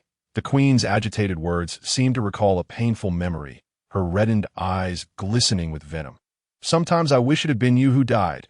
How is it fair that the one who survived is you? My most beloved, most exceptional child. Had he lived, he would have been by my side. He would have surpassed you in everything. Such unfeeling and cold curses were not new to Lewis. His beautiful eyes reflected no light. His voice hoarse. I indeed cannot compare to ashes. Silence. You have no right to mention your brother's name. With a resounding slap, the enraged Queen struck Lewis across the face, causing him to turn away, blood seeping from the corner of his lips. Yet he had long since grown accustomed to such treatment. 3 years prior, he had been a celebrated prince of the empire, standing shoulder to shoulder with General Troy, adored by all. Although he was not as favored by his father and mother as his brother Ashes, he had not experienced the contempt and hatred that now plagued him. His brother Ashes was a prodigy, showered with affection from birth and destined to be the future heir to the empire. Yet, Ash's rebellious and flamboyant nature stood in stark contrast to Lewis's demeanor. Despite having everything, Ashes was not satisfied and sought to outshine Lewis through military achievements. Ultimately leading him to the battlefield, it was during the last brutal battle against the insectoids that Ashes sustained grave injuries and vanished without a trace. In that moment, the Queen, frantic and deranged, had interrogated the bloodied and wounded Lewis, demanding the return of her most cherished son. Ever since, she had harbored a deep-seated hatred for him, wishing for his demise. As for Lewis, the guilt and remorse for failing to protect his brother had rendered him incapable of returning to the battlefield. He became a prince of leisure, handsome and charming, embodying a warmth that seemed to suggest he had never endured hardship. It appeared as though he truly was a pampered prince, untouched by suffering. At 11 o'clock at night, Shun remained in the living room, silently savoring the box of white chocolates left for her by Winter. When she noticed Lewis staggering in, clearly intoxicated, she was taken aback. After all, as a prince, he was usually composed and dignified. Such a state was unbecoming of him. Shun contemplated rising to assist Lewis, but he collapsed onto the sofa before she could reach him. The sudden weight caused the soft couch to dip, throwing Shun off balance and onto Lewis. In the next moment, the inebriated Lewis wrapped his burning palm tightly around her waist, burying his head in the crook of her neck. The unexpected intimacy left Shun flustered and at a loss. She attempted to struggle, but the heavy, intoxicated male was simply too weighty to push away. "Be good. Don't move. Let me hold you," he murmured. His warm breath brushing against Shun-Inin's neck, his voice deep and husky. For reasons unbeknownst to her, Shun-Inin detected a hint of pleading in his tone. Tonight, Lewis seemed particularly despondent, a side of him she had never witnessed before. After all, he had always presented himself as a refined, gentle, and noble gentleman in her presence and in the eyes of others. Could it be that the esteemed imperial prince, born into privilege, endowed with exceptional abilities and striking looks, could also experience distress? Shun-Inin softly inquired, "Lewis, what troubles you?" Her gentle voice inexplicably carried a soothing quality. Lewis inhaled deeply, drawing in the sweet warmth of Shun-Inin's scent, and when he raised his head, he suppressed his vulnerability and sadness, reverting to his usual demeanor. His slightly reddened eyes gazed tenderly at the obedient and lovely girl before him. "If only you were a female," he mused, "a kind, adorable, and brave female. Alas, do such beings truly exist? You are perfect just as you are. I like you very much." As she held the male close, whose words were nonsensical, Shun-Inin felt a headache brewing. Just as she pondered how to make him behave, he suddenly leaned closer, inhaling the scent of her mouth, asking, "What have you eaten? Why do you smell so good?" Shun-Inin was certain that Lewis was indeed drunk. His erratic behavior was entirely contrary to his usual self. Though reluctant to part with the chocolates, she retrieved one from the box and gently offered, "Would you like to have some? It's very sweet." Upon seeing Lewis nod, Shun-Inin seized the opportunity to make a request. "Then after you finish, you must go back to your room obediently, all right?" As Lewis's Adam's apple rolled, his gaze fixated on the young maiden's continuously parting and closing crimson lips. He nodded in encouragement. "Then go ahead and eat." However, before Shun-Inin could bring the white chocolate she held delicately between her fingers to his lips, he suddenly grasped the back of her head with a fierce hunger, kissing her like a ravenous wolf. Chapter 63. The cool, thin lips, imbued with a faint scent of wine, were both forceful and perilous. The unexpected kiss caused Shun-Inin's beautiful eyes to widen in astonishment. Her long lashes trembling, Lewis held her tightly, rendering her nearly breathless. With her brows furrowed in pain, tears welled in her eyes. Her slender hand pressed against Lewis's chest, attempting to push him away, but her efforts were in vain. The white chocolate she clutched began to melt under the rising warmth of her fingertips, becoming sticky. In her struggle, the chocolate slipped from her grasp. The sweetness intensified on Lewis's tongue and nose, further unsettling his heart. He leaned forward, wishing to meld the young girl into his very being. When Dalton emerged from the laboratory, he was met with the sight of Shun-Inin pinned on the sofa, on the verge of tears from the kiss. His expression darkened instantly as he rushed over, roughly pulling Lewis away from the girl. Upon discarding Lewis, Dalton's gaze lingered on Shaninin, who was leaning against the sofa. Her long hair disheveled, her eyes misty with tears, and her brows knitted in distress. In stark contrast to her pitiful appearance were her lips, vividly red. Dalton felt his throat dry as he took in the scene. But his expression remained chillingly severe. He leaned down, his pale fingers brushing against the spot where she had been touched, his tone cold and unyielding. At this late hour, why are you not resting in your room, but here waiting to be bitten by a drunken fool? Having just been bullied by Lewis and now confronted harshly by Dalton, Shaninin felt both wronged and angry. She pouted her overly rosy lips, tilting her head slightly, her voice carrying a faint sob. Do you think I wanted this? If it weren't for waiting here for you, I would have gone to bed long ago. Her accusation left Dalton momentarily speechless. It dawned on him that during the day, she had indeed promised to wait for him patiently. It was his fault for losing track of time in his busyness. He hadn't anticipated that the little one would be so obedient, truly waiting for him. With his brow slightly furrowed, Dalton softened his tone. It's my fault. It's late now. You should return to rest. Granted permission, Shaninin did not linger with the two men but sulked back to her room, clutching the remaining chocolate. Once she was out of sight, Dalton stood up, casting a cold smile at the drunken, self-satisfied Lewis. Lewis, put away that facade. I am not her, and will not be deceived by your poor acting. At these words, the dazed look in Lewis's eyes cleared instantly. That he straightened his posture, his lips curving into a slight smile, showing none of the previous drunkenness, although he had consumed quite a bit of alcohol.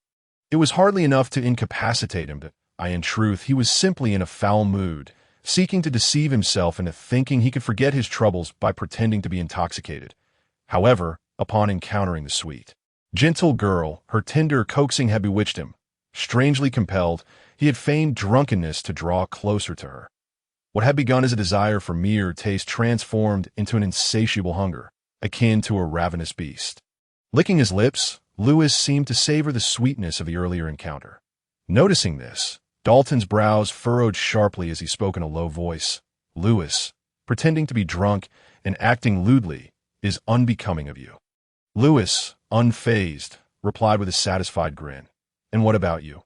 I recall you didn't show such concern for her before. Dalton's displeasure was palpable, nearly tangible in the air. Lewis, my regard for her is none of your concern.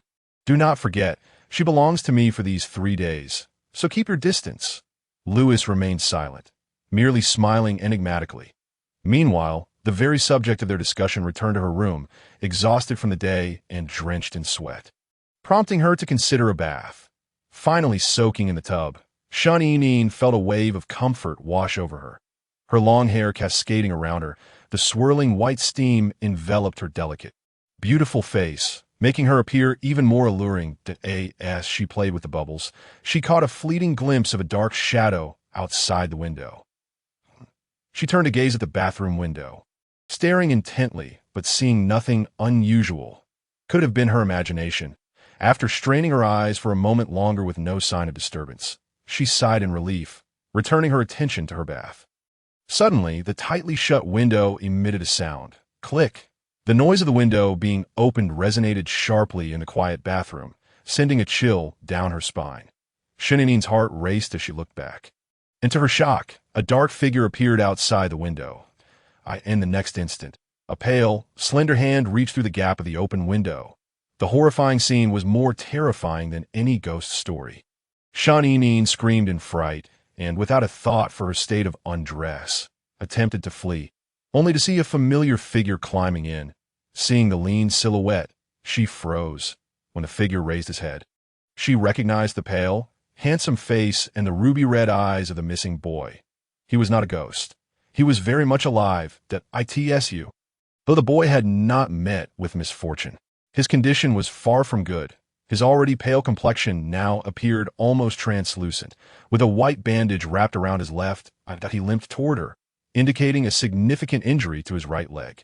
Shaninin wanted to approach him to assess his condition, but she was completely unclothed, with the bath towel lying out of reach. Unable to move, and not wanting to frighten him away, she had no choice but to sit there, resolutely in the tub, not daring to budge.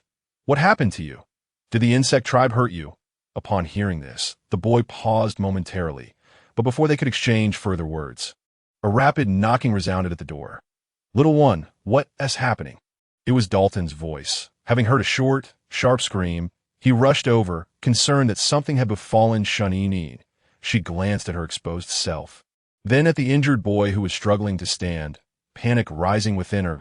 If Dalton discovered that someone had intruded into the manor, standing in her bathroom no less, it would spell disaster.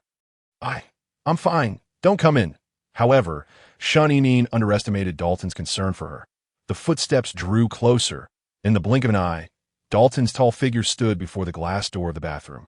"Little one, I will count to 5 before coming in." Dalton's tone left no room for negotiation, nearly bringing Shunini to tears. No, you can't. I'm not dressed. It's fine. I don't mind." "Shunini, you don't mind?" "I mind." Outside the door, Dalton added, "Where you could just get dressed. Now, point 5.4.3.2." Before he could finish counting to 2, Dalton forcefully pushed open the bathroom door. Chapter 64 as Dalton entered the bathroom unannounced. Shunini felt her soul nearly flee her body. Thankfully, her quick reflexes saved her from total embarrassment. The bathroom, easily surveyed at a glance, revealed nothing amiss. The warm, humid air filled with fragrant steam surrounded the girl, who was engrossed in her bath. Yet, Dalton remained oblivious to the fact that the bubbles and water level, which had barely concealed Shunini's modesty moments before, had now risen slightly, with a tremor in her long lashes. Shunini stammered, "Dalton, I'm truly fine. It's late. You should return to rest." Dalton's sharp gaze swept the room, eventually landing on the open window. "Why did you leave the window open while bathing?" Shunini's heart skipped a beat as she bit her lip, stammering, I was HOTIS, that's so?" Dalton's elongated, magnetic tone conveyed his disbelief in her peculiar explanation. In the tub. The water-soaked strands of Shunini's dark hair curled like serpents against her delicate neck and porcelain collarbone. She appeared genuinely overheated, her fair cheeks flushed with a lovely hue.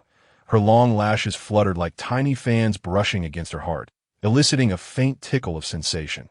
"Even if you are hot, you shouldn't bathe with the window open. Has anyone warned you that it might invite prying eyes?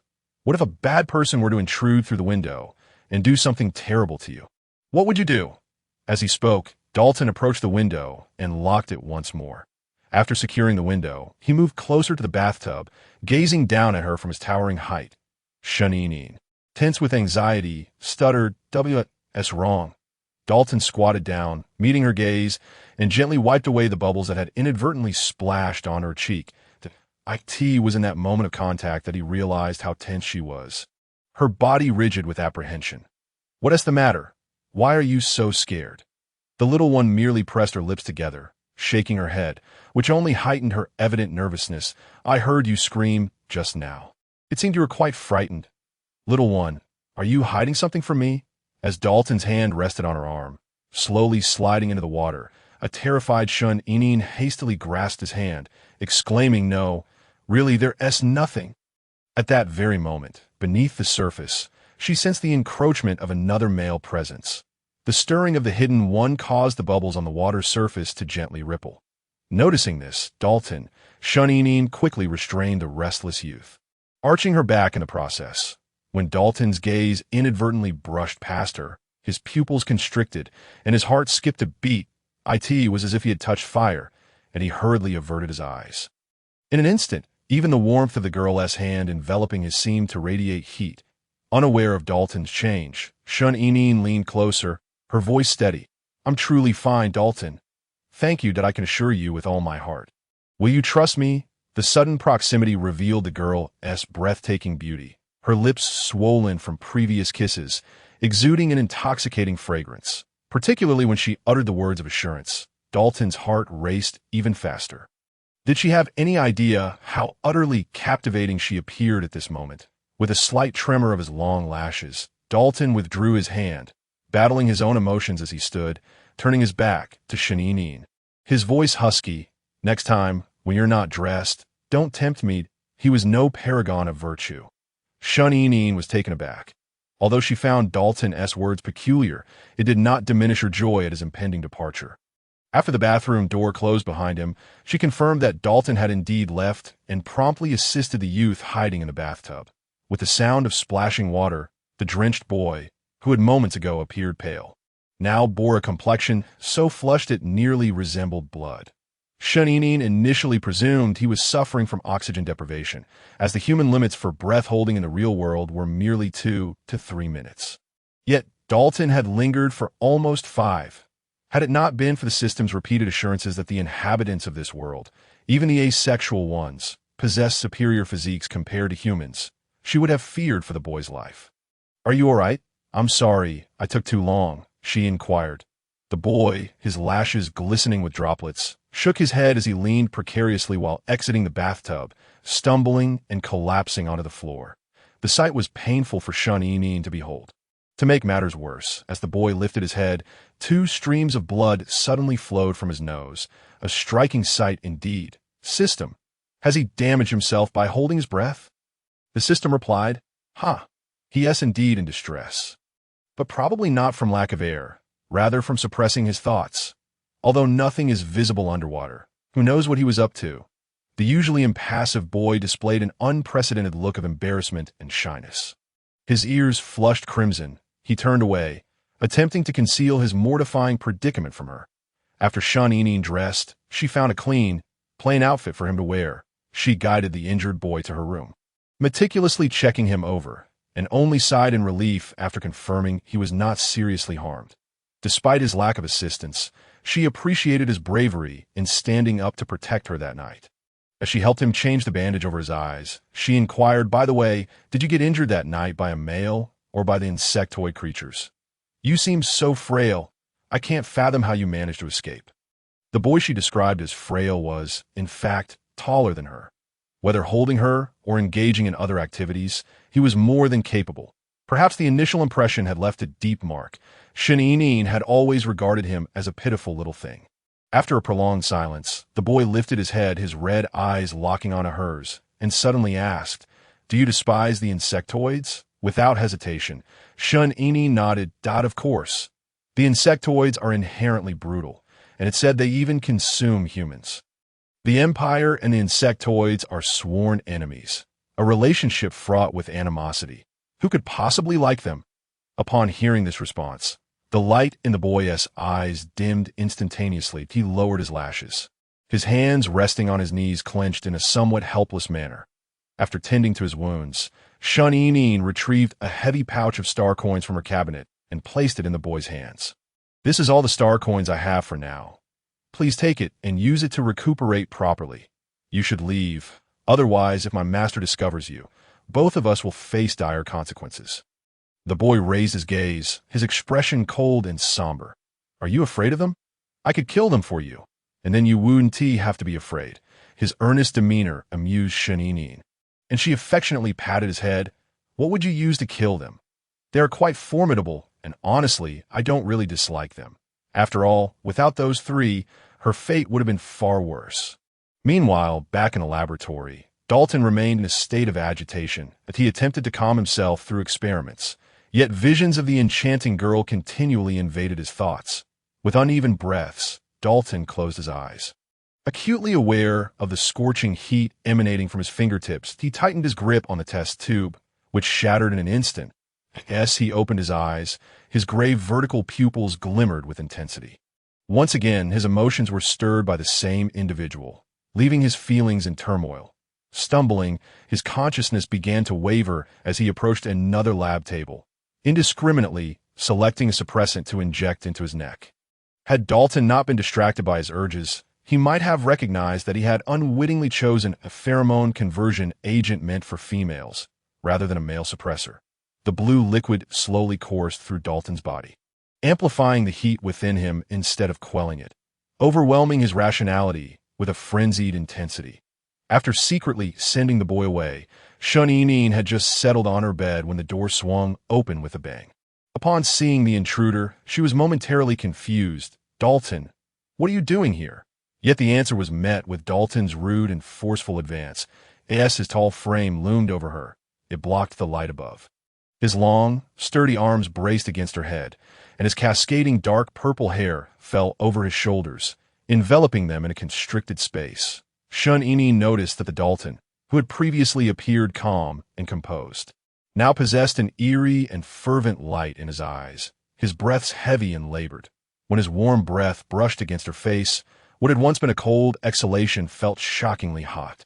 Shun-Ini quickly realized something was amiss, that it seemed Dalton had lost control. Regardless of the situation, she needed to flee.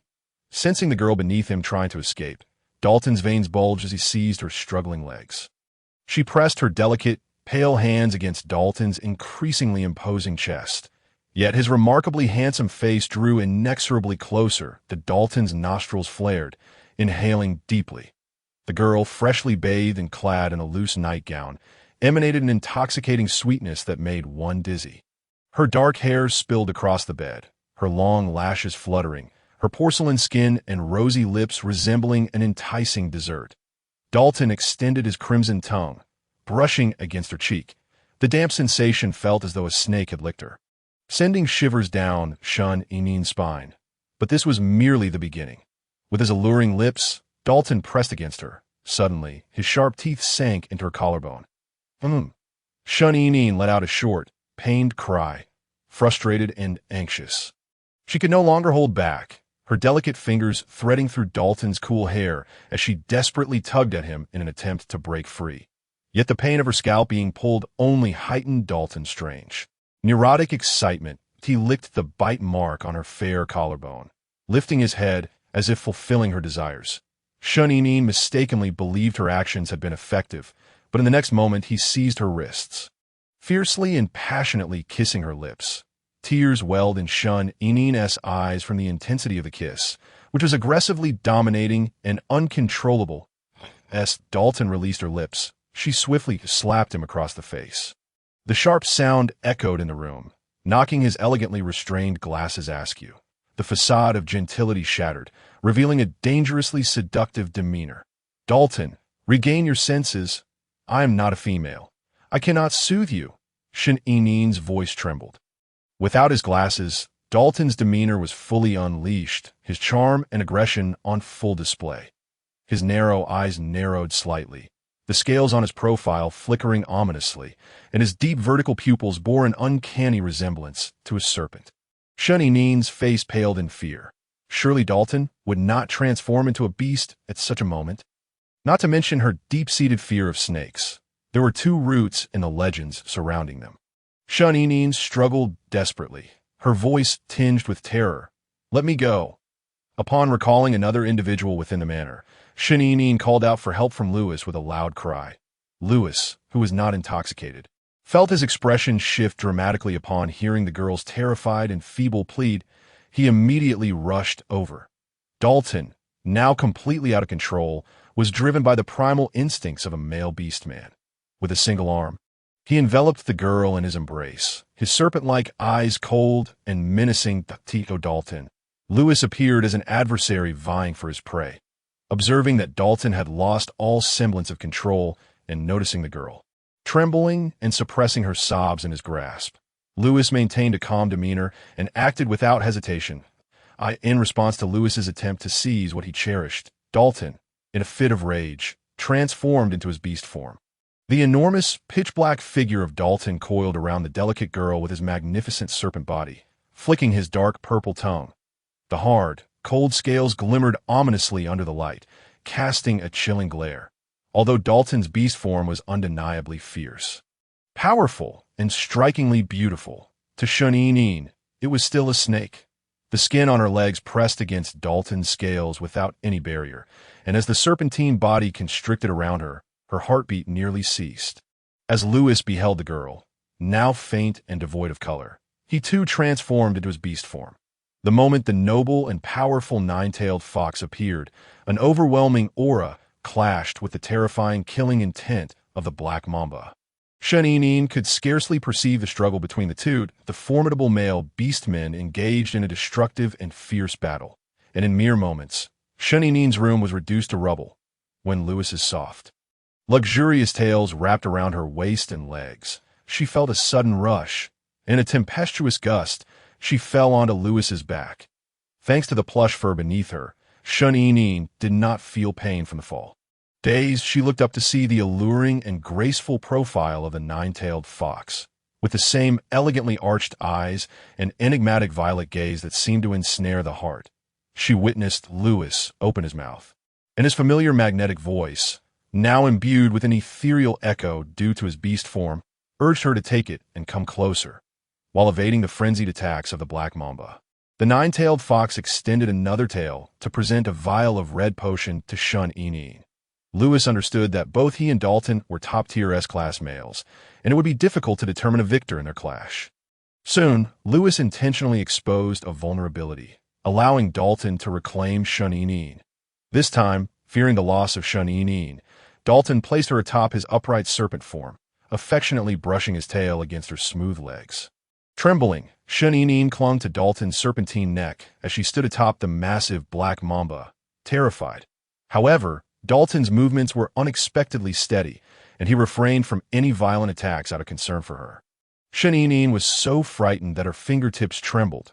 She glanced at the nine-tailed fox's eyes, received a signal, took a deep breath, and raised her hand to jab the potion into Dalton's serpent body while he was momentarily distracted.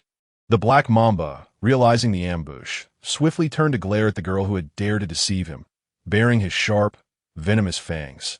Shun was paralyzed with fear, even forgetting to escape. Yet those fearsome fangs did not sink into her flesh.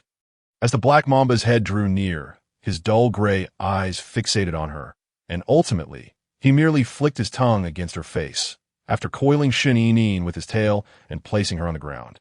The once ferocious and untamed giant serpent collapsed with a thunderous thud. Chapter 66, Shun stared blankly at the unconscious Dalton, suddenly feeling a pang of anxiety. Had she inadvertently killed Dalton? Dalton, the transformed Lewis, restrained Shun, who was guilt-ridden and wished to check on Dalton. Rest assured, he will not perish, Lewis reassured her as he approached and nonchalantly kicked the fallen black mamba to assess his condition. Lewis raised an eyebrow, thinking how troublesome this situation was. Had it not been for his charm, Dalton would have continued spiraling into madness. Soon, Dalton reverted to his human form, upon witnessing Lewis lightly kick Dalton in his serpent form. Shun felt no particular concern, but if it were in human form, it would evoke an indescribable oddness, as if Lewis despised Dalton and was taking advantage of the situation while he lay unconscious.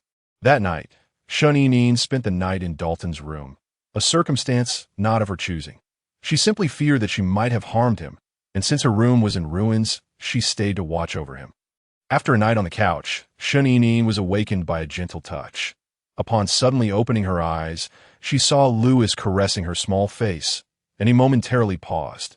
Yet he quickly composed himself, withdrawing his hand as if nothing had occurred.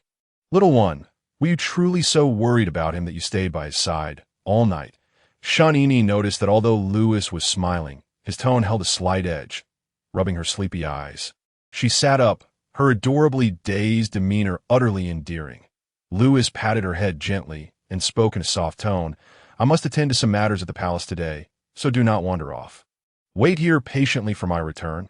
Understood?" Shun nodded. After Lewis departed, she had intended to catch a bit more sleep, but she soon received a reminder for her debts. However, this time it was not from the Clara family, but rather the Harkins family. Previously, when Shun received funds, she had always repaid the Clara family first due to Grayson, inadvertently neglecting the Harkins family. Yet now, she found herself devoid of funds. The expense of suppressants and pheromone converters had already depleted her resources, and with debts looming and the previous night's expenditure, her remaining funds were scant. Wait, Shun suddenly remembered something, and her eyes widened in realization. She hurriedly rushed to her disheveled room, searching through the chaos until she found the cabinet where she had hidden her potions. After much effort, she managed to open the cabinet, only to discover that all her potions had been shattered. Gazing at the shards of glass soaked in blue liquid strewn across the floor, Shun felt a wave of pain wash over her. Why was she so unfortunate? After all her struggles to acquire the potions, she had used one suppressant and lost another pheromone converter. And now they were all gone. The system, observing its little host in distress, immediately offered comfort. "Host, it's all right. We can simply seek out Duke Lebert again." Shin-Inin's lashes, glistening with tears, drooped as she replied with a nasal tone. "But I made Duke Lebert angry previously, and he no longer wishes to give me allowance. Host, trust me, he will provide. Just say a few soft words to him, shed some tears, and he will surely forgive you. I guarantee it in the name of my system." The system did not deceive Shin-Inin, as no man could remain indifferent upon witnessing such a beautiful girl in tears. Yet Shin-Inin still felt hesitant to face Duke Lebert. After a moment of silence, she shifted her focus and rummaged through the cabinet until she unearthed an exquisitely crafted badge. Sniffling, her eyes sparkled once more as she exclaimed, "I have a way to obtain money now. System, please help me find out where Mr. Norton resides, that I wish to pay him a visit." With Dalton still unconscious, she seized the opportunity to slip away unnoticed. Before departing, Shin-Inin cast a lingering glance at the unconscious Dalton. Momentarily lost in thought, Dalton, with his eyes gently closed, without his glasses, appeared devoid of the teasing demeanor he held when awake. His handsome face bore a pallor, his dark purple hair cascading around him, and his perfectly sculpted lips hung slightly open, framed by long, dark lashes. Undoubtedly, Dalton's appearance was nothing short of breathtaking. However, recalling the losses he had caused her, Shin-Inin playfully pinched his cheek, feeling a sense of satisfaction before she left. With her mind solely focused on making money, Shin-Inin failed to notice the subtle flutter of Dalton's long lashes as she turned away. Meanwhile, in a luxurious villa in the capital of the Fifth Star, having just concluded his official duties, Norton furrowed his brow upon seeing the bounty notice still posted online. Noticing his increasingly reckless brother preparing to leave, Norton commanded, "Noel, I order you to withdraw the bounty notice immediately." Noel turned around, his flawless face mirroring Norton's, but with a hint of defiance. "Norton, I distinctly remember stating that I would only withdraw the bounty once I locate my little female." The tall and slender twin brothers, clad in identical attire and bearing the same features, exuded different kinds of allure. "Noel, if you seek a female, why are you still investigating that genderless individual named Shin-Inin?" Uncertain as to the reasons, Norton harbored a deep disdain for his younger brother's closeness to that androgynous individual. The absurdities that had transpired in the confinement room, involving the young girl, consistently weighed heavily on his mind. "Noel, she is not the delicate female you seek. She is merely a genderless being. Do not provoke her." In response to Norton's admonition, Noel wore a sardonic smile. Why, dear brother, you incessantly emphasize her identity and urge me to keep my distance. Yet, what of you? Do you think I am unaware? You have been clandestinely investigating her. Pray tell, are you able to accept a genderless individual while rejecting femininity?" Noel's words struck at the obscure and nebulous thoughts nestled within Norton's heart. He opened his mouth, his expression frigid, yet he refrained from retorting. Just then, Norton's holographic device illuminated, signaling the necessity of attending to matters. He coldly cast a glance at Noel before ascending the staircase. As Noel prepared to depart, the robotic butler suddenly interjected, "Sir, a visitor has arrived." With a nonchalant demeanor, Noel replied, "I wish to see no one. Send them away." "Sir, the visitor claims to be Shin-Inin and wishes to meet Mr. Norton." The mechanical tone caused Noel to pause in his tracks. The little one had come all this way. He certainly could not allow her to leave disappointed. Adjusting his sleeves, Noel leisurely took a seat on the sofa, a knowing smile gracing his face. "Allow her to enter." Shin-Inin was guided into the villa by the robot, her eyes widening at the opulent furnishings and decor, reinforcing her awareness of Norton's substantial wealth. She mused that she might be in for a considerable reward. Upon entering, she spotted a tall, handsome figure seated on the sofa, exuding an air of aloofness. His mint green hair languidly cascaded over his shoulders, and the striking contours of his profile were mesmerizing. "Mr. Norton." "Miss Shun, please take a seat." Shin-Inin initially intended to sit opposite Norton, but he subtly inclined his chin, indicating she should join him beside. With a hint of trepidation, she settled down, casting a furtive glance around, and tentatively inquired, "Mr. Norton, are you the only one in the villa?" "Noel, knowing that his brother would be preoccupied with business for quite some time.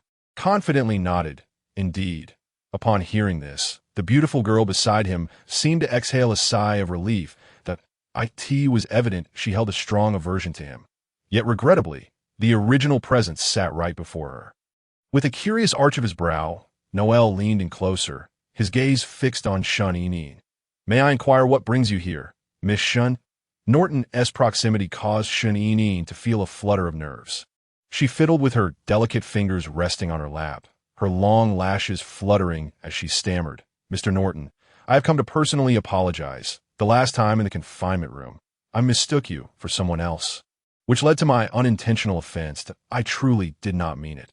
Had that vile scoundrel not acted so inappropriately, I would not have." The sudden utterance of such a term from the girl's lips altered Noel's expression. He smirked, leaning in slightly closer. "A vile scoundrel, you say?"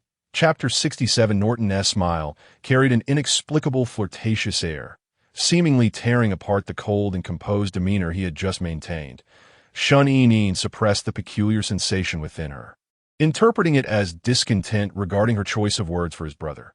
Biting her lip, she subtly leaned back, her long lashes quivering as she quickly amended, "I meant to say, your brother, Mr. Noel, was rather excessive that day."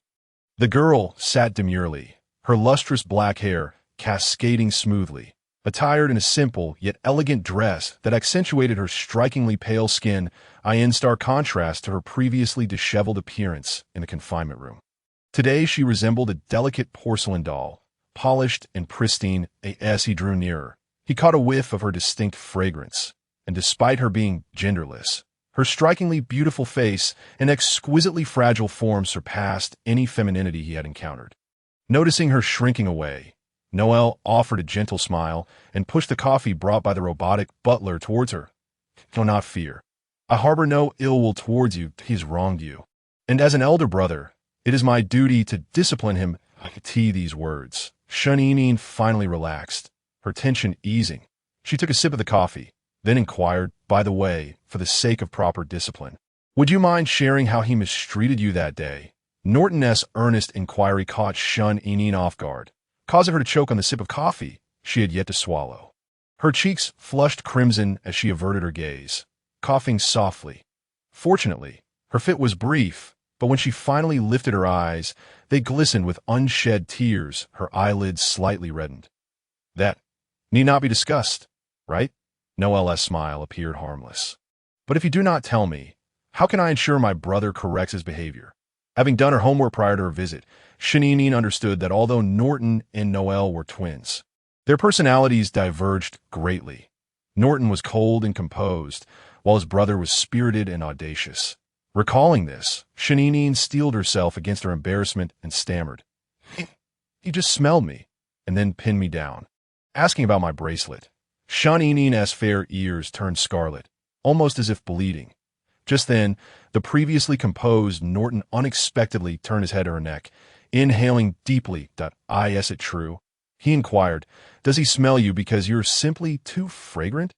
The strikingly handsome figure leaned in, akin to a hound, drawing closer to her, causing Shun Yinyin to curl her fingers in embarrassment.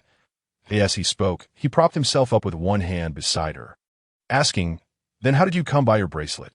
I told him it was a gift from Avon, but he did not believe me. Noel did not suspect Shun Yinyin would deceive Norton, so it seemed she had not been toying with him after all. Perhaps he had wronged her in his assumptions. Nevertheless, he continued to tease her. And what else? A strange sensation accompanied an unsettling alarm that prompted Shun Yinyin to retreat hastily, in her flustered state. She accidentally knocked over her coffee cup, spilling the warm liquid onto her skirt. Flustered, she stood, her attempts to wipe it fruitless. Having been interrupted, Noel raised an eyebrow, yet he retained a semblance of gentlemanly decorum. "I apologize. I did not mean to startle you. The room to the right upstairs contains a changing area and restroom. May I escort you?" Terrified of the two brothers, Shun Yinyin shook her head vigorously. Hastily rising, clutching her damp skirt, and hurriedly ascended the stairs. Once she vanished from sight, Noel lounged back on the sofa, absently rubbing his fingers over the spot where he had brushed against the girl's leg. A peculiar sense of familiarity enveloped him, leaving him bewildered. though Noel's demeanor was rebellious and seemingly carefree. That night on the cruise was his first encounter with intimacy, and it had been a rather scandalous display. The second time, however, was with this genderless individual, in the changing area. Shun rummaged through the sparse offerings, finally locating a loose-fitting shirt and trousers. With both brothers being male, there were naturally no dresses to be found. At that moment, Norton, unable to descend due to a development issue, prepared to change clothes and step out. As he passed by the living room, he cast a glance at Noel on the sofa, but refrained from questioning why his brother had suddenly opted to remain indoors. Yet upon opening his room door, he caught the faint sound of rustling coming from the changing area. Is that Noel downstairs? Or is someone else in there? As the noble merman, Norton naturally received the news of the insectoid presence in the fifth star. With a slight frown, he treaded lightly, his rose-pink irises coldly fixated on the partially concealed door of the changing room. In the dim light, something resembling the black bodies of the insectoid creature stirred.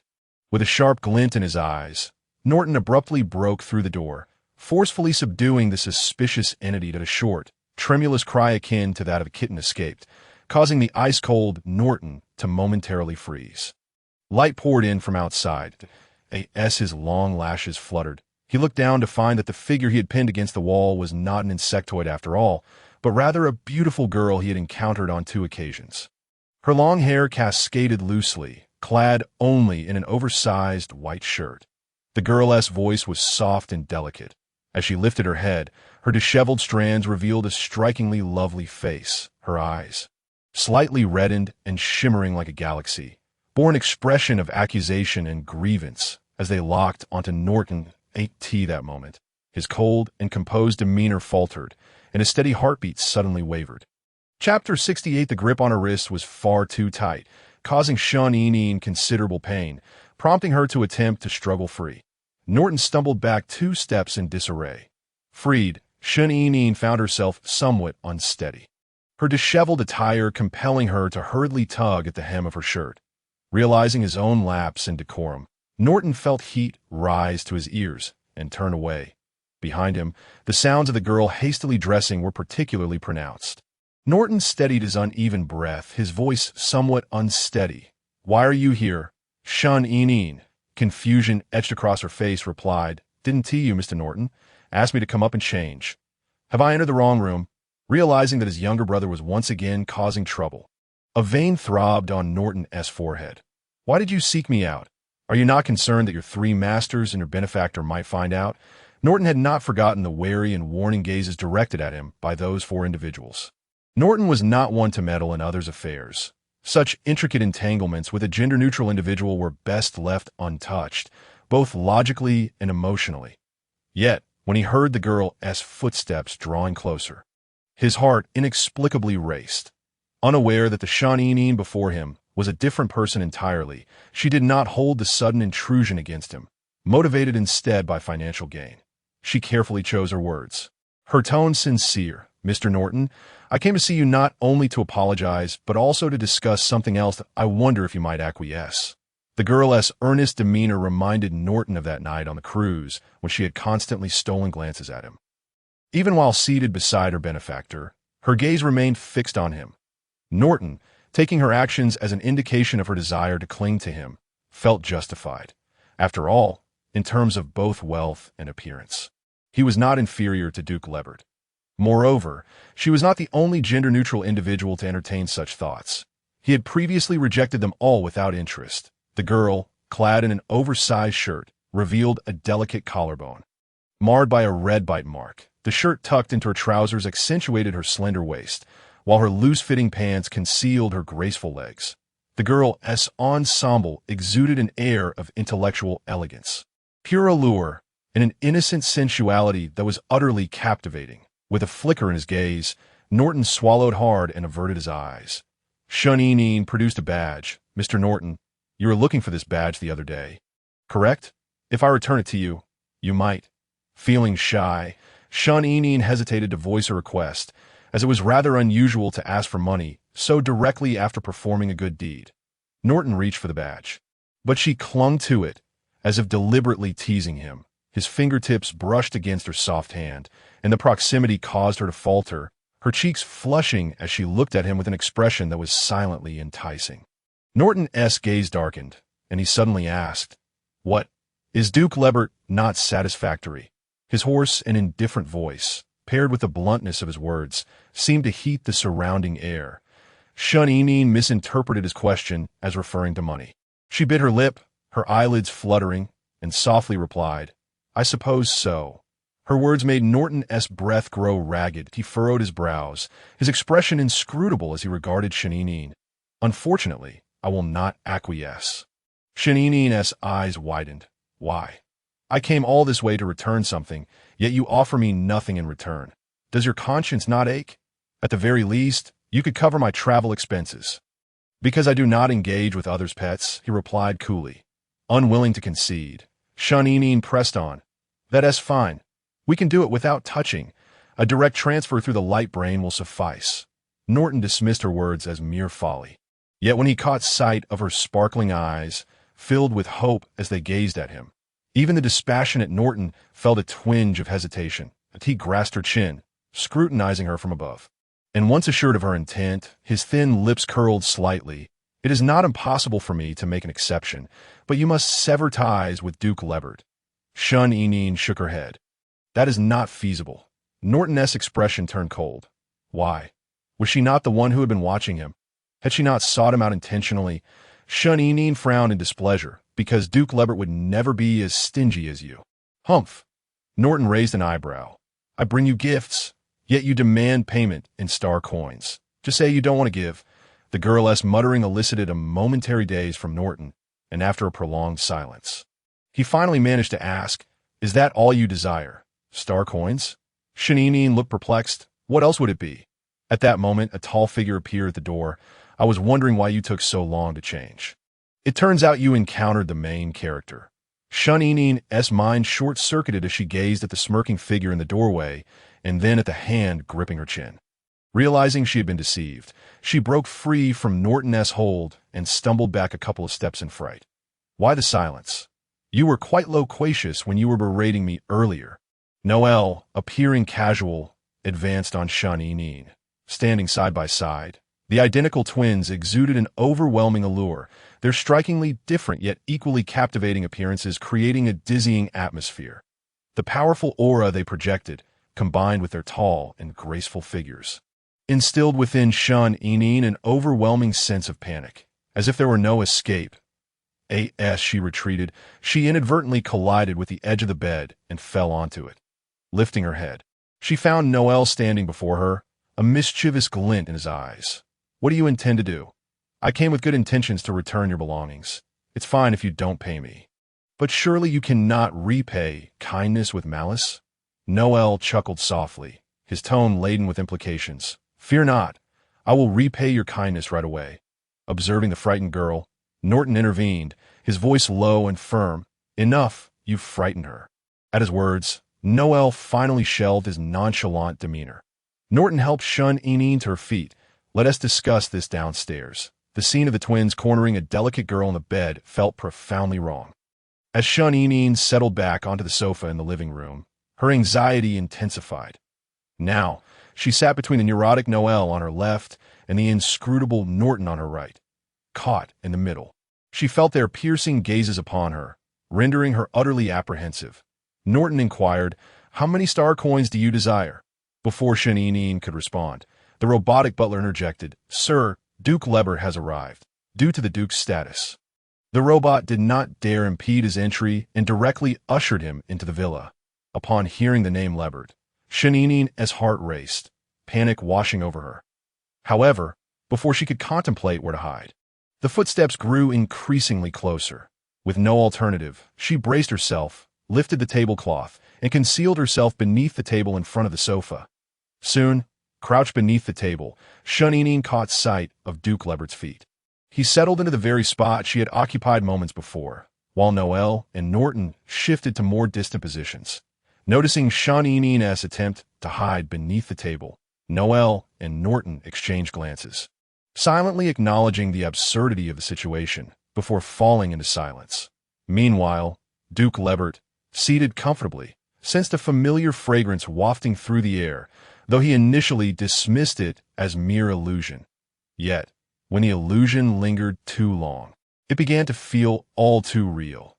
Holding the teacup with his slender fingers, Duke Lebert paused, his azure eyes, reminiscent of clear skies and deep seas, lowered slightly, concealing the thoughts swirling within. His visit, shrouded in mystery, prompted the question, what was the purpose of Duke Lebert's arrival? Norton's frigid tone compelled Lebert to lift his gaze, his scrutinizing eyes falling upon him. Although the Merman twins bore identical attire and appearance, Lebert discerned between the two. Despite not having entered the Female Protection Society that day, he later unearthed the events that transpired within the confinement chamber. The aloof Merman noble, rumored to be indifferent and harsh to others, was observed by his little pet multiple times during the night aboard the cruise, professing disinterest while his eyes remained glued to the pet. Subsequently, in a public setting, his pet delivered a slap across his face. Yet he remained unfazed, seemingly unaware that the Merman clan harbored such a temperate disposition. Have there been other small guests before me? The distinguished Duke, who had only ever discussed business in their previous encounters, raised an eyebrow, his strikingly handsome features adorned with an inscrutable expression, suddenly inquiring. Upon hearing this, Noel chuckled lightly.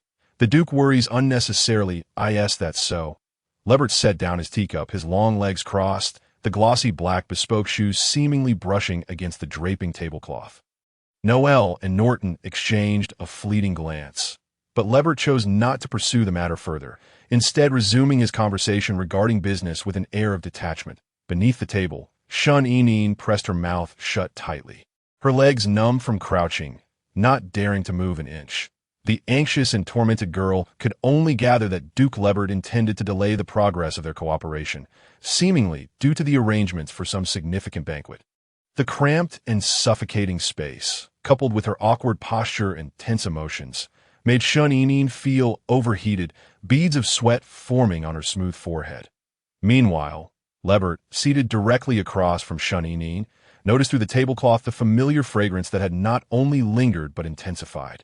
The seemingly respectful yet subtly wary and displeased Merman twins sought to conclude their dialogue and usher him out. Finally, Lebert took the initiative to end the conversation, as Shun Eneen observed him rise. His presence soon faded along with the sound of his footsteps.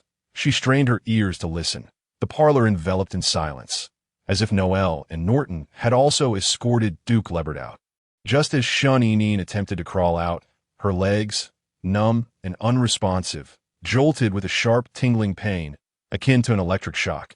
She lurched forward, on the brink of collapsing onto the cold, hard floor, when a hand adorned with a ruby ring, pale and elegant, steadied her. Shun Eneen, oblivious to the ring, recalled Norton's earlier assistance in the room. Grasping that hand, burying her head, she trembled as she spoke. "Mr. Norton, thank you." While gasping in pain, she attempted to crawl out, but that hand suddenly wrapped around her waist, lifting her from beneath the table. The strength of the grip was overwhelming, causing the unsteady Shun Eneen to fall into the embrace of the other. As she tried to pry away the arm that held her too tightly, her fingers brushed against the cold, hard ring. Startled, Shun Eneen blinked, her eyelashes fluttering as she slowly raised her head, meeting the stormy blue eyes of Duke Lebert. She struggled to swallow. She forced a stiff smile, her voice trembling. "Duke Lebert, you haven't tea left yet?" The girl, dressed unusually in loose-fitting, she was merely a lowly being devoid of spiritual power, and a gender individual, yet still aspired to ascend the social ladder like a female. It was utterly revolting. The scornful words pierced Shun Eneen's heart like a thorn.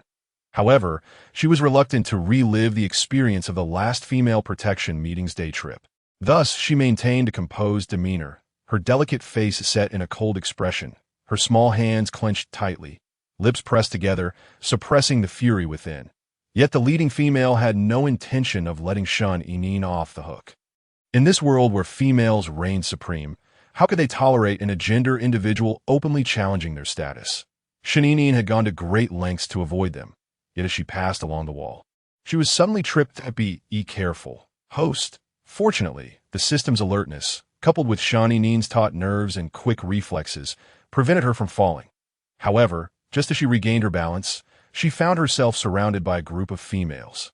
As Shun felt the tension rise, Grayson and Yuri appeared simultaneously from different directions. Grayson spoke with evident displeasure. "What are you doing?"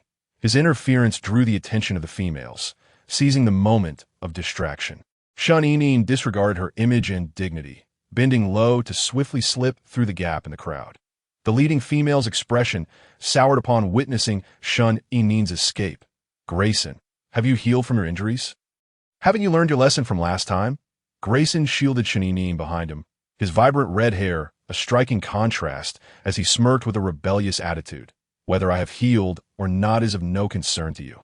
Jennifer, who had always basked in the admiration of military males due to her identity and beauty, felt humiliated after being bested by Grayson twice, her anger transforming into incredulous laughter. Grayson, associating with an agender person. "Are you not afraid of inciting the wrath of females and being unable to find a mate in the future?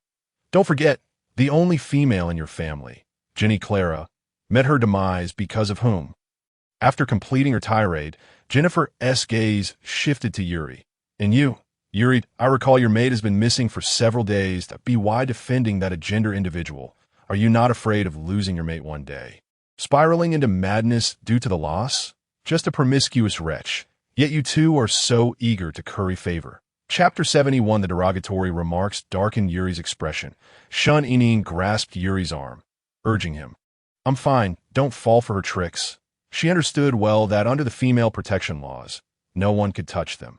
Jennifer, clearly taken aback by Shun-Inin's composure, realized that amidst the crowd, she could not brazenly bully Shun-Inin without provocation. After all, Shun-Inin had entangled herself with numerous top males, and her current connections were formidable. Once Jennifer and her entourage stormed off in frustration, Shun-Inin exhaled a sigh of relief. After expressing her gratitude to Grayson and Yuri, she paused, recalling the news of the missing female, Bella, and inquired, "Yuri, is your mate still missing?" Yuri lowered his lashes, his face devoid of emotion. "Yes, but if she remains missing, what will you do?" The interstellar laws offered no allowance for males to remarry or take another mate. Among females, aside from the queen who stood equal to the empire's ruler, the remaining females could endlessly take on male partners. Such extreme inequity starkly highlighted the pathological status of females. Yuri lifted his gaze to meet the concerned expression of the young woman before him. His green eyes, deep and inscrutable, and he couldn't confess that he felt a sense of relief over Bella's disappearance, fearing she would deem him heartless, despite knowing he was not a good person to begin with. After a moment of silence, Yuri replied, "It's all right. This situation has its merits as well. However, I fear the identity of a male will forever stand as a barrier between us, though this matter had only ever concerned him." Shun-Inin remained uncertain whether Bella's disappearance was a blessing or a curse for Yuri. However, one thing puzzled her. With the interstellar protection for females being so stringent, and Bella not being a particularly low-key individual, how could she simply vanish? On her way back, Shun-Inin searched for information regarding Bella's disappearance. The scant details of the case, which had failed to garner much attention, struck her as peculiar. Unbeknownst to Shun-Inin, Noelle had already taken the information she provided to seek out Ivan at the female protection meeting. "Ivan, I heard that the bracelet on Shun-Inin's ankle was given her by you." Upon hearing Shun-Inin's name, Ivan's previously frosty demeanor shifted. "You are investigating her?" Noelle, leaning casually against the door with arms crossed, raised an eyebrow with a smirk. "Not exactly. I merely admired the bracelet she wears and wished to acquire one for myself." His frivolous tone and insincere reasoning did not convince Ivan. Frowning slightly, Ivan warned, "Stay away from her. That depends on whether you intend to answer my question, President Ivan." Ivan was uncertain of Noelle's intentions, but was genuinely disinclined to see him entangle himself with Shun-Inin, whether out of guilt towards the girl or some other emotion he couldn't comprehend. Noelle soon located the shop Ivan mentioned and indeed spotted the same bracelet displayed in the showcase. However, for reasons unknown, the exquisitely priced bracelet, nestled in the elegant window, lacked the allure it held when adorning the girl's ankle. Compelled by a strange impulse, Noelle purchased one as well. While paying, he inquired of the shop assistant, "To whom have you sold this bracelet?" Apologies, sir, but this is a limited commemorative piece with very few sales, so we do not keep records of the purchasers. Noel hadn't anticipated the trail would end there. He had originally thought that among those who bought the bracelet, he might identify the fleeing female. Now, it seemed this approach was futile. As he returned home, Noel felt an unsettling sense of omission. While toying with the bracelet in bed, he scrolled through his stagnant bounty notice. After several days of discussion, the notice had accumulated an abundance of commentary, mostly expressions of astonishment at his wealth. Suddenly, one comment caught his attention. What if she disguised her appearance intentionally to avoid being found by the poster? The notion of intentional disguise struck Noel like a thunderbolt, quickening his heartbeat. Yes, the young female had persistently resisted and ultimately struck her own head before fleeing to avoid being discovered by him. She would undoubtedly conceal her identity. This time, Noel no longer limited his search to females. Instead, compiling photos of everyone aboard the cruise that night, regardless of gender or whether they were a gender. After eliminating the males, he meticulously sifted through the females, yet despite reviewing each one repeatedly, he found nothing. The hair lengths were incorrect, and their figures were not slender enough. Just as he began to doubt himself, he suddenly spotted a familiar figure among the agender photos. That night, Unveiling, suspected by the attendants, had out of fear urged Duke Libet to leave the flying ship prematurely, and Noel, arriving a moment too late, had missed her. Their true first encounter occurred in the confinement room. He had felt a sense of familiarity towards her, yet had not suspected her, simply because he had arrived late on the cruise. Now, that missed moment had taken on a peculiar significance. Noel stared in a daze at the photograph of the slender girl with flowing hair and the dark-hued bracelet adorning her delicate ankle, his heart pounding wildly. The words that had sparked his realization resurfaced. What if she had hidden her identity? Chapter 72. Upon returning to the manor, Unveiling discovered that Lewis had yet to return. After stealthily wandering outside for a while, she apprehensively opened Dalton's door, only to find him still lying in bed, showing no signs of waking. Why isn't he awake yet? What if something's wrong? Concerned, Unveiling approached the edge of the bed, peering down at Dalton. She wore a serious expression as she scrutinized him. Meanwhile, Dalton, having awakened earlier, closed his eyes upon hearing the familiar soft footsteps. As the door creaked open and the footsteps drew near, an unusual, delicate fragrance wafted through the air, mingling with the cool strands of hair that brushed against his cheek. The warmth of the girl's breath enveloped his face, intoxicating in its sweetness. Feeling her fingers draw close to his nose, Dalton intentionally held his breath, the coolness of his serpentine form, combined with the absence of breath. Startled Unveiling, Dalton? With trepidation, Unveiling tentatively touched Dalton's icy body, her heart racing as she lifted the covers, pressing her small head against his chest in a desperate attempt to discern whether his heartbeat still persisted. In her anxiety, she leaned her delicate form onto him entirely. The sudden intrusion of the girl into his embrace caused Dalton's long eyelashes to flutter slightly, his heartbeat momentarily thrown into disarray. Thump, thump, thump, his rapid and vigorous heartbeat left Unveiling utterly perplexed. Abruptly, a long arm encircled her waist, and the chest she pressed against vibrated with a deep, sultry chuckle that was both alluring and teasing. To her astonishment, Unveiling felt a tingling sensation in her ears. Realizing she had been played, she straightened her back indignantly and glared at Dalton, only for him to grasp her hand and pull her back into his arms with ease. "Are you angry?" His slightly hoarse, magnetic voice brushed against her ear, sending a shiver down her spine, reminiscent of the wild, fearsome creature he had become the previous night. The grip around her felt like a cold serpent coiling around her. Leaving Unveiling momentarily stiffened, her complexion paling. Dalton, captivated by Unveiling's attire, felt his gaze falter as it traversed the suggestive bite marks adorning her collarbone, his smile faltering as his slitted gray pupils cooled with an edge of menace. "Little one, who have you been secretly enticing behind my back?" With a rough grip, he lifted her chin, forcing Unveiling to look up at him.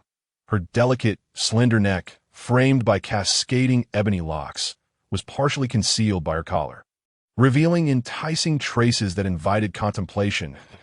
In a moment of vulnerability, she stammered, "I didn't he?"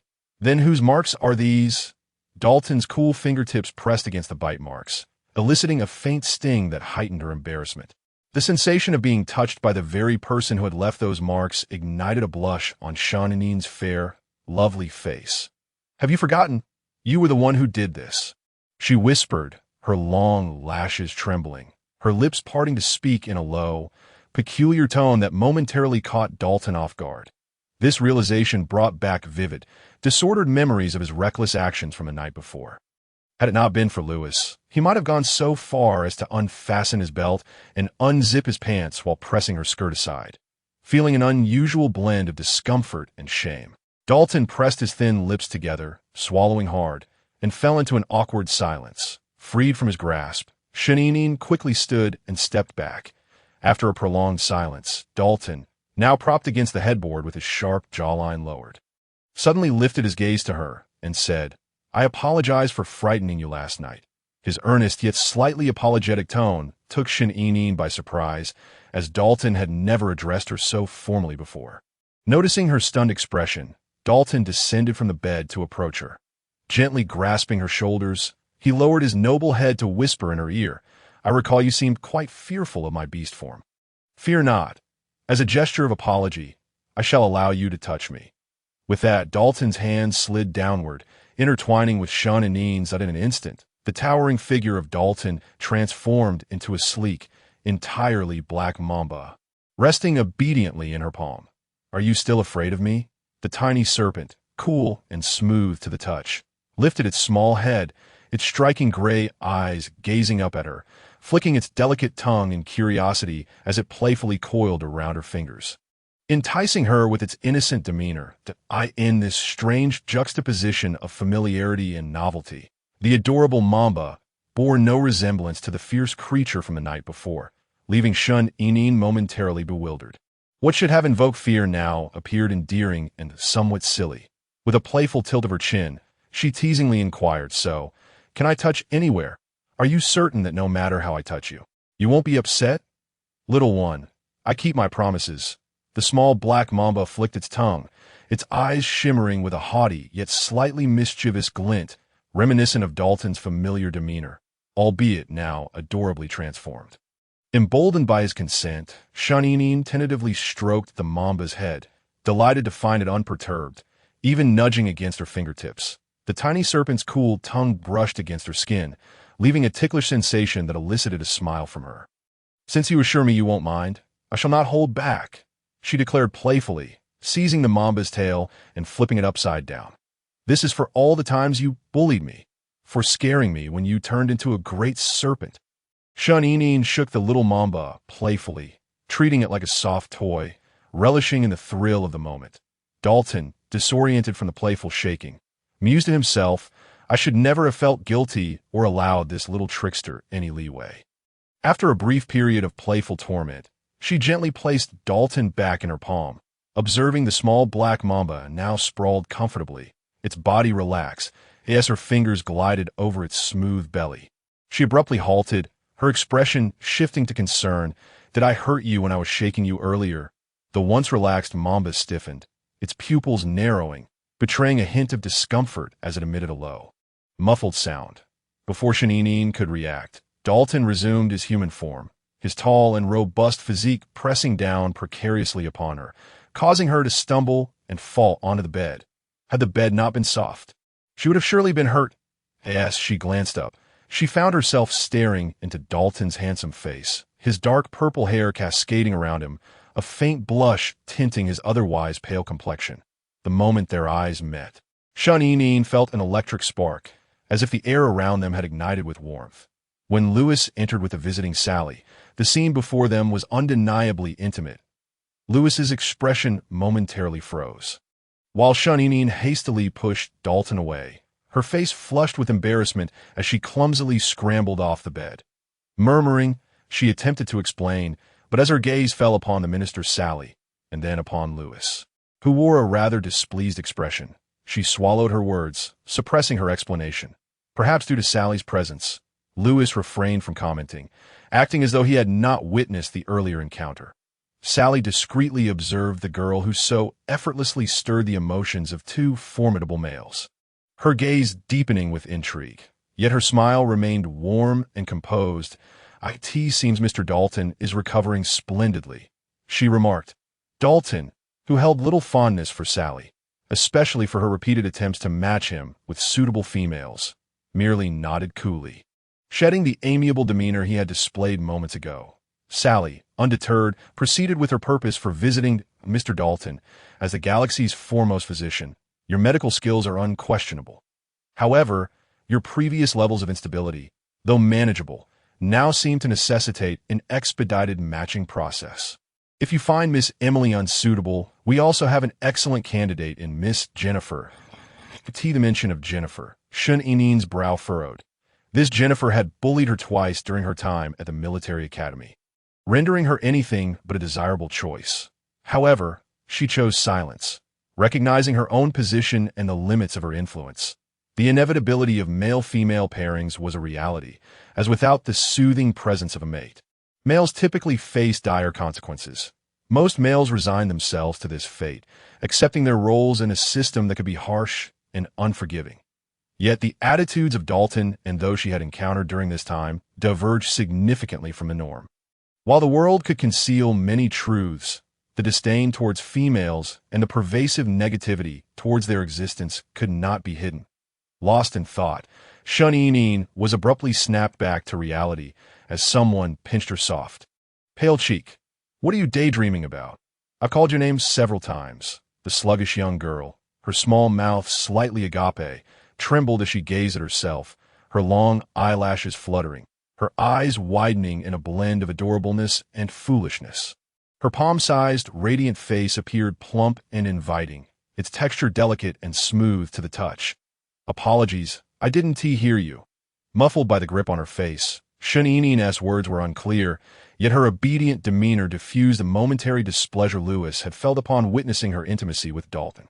"Little one, stop daydreaming and see our guests off for me, right?" Shun Inin nodded, walking demurely to Sally's side. "Mr. Sally, please." It was evident that Lewis's lack of anger towards Shun Inin did not imply the same sentiment towards Dalton. Dispersing the little one was merely a means to facilitate their conversation. "Dalton, your level of uncontrollability is rising. You might harm her." The grandiloquent reasoning elicited a soft scoff from Dalton. "Oh what? Lewis, am I the only one with a high level of uncontrollability? We are all males. Don't think I'm oblivious to your thoughts." Dalton's narrow eyes narrowed slightly as he continued. "Even in a state of loss of control, I would never harm her." Lewis, unyielding, pressed further into Dalton's heart. "But you are about to match with a female partner. If you provoke her, what position will you place her in later?" Dalton's expression cooled considerably. "You know I will never match with a female." When Shun Inin escorted Sally to the manor's entrance, she paused. "Goodbye, Mr. Sally." "Wait." Sally, who had been silent throughout, suddenly spoke, catching Shun Inin off guard. With a sweet smile, she inquired, "Is something wrong, Mr. Sally?" The dapper male, clad in a suit, stepped closer, his tall frame nearly pressing against the girl's. His aggressive approach made Shun Inin uneasy. As she attempted to retreat, Sally unexpectedly grasped her chin. Due to his towering height, he bent down. His eyes, always filled with mirth, now narrowed, scrutinizing her with an unsettling intensity. Shun Inin. The mere utterance of her full name made her eyelids flutter. It was rare for anyone to call her by her complete name. And Sally's tone was laced with a frivolous ambiguity, tinged with a chilling undertone. The sensation of being appraised like prey left Shun Inin deeply uncomfortable. She pursed her pink lips and furrowed her brow. "Mr. Sally, please let go of me." For the first time, Sally observed Shun Inin at such a close distance that he had interacted with numerous females, yet none compared to the androgynous girl before him. Her beauty and figure were breathtaking, her soft demeanor exuding a peculiarly sweet fragrance, her voice delicate and melodic. Sally chuckled softly, his handsome features curling into a casually dangerous smile. "And no wonder you can easily ensnare the Duke of Libert. Truly remarkable. Even your three masters seem to be thrown into disarray by you. Nearly on the verge of conflict, I am genuinely curious. Upon encountering you, all males appear entranced. Besides your visage, what else makes you so exceptional?" The next chapter will likely be around 11 o'clock. Due to a severe recurrence of tendinitis, I haven't been able to rest, so it may take a bit longer than my dear readers. Please bear with me. Shuninin was merely slow-witted, not foolish. She could discern that Sally was belittling her. Lowering her dark lashes, she seized Sally's hand, tilting her head slightly to free herself from his malicious grasp. Her beautiful face grew cold, losing the politeness and warmth she had previously displayed. Mr. Sally, insulting me will not elevate your stature. Sally was taken aback by Shaninin's unexpected defiance, with a slight arch of his brow. He retracted his hand but leaned in closer. Miss Shun, has anyone ever told you that the closer you become to your three masters, the more harm it may bring to them? Not just them, but also the Duke of Libert and other males drawn to you. Miss Shun, the most futile things in this world are affection and love. And you will bring about their demise. Sally's elongated tone bore an undertone of mockery, akin to a warning, shrouded in an unsettling shadow. Upon finishing his words, he straightened, withdrew his gaze, and left without a backward glance. However, as he turned, he cast a glance at his long fingers that had touched the girl's skin. Irritated, Shuninin wiped the spot where Sally had touched her, the echo of his last words reverberating in her mind. Upon returning, she remained silent, her head drooping. Noticing this, Dalton furrowed his brow. What's wrong? Are you unhappy? Lewis also inquired. Little one, are you upset that I asked you to see Sally off? Or did Sally bully you? Shuninin slowly lifted her head, gazing at the two before suddenly asking, will you match with a new female partner? The unexpected question plunged the atmosphere in the room into a heavy silence. Shuninin's inquiry was not only a test of the Annihilator, but also stemmed from her confusion and anger toward Sally. She found Sally's insult and warning utterly baffling. What did he mean by saying she would harm the males who approached her? Yet, the only response she received was a protracted silence. Dalton and Lewis regarded her with complex, obscure gazes, their expressions laden with emotions she could not comprehend. Just as Shuninin anxiously twisted her sleeves, contemplating whether she had spoken out of turn, Lewis finally spoke. Do you wish for it? Little one, do you wish for us to match with females? Shuninin was taken aback. Why would they inquire about such a significant matter concerning their lives and futures? She shook her head, eventually providing an answer. I don't know. Dalton was dissatisfied with this response. Why don't you know? Shuninin's dark eyes sparkled with clarity. You seem to dislike females. Don to you? Both men tacitly acknowledged her statement. Shuninin tentatively continued. Do you loathe the rules of this world? Would you desire to obliterate everything and annihilate the world? Shuninin anxiously scrutinized their reactions, hoping to glean some insight. However, the once solemn Lewis suddenly burst into laughter. He ruffled her hair, exuding a mixture of exasperation and fondness. Little one, have you read too many novels? Confronted with the teasing expressions of Lewis and Dalton, Shuninin awkwardly scratched her nose. That attempt was a failure. By the way, little one, your room reconstruction will take some time. Tonight, do you plan to sleep with me or with Dalton? Lewis leaned in close, his tousled golden hair framing his face, his violet eyes beguilingly alluring. Shuninin glanced between Lewis and Dalton, blinking her big, confused eyes, and retorted, why must I sleep with either of you? General Troy, ISNT here. I could sleep in his room. Lewis, Dalton, is it too late to blow up Troy's room now?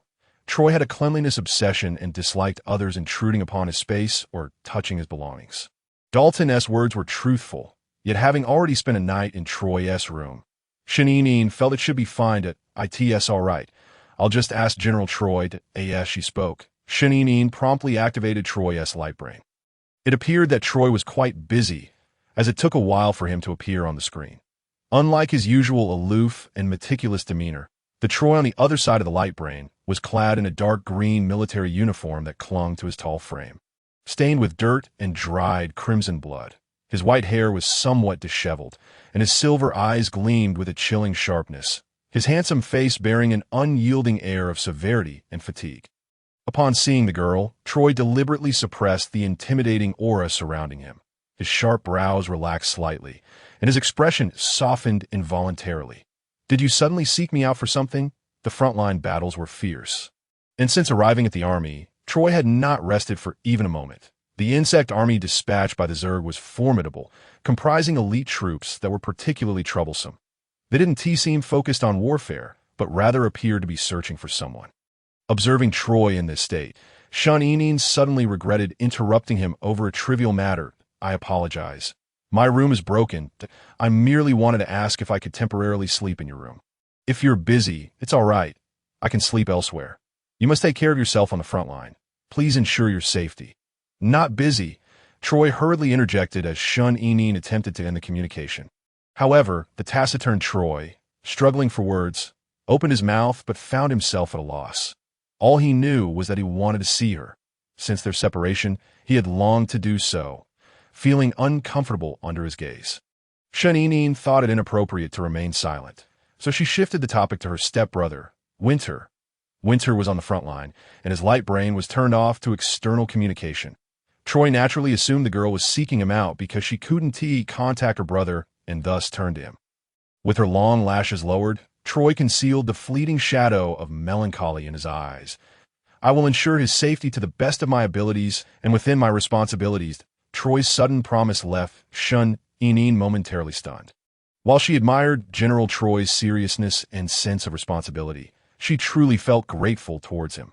After Shun departed, Lewis gazed silently in the direction she had gone, a self-deprecating smile forming on his lips. It was as if he were speaking to himself, or perhaps addressing Lewis. What a dull-witted little fellow. Before leaving, Lewis cast a glance at Dalton, who wore a similarly complex expression that if you need anything for your experiment, do not hesitate to ask. "I have had enough of being dictated to." Dalton lowered his gaze. Was he not also in the same predicament? That night, Shun lay once more in Troy's bed, clad in her nightgown, only to discover that the sheets were imbued with Troy's chilly, faint scent. Strangely, she did not find it unpleasant. Rather, it instilled in her an inexplicable sense of comfort. A powerful, perfect, rational, and restrained soldier is always a figure that leaves a good impression. Embracing the blanket, Shun soon drifted into slumber. After she fell asleep, the doorknob turned, and the door creaked open. The light from the corridor illuminated the tall, slender silhouette of the visitor. He stood by the bed, leaning down, his long hair cascading, as his fingertips gently brushed the tranquil, sleeping face of the girl, tenderly pushing aside the stray locks from her cheek. "I will soon rid myself of all constraints." The night stretched on, yet the laboratory on the third floor of the manor remained brightly lit until dawn. There were other places that shone with light throughout the night. Emily, upon reading the letter from Sally regarding Dalton's repeated refusals to cooperate, felt shadows creep across her beautiful face. She knew that all this turmoil was due to that wretched Shun. She had never anticipated that the male she had sent to eliminate Shun would inadvertently encounter the insect race, leading to their total annihilation. The robust males were reduced to nothing but scraps, while that useless, genderless Shun survived. Was it not said that the insect race was brutal? Why was it that she alone could endure? Could it be that those insects were akin to a pet dog she had raised, unwilling to harm her? She could not believe that Shun, that wretched girl, had such resilience. Were it not for the Duke of Libert's recent scrutiny, she would have seized the opportunity to strike long ago. However, it seemed that the Duke was to host a grand soiree in a few days, and she heard that numerous prominent figures had already been invited. Given the Duke's infatuation with that wretched girl, she was certain Shun would attend. When the time came, with so many eyes around, she could hardly believe there would be no opportunity to end her life. The next day, Shun rose from her slumber, having indulged in sleep. Remembering that today marked her final day under Dalton's supervision, she felt quite cheerful. However, it struck her as peculiar that Dalton had not sought her out even once. Given how late it was 2 hours earlier, Dalton, having endured a sleepless night, emerged from the laboratory. He gazed at the slumbering Shun for a moment, but chose not to wake her. Upon returning to the laboratory, he looked at the hastily prepared red potion he had concocted, removing his glasses and pinching the bridge of his nose in weariness. What was already a challenging experiment with a low success rate had been hastened by the sudden appearance of the girl. Now, he required a male test subject, preferably one with exceptional mental prowess. Yet, evidently, the only candidates available were himself and Lewis. After all, engaging in an illegal experiment that contravened numerous regulations was better kept from prying eyes until it had achieved complete success. Donning his glasses, Dalton chuckled lightly. He was no useless fool in need of others to bear the consequences. The fruits of his labor were his to endure alone. The sharp needle pierced the side of Dalton's neck, the red potion gradually entering his body. Almost instantaneously, excruciating pain surged through his flesh and bones. The vial clattered to the floor, shattering into glistening shards that Dalton's complexion turned pale as he braced himself against the laboratory table. Veins bulging on his forehead and neck, cold sweat trickling down, dotting his handsome, ashen face. His labored breathing shattered the silence, and as she has already brutally slain several male partners, perhaps the next victim will be Yuri, whom you care for. Dalton, who has never shown weakness, in this moment, mentioned the names of other males he despises, all in an attempt to salvage his image in the eyes of the girl. Indeed, he observed a complex array of emotions on her face that he bowed his head, his pale lips gently brushing against Shun Inin's cheek, his voice a low rasp. "Do not fear. No one will know." However, she turned her head away, evading his closeness. Her eyes, like ink splatters, glistened with tears as she gazed at him in despair. Her lips, once fervently kissed by him, parted to utter a piercing accusation that struck at his heart. "Are you going to kill me to silence me?" Her soft, nasal voice was more chilling than the harshest winter frost. It was no wonder Shaninin would think this way. Only the dead can keep secrets. Yet Dalton was taken aback. He had not anticipated that she would fear him to such an extent. Believing he could bear to take her life, Dalton's silence, in Shaninin's eyes, seemed like an unspoken agreement to her disheartening words. Her fragile lashes quivered, and silent tears fell as her voice trembled with anguish. "Will you lock me in a cage and experiment on me?" Dalton, who dared to capture living females for experiments, would certainly not spare her, a defective female. "Enough. I would never." Dalton clenched his fists and struck the wall in rage. He interrupted her cruel, and her lips trembled slightly.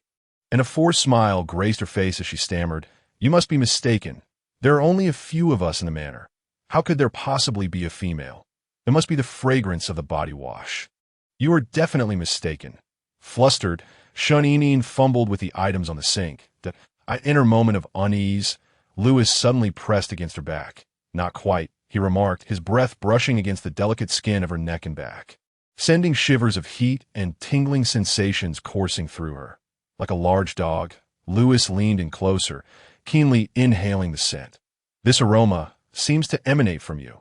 But are you not genderless?"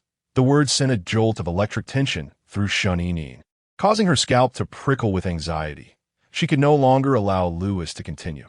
Turning around, she pressed against his chest, attempting to push him away. The embarrassment and panic of having her identity guessed made her feel like a ruffled kitten. "Enough. I haven't finished my bath. You need to leave." "You seem quite nervous, little one," Lewis said, seizing her hand that was trying to shove him away, an overwhelming sense of pressure suddenly enveloping her.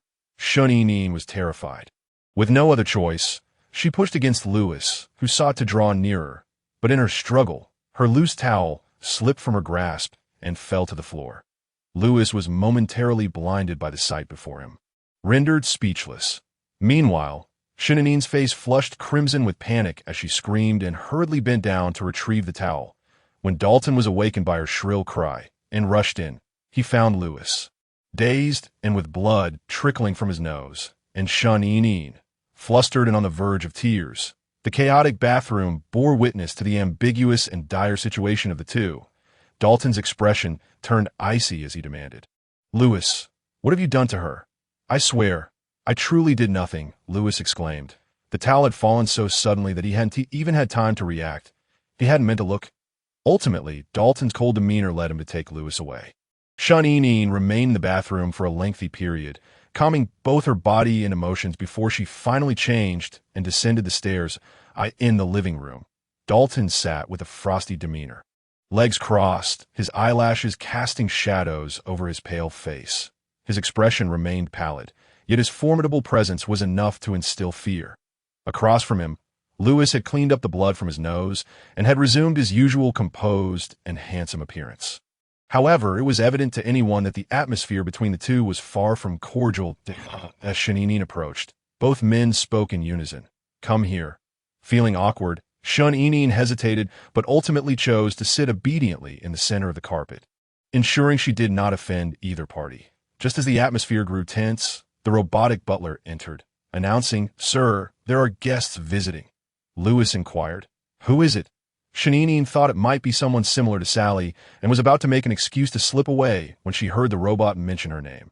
Mr. Noel and Mr. Norton from the Milwin family wished to meet Miss Shun.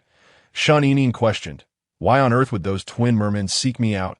Surely they are not here to lodge a complaint." Dalton cast a deep gaze at Shun, his voice low and cold. "It seems you have attracted quite a few males." Shun did not dare to respond, lowering her head in submission. Soon, the impeccably dressed Noel and Norton, guided by the robotic butler, entered the living room. Noel's mint green hair flowed freely, exuding a carefree charm, while Norton, with his hair tied back, appeared more restrained and composed. The twin brothers greeted Lewis and Dalton before taking their seats. In an instant, the quiet living room was filled with four tall, strikingly handsome men, each possessing a distinct style, akin to gladiators vying for prey. "Mr. Norton, did you come here regarding the incident where my little half-slave slapped you?" Lewis's tone was icy. Despite his earlier disagreement with Dalton, he shared the same disdain for their external adversaries. Norton glanced at the translucent girl, stating, "The Sixth Prince has overthought. That incident was merely an accident. I will not pursue it." Meanwhile, Noel raised an eyebrow, a captivating smile gracing his lips. "In fact, we are here not only to express our gratitude for Miss Shun returning our family crest, but also to return something she left at our villa." Dalton lifted his eyelids to fixate on the item in Noel's hand. "She has been to your place?" Upon noticing this, Noel's smile became even more alluring. He opened a paper bag, his tone suggestive. Naturally, Miss Shun left her dress behind in the bedroom during her hurried departure and returned wearing our shirt and trousers, so we specially came to return it. The provocative phrases, uttered slowly from the lips of the striking males, serve as a blatant provocation to Dalton and Lewis. The words bedroom, dress, and shirt and trousers imbued with the scent of other males transformed Dalton's icy, slit-like pupils into something terrifying. Even Lewis, who typically had a good temper, now regarded the twins with a dangerous glint in his eyes. They could not fathom that the attire which had drawn their attention yesterday was, in fact, clothing belonging to other males. The sensation felt akin to a cherished possession being marked by another, erasing their essence as the rightful owners. Wrapping his long fingers against the armrest of the sofa, Lewis cast a glance at the girl with her head bowed, her hair obscuring her face, and spoke in a deep voice, "Little one, in the spirit of reciprocity, you should return their clothing as well." Shun felt as though the piercing gazes of the men could burn through her. Upon hearing Lewis's command, she did not dare to delay. She scampered up the stairs with her delicate legs. Initially, Shun intended to hand the freshly laundered shirt and trousers directly to Noel. However, Dalton raised his hand, wrapped in white bandages, to halt her. Beneath his pale complexion, the veins on his hand stood out, and with a graceful motion, he beckoned Shun to hand the items to him. Upon receiving the bag, he did not even glance at it, disdainfully tossing it to Noel that he was subtly warning Shun to keep her distance from the twin mermen. Shun was startled by Dalton's gaze. Standing awkwardly to the side, her hands clenched, afraid to speak. Just then, the robotic butler arrived with coffee. Fixated on Shun, Noel narrowed his eyes and softened his tone. "Could I trouble Miss Shun to add some sugar for me?" Norton glanced at his brother, who was causing trouble, and paused before returning the coffee cup to the table as a visiting guest. Such a request was not unreasonable.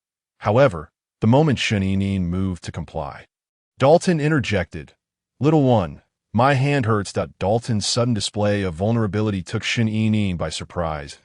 In the secret chamber, he had endured a grievous wound without uttering a word, even when he had coughed up blood and fainted. Yet now he was claiming to be in pain. Though she was afraid of Dalton, she remembered that he had been injured protecting her. With her long lashes fluttering, she softened her voice to ask, "Shall I fetch some medicine?"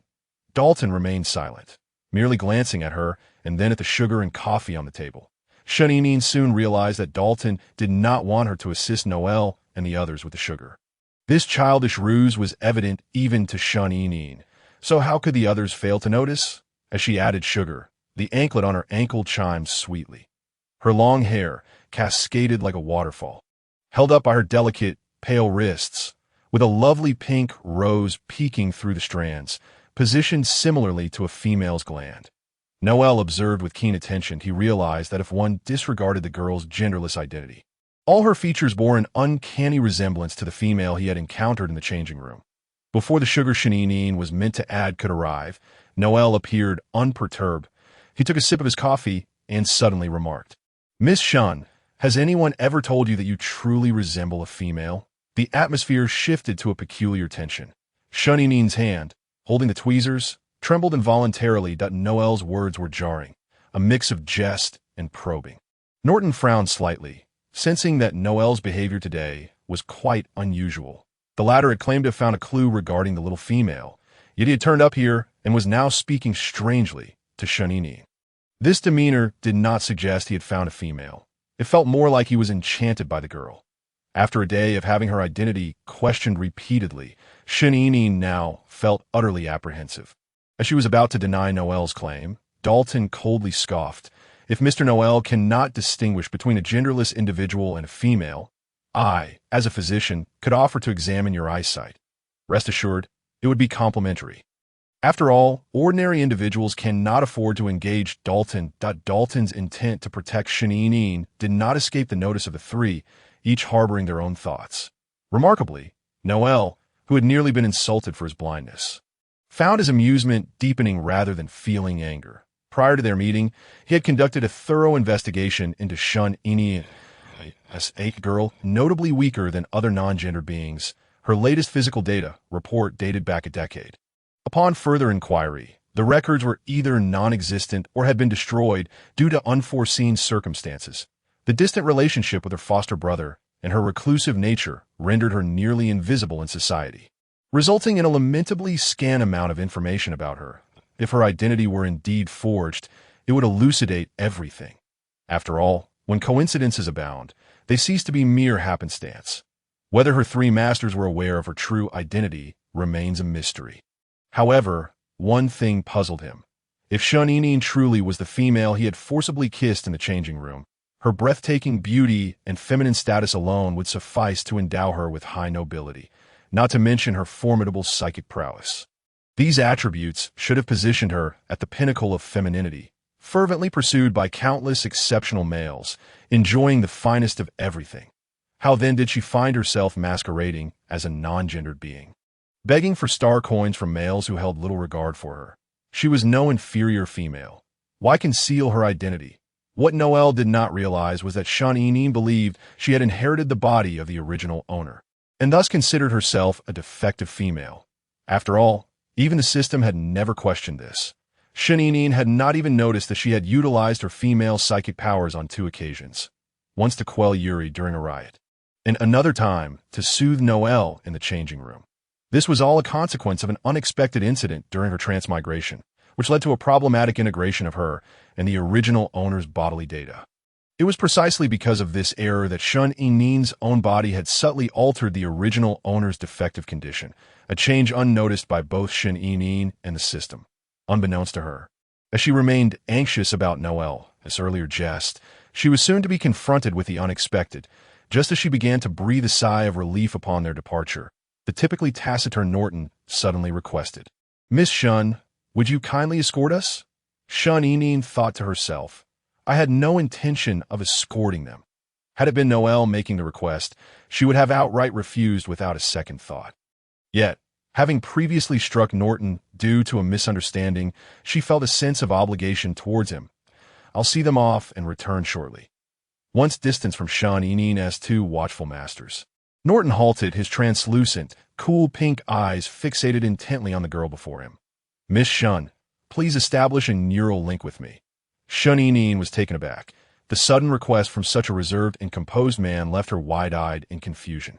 Noel observed his brother's newfound assertiveness with a raised brow and a soft chuckle. He had thought his aloof brother to be rather noble and pure. only to find him now feigning reluctance, while maintaining an unwavering gaze upon the girl. With no one else around, the pretense fell away, and he became surprisingly straightforward as Chapter 79 unfolds. Witnessing the girl's bewilderment, Norton's gaze flickered as he explained, "This is to provide you with star coins. Last time, you didn't mention how many you desired, did you?" At the mention of money, Shanine's eyes sparkled with excitement. "Mr. Norton, you are truly kind." Noel, however, held a different view. The Milwin family was notorious for its lack of benevolence. His brother was the most cunning of them all, and he was no exception. That it was highly unusual for someone so adept at business to suddenly offer free money without ulterior motives. As for whom his good brother had his sights set on, it was all too evident. Noticing the girl's preoccupation as she leaned toward Norton, eagerly establishing their neural connection, Noel felt a twinge of annoyance at being overlooked. With his long fingers, he swept his hair back from his forehead, revealing his striking and profound features, and leaned closer. The towering merman, standing at nearly 6 feet 3 inches, bent down behind the petite Shanine, bringing his handsome face close to her head, and with a charming smile said, "Little one, I was too rude earlier and offended you. As a token of my apology, may I compensate you with star coins?" The implication was clear. He too wished to establish a neural link with her. Delighted by the unexpected generosity from both Norton and Noel, Shanine was blissfully unaware of the precarious and intimate situation she found herself in, sandwiched between two mature males. Meanwhile, Dalton and Lewis observed the scene from the balcony, their expressions darkening ominously as Shanine focused intently on her neural device. A pale hand brushed aside her hair, followed by warm fingers caressing the rose on her neck. When she lifted her gaze, she realized how close Noel had drawn to her. Frowning, she attempted to step back, but he grasped her shoulder, his exquisitely shaped lips brushing against her ear as he lowered his voice, saying, "Don't be nervous. You must learn to become accustomed to me." Shanine was utterly baffled. Was Noel truly unhinged? What was there to become accustomed to his unpredictable outbursts? Inhaling her sweet scent, Noel felt his throat tighten, his gaze burning with intensity. Yet he was aware that they were on Dalton's territory and managed to restrain himself. Tempering his desires, since he had already grown suspicious, his inquiries would not remain superficial. However, given the close watch from Duke Liebert and her masters, coupled with Shanine's evident wariness towards him, he refrained from further alarming her.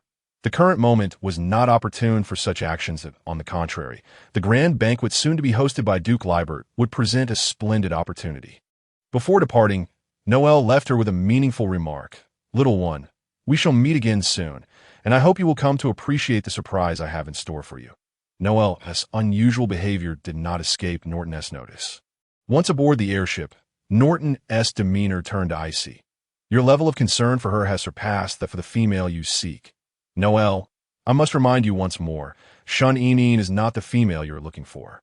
Noel merely smiled in response. Though it was true that in the Merman clan, brothers were expected to serve the same female mate, it did not imply that he relished sharing. On the contrary, his possessiveness made him resentful of any male who drew near her, including his twin brother. He had no intention of divulging his audacious and absurd speculation. Why should she prefer his brother over him, when he was the one who had encountered her first? Returning to the living room, Shanine was met with the grim visages of Dalton and Lewis, prompting her to quickly suppress her smile. Was she so elated to be close to wild men? Dalton's sarcastic remarks made her uneasy. She contemplated explaining that her joy stemmed from the money, yet feared Dalton would react more violently upon learning of her neural link with Noel and Norton. "What transpired between you and them in the bedroom yesterday? Did they touch you? Otherwise, why would your skirt be soiled, left in someone else's home? Speak." Injured and still recovering, Dalton raised his hand, intending to wipe away the trace of another's touch from the girl's skin. Yet, the restrained fury evident in his demeanor filled Shanine with trepidation. Thus, even before his hand could reach her, she instinctively recoiled 2 steps back. Though Lewis was not particularly swift either, he positioned himself protectively behind Shanine, stating firmly, "Dalton, you are frightening her." Dalton gazed at the girl, her head bowed, refusing to meet his eyes. his pale lips pressed tightly together, his bandaged hands clenched into fists. Even his blood seeped from his wounds. He was filled with both rage and jealousy. He was furious that she chose to approach those dangerous males despite being aware of her precarious situation. Did she truly not comprehend the covetous and possessive glances directed at her by everyone, including himself, as though they wished to consume her? He also felt envy towards any male, aside from himself, who could draw near her and win her affection. Dalton understood all too well that her silence regarding the laboratory incident, coupled with her assistance in tending to his wounds, did not stem from affection but rather from sheer terror of him. Closing his eyes in frustration, Dalton reopened them, his gaze dull and heavy. Today is the last day. Do not wander about aimlessly. Leaving those words behind, Dalton turned and departed. Upon returning to the laboratory, Dalton lingered by the window for an extended period until twilight enveloped the surroundings. What he cherished and excelled at was precisely what she feared. Gazing at the objects he adored, even to the point of obsession, Dalton felt a profound sense of bewilderment for the first time. In the deep of night, the doorknob turned gently, and a tall shadow stepped into Shun Enin's room. Oblivious to the presence, the serene and charming Shun Enin lay peacefully asleep. She lay on her side, her covers having been kicked aside, donning a thin, loose nightgown. Beneath the slightly tousled, curled hem, her delicate, fair legs were exposed. Her already soft waist, unable to be grasped fully, appeared even more alluring with the exaggerated curve created by her position. The visitor leaned closer, intently observing the slumbering Shun Enin, their long fingers gently brushing aside the strands of hair that fell across her cheek. In the dim light, the girl's fair neck, adorned with a petite, exquisite rose tattoo, resembled a vibrant bloom amidst a blanket of snow. The sweet fragrance emanating from her soft skin, although slightly different from the feminine scent encountered earlier in the bathroom, was equally enticing. As shadows danced across the visitor's sharply defined profile, he buried his handsome nose into the girl's neck, inhaling deeply. When his soft lips grazed her skin, capturing the rose tattoo, the sleeping girl and the one kissing her both felt a flutter of their long lashes. The cascade of golden hair fell over his eyes, concealing the swirling darkness within, yet failing to mask the racing of his heart. In the tranquil room, the sound of their heartbeats echoed distinctly. Just as his tongue stirred with desire to touch the rose tattoo, the ajar door was pushed open. Light from the corridor flooded in, revealing Dalton standing at the threshold, his gaze icy as he fixed it upon the one kissing the girl. "Lewis, are you aware of what you are doing?" Lewis was, of course, fully aware of his actions. The feminine scent he had encountered in the bathroom had sparked a flicker of doubt within him. Though an unexpected interruption had momentarily disrupted his thoughts, it had not quelled them. Noel's peculiar inquiries and Shun Enin's rigid reactions had given rise to a perilous and absurd suspicion within him. Lewis rose, his expression clouded. "Dalton, have you not noticed? The little one is not quite right. She resembles a female too much." Upon hearing this, Dalton's heart skipped a beat. Suppressing his emotions, he replied with a cold tone, "If there were something amiss with her, as the foremost physician in the entire interstellar realm, would I not be able to discern it? Lewis, it is you who is out of sorts. Your excessive concern for her is what has led you to this delusion." Hoping she is a female, Dalton's words fell like a cold splash of water, extinguishing the fervent flames that had been surging within Lewis's chest. After a prolonged silence, his erratic heartbeat gradually stilled. Lewis lowered his eyelashes, offering a self-deprecating smile. Dalton was right. He had indeed become obsessed. The mounting pressure from Sally, the relentless urging, and the demands from his father and the Queen left him gasping for breath. His disdain and aversion towards those so-called exemplary females were boundless. The only one who could stir his spirit and ignite his desires was, ironically, a being devoid of gender. It was his profound disappointment in reality that had led him to the absurd fantasy of wishing she were female. Lewis suppressed his complex emotions, dimming his gaze as he closed the door. Standing by the window in the corridor, Lewis gazed at the deep night sky, the cool moonlight cascading over his striking features. Dalton, has the experiment gone awry? Lewis was aware of Dalton's formidable strength and that he had been in the laboratory for an extended period. Any injuries he sustained could only mean one thing. Dalton's experiment had encountered a problem. With a pale visage, Dalton stood sideways, his head slightly bowed. The cold light reflecting off his glasses obscured the emotions in his eyes as he coldly uttered, "The experiment has failed." The reason males are often tethered to females extends beyond the need for them to soothe their mating instincts. More crucially, they possess the ability to calm the male's uncontrollable mental state, preventing them from succumbing to a mindless beast-like existence, suffering, or being ruthlessly killed. What he was developing was a serum capable of controlling the mental instability of male beasts. If he could delay or even completely eliminate this threat, males would no longer need to grovel before females, and to that point, the entire interstellar power dynamics could be reshuffled, and the long-standing hierarchy of female superiority over males could be transformed. Lewis did not blame Dalton. Even if he was a once-in-a-century medical prodigy, the undertaking of overturning years of genetic evolution was no small feat if it were so simple. A century ago, the rebellious army would not have resorted to violent means to imprison females. As Lewis withdrew his gaze and turned to leave, he left behind a single remark. You should tend to your injuries first, perhaps, whether it was the unwillingness to accept fate on his part. Dalton's desire to defy destiny, or the blood-soaked military achievements of Troy used for self-preservation. In the end, they would all inevitably be ensnared by the fate of male beasts, forced to tread the well-worn path of their predecessors. The following day, when Shun Enin awoke, she noticed that the rose tattoo on her neck felt somewhat warm.